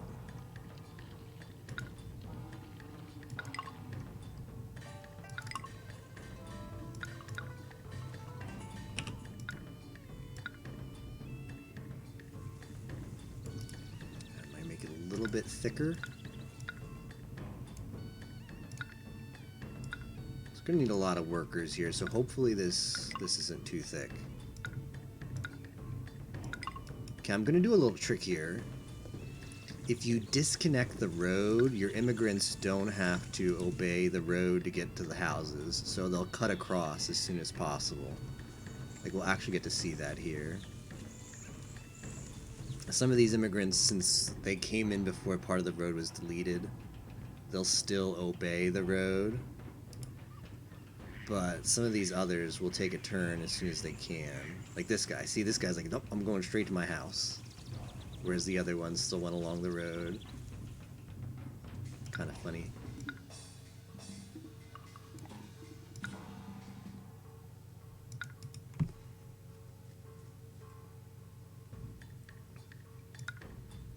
I mean, if I just built this better, like this will work. Alright, let's put our important buildings. That one. This one.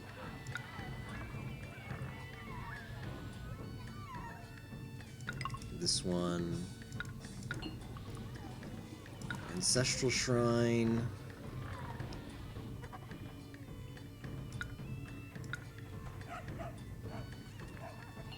Okay, now we've gotta set up the farms. Okay, I'm kind of digging the farms over here. So as before, let's separate this section from the other one. Our mill. Put this here. Put the storage house.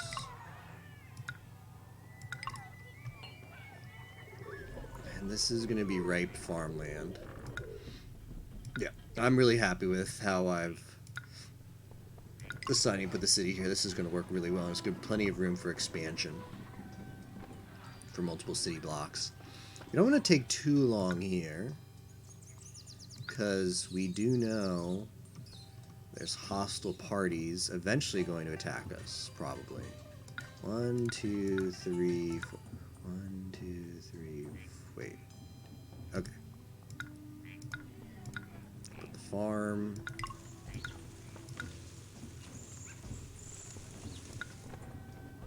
Two rows of soybeans. Whoops, not this one.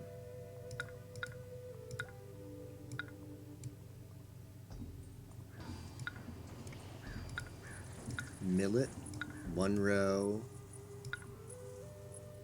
1 row,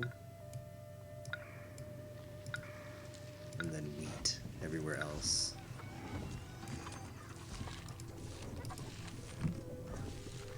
Gotta build the irrigation ditch.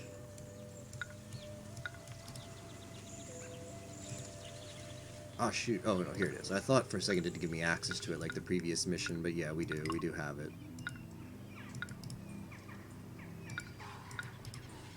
Okay. Water conveyor belt. Should we irrigate this land?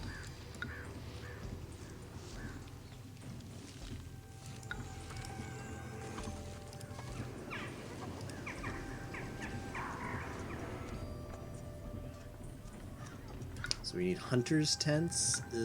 I don't think the hunters' tents are going to be that great, but I'll put 3. Let's put 2.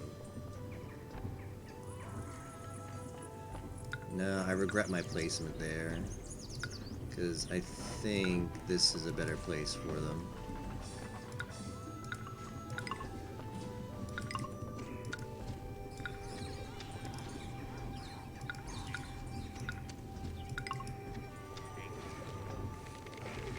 I don't know if you guys can hear it, but every so often, if you listen very carefully to the background noise, there's some guy out there who goes, "Ay-ya-ya." Although he says it like, "Ay-ya-ya-ya-ya." I'm not even joking. You can hear it in the game. But I wonder what that guy's story is. Why is the guy saying "Ay-ya-ya" in the background?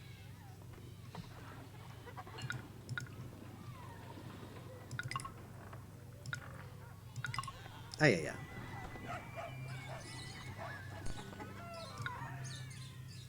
What's the worker situation? Not good. Worker situation's not great. Oh, but we got bean curd. Okay, let's sell that food. Food is on the way, and millet is being harvested now as well. That's a good sign.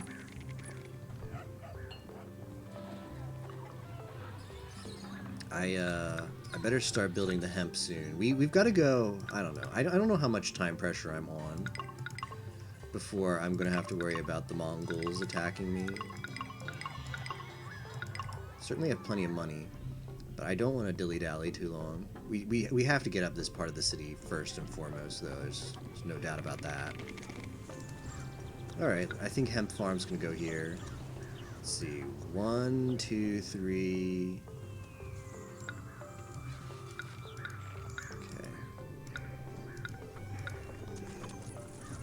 1, 2, 3. This was the only game in the entire Sierra City Builder series to feature multiplayer. And I used to adore the multiplayer of this game. I had many, many hours in it. For the majority of the time that I played multiplayer of this game, it was back when dial-up was still a thing, so... My parents just, like, gave up their phone for, like, 6 months. You pretty much could only call the house if you were calling during school time. It's the only time you'd not get a busy signal.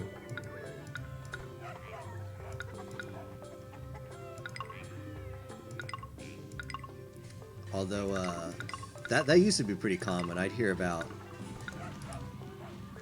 a lot of, particularly with AOL Instant Messenger, I heard about a lot of parents at the time being like, oh, my kid's like on that AOL Instant Messenger all the time talking with their friends. So the phone never works. It was just something that adults at the time kind of got used to until until cable or DSL was a thing.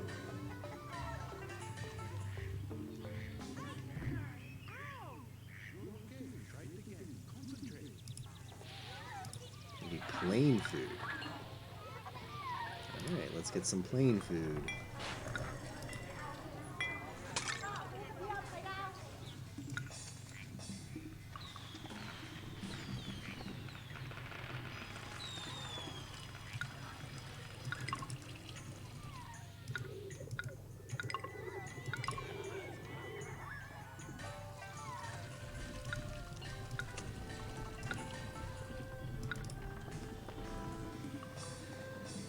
Okay, now's a good time to refresh our knowledge of the map. Thinking of military-wise, who's going to sell us... Oh, we can produce our own weapons, that's correct. Alright, how are we going to make some money, though? How are we going to make some money? Lindsay buys ceramics. I don't mind selling ceramics at all. It's a pretty decent market. Easy enough to sustain. I don't know about any of these other cities. Worry about that later. Bean curd. That's what they sell. Ceramics is really one of the few things that I can. Well, I've got the jade. I can sell carved jade if I want that industry. Why are people leaving? What's the issue?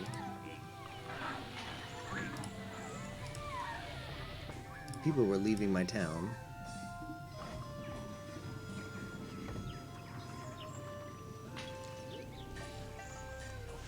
Yeah, I don't want to expand too fast now because we're kind of in an awkward spot.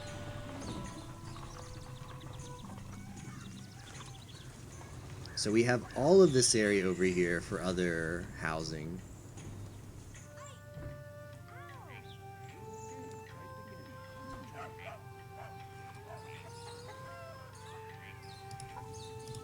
Salamander.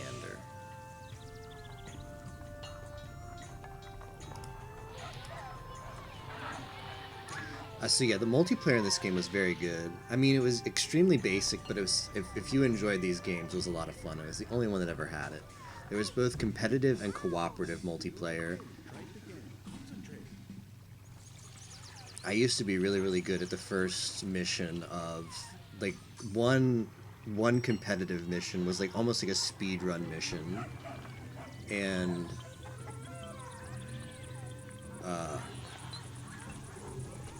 I forget how fast I was able to beat it, but I had like a strat. Like the only thing was you just like it was extremely streamlined because I had played that mission like in multiplayer like over 100 times because it's really quick. It was over in like 15 minutes if you knew what you were doing, maybe even 10. I think I timed it. It was like 8 to 10 minutes. You could play a game in 8 to 10 minutes if you had like the speedrun strat. And it was just click as fast as you could, because how competitive works is it's you play the same mission with the same goals, and you get to choose different maps. Like there's different cities you can choose to use, so it's not like you're on the same map doing the exact same thing. Your opponents will be on different maps doing their stuff.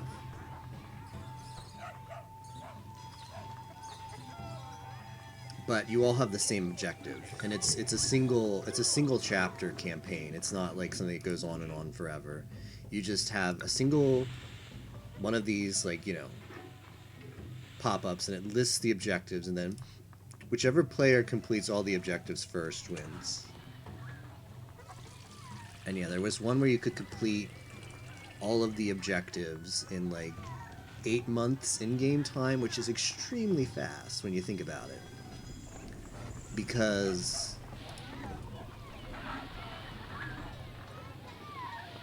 like one season, like you had to like make sure that you built stuff extremely efficiently. Like the farm had to go up like right away because you needed to get that harvest out to get the food out in time.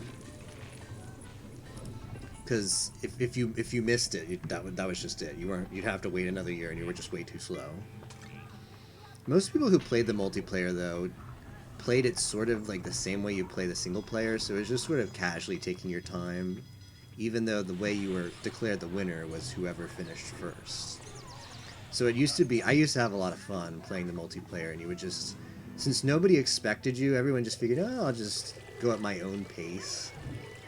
Like you play the single player. If you had a build like I had, where you had basically done this one campaign so often that you had it down to a science, what you built where, when you needed to get stuff ready, what you needed to click when, you could just blow people's minds when it was like 8 seconds, be like, oh, you lost, sorry. Or not 8 seconds, 8 minutes, be like, what?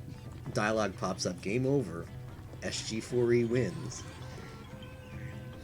Although he was not called SG4E at the time.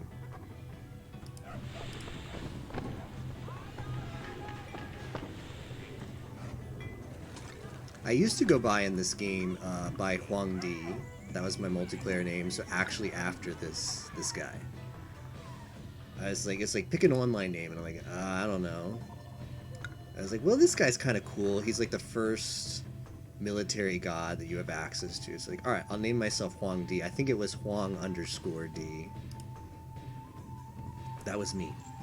If you played this game and you played against someone called Huang D, that was me. But yeah, it was a lot of good fun. Again, it was pretty basic. The game was pretty basic for multiplayer, but if you enjoyed the city building series as much as I did, it definitely scratched an itch. Brought a lot of additional hours of gameplay by making it be multiplayer. There were co-op missions too. I hardly ever did co-op missions, but man, it'd be really fun to do one again. Yeah, fun. Imagine fun being allowed right alone. Yeah, if anybody decides to pick up this game, whether you saw it today and you thought it looked fun or for whatever reason, if you do in the future pick it up and you ever want to do multiplayer, please let me know, because I'm always down. Competitive, I feel like competitive multiplayer is kind of sigiri bleh now. Because it's probably just not that... I think, like, the amount of competitive stuff you can do online now versus back in 2003 is just so different. And by comparison, the competitive is just probably not going to feel very fulfilling. But I think co-op is where it's at. I think it'd be really fun to do a co-op mission sometime. What are these? I feel uneasy about moving to a new city. Appeal of the neighborhood must increase. I think we'll prosper here.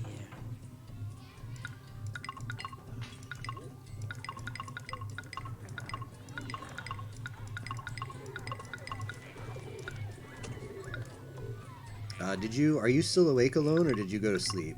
Did you manage to take a nap? Squeeze a nap in your busy schedule?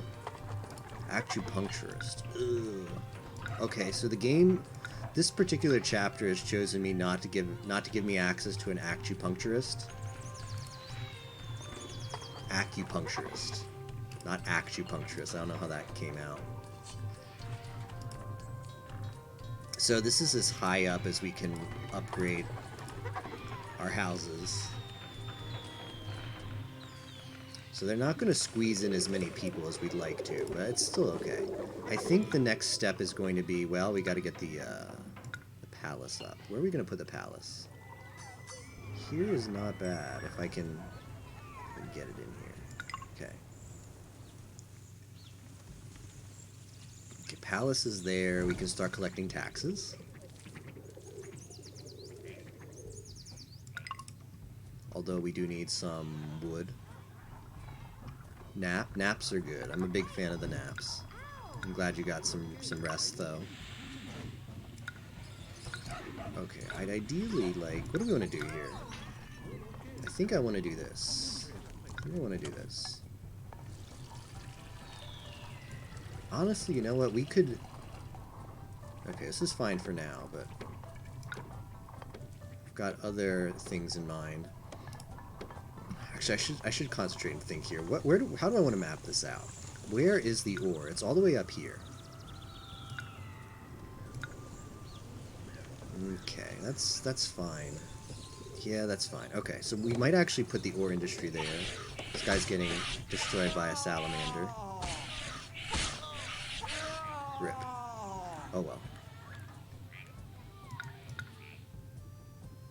4 a.m. still. Skitty bleh.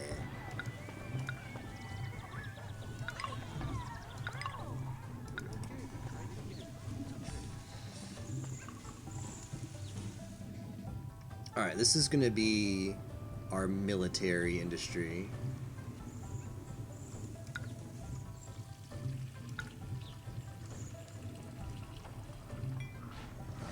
You will be missed, random worker. Yeah, rip that guy. Oh, you know what? I did something bad. I did a bad idea here. It was not a cool idea, it was a bad idea. because we're going to actually want some other farms here.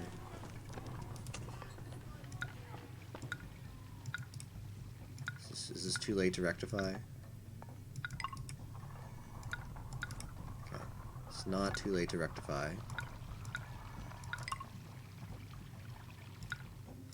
Yeah.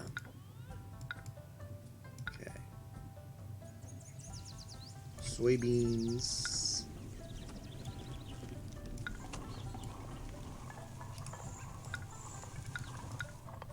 Millet.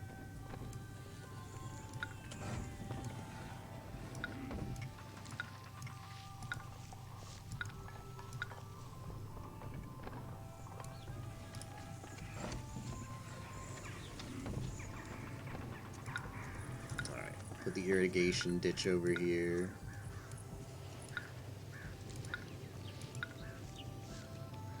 Perfect. Alright, we just barely squeezed that in. Should maybe offer some stuff to the gods now. We haven't made an offering since the start of this chapter. I'm not going to be too pleased about that. Ooh, insufficient quality.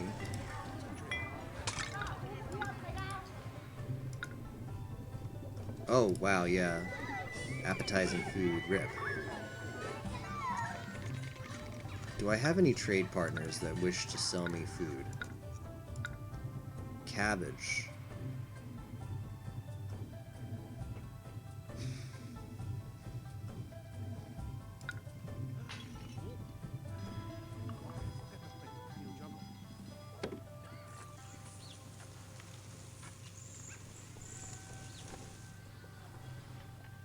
I'm kind of in a position where I'd like to buy some cabbage.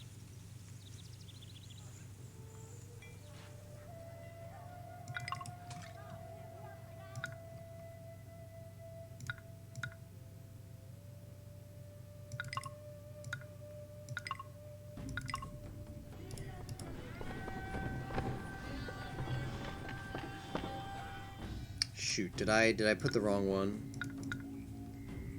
Who sells cabbage? Sells salt and millet. Ooh, that's nice. It's Huanshan. Alright, what do they buy? Silk, rice, and lacquer. I don't have any of those. Well, I don't have any of those either. So the choice between salt or cabbage. I think cabbage is cheaper, but this sells more salt and it has some millet now. It sells iron. I don't need iron. But I'd rather put this where the weapon industry is.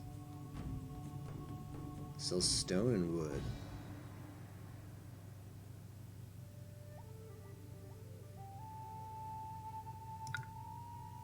Yeah, let's trade with Anyi.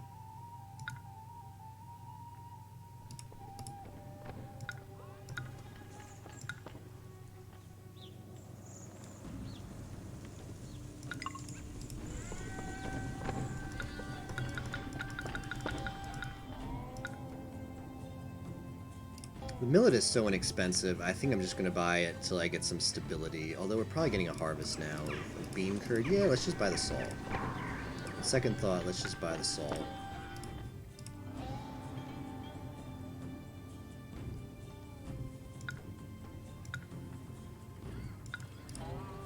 Make sure we have enough workers for the harvest, so the harvest isn't squandered.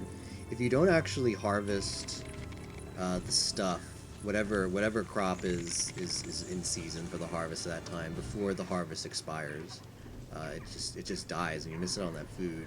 So you want to make sure that when a harvest is around, your farms are fully stocked with workers. I think I might use the same strat here. Oof. I don't have appetizing food.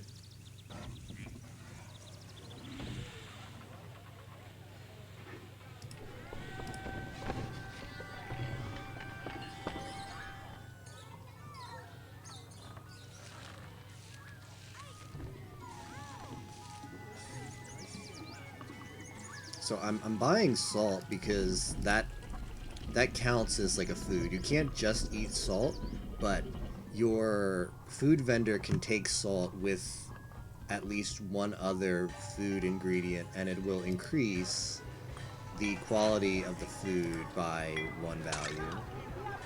So it can't be eaten by itself, but it can be eaten with other food, and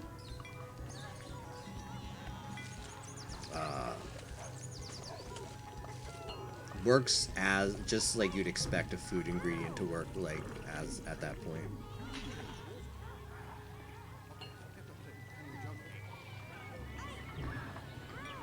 Alright. I think we'll lower this to 4. We'll buy at... Whoops. We'll buy at 2. Time. How is our situation? Alright, we got some unemployment. That's good to hear. Wow, this guy's just getting killed. These salamanders are owning these guys.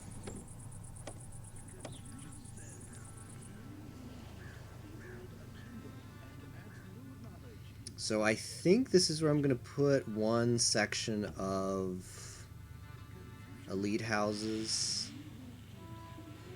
How unappealing is this area over here? Very unappealing. Wow. Dang. They didn't have to be so mean about it. Alright, we're going to wall this part off so it's not as unappealing. And they'll never know. They'll never know that there's a thing there. So see, now it's somewhat appealing thanks to that wall. Funny how that works.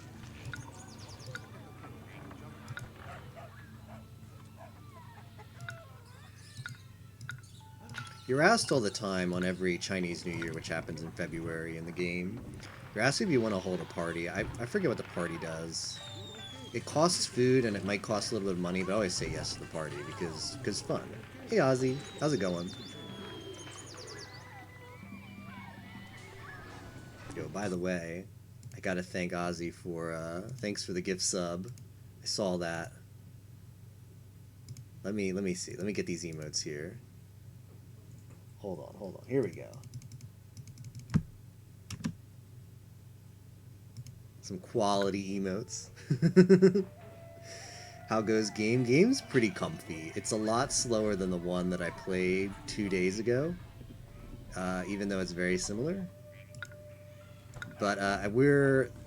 Shoot, where are we? I think this is mission 4 of 5. So we're, let's say 65-70% of the game done. So what is it? Ooh, almost 7 hours in. I'm kind of playing slower than I would have wanted to, but it's fine. I'm having so much fun playing this game. This was just an all-time childhood favorite. I mean, it still holds up a lot as an adult. Comfy city builder. Did you make more progress today in Sword Shield, Ozzy? I assume so.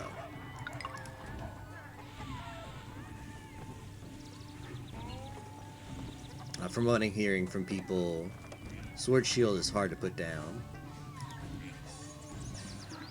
Forward Mortimer, awesome.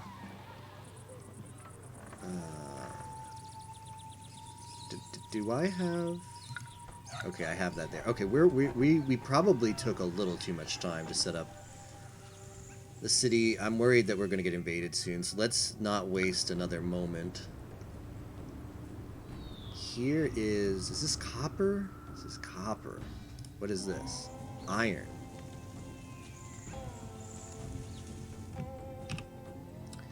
I don't think copper makes... Does copper make iron? Maybe? Might just be being dumb. No, iron is definitely an ore. Right? I think iron is an ore. Call it iron ore. Yo, Captain, thank you for the raid. I appreciate it. Welcome everyone from Captain's stream. We're playing a snug city builder game. Emperor Rise of the Middle Kingdom. It's very comfy. What were you doing tonight, Captain? I neglected to check Twitch. Were you doing more... Did we finally start on some of the speedrunning stuff that you had planned? Some tales? Or, I mean, trials? Or was it bike game? I think that's the ore. I don't know why you mine copper for iron. But apparently you do. Ooh, brave story. Dang, I'm kind of upset I missed it. But how did it go? Are you enjoying it?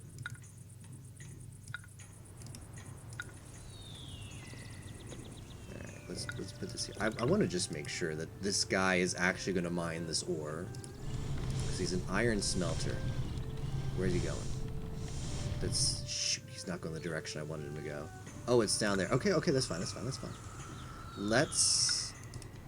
Yeah, I know, high unemployment's a problem. Let's put our industry... You know what, this actually this actually works out really well. Let's put our industry over here, then.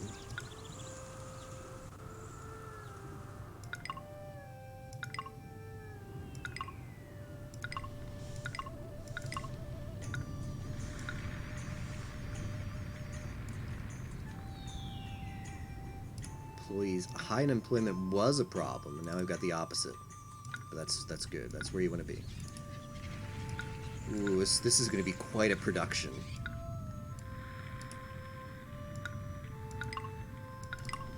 Quite a production here. It's a lot of smelting.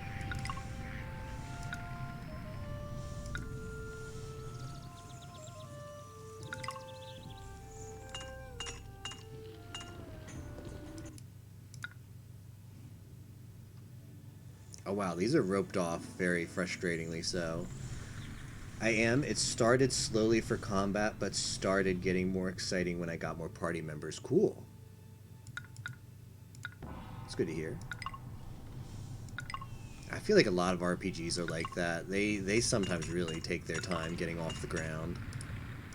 Okay, now I need a lot of workers. Well, you came at the perfect time, Captain, because we are having a worker shortage. I need your guidance. I built way too fast, not thinking. It was like, oh, it says you got way too many workers. Well, it's perfect because I need to build some stuff. Now we have this issue. Oh boy. Alright, it's not the end of the world though. We're just gonna drop some of these things. Maybe even a Taoist shrine? Nah, you don't need that.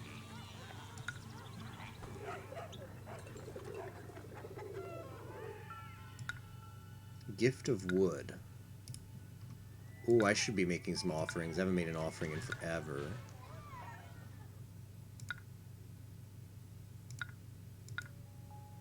Okay.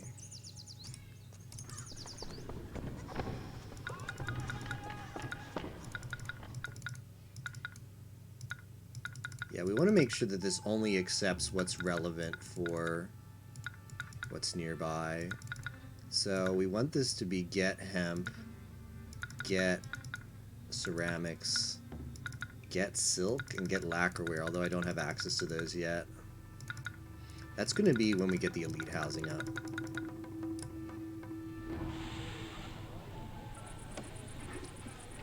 I think the elite housing... Oh, it's going to be perfect there, the elite housing district. We might actually need another housing district, too. Might need multiple housing districts. Because of just how many workers we need for this.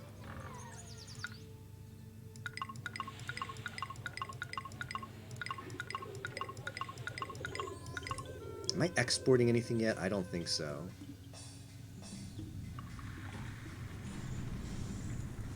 Oh, right. They had that they wanted to give me. Right. Okay.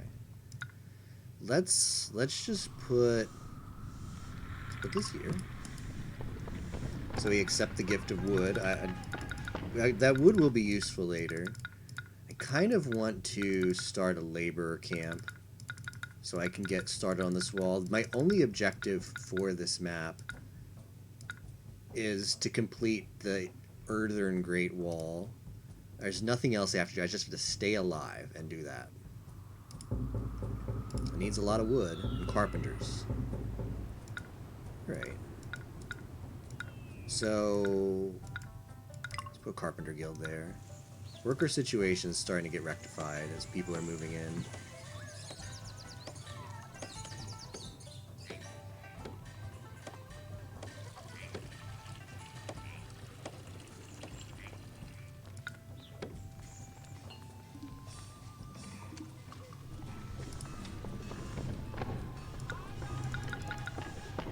He just said it. He said, yeah. Don't you guys hear that? Maybe it's when I click on the storage. The storage thing? He didn't say it then. Wait. He said it. I can't be the only guy who hears yeah. Hold on. I'll turn the game audio up just temporarily. Give me a second. Once you listen closely.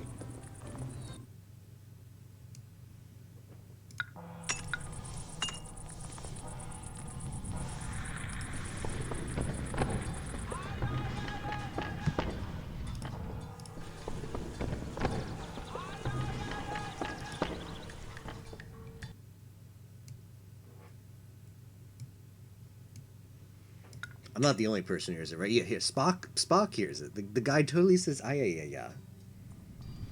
This game predicted the, Kirino Mosaic meme.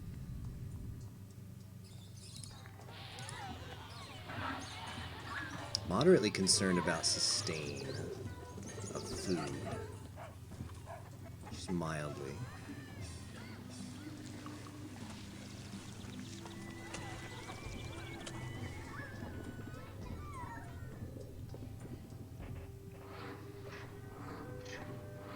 Alright, workers are coming in.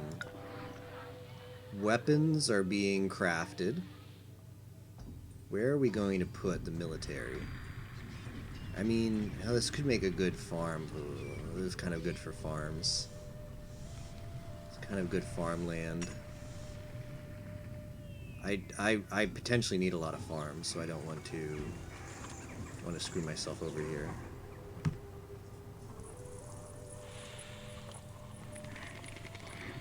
Well, right now we only need to lay down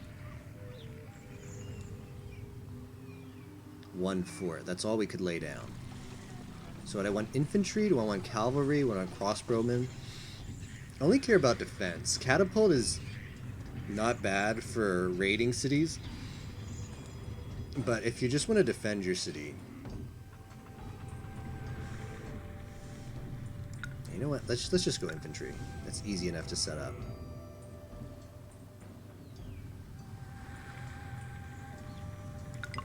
Okay.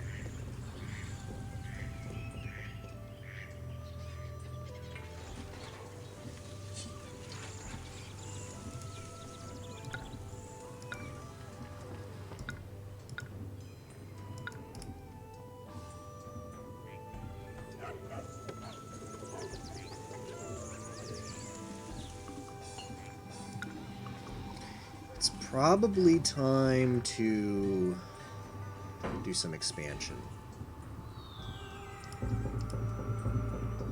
Need a lot of wood, don't we?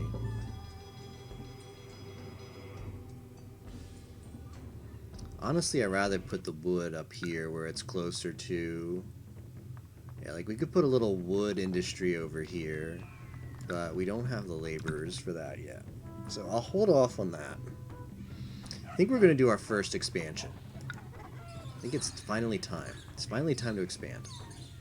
So this housing district is doing very well. It's bustling. It's as good as it can get. Now it's time to build another housing district for more workers, make the city larger, and we're going to build an elite housing district so that we can raise a bigger army just in case we get invaded. The scenario description kind of gave us a hint that we might have to expect some aggression from the Mongols. All those carts knew you were trying to place the path for it. I saw that. I had to wait for the break in immigration to get over there.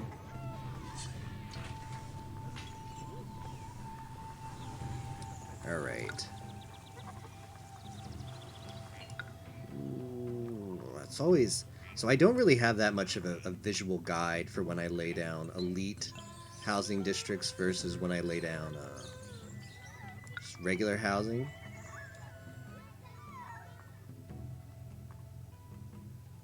I can kind of eyeball how I have to make the rectangle for regular housing just because I'm so used to it. But for elite housing, I'm a little bit more difficult to set up. I probably want this to be a little bit thicker. Ooh, okay. Well, this can't go any more this way.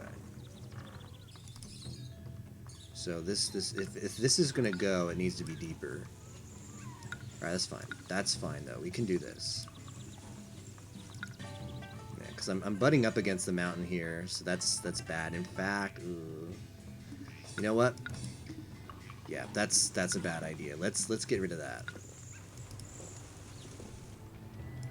Let's get rid of that. Who sells weapons, by the way? Who wants to buy my weapons? Buying weapons. All right, we've got to do some export soon. We also need to do some more of this. Okay. So I think I'd rather put this market on this side, so that we're not butting up against the mountains there. I mean, I could do this. This could squeeze in. How does this look? Okay, that's not bad. That's pretty good. So if I'm squeezing this in on this side, I mean, this doesn't have to be that big of a district.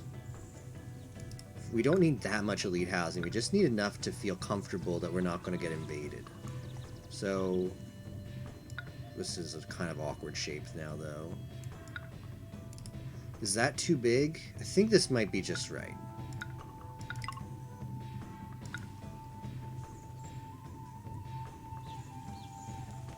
Yeah. Alright, I'm comfortable with this. Hey Moko, how's it going? Welcome to the City Builder stream. How's your night been?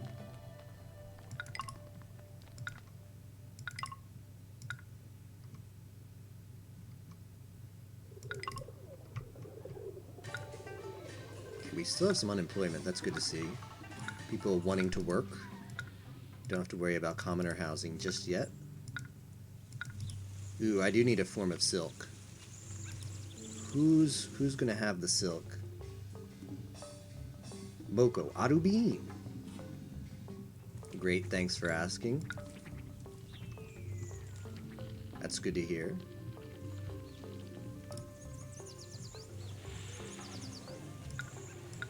Nice comfy Saturday night. It's a nice, cozy and chilly Saturday night in Florida. I had to actually shut the window. It got that cold. My desk with my computer on it is right next to a window. I like to keep open whenever I have the opportunity to, but it's so seldom that I have the chance in Florida. So any opportunity to have it open, I definitely do it. And I had it open for a long time, but it's gotten to the point where it's just too chilly now. So I've shut it for a bit. Chilly. Well, it's like 50, so that's chilly for Florida. But yeah. I went outside today, and everybody had like their warmest jacket on, because that's the first cold front in Florida. You go outside and everybody has like their super heavy coat on. It's their only opportunity to wear it. Highly desirable area, rip. Alright, so this has to go here. And then, do I want to put a... Okay, I could put a Grand Way.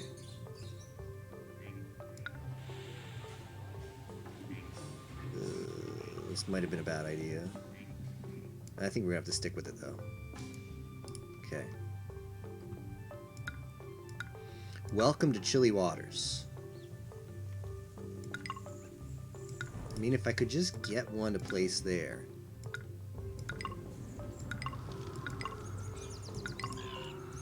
Yeah, this is elite housing, so it has a requirement that it has to be built in a, quote, appealing area. So I'm building a lot of nice stuff. Like nice, thick roads with lovely bushes and stuff to make it meet those requirements. I feel like I'm forgetting something here. Okay, we put the Taoist thing, but we didn't put the... Did we put the Ancestral? I put the Ancestral. We need Confucianism. Where are we going to lay that? So we might as well put it here.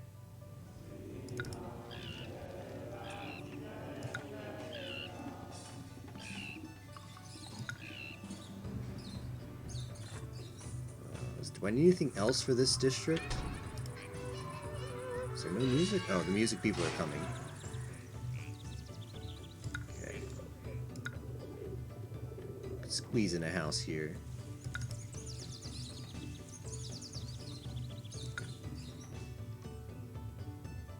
Alright, everything there is working. Weapons are full production. We've got a bit of an issue with finances, though. Oh, I need tax. I need to put a tax building up here. This is going to be the elites, so they pay a higher tax rate than the rest of the citizens. So it's important that we install the tax office in this new district. How is the situation up here going? They need some wood. They don't quite have the labor to give them that wood yet. But I really don't want production to just be halted up here, so here's what we'll do. Let's make a mini wood industry over here. So this is gonna be... That's gonna just accept wood. That's all I want this to have is wood. Gotta build the Great Wall. It's gonna take a lot of wood. That's the only thing we have to do for this scenario is just build the Great Wall. So I kind of want to at least be working towards that all the time.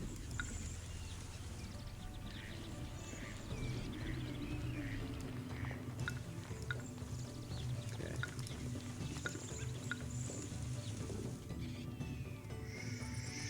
Shoot. Alright. Good.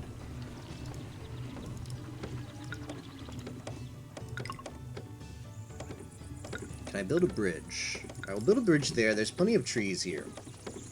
There's plenty of trees in this area.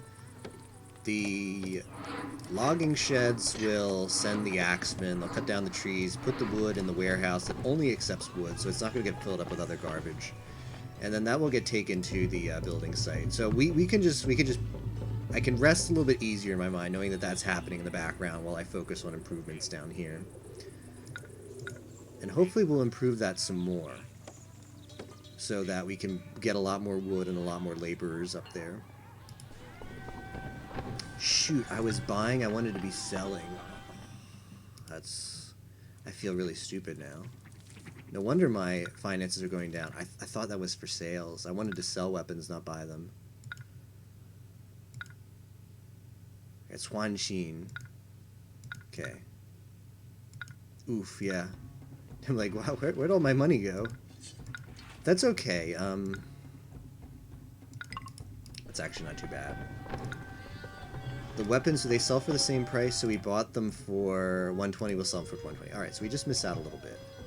Although, I think before I sell them, I want to develop my military a little bit more. So this is farmland. I mean, this is good farmland up here, too. I don't want to develop too much up here, because I want to give myself room for another expansion if I need to. So, where are we going to drop this military? I mean, here's good enough. Do we want to have... So this works. Okay, this will work.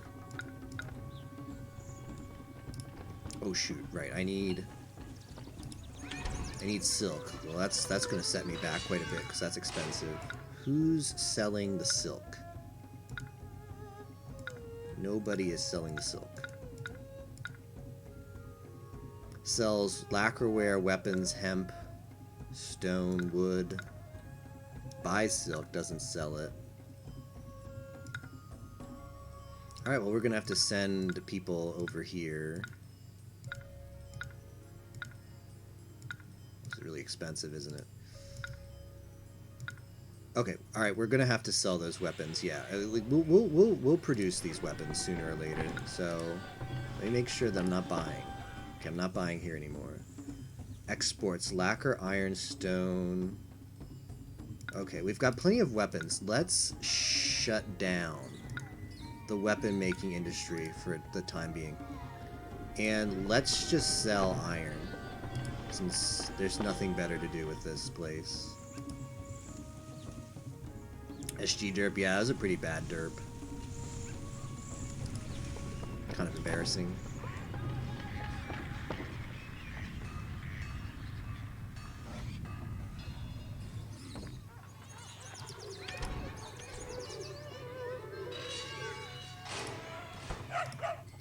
It's not appealing enough to live here, really.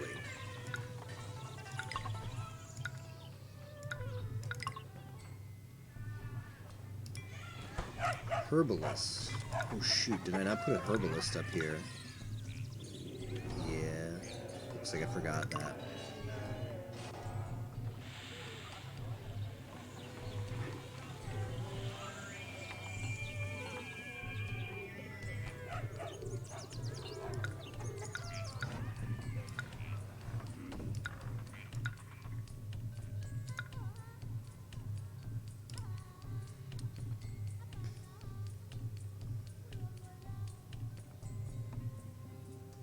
Halves the cost of carpenters, masons, ceramists, guilds.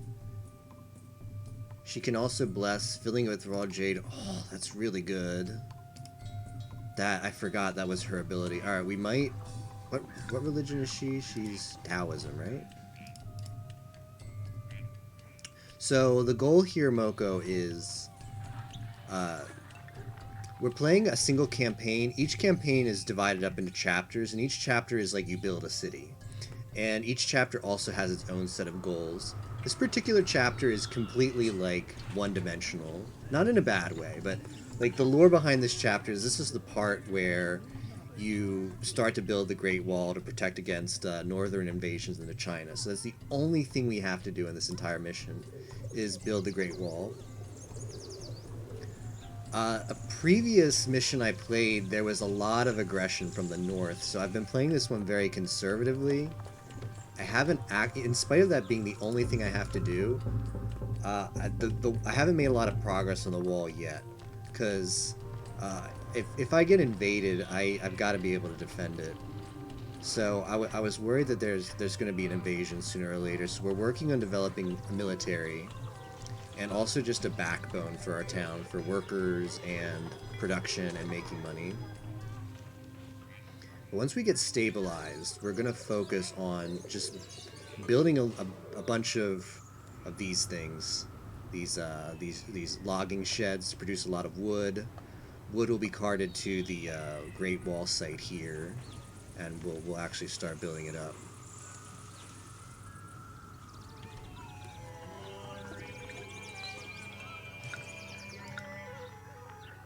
Taoist temple. Okay, I put the temple there. But I think we want a shrine, too. Because Taoism coverage is still poor. Put the shrine here.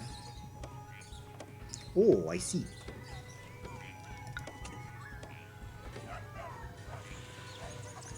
The way this game works is...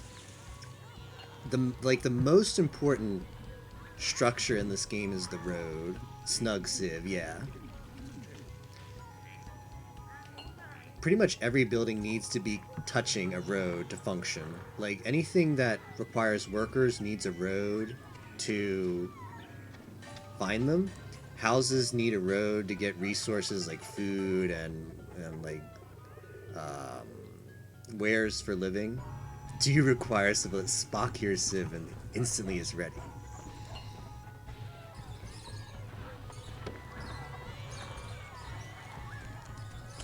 So, it's like road design and how you want to lay out your city is pretty important. No, I sleep, rip.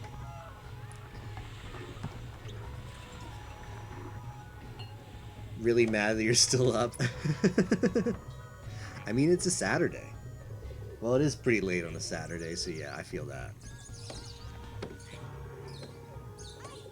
Better than being up late on a Monday, though.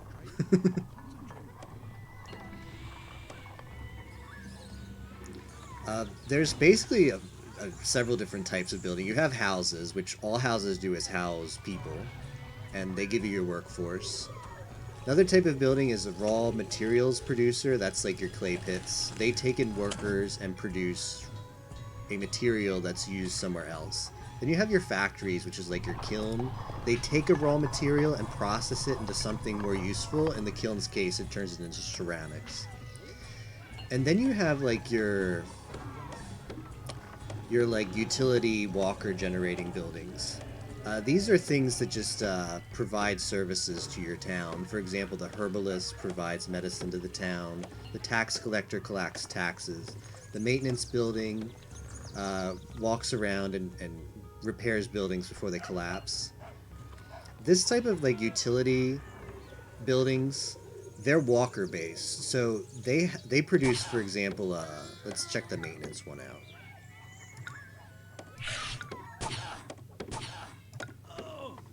So this building right here is the maintenance office.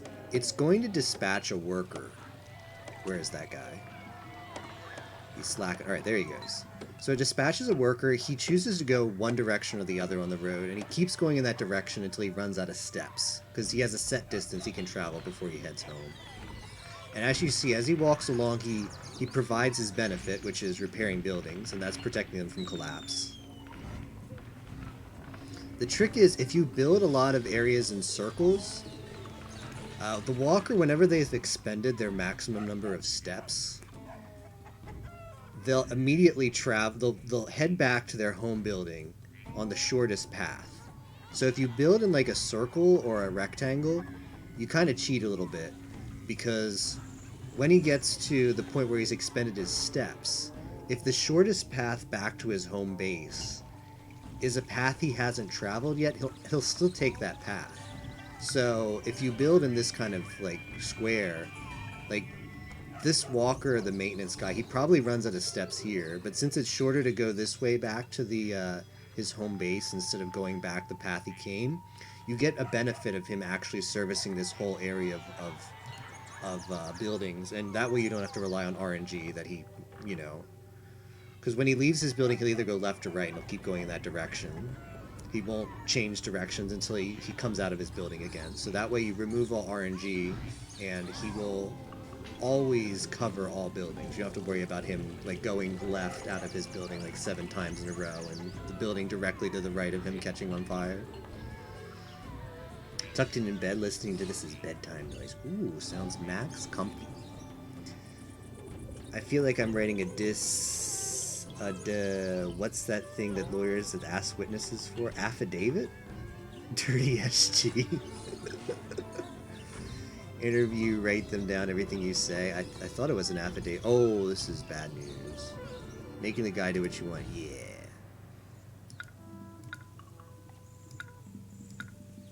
Well, get ready for the invasion, because I don't have money to pay it off, and I only have one thing. So, this is going to be very bad. I think the first thing we're going to do is we're going to have to summon Sun Tzu, because we're going to need him in the city to defend this invasion. I don't know how strong it's going to be, but it's probably going to be pretty strong. Do I have... I don't think I have any allies. Everybody's apathetic towards me.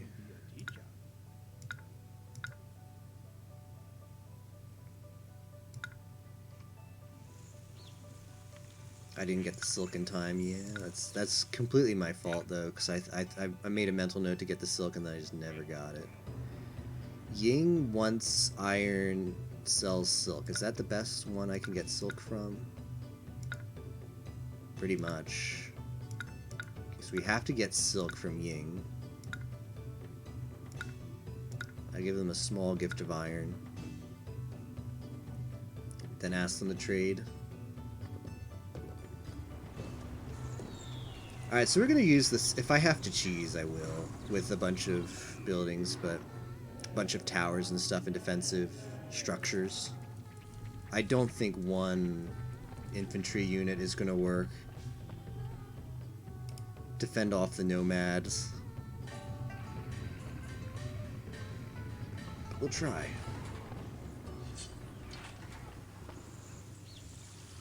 We gotta make use of all those materials. Here comes the invasion, yeah.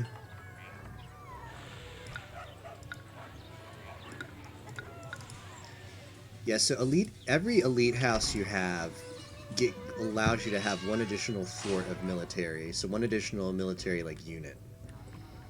But they only start providing you that benefit once they're upgraded to their first rank, and they don't upgrade to their first rank until they have silk. And I was like, oh, I'll just get some silk, and then I completely forgot I was going to get silk. And now we're in the current situation.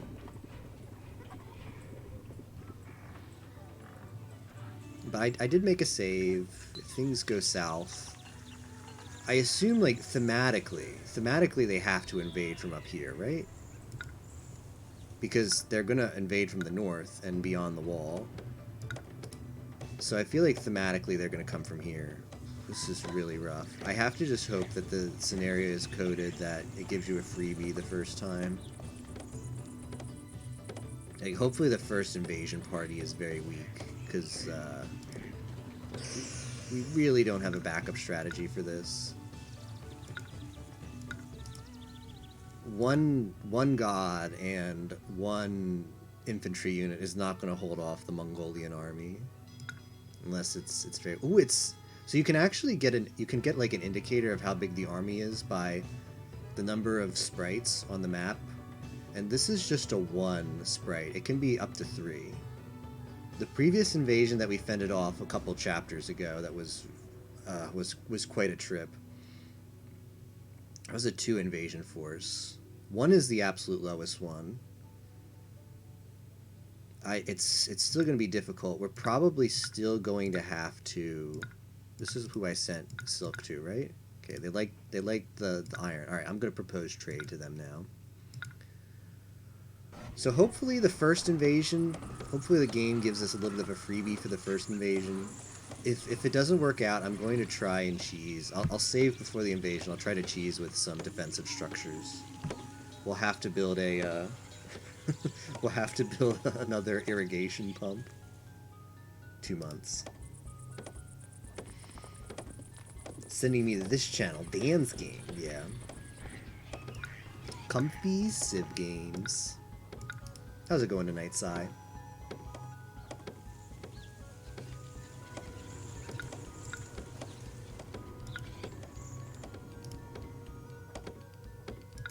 City building.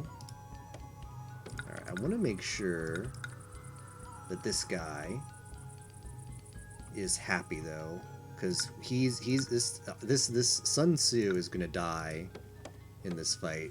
Rip Sun Tzu. I kind of wish now that I had archers, because if I had archers, they could maybe form like a back row. Game saved. Okay, well, a lot of stuff has to happen here. Drink AF and dying. Well, I hope you feel better. Unless that's the goal. Unless that's where you want to be right now, then it sounds like a fun night. The dying part does not sound fun though. So I hope that gets better. All right, I don't know. Like, we'll put this on turtle up. Okay, this is actually a very weak force. You can tell the size of the force by how much it costs to bribe them. I could just bribe them, but they're so weak. I think I can take them on with 1 unit and a god.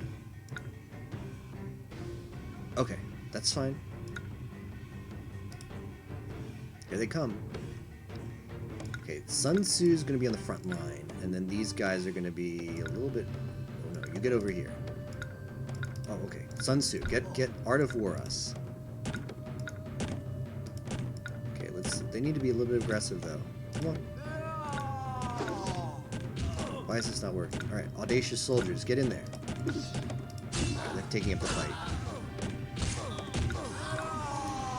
Okay, Sun Tzu has been slain, sadly. But they got the message, and they have retreated. Okay, we kind of got lucky there. Rip Sun Tzu, though.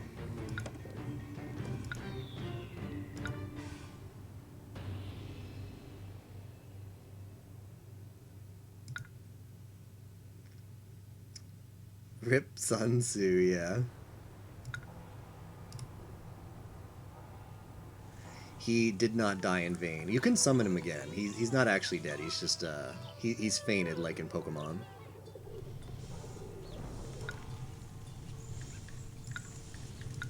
Taking a bit of a nap. Was it Ying? Okay. This is a speed run. It's got a timer, but it's certainly not using any speedrun strats. If you know what you're doing, I feel like this game would actually be pretty boring to speedrun. But yeah.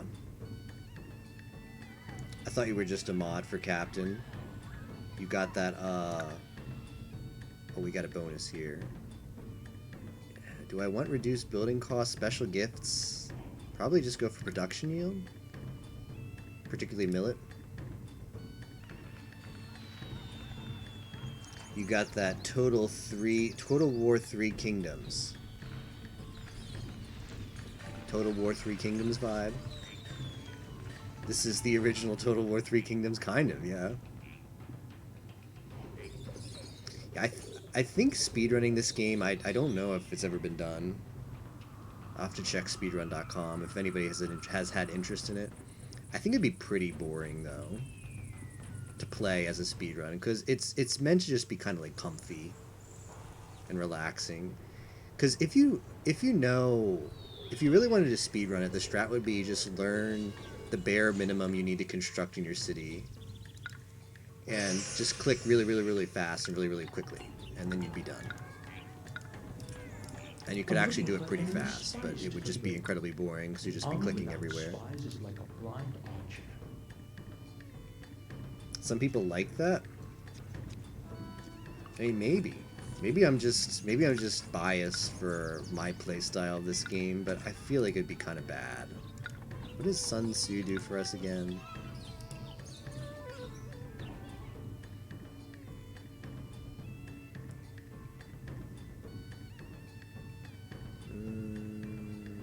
Decreased cost of spies. I might take advantage of that and send a spy to sabotage the military of nomad camps just in case.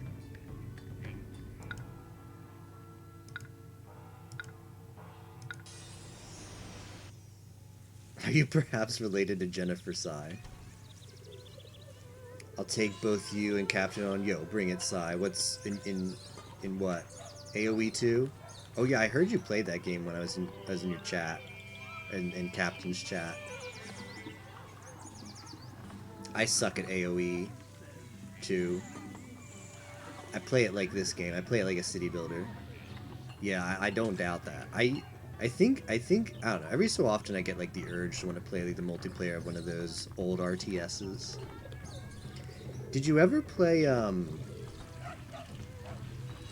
it takes you 1 hour to stare out of the forest. Well, then it would actually maybe be fair. Just pick berry bushes. Did you ever play Age of Empires Online, Sai? That's the Empire game I've played a lot of. And Age of Mythology, those two I've sunk in a decent amount of hours on. No, the one that Microsoft put online, it was like an MMO. Did you ever play that one? Mythology was really good, but they released it was like an MMO and it failed miserably. But it's actually free now if you wanted to check it out. There's like a fan project that revived it, sort of like how, you know, like they have like Blizzard before WoW Classic had like the fan servers. They managed to do that for this game that otherwise would be dead because there's no way to run it without a server.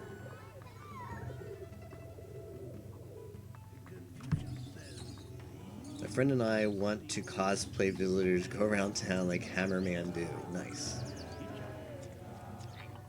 Fan service.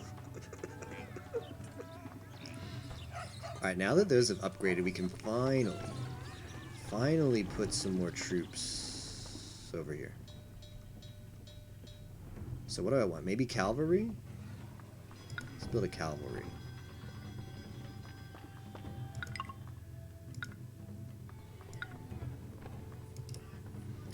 absolutely don't want to lose... Oh, we need a lot of workers if I do that. We don't want to lose to the Mongols.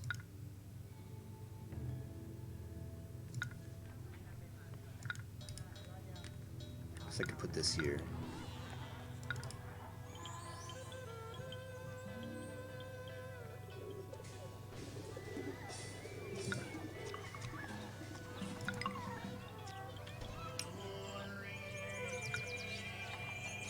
Higher desirability area. Okay, let's do this. Be innocent again. No worries, Sai. Into the depths of the internet and lurk. Enjoy your lurk, Sai. And good luck in the depths.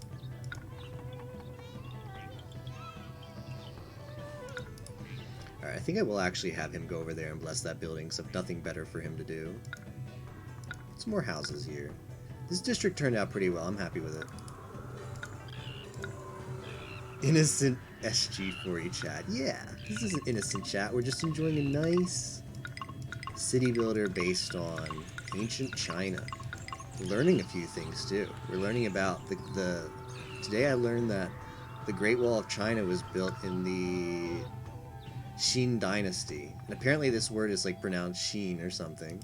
Because it's definitely not keen. When the voice acting said it, it was not keen. It was not like a K sound.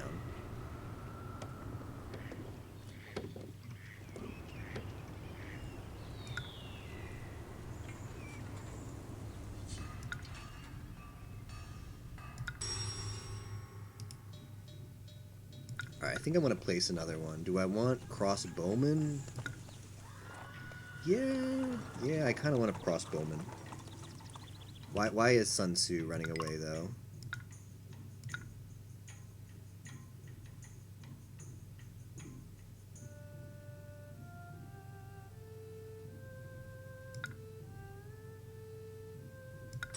Alright, we'll send him off now. Money is a little bit tight.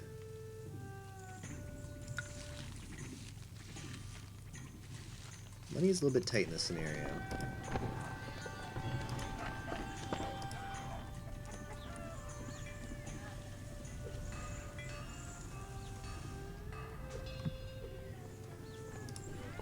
I kind of don't want to sell those so that I can send them there instead.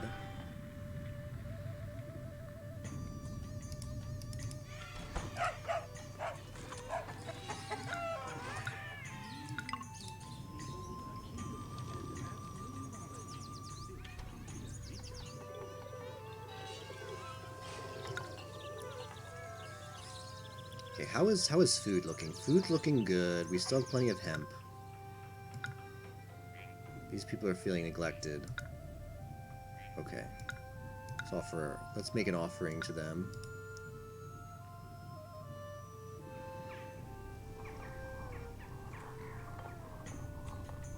How to beam the innocence away. Yeah. Agreed.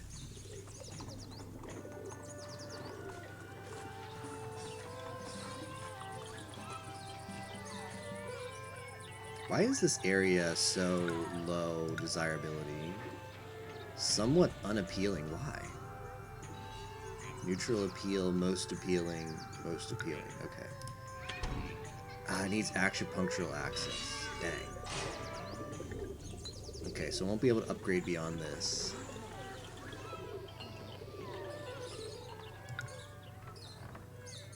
Alright, so I'll put it this way. How many forts do I want to have? Because I can have one for each of these. I can have 1, 2, 3, 4, maybe 5. Put more stuff up there. Alright, so this side is going to all be commoner housing. So I think that's the play. That's the play right now.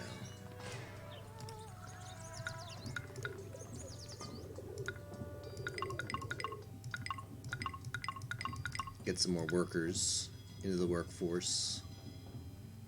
We want to have like a big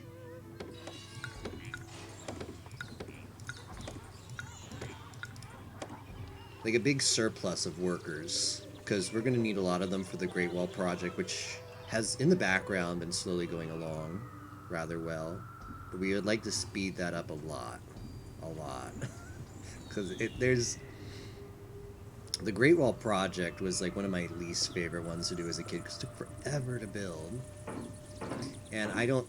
When I used to play this game when I was younger, I'd never changed the speed up past 80%. It felt like cheating.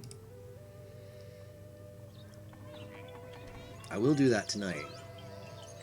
But yeah, so waiting for the Great Wall of China to build without speeding up the game takes quite a while.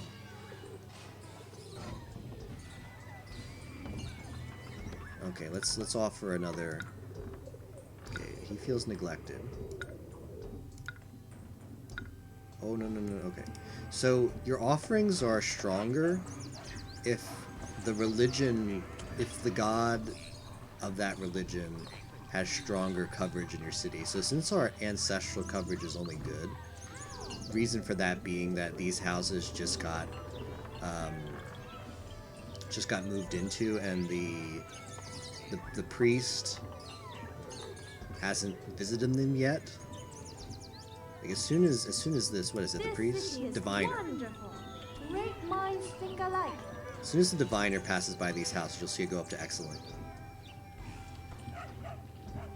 There we go. So now we make the offer, and then we get the full benefit.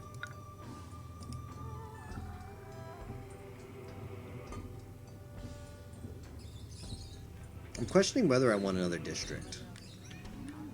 I mean, I could put a this is a very juicy plot for a district right here. A commoner housing district. I'm very, very tempted. Very tempted to settle in this this area right here. Another housing spot.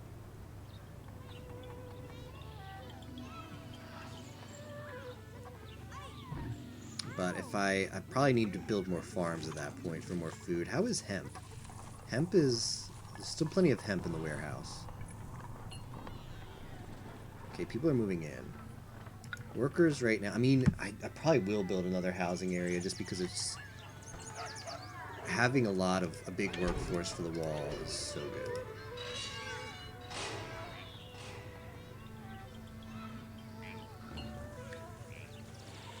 I'm not quite sure I'm going to boost the appeal of this area, though.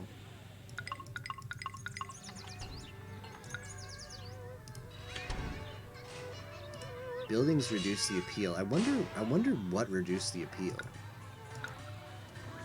Where is that coming from? Maybe over here? Like, if I do this, is this going to make them happy?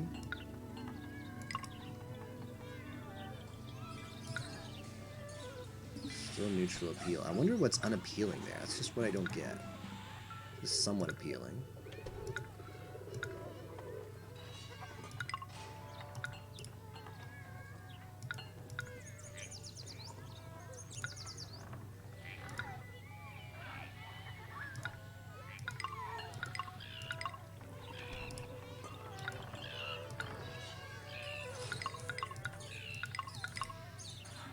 Small statues are just really, really efficient for appeal, so I love to build them. It's also really good for feng shui, which is... well, I guess, like, feng shui was introduced in this game. It's really complicated, but when you place buildings, they'll either be yellow or green. Like, here it's green, so if I build a house here, that means it has good feng shui. But if I build it over here, it's yellow, so that means it's bad feng shui.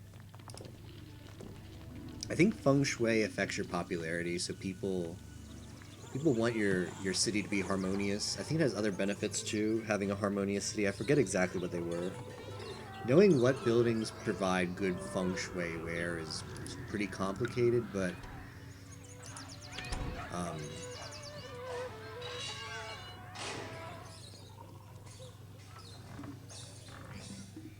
you don't really have to worry too much about it. Like if you're building a housing district, here's how I build housing districts: is I'm like, oh, I need to put the well. Oh, the well is good feng shui here, but it's bad feng shui here. Okay, let me put it where the good feng shui is. If you just do that, you never have to worry about feng shui. So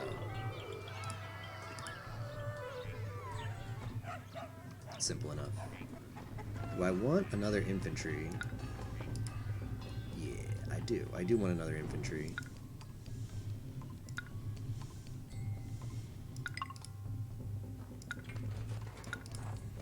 I want cavalry too. And then I want these.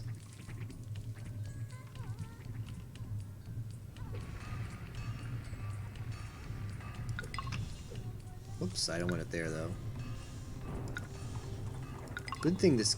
Why does it keep doing that? Good thing this game gives you an undo button. I don't want it like that.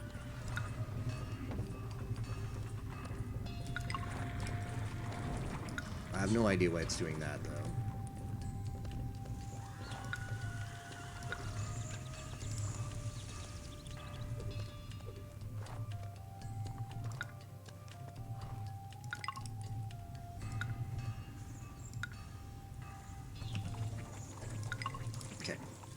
I think that's good enough for our military to fend off the Mongolians if they come. So knowing that, I think on this side I'll put some commoner housing. So the difference between the elite housing and the commoner housing is the elite housing does not produce any workers, but elite housing increases your military capacity. Every elite house that's upgraded to a certain threshold allows you to build an additional fort like we put over there. And we need a... I'll just feel better having a bigger military army. But I think it's pretty big now, so we can just focus on commoner housing from now on. It's a shame that this isn't going to change into a bigger house. Just can't squeeze in enough appeal in this tiny area to make it happen.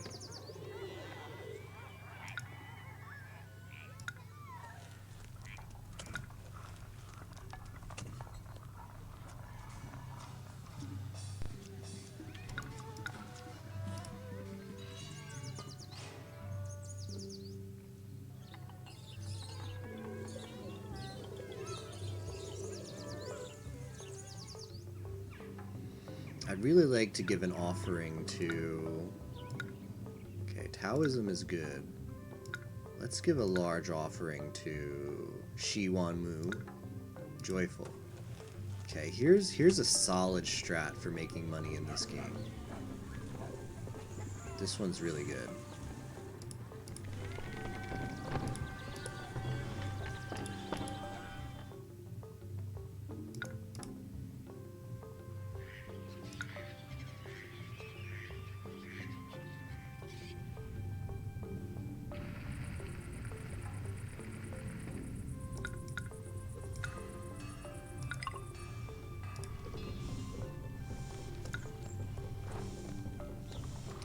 So we're gonna build a couple of Jade Carver studios over here. Maybe here. Perfect. That's good. Let me just make sure. Let's move this roadblock over here. Just be careful. Make sure those get attended to. All right, here's the strat we're gonna do. So this god's special ability is she can bless Jade Carver studios and fill them with jade. Then the studios carve the jade and they sell it for a lot of money. Like carved jade sells for 230, which is the most expensive item in the game. It's even more expensive than silk. Now, if you actually buy the jade, it's kind of expensive. You're certainly still making a profit if you buy the jade, carve it, and sell it, which is a very good industry. It's a really good way to make money in this game. Very, very strong. But if you don't have access to jade or you just don't want to pay for the jade, here's what you do. You summon this hero, Shiwanmu, and you have her bless, and she gives you the jade. It's such a strong strat, and so we're going to make a lot of money here. But every time she blesses a building, you lose favor with her. So you can't like cheese too much.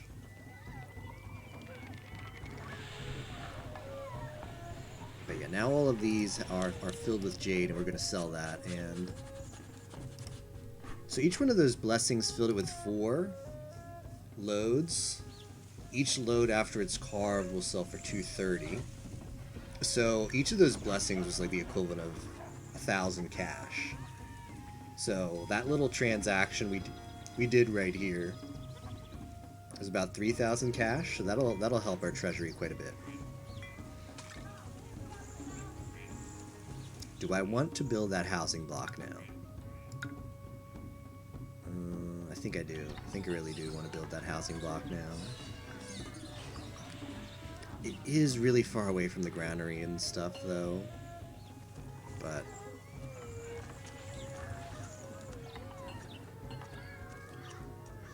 hopefully it's not too distant.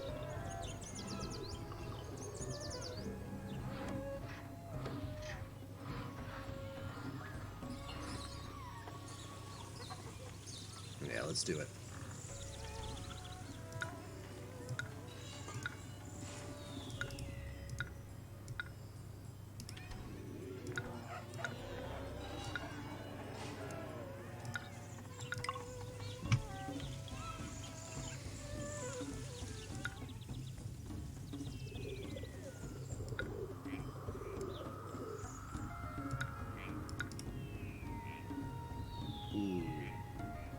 Just gonna squeeze in here. 1, 2, 3, 4. That's kind of a tight fit.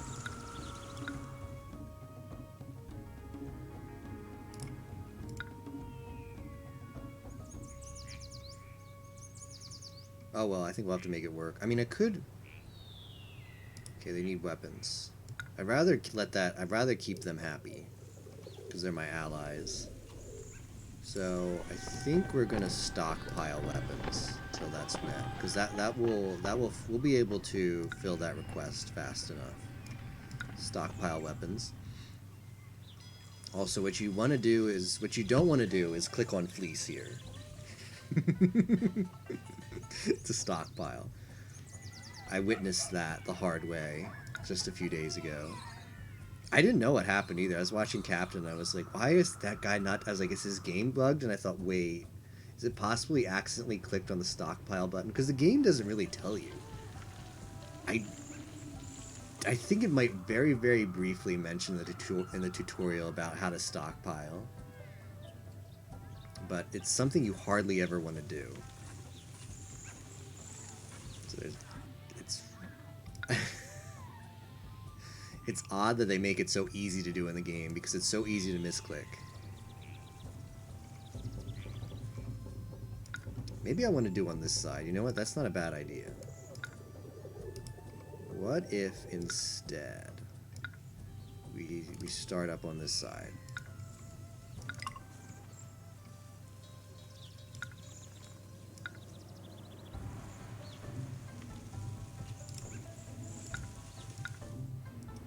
One, 2, 3, 4.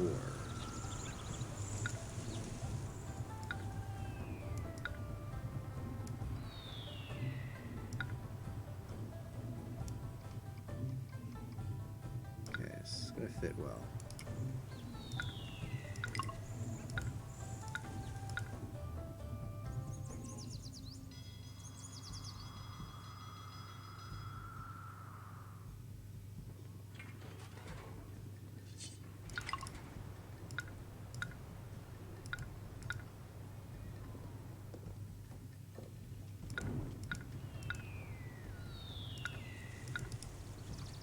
Okay, let's build all the important stuff. Stuff like the watchtower, the well, herbalist, this thing, ancestral shrine. The Taoist shrine just is not good feng shui anywhere.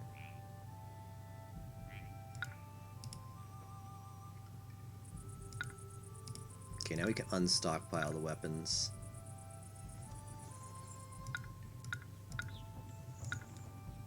There, that's good feng shui there. Okay, now we want food, hemp, ceramics.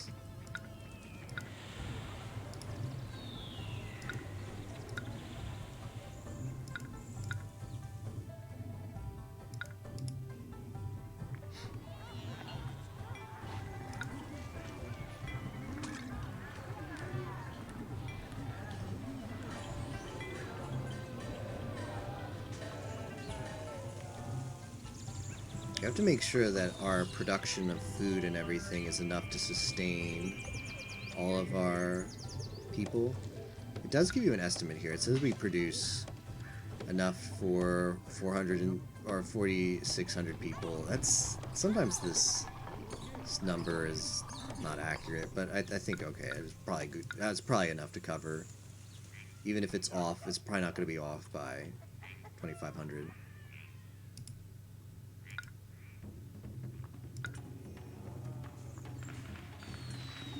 Can't be off by that much, right? Put a little house there. Probably put some houses here too. Ooh, this is gonna be nice. And we'll put statues in between.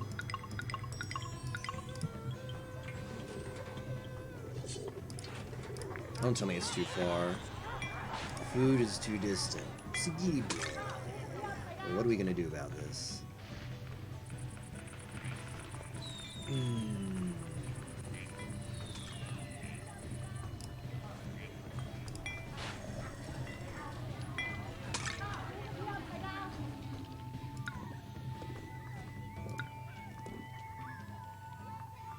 Okay. This is fine. I've got a strat. It's not a good strat, but it's a strat.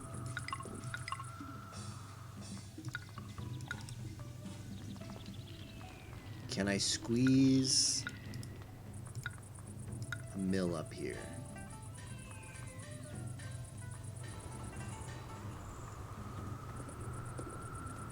Does not look like I can do that. I could definitely squeeze a warehouse in. I'm not gonna squeeze a mill in. I can squeeze a mill in here. We probably wanna make it so that it okay.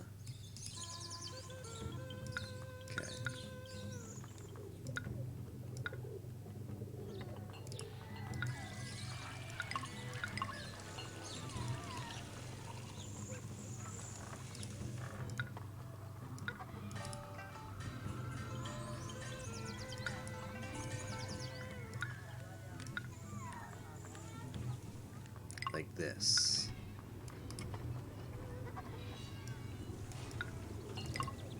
Okay.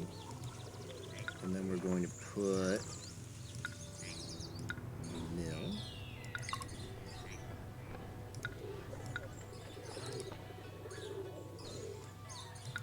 And the warehouse. We want to make sure the warehouse only accepts what we want it to accept. What's relevant for up here. So that would be ceramics. We'll even put it to get. We'll say get 16 ceramics and get hemp.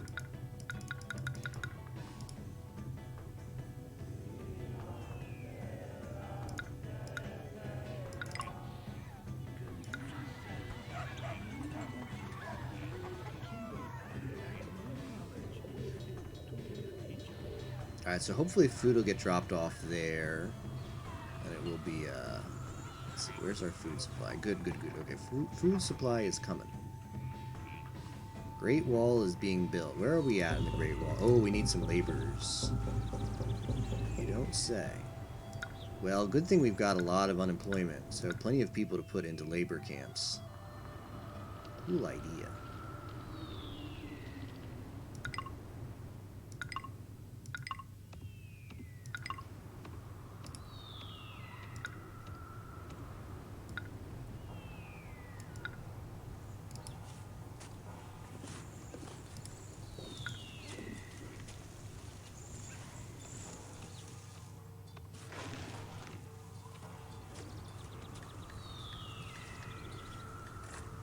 city's coming along very nicely.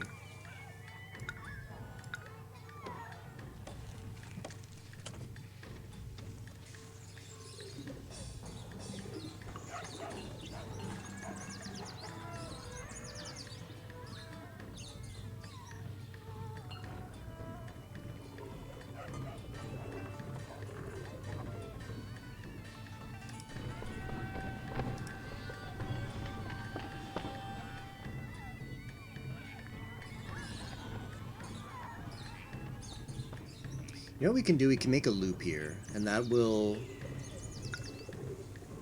Gift of hemp. Okay, cool. We can make a loop here.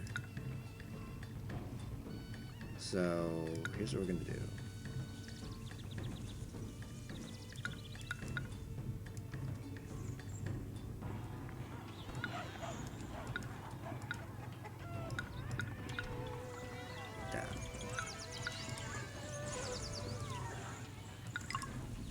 Some industry here if we wanted. Maybe clay and some kilns, so we can produce some of this stuff here for the warehouse. I mean, I could put a farm over here if I wanted. Nothing's stopping me. But do I want? Okay. We might as well connect. For road in Greece, industry plus, yeah. Okay, we can probably put a road here.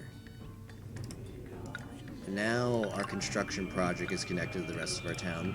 We don't need a road for that, but it might help to move. I don't know. It's kind of complicated what roads need to be connected to each other and what don't.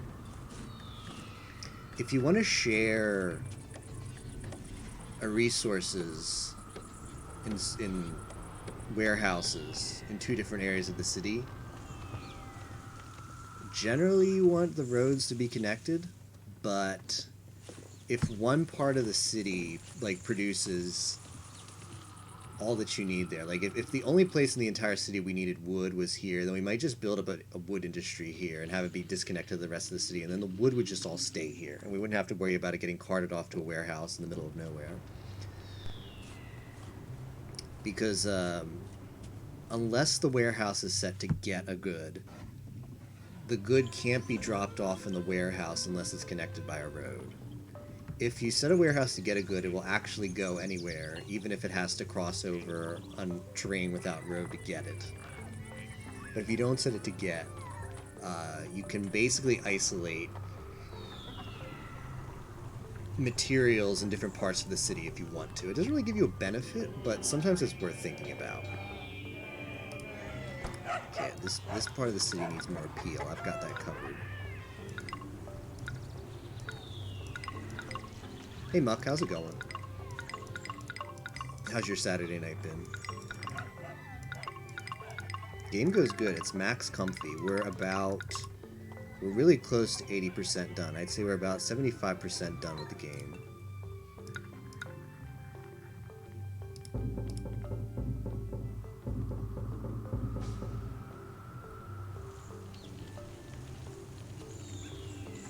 How's your night been?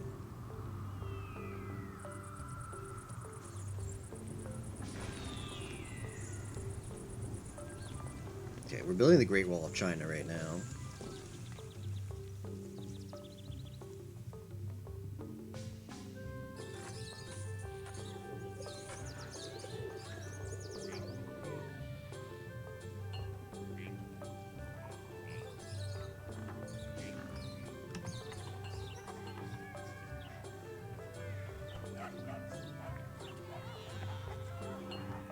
Finally concerned that maybe I might have grown this housing district a little too much.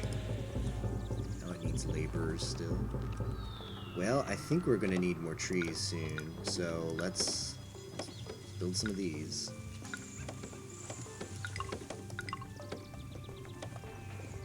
For more wood.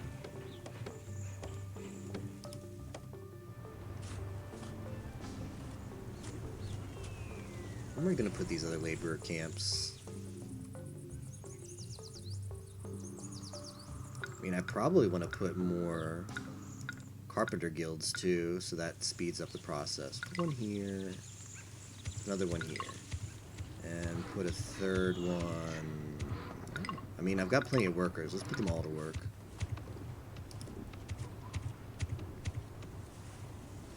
Now we stamp.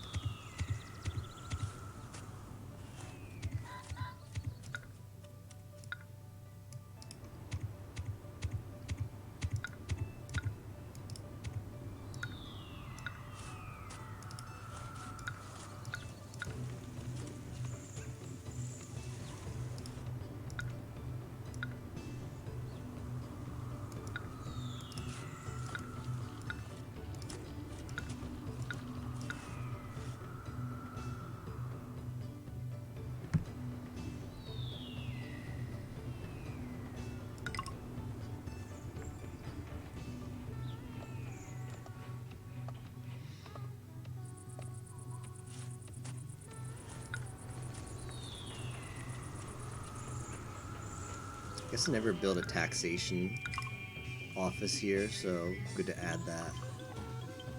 Granary is pretty full. Income is good. Gods are appeased. There was a civ. What did they change? Ignore that noise. That's somebody getting murdered by a salamander over here.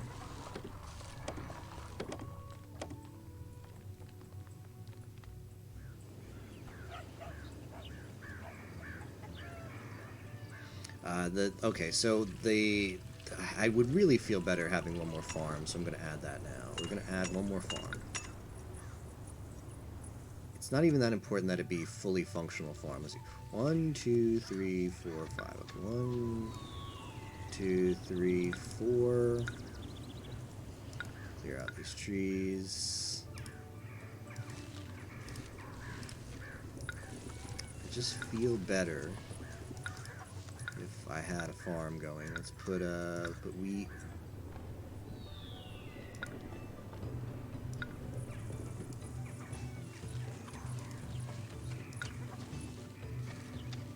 Millet.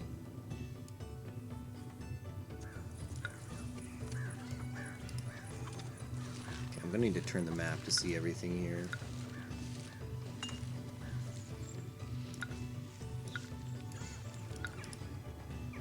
Alright, I think we can squeeze this in here. Millet.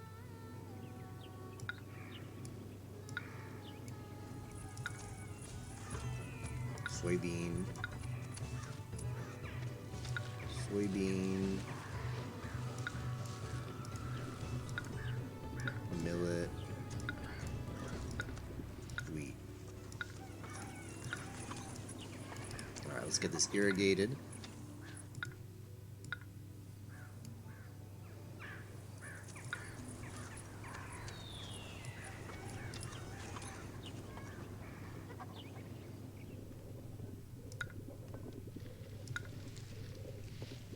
No idea what they changed, which means the hot host machine needs to be updated, or people who got the update.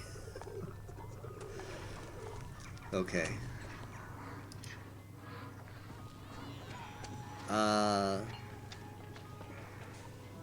Yeah, so we're gonna have to do that. The way it works is once you save and reload the pit boss, it undoes everything that happened on the current turn, if that makes sense. So we'll just have to post a note and make sure everybody knows. I mean, it's certainly not a big deal now in the early stages of the game. But yeah, everyone's gonna have to take, like, if you did your turn and press next, if not everybody else had pressed next that turn, then everybody has to redo that turn. So we'll just have to make sure that everybody know. Yeah, thanks for letting me know, Muck. That is extremely odd that they updated it.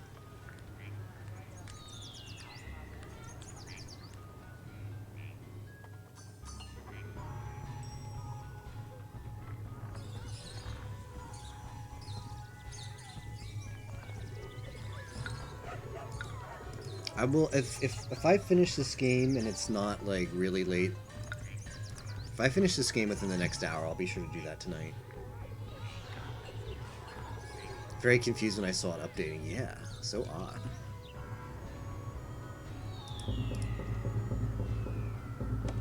Alright, we need more wood. Where's a good place? I mean, we could also make like a wood industry here.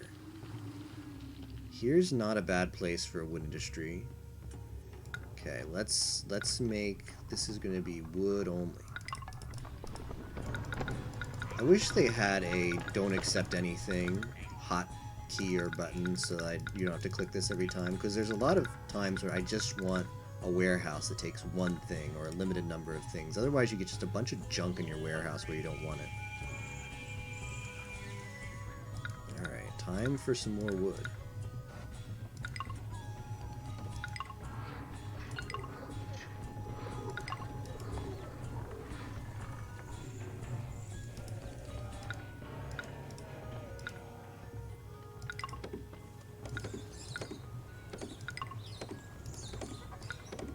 Naturally, all of that noise outside is probably going to make these places less desirable, so we've got to make sure we put a wall there.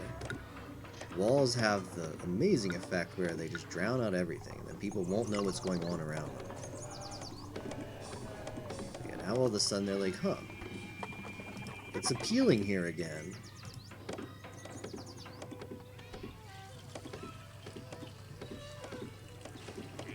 Hey, Matt Man. Gans X Senra Kagura new link. Oh.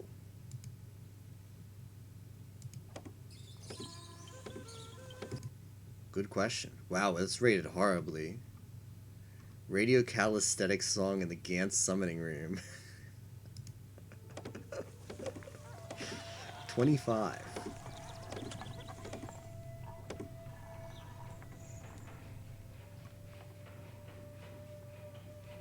What does this need? It just needs a lot of wood. That's a lot of wood.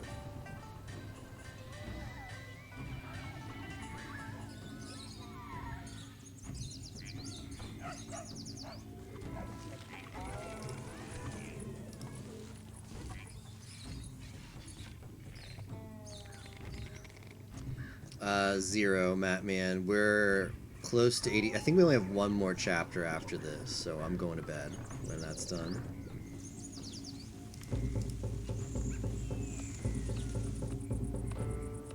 Wait, 25 is a Jennifer Hawk command? It's not a... Oh, is Jennifer Hawk's command, does she actually pull the game? Is that just the improved Micah command? I didn't notice at first. She's pulling the game, okay. I thought, I didn't notice the name. I figured it was just, you had just created that in the Micah and just said it once for this stream. Awesome, though. Everyone's favorite, Emperor Rise of the Middle Kingdom. I've been very lazy with fixing Micah. It's probably not going to get done until end of 30 for 30. So Jennifer Hawk coming in clutch with the 25.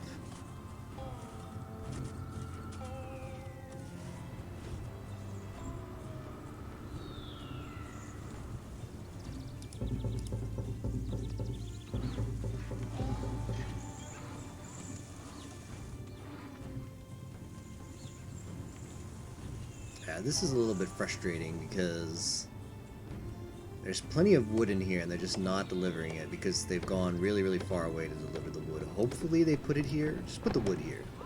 Put the wood there. Okay, finally they're wising up.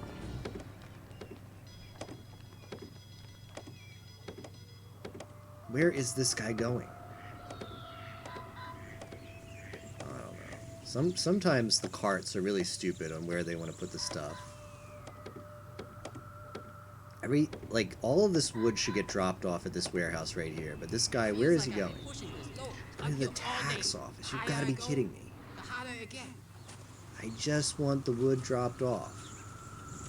Who cares about the tax office?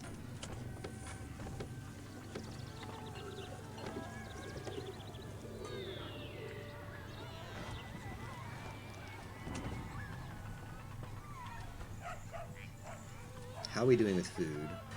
Ooh, food's pretty low. But we've got. Let's make sure agriculture is fully staffed.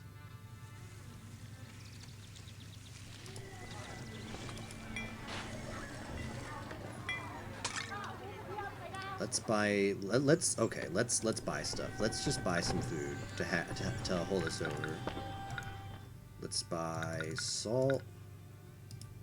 Ooh, what do you sell? Rice? Ooh, rice sounds good.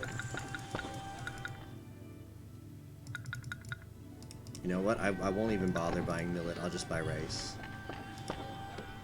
Rice is so much a better deal. Well, it's not that much. Let's see. Millet sells for... Ooh, no, 27 is cheaper. But rice is something I don't have.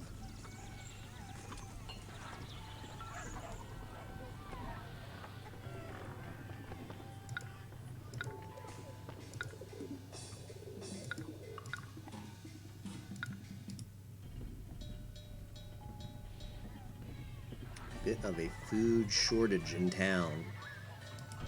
This is not good. Deposition was your loyal word. Oh, I forgot about that one.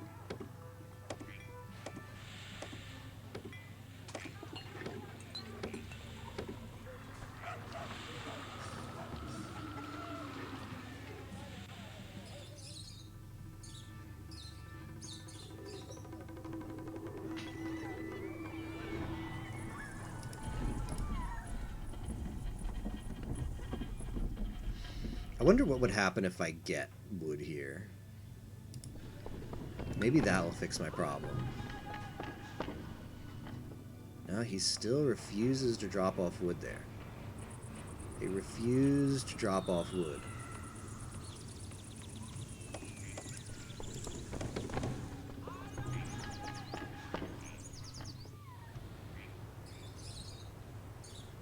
This is very bad.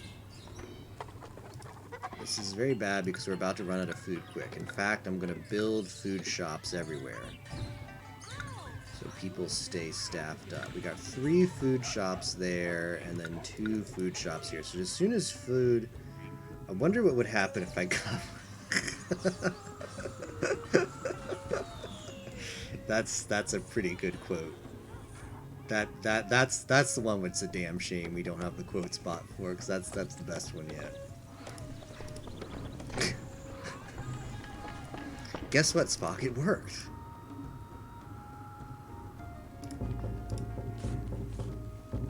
Slowly the wall's being built. I can't speed it up yet because the issue of food is still on the table and...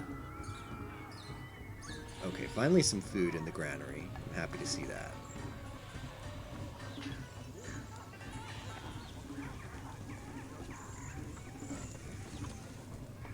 Getting wood. Getting wood was the answer.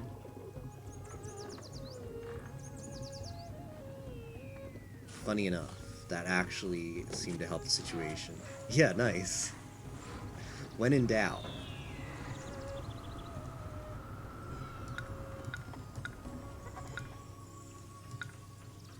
Slim Lude. Still a few workers short.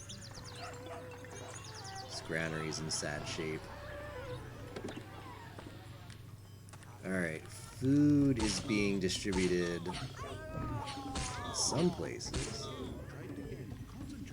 Okay, another harvest is coming up. This is the millet and the... what is this? Soybeans? Okay, soybeans are being distributed. Food stalls. This food stall is going to come back in. Okay, food is being distributed here, so this area of housing is safe.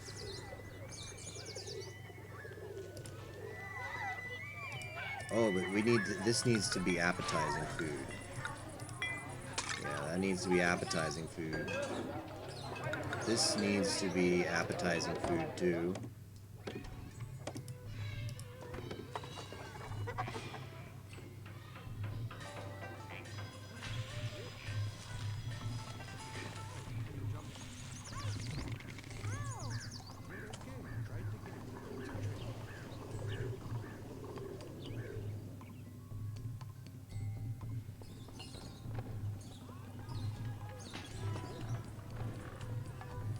This is 4 of 5, Matman.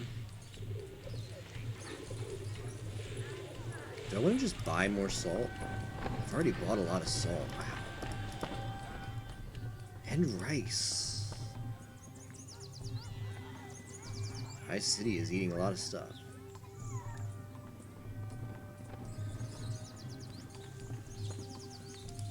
Selling plain food.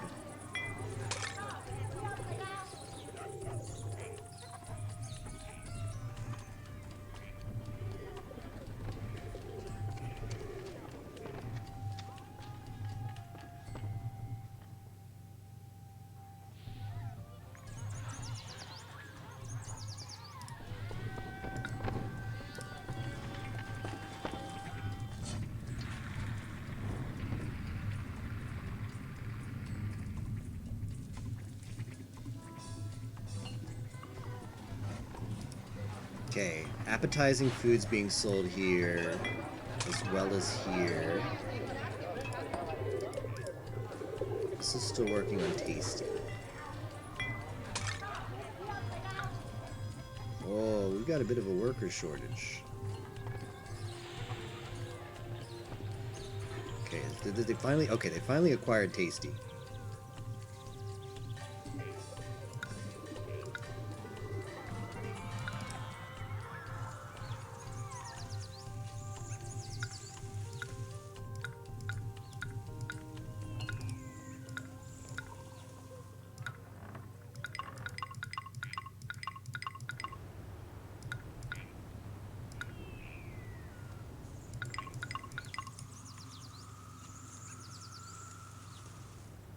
Just now trying to start the pit boss game.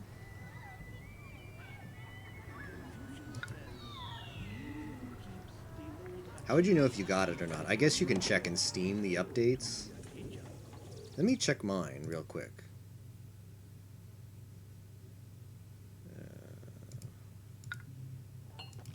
Steam. Where do you go to downloads? Nothing's downloaded for me either. I guess I could check the version of Civ. Muck, does Civ has like a version number on it, right? When you like load it, it says it's like 1 dot something or something. I can check if I have that later. Sacrifice weapons here. Okay. Because my Steam, unless it's something that, I mean, we would know, right? We would know if it was an update that got pushed out a few days ago, and we're just now noticing it. Like, we would know if that would have happened. But yeah, mine does not seem to have updated since I put my PC on today.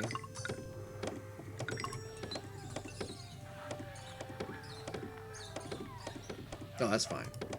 Don't worry.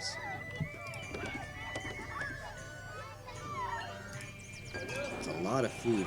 We got 3 food stalls.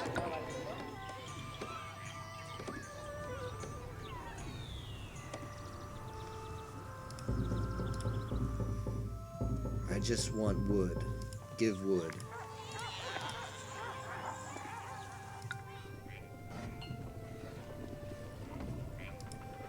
Okay, I think we have enough sustain for food.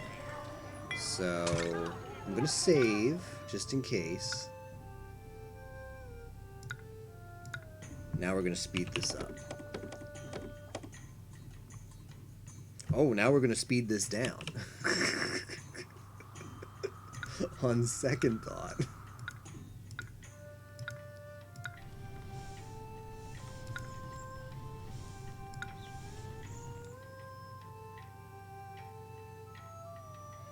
$1988 grats.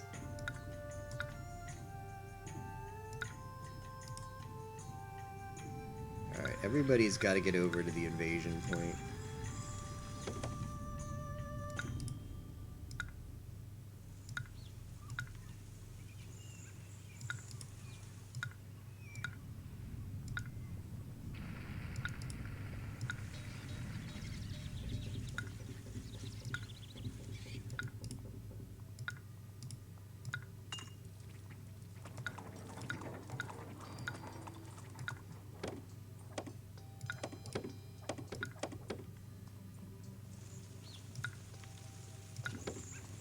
I'm not gonna bother summoning a God of War for this because I don't need to. I think I have plenty of troops to thwart this invasion. This is them. So let's put the, obviously cavalry has to go in the front, and then we'll put the archers in the back.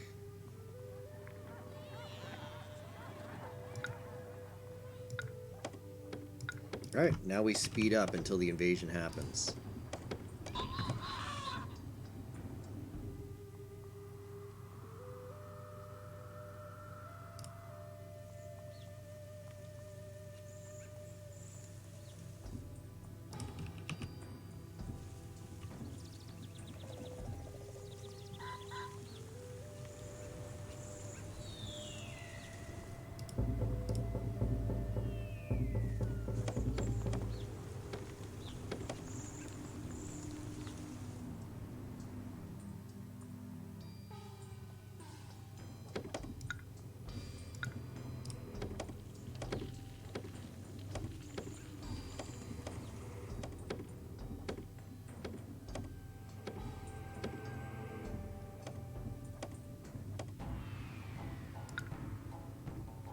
I'm ready for him.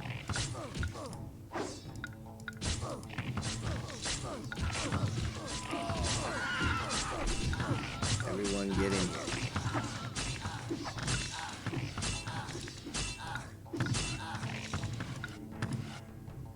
Whoa, not even close. Completely obliterated. Why are employees being needed?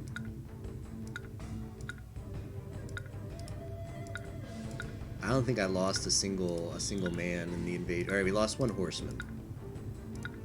So they lost everything and we lost one horseman. Seems like a fair trade.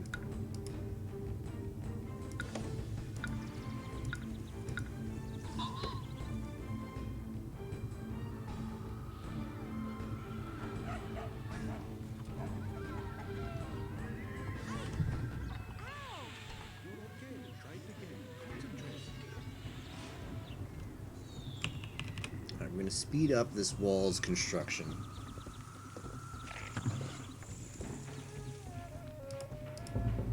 So he's one carpenter and then the laborers are going to lay down the labor. There they go.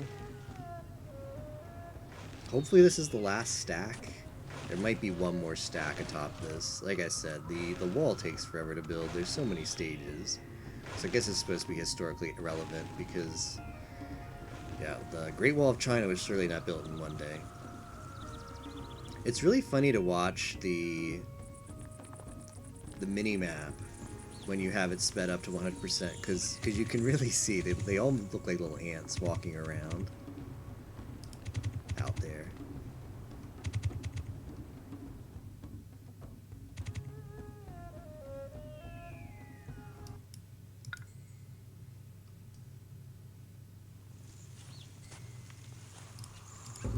Now it's time for more wood. Hooray.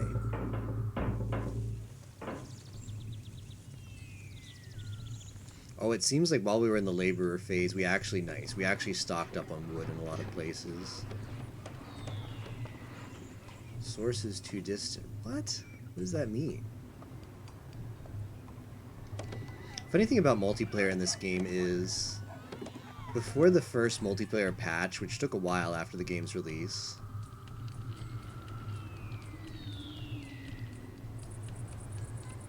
there's a way to chat in the game. It's really basic. You press enter, and a chat box appears up here, and you type in and say what you want, and it's broadcast to all players in the game.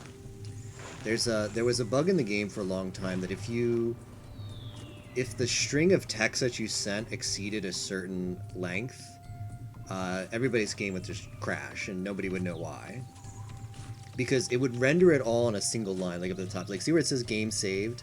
Like, imagine just that text box was stretched really wide. That's where people's messages would appear when you chatted in multiplayer. So if you could just BM people by just like holding down the L key or whatever. Yeah. So if you sent a message that was really long, the reason why it crashed, I'm gonna turn down the speed here because we're almost done.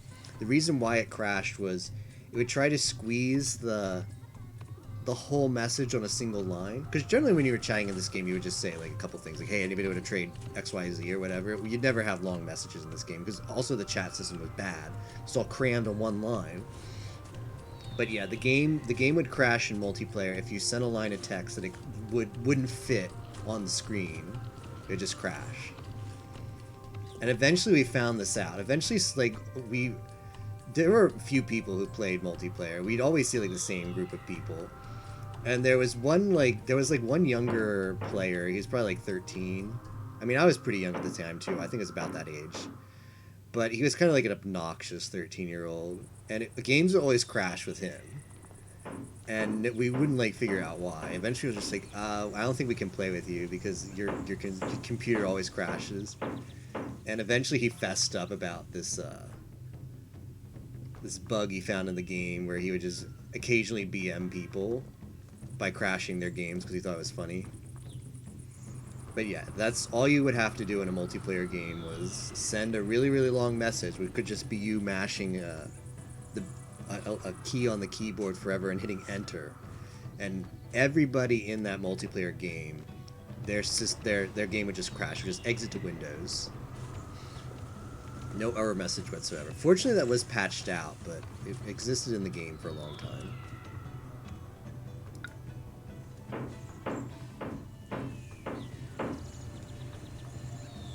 Almost done with the wall.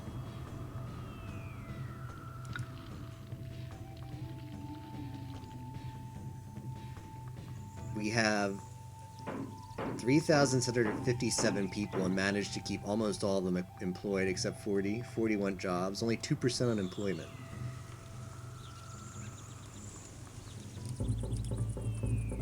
Give carpenter. Where is he?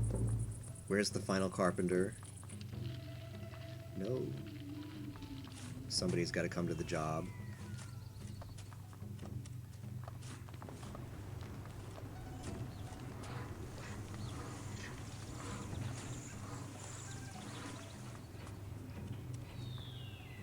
Pretty sure once... Oh, he removed the wood. This guy just removed the wood. Is it done? Still needs dirt? Are you kidding? Oh, probably just for the gate here. I think they're going to build the gate now. Where are they going?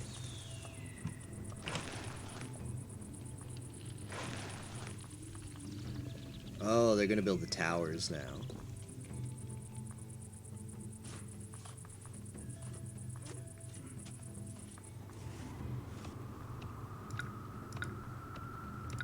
Yeah, he's angry, so let's appease him.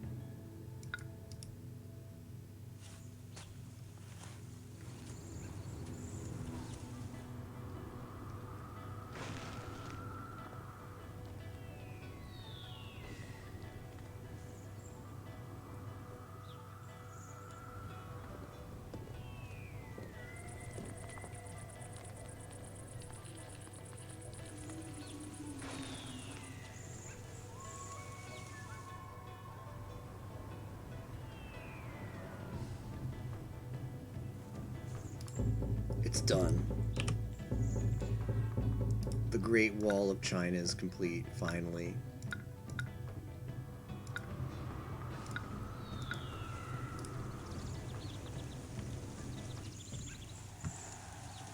At last, the wall is complete.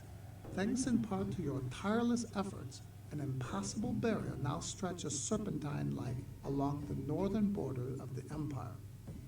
The next time those foul Xiongnu horsemen come this way, they will not find it so easy to penetrate our defenses.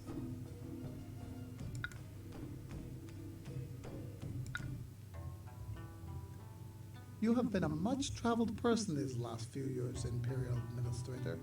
Now, however, your appearance is requested back in Xiangyang, while our Emperor Shi Huangdi has been busy standardizing the currency and simplifying the alphabet. He has also been contemplating what the next world has in store for him. His ongoing quest for the magical elixir of eternal life has not yet been rewarded.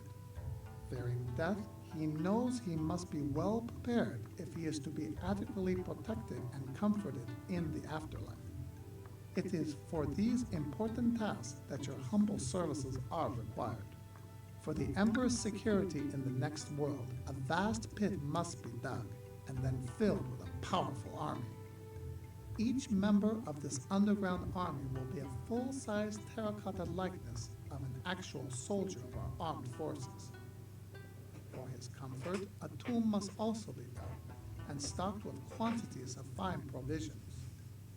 The tomb will then be crowned by a magnificent grand tumulus that will proudly rise high above the city.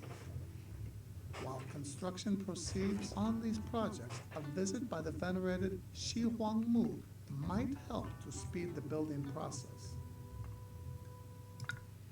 All right, I think we're going back to where it all started. Well, this wasn't where it all started. This was chapter number 2, I think, is when we built this town.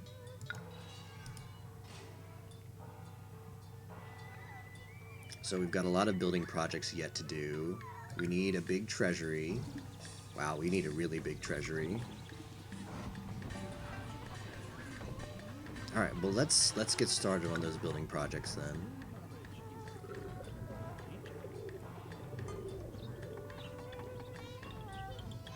Guess this up here is going to be where we build stuff. Terracotta army is huge. Ooh.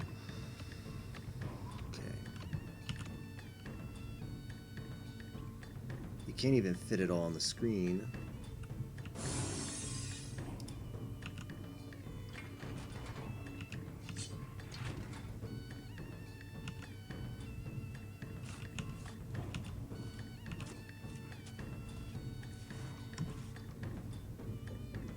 Config.ini is crazy. What's it say?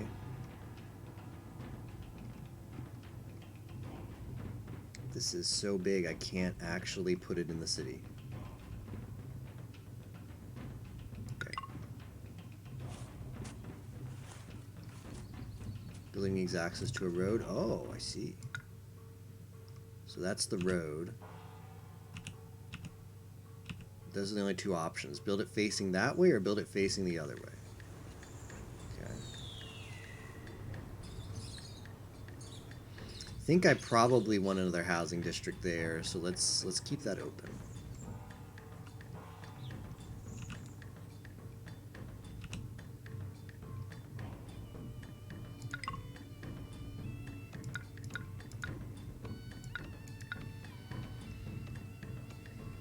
Okay, what needs to go in here? One ceramist. Thickness of camera angle in pixels. Oh.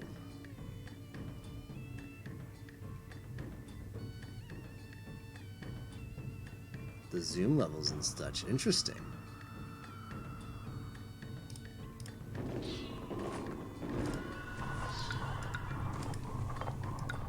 What happened to Huang Di? Okay, here he is.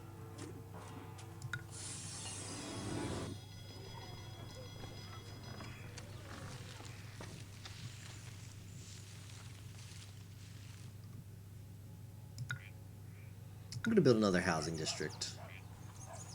It's a good spot for it. Yeah, it's a pretty good spot for it.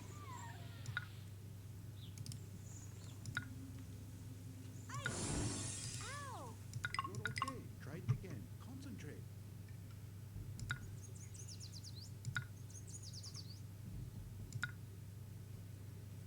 Suppose I should have him bless the mulberry bush over here, since he wants to help.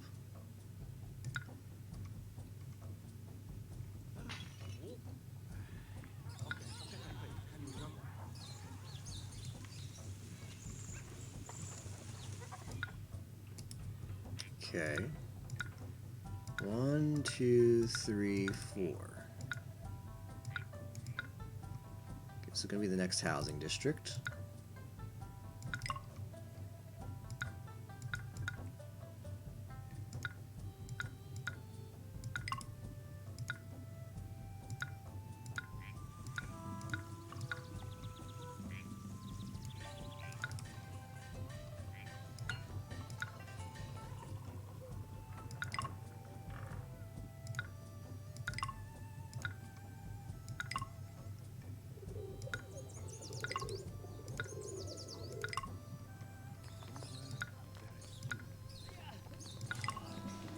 quickly go through here and make sure I have all the stuff I'm supposed to get.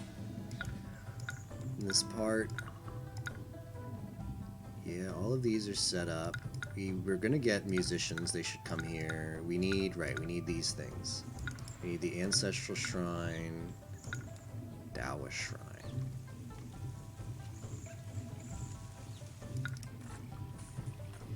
Saves the game after the human player presses next turn, but before the game logic advances. Oh, that would be a really good feature to have. Because there used to be, like, Civ, there used to be a time where Civ crashed a lot during AI turns. And it was very annoying to deal with. Okay, bless this.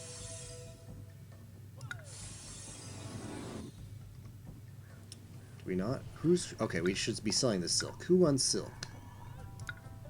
Buy silk. Do we have... No trading station with bottling. Oh, well. Bottling. Have I got a deal for you?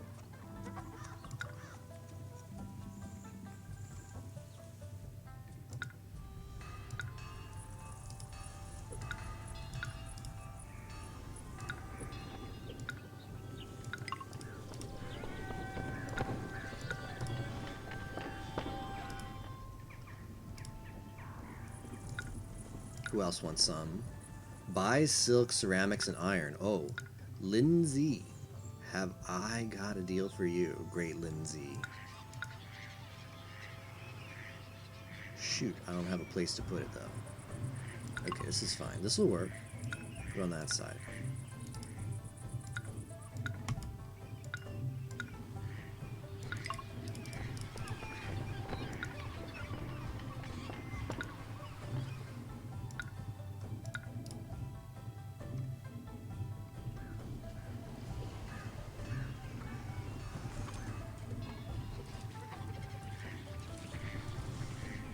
The game would be executing a bunch of logic every time you loaded.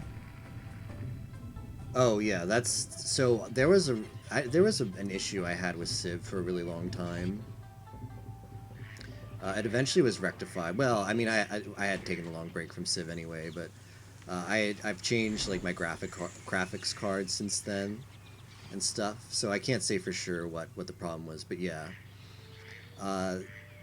I would get a real weird error, and I try to research it as something that not just I experienced, but a lot of people, and it was never actually solved. But the game would frequently crash on AI's turns, but it wouldn't crash deterministically. Like,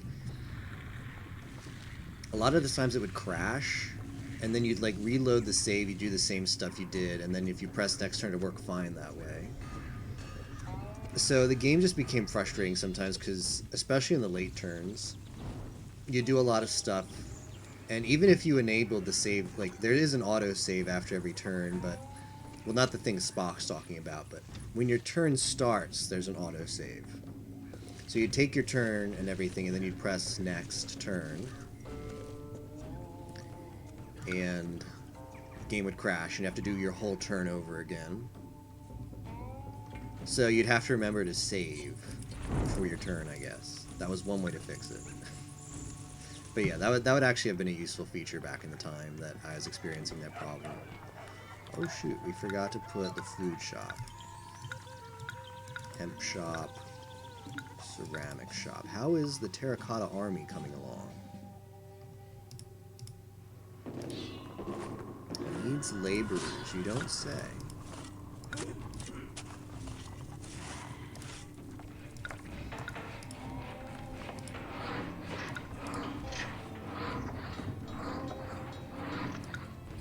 Gonna temporary. Oh, my wages are already really high. All right, we need a lot of people to move into town.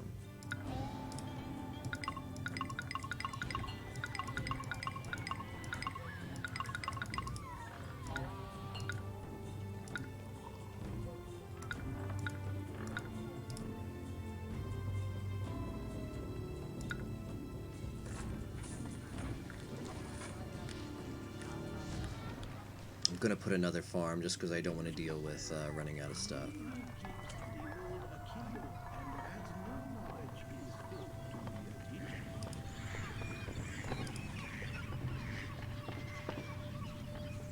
Did this just trade? Oh, it's a new... Okay, so let me just make sure Silk's gonna get dropped off here. This is a kind of a cute animation of Huangdi where I want him to first. Wait, go away. Go away, Huangdi. No need for you yet. The guy, he takes the silk. He goes in the little furry. There he goes. He drops it off here. And he goes back. Cute. Wait, am I not selling weapons here too? Oh, ceramics. Who wants to buy weapons? Anybody buying weapons? They're buying weapons. I'm trading with them currently. They buy iron millet. I don't need any of that stuff. I mean, I guess I could sell lacquerware, but... Do I have any trade with these people?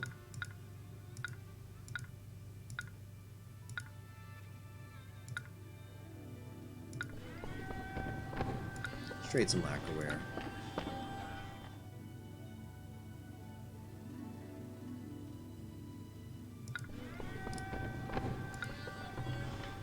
These people buy weapons. Okay, Xiangjun.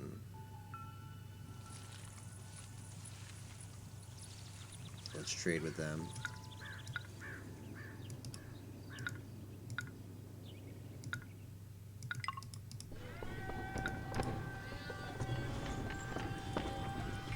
Map generation occurs via Lewis script. Cool.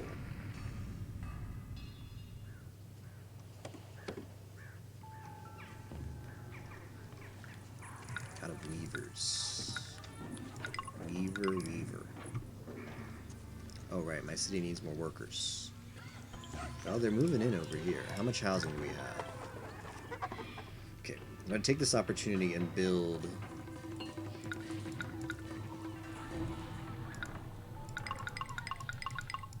an extra farm, just in case. Just got a feeling. Got a feeling I could at any point run out of food. So let's get that other farm going. 2, 3. 1, 2, 3, 4. 1, 2, 3.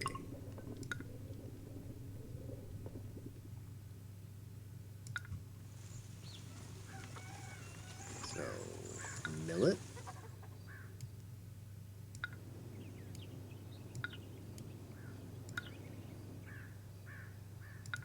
Wheat.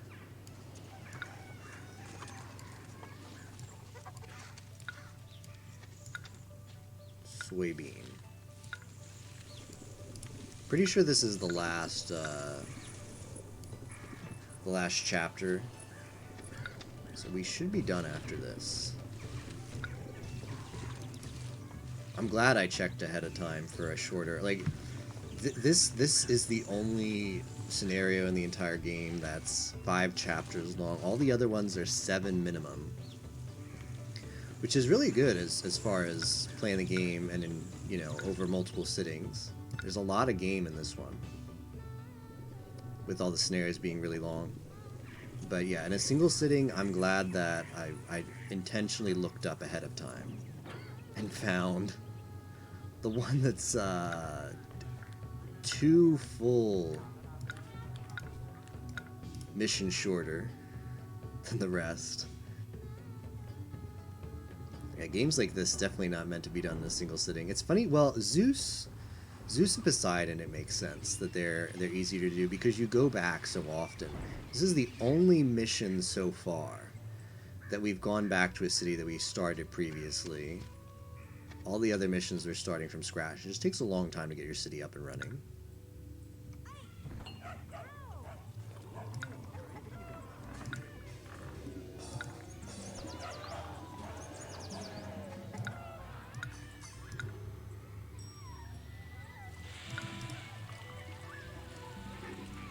Arubin. How's the Terracotta Army doing over here? Okay, I have to also build the Grand Tumulus.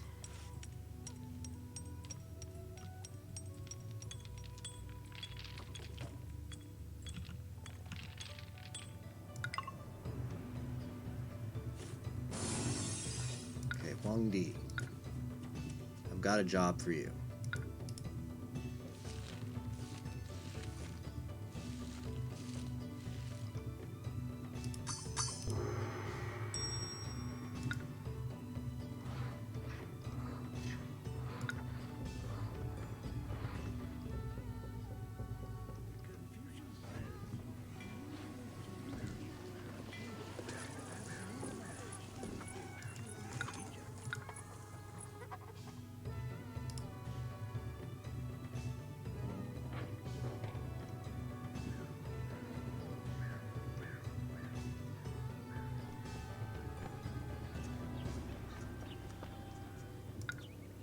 Okay, he's gonna bless the mulberry farm.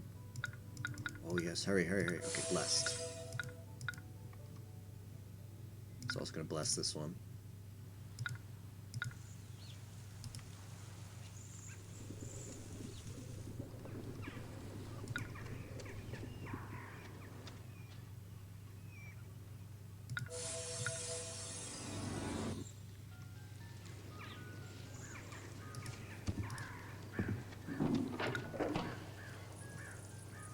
Still need a lot of workers. I mean, it's very easy to maintain a good economy here, though. Why did I sell so few stuff here? I guess these other ones just sell so much. Selling a lot of silk and ceramics over in these other places, so it just doesn't come over to the side.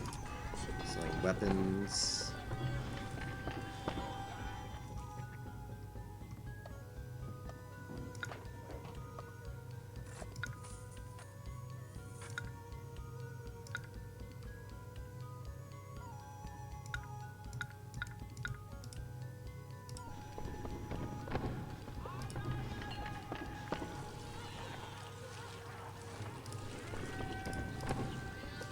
Did I find a place to sell lacquerware? Okay, I'm selling lacquerware there.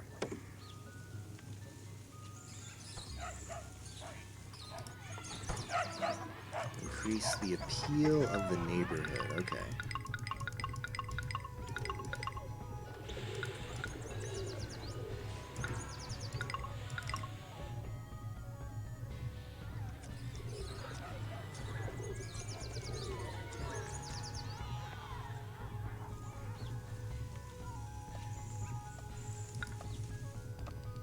Yeah, we're gonna need a lot of workers fast, so let's just build up the rest of it over here.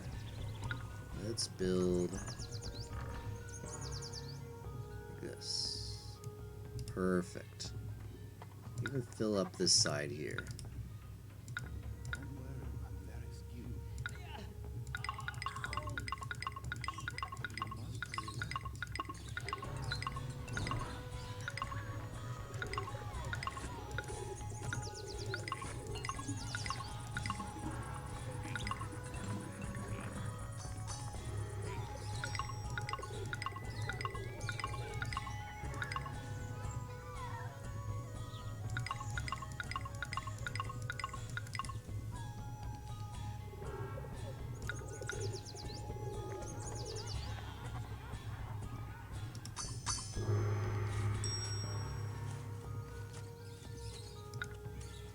Housing for 700 more people, nice.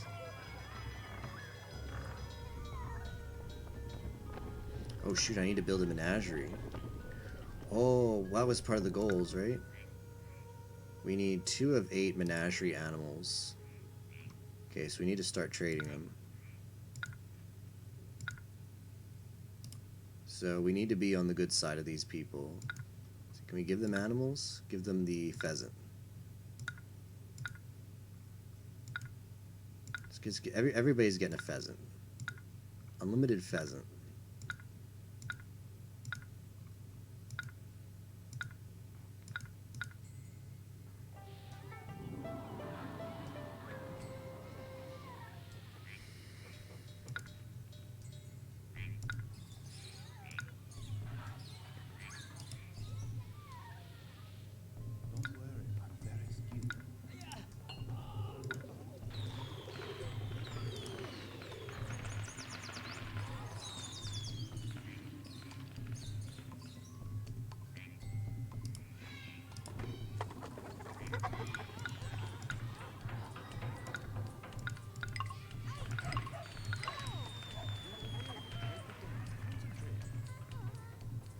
Okay, mill is keeping up.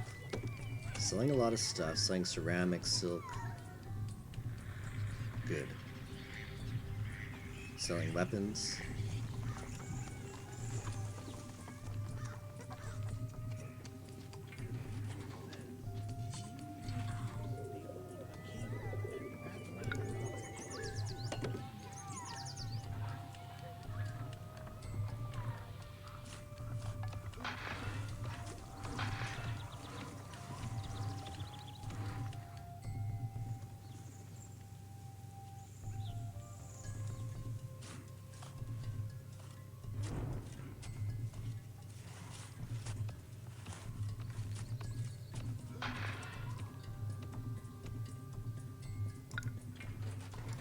Honestly, I'll pay them very high if I can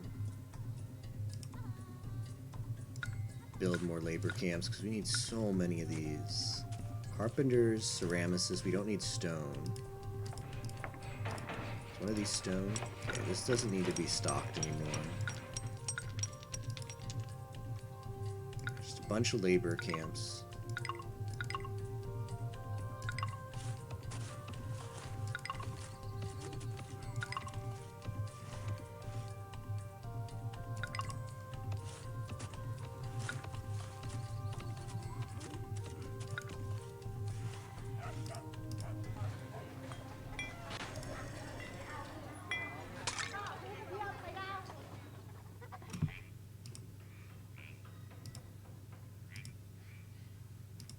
Everybody liked the pheasant.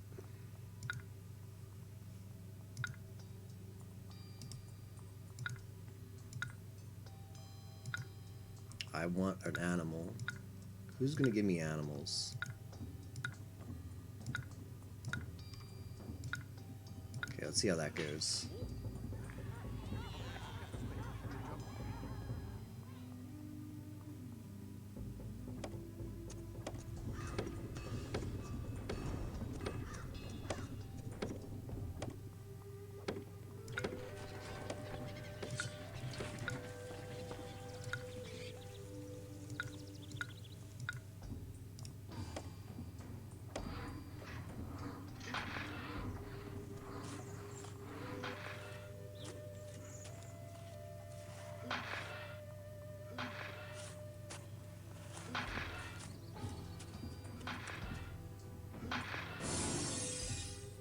Stand up for a while and auto beam if you need it. Ooh, that sounds like a good idea.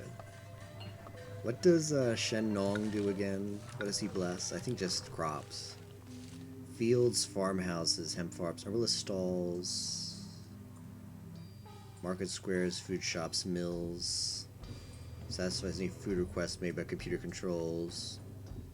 Diviner walker. None of that stuff is that great. Let's get rid of them.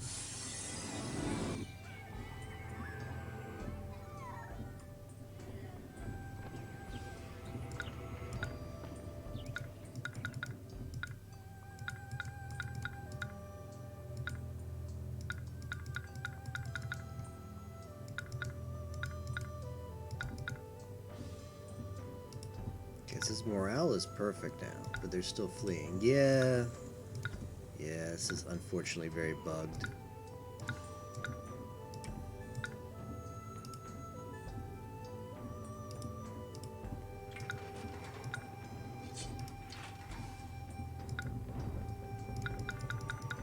Yeah, I don't think there's any way. Sometimes when they get extremely demoralized, there's no way to undemoralize them.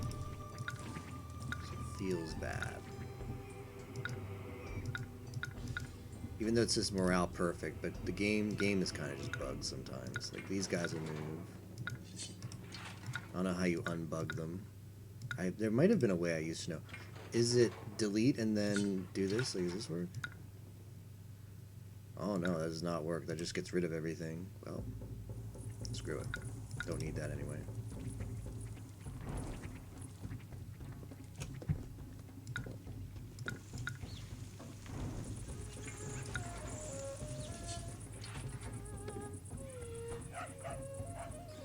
No one would dare invade me at this point.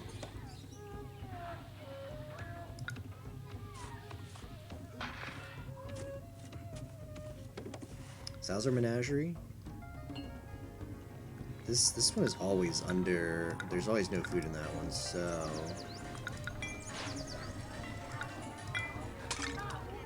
I think I'll double food that. What about over here? Does this one have food?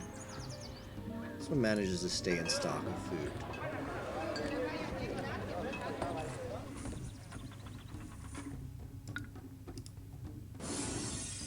Shenong is back. So there's 5 animals in the menagerie. Who else wants this stuff? I don't think I gave them anything yet. Who wants some animals? How about some pheasant?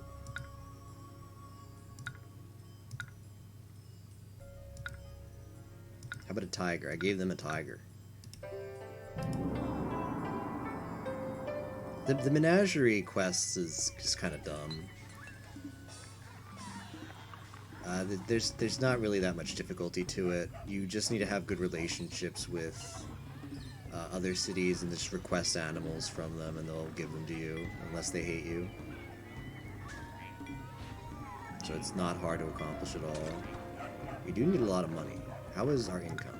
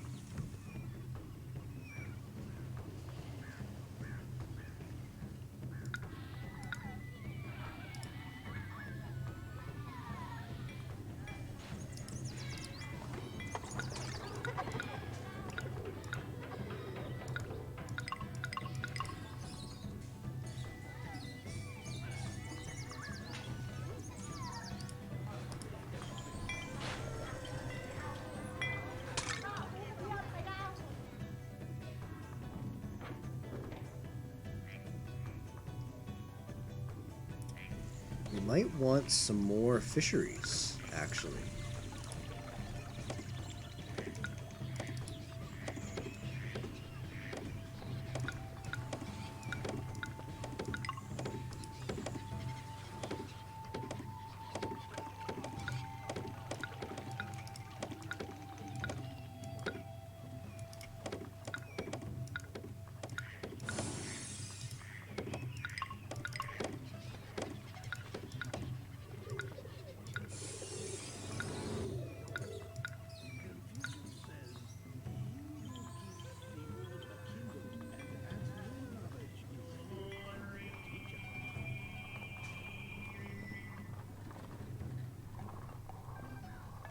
Our city's glory burns brighter than the New Year's fireworks.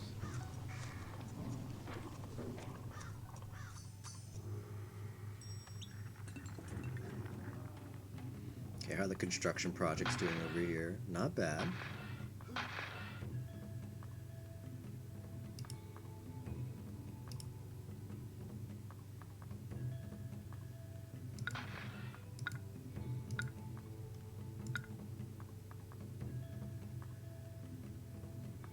The wild pig. I think these people might want the goby bear because it's like it's from the Gobi Desert. So since they're farther south, they'll probably be like, "Oh, that's a cool animal. Thank you," and they'll give us back an animal.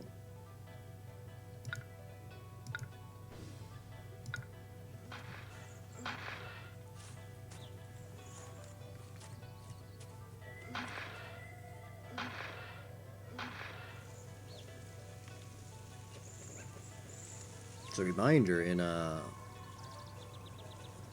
10 hours from now, 10 hours and 13 minutes from now is Super Mario Sunshine 90%.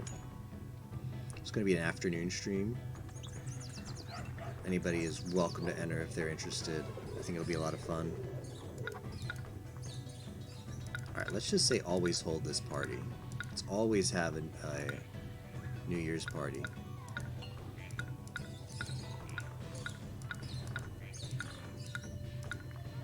Where was that setting? Is it this one?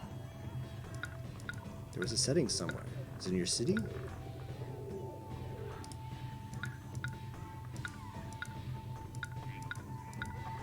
Oh. Always hold.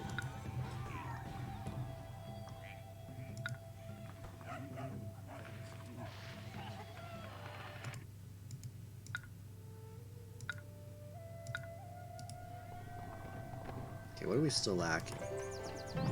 Just need two more.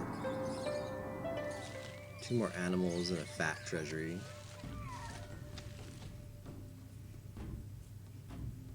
Can I squeeze a granary in over here? I cannot.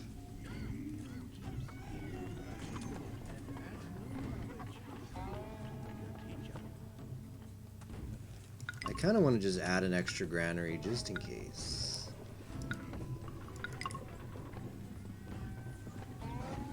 Just to make sure that I do indeed have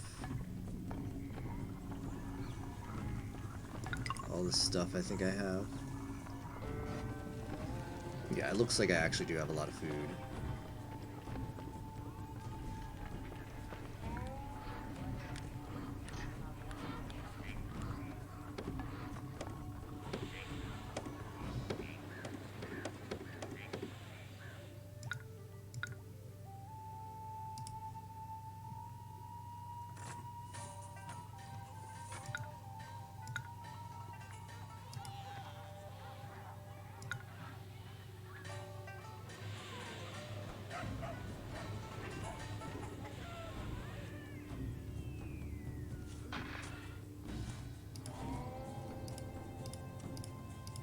Everybody liked the bear we sent them.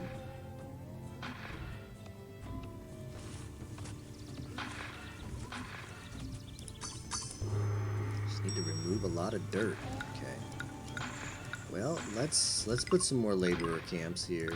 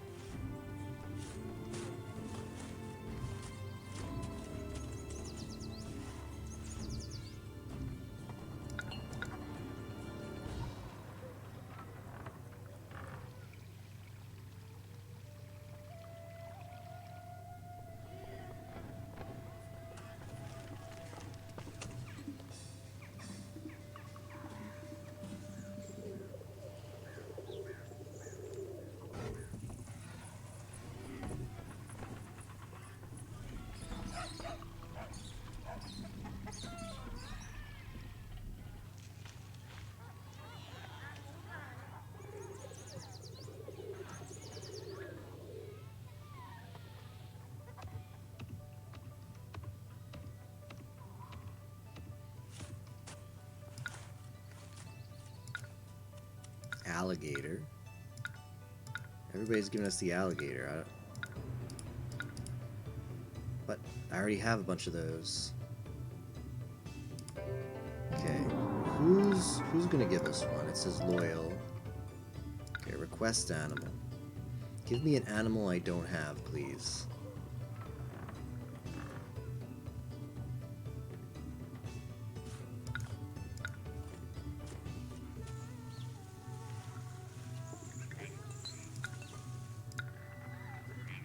Okay, we can speed this up though.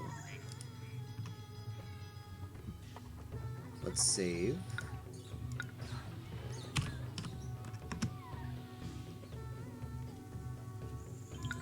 Speed up.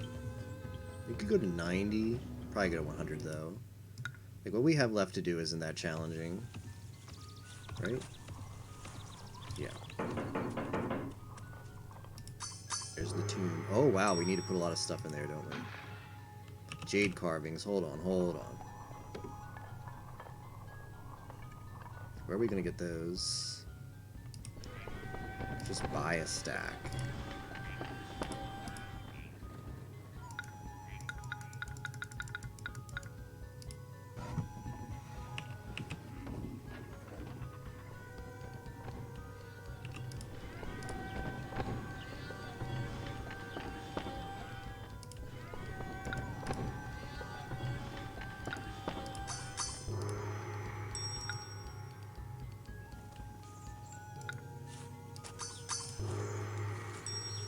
Is it getting carted here? Brought the lacquerware.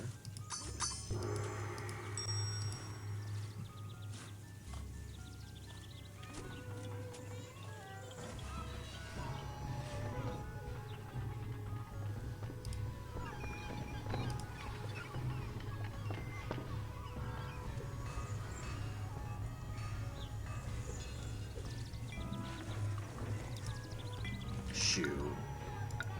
Bitter. What are you gonna do about it, shoe?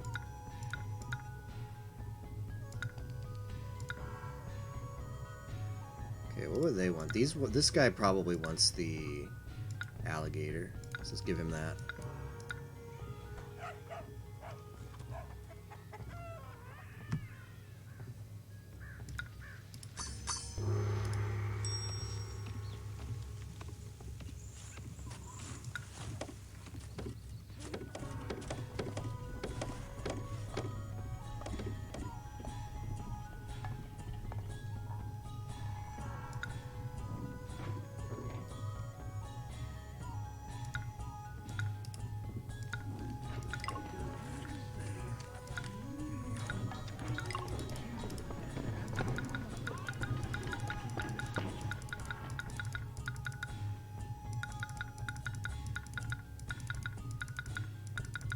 So we needed this to get silk? Did the jade carvings? It needs to get the jade carvings. Okay, get the jade carvings.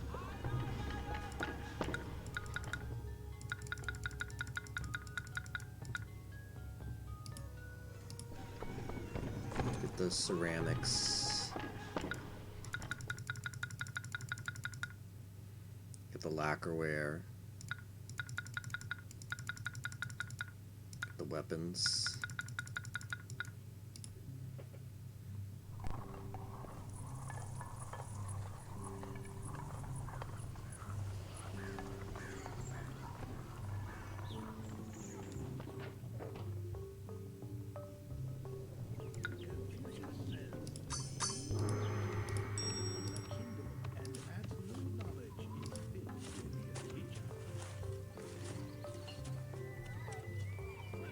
I can't tell if that's actually being crated off over there.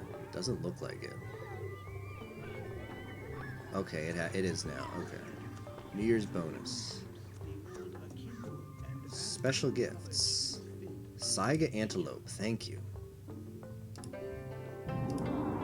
Okay, so the menagerie quest is done. We just need to make money.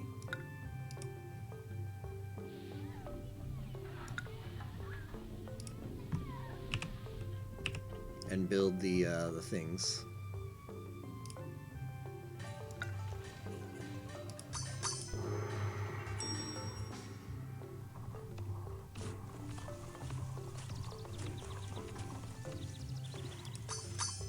Okay, the tomb has been buried.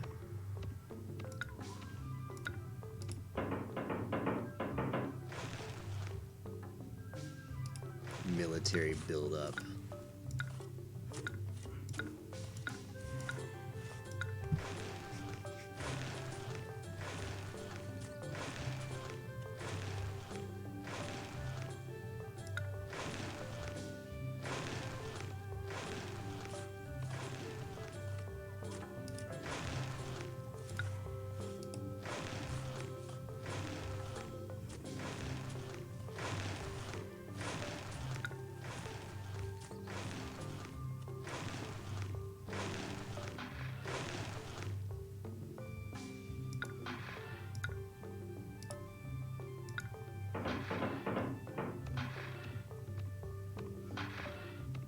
Well, these are coming along nicely.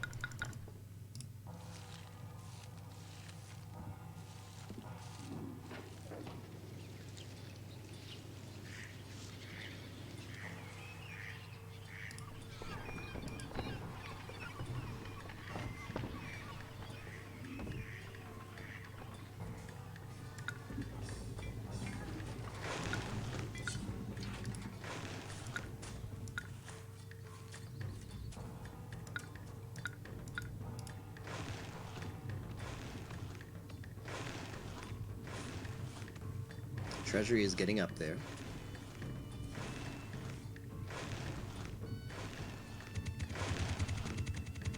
Look at him go.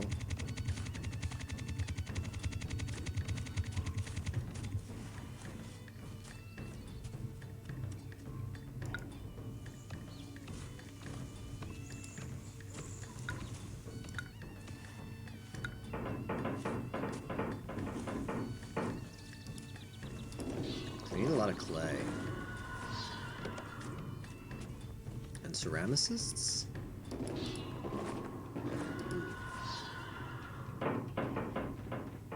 Alright, here's what we're gonna do. This is gonna be our clay production.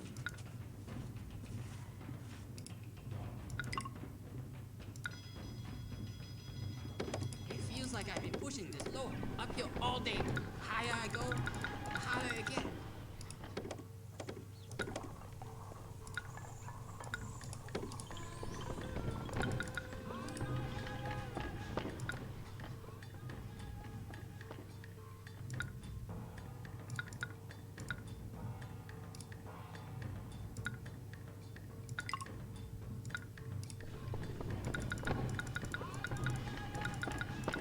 This is gonna be clay only.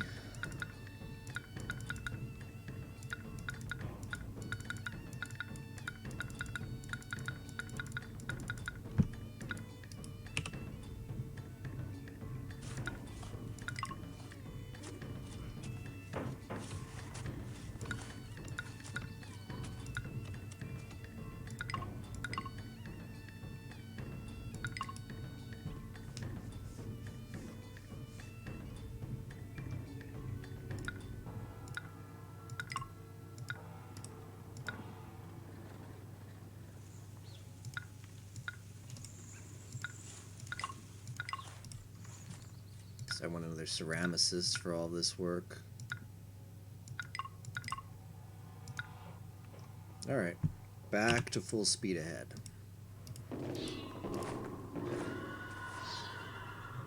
You're making that clay.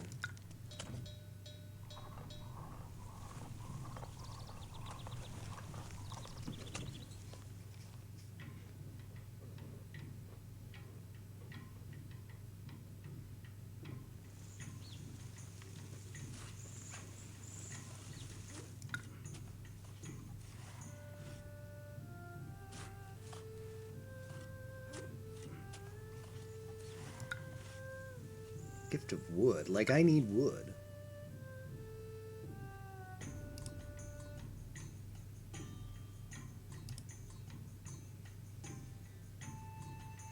Imagine thinking I need wood. I've got 48 wood just sitting here doing nothing.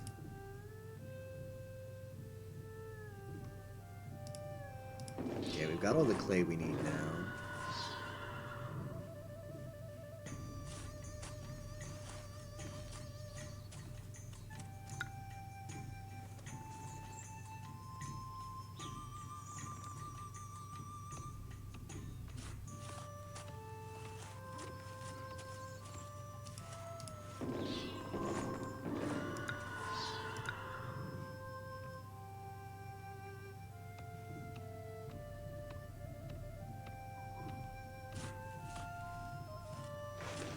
That's a lot of clay soldiers.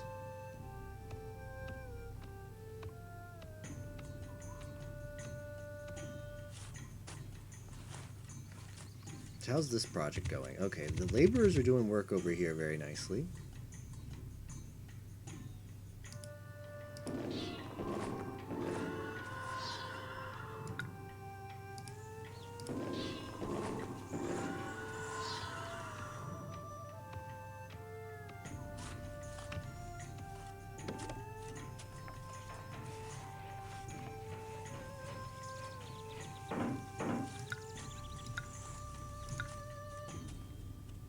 Give her clay. Got plenty of clay to give as offerings. What is that? Drought. Who did that? Everybody's happy. Unreal.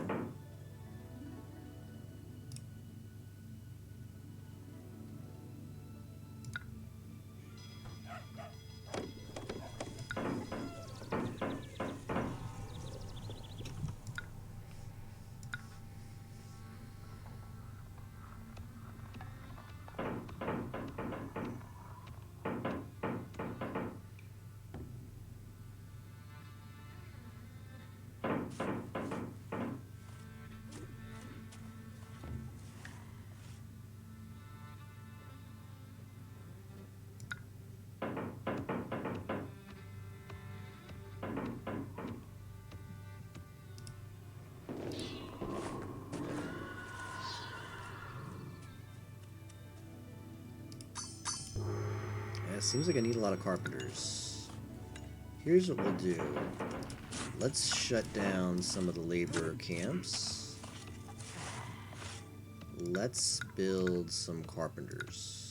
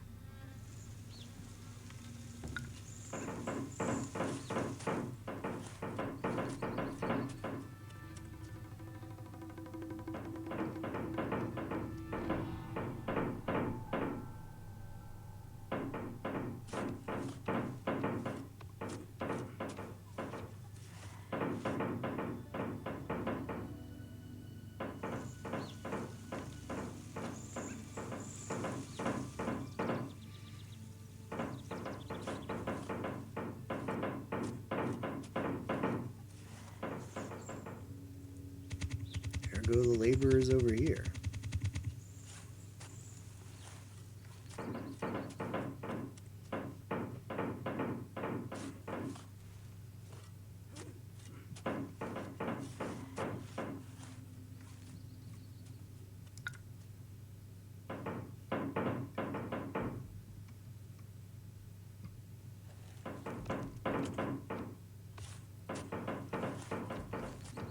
Got a lot of money. So, I mean, this is the last thing we have to do is just wait till these things complete. The city is stable.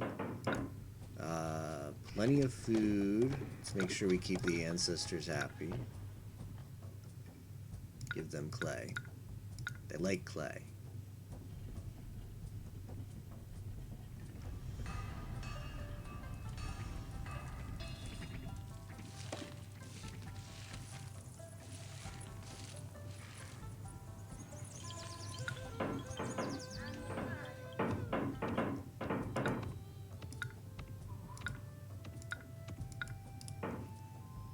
Population milestone. That's a lot of people in the city. 4,000. Water tiger. What does this need? Now it needs dirt. Alright, let's decommission some of these so we can put some more laborer camps back in business, because that's what we need right now.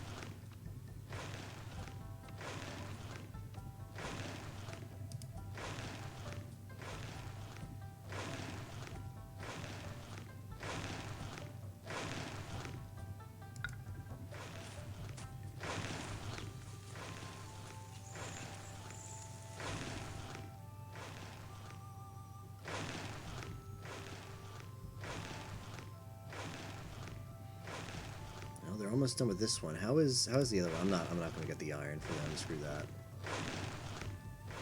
Okay, this one's coming along. This one's coming along as well. I'm pretty sure this is done as soon as it's fully covered. Faster, faster. Underground vault complete. Hyper Neko. Alright, so it's just this one.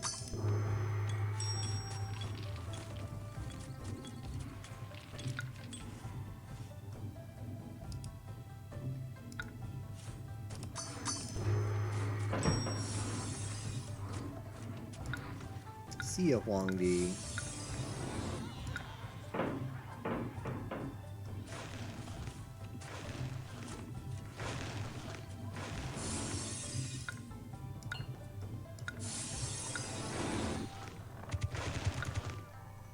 They're feeling neglected. Let's give them some clay.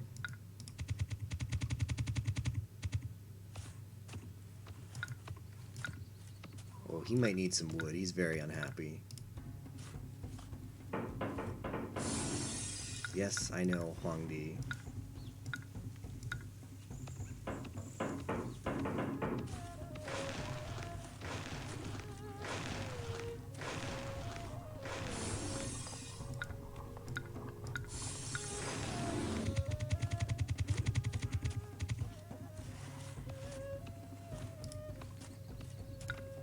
So the speed up is an in-game function. It's not like I'm not using like some kind of Windows emulator, Windows 95 emulator. This is Windows 10. Hey, Yimo, you're just in time for the exciting conclusion. This is Windows 10 and it's a built-in thing, so it's completely speedrun legal. If we were doing a speedrun. Just go away, Huangdi. Ming Li, that's the perfect emote for this occasion.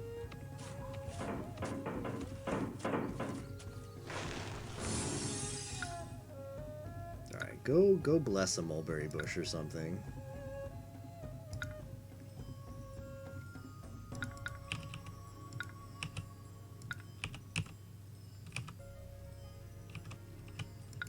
Why is it not working? Okay, here, go over here, Huangdi, so I can stop hearing about you.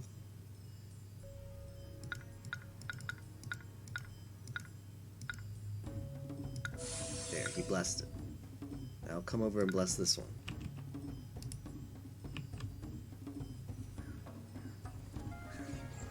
Fell asleep watching your run. Yimo's got some snug runs. Alright. Back over here. It's almost done.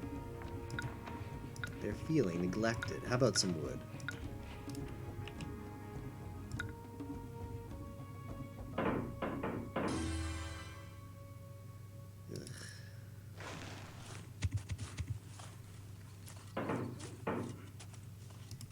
The Grand Tumulus is complete. Tilt City. Dang.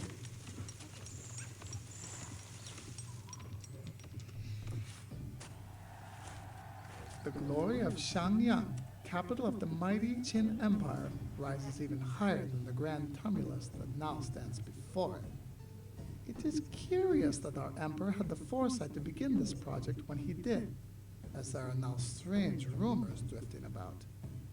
During his current expedition seeking the potion of eternal life, he has kept much to himself, allowing only Li Shi, his most trusted advisor and audience. Oddly, a cart of odorous salted fish now precedes the Emperor's imperial carriage, masking an unpleasant smell said to be emanating from his vehicle. Oh, I see. The worst has happened. The horrible rumors of the death of Shi Huangdi, the first emperor, were true after all. Though his body lies safely entombed beneath the Grand Tumulus, ruinous intrigue now rules the imperial court, and the riotous crowds in the street grow stronger by the day. It seems the people have had enough of the heavy burdens and tight restrictions forced upon them by the Qin Empire in the name of progress. And now word is that rebel armies are nearing the capital. Woe is upon us. Woe is upon us. But woe is not upon me, because that is campaign over. We did it.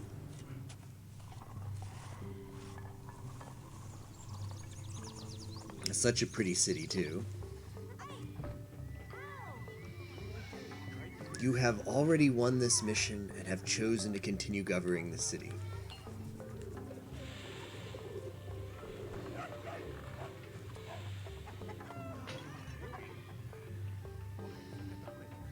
Alright, well that was a lot of fun. This game is so much longer than Zeus. I always like to save my final cities. I never go back to them, but I always like to save them. Emperor Rise of the Middle Kingdom, great game. Zeus and Poseidon, another great game. Sierra City Building series, great series.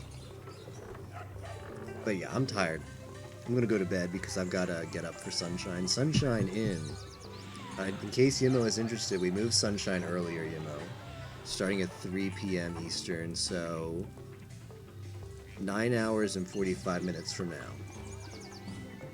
So that's when stream will be back. It'll be an afternoon stream tomorrow instead of a nighttime stream.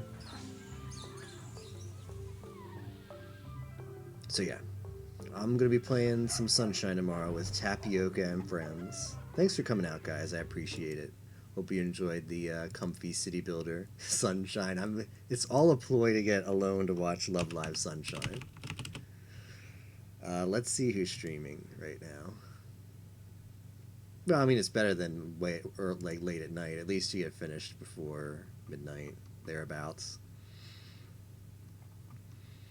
Who is... Oh, they're doing an Octopath run at Limit Break.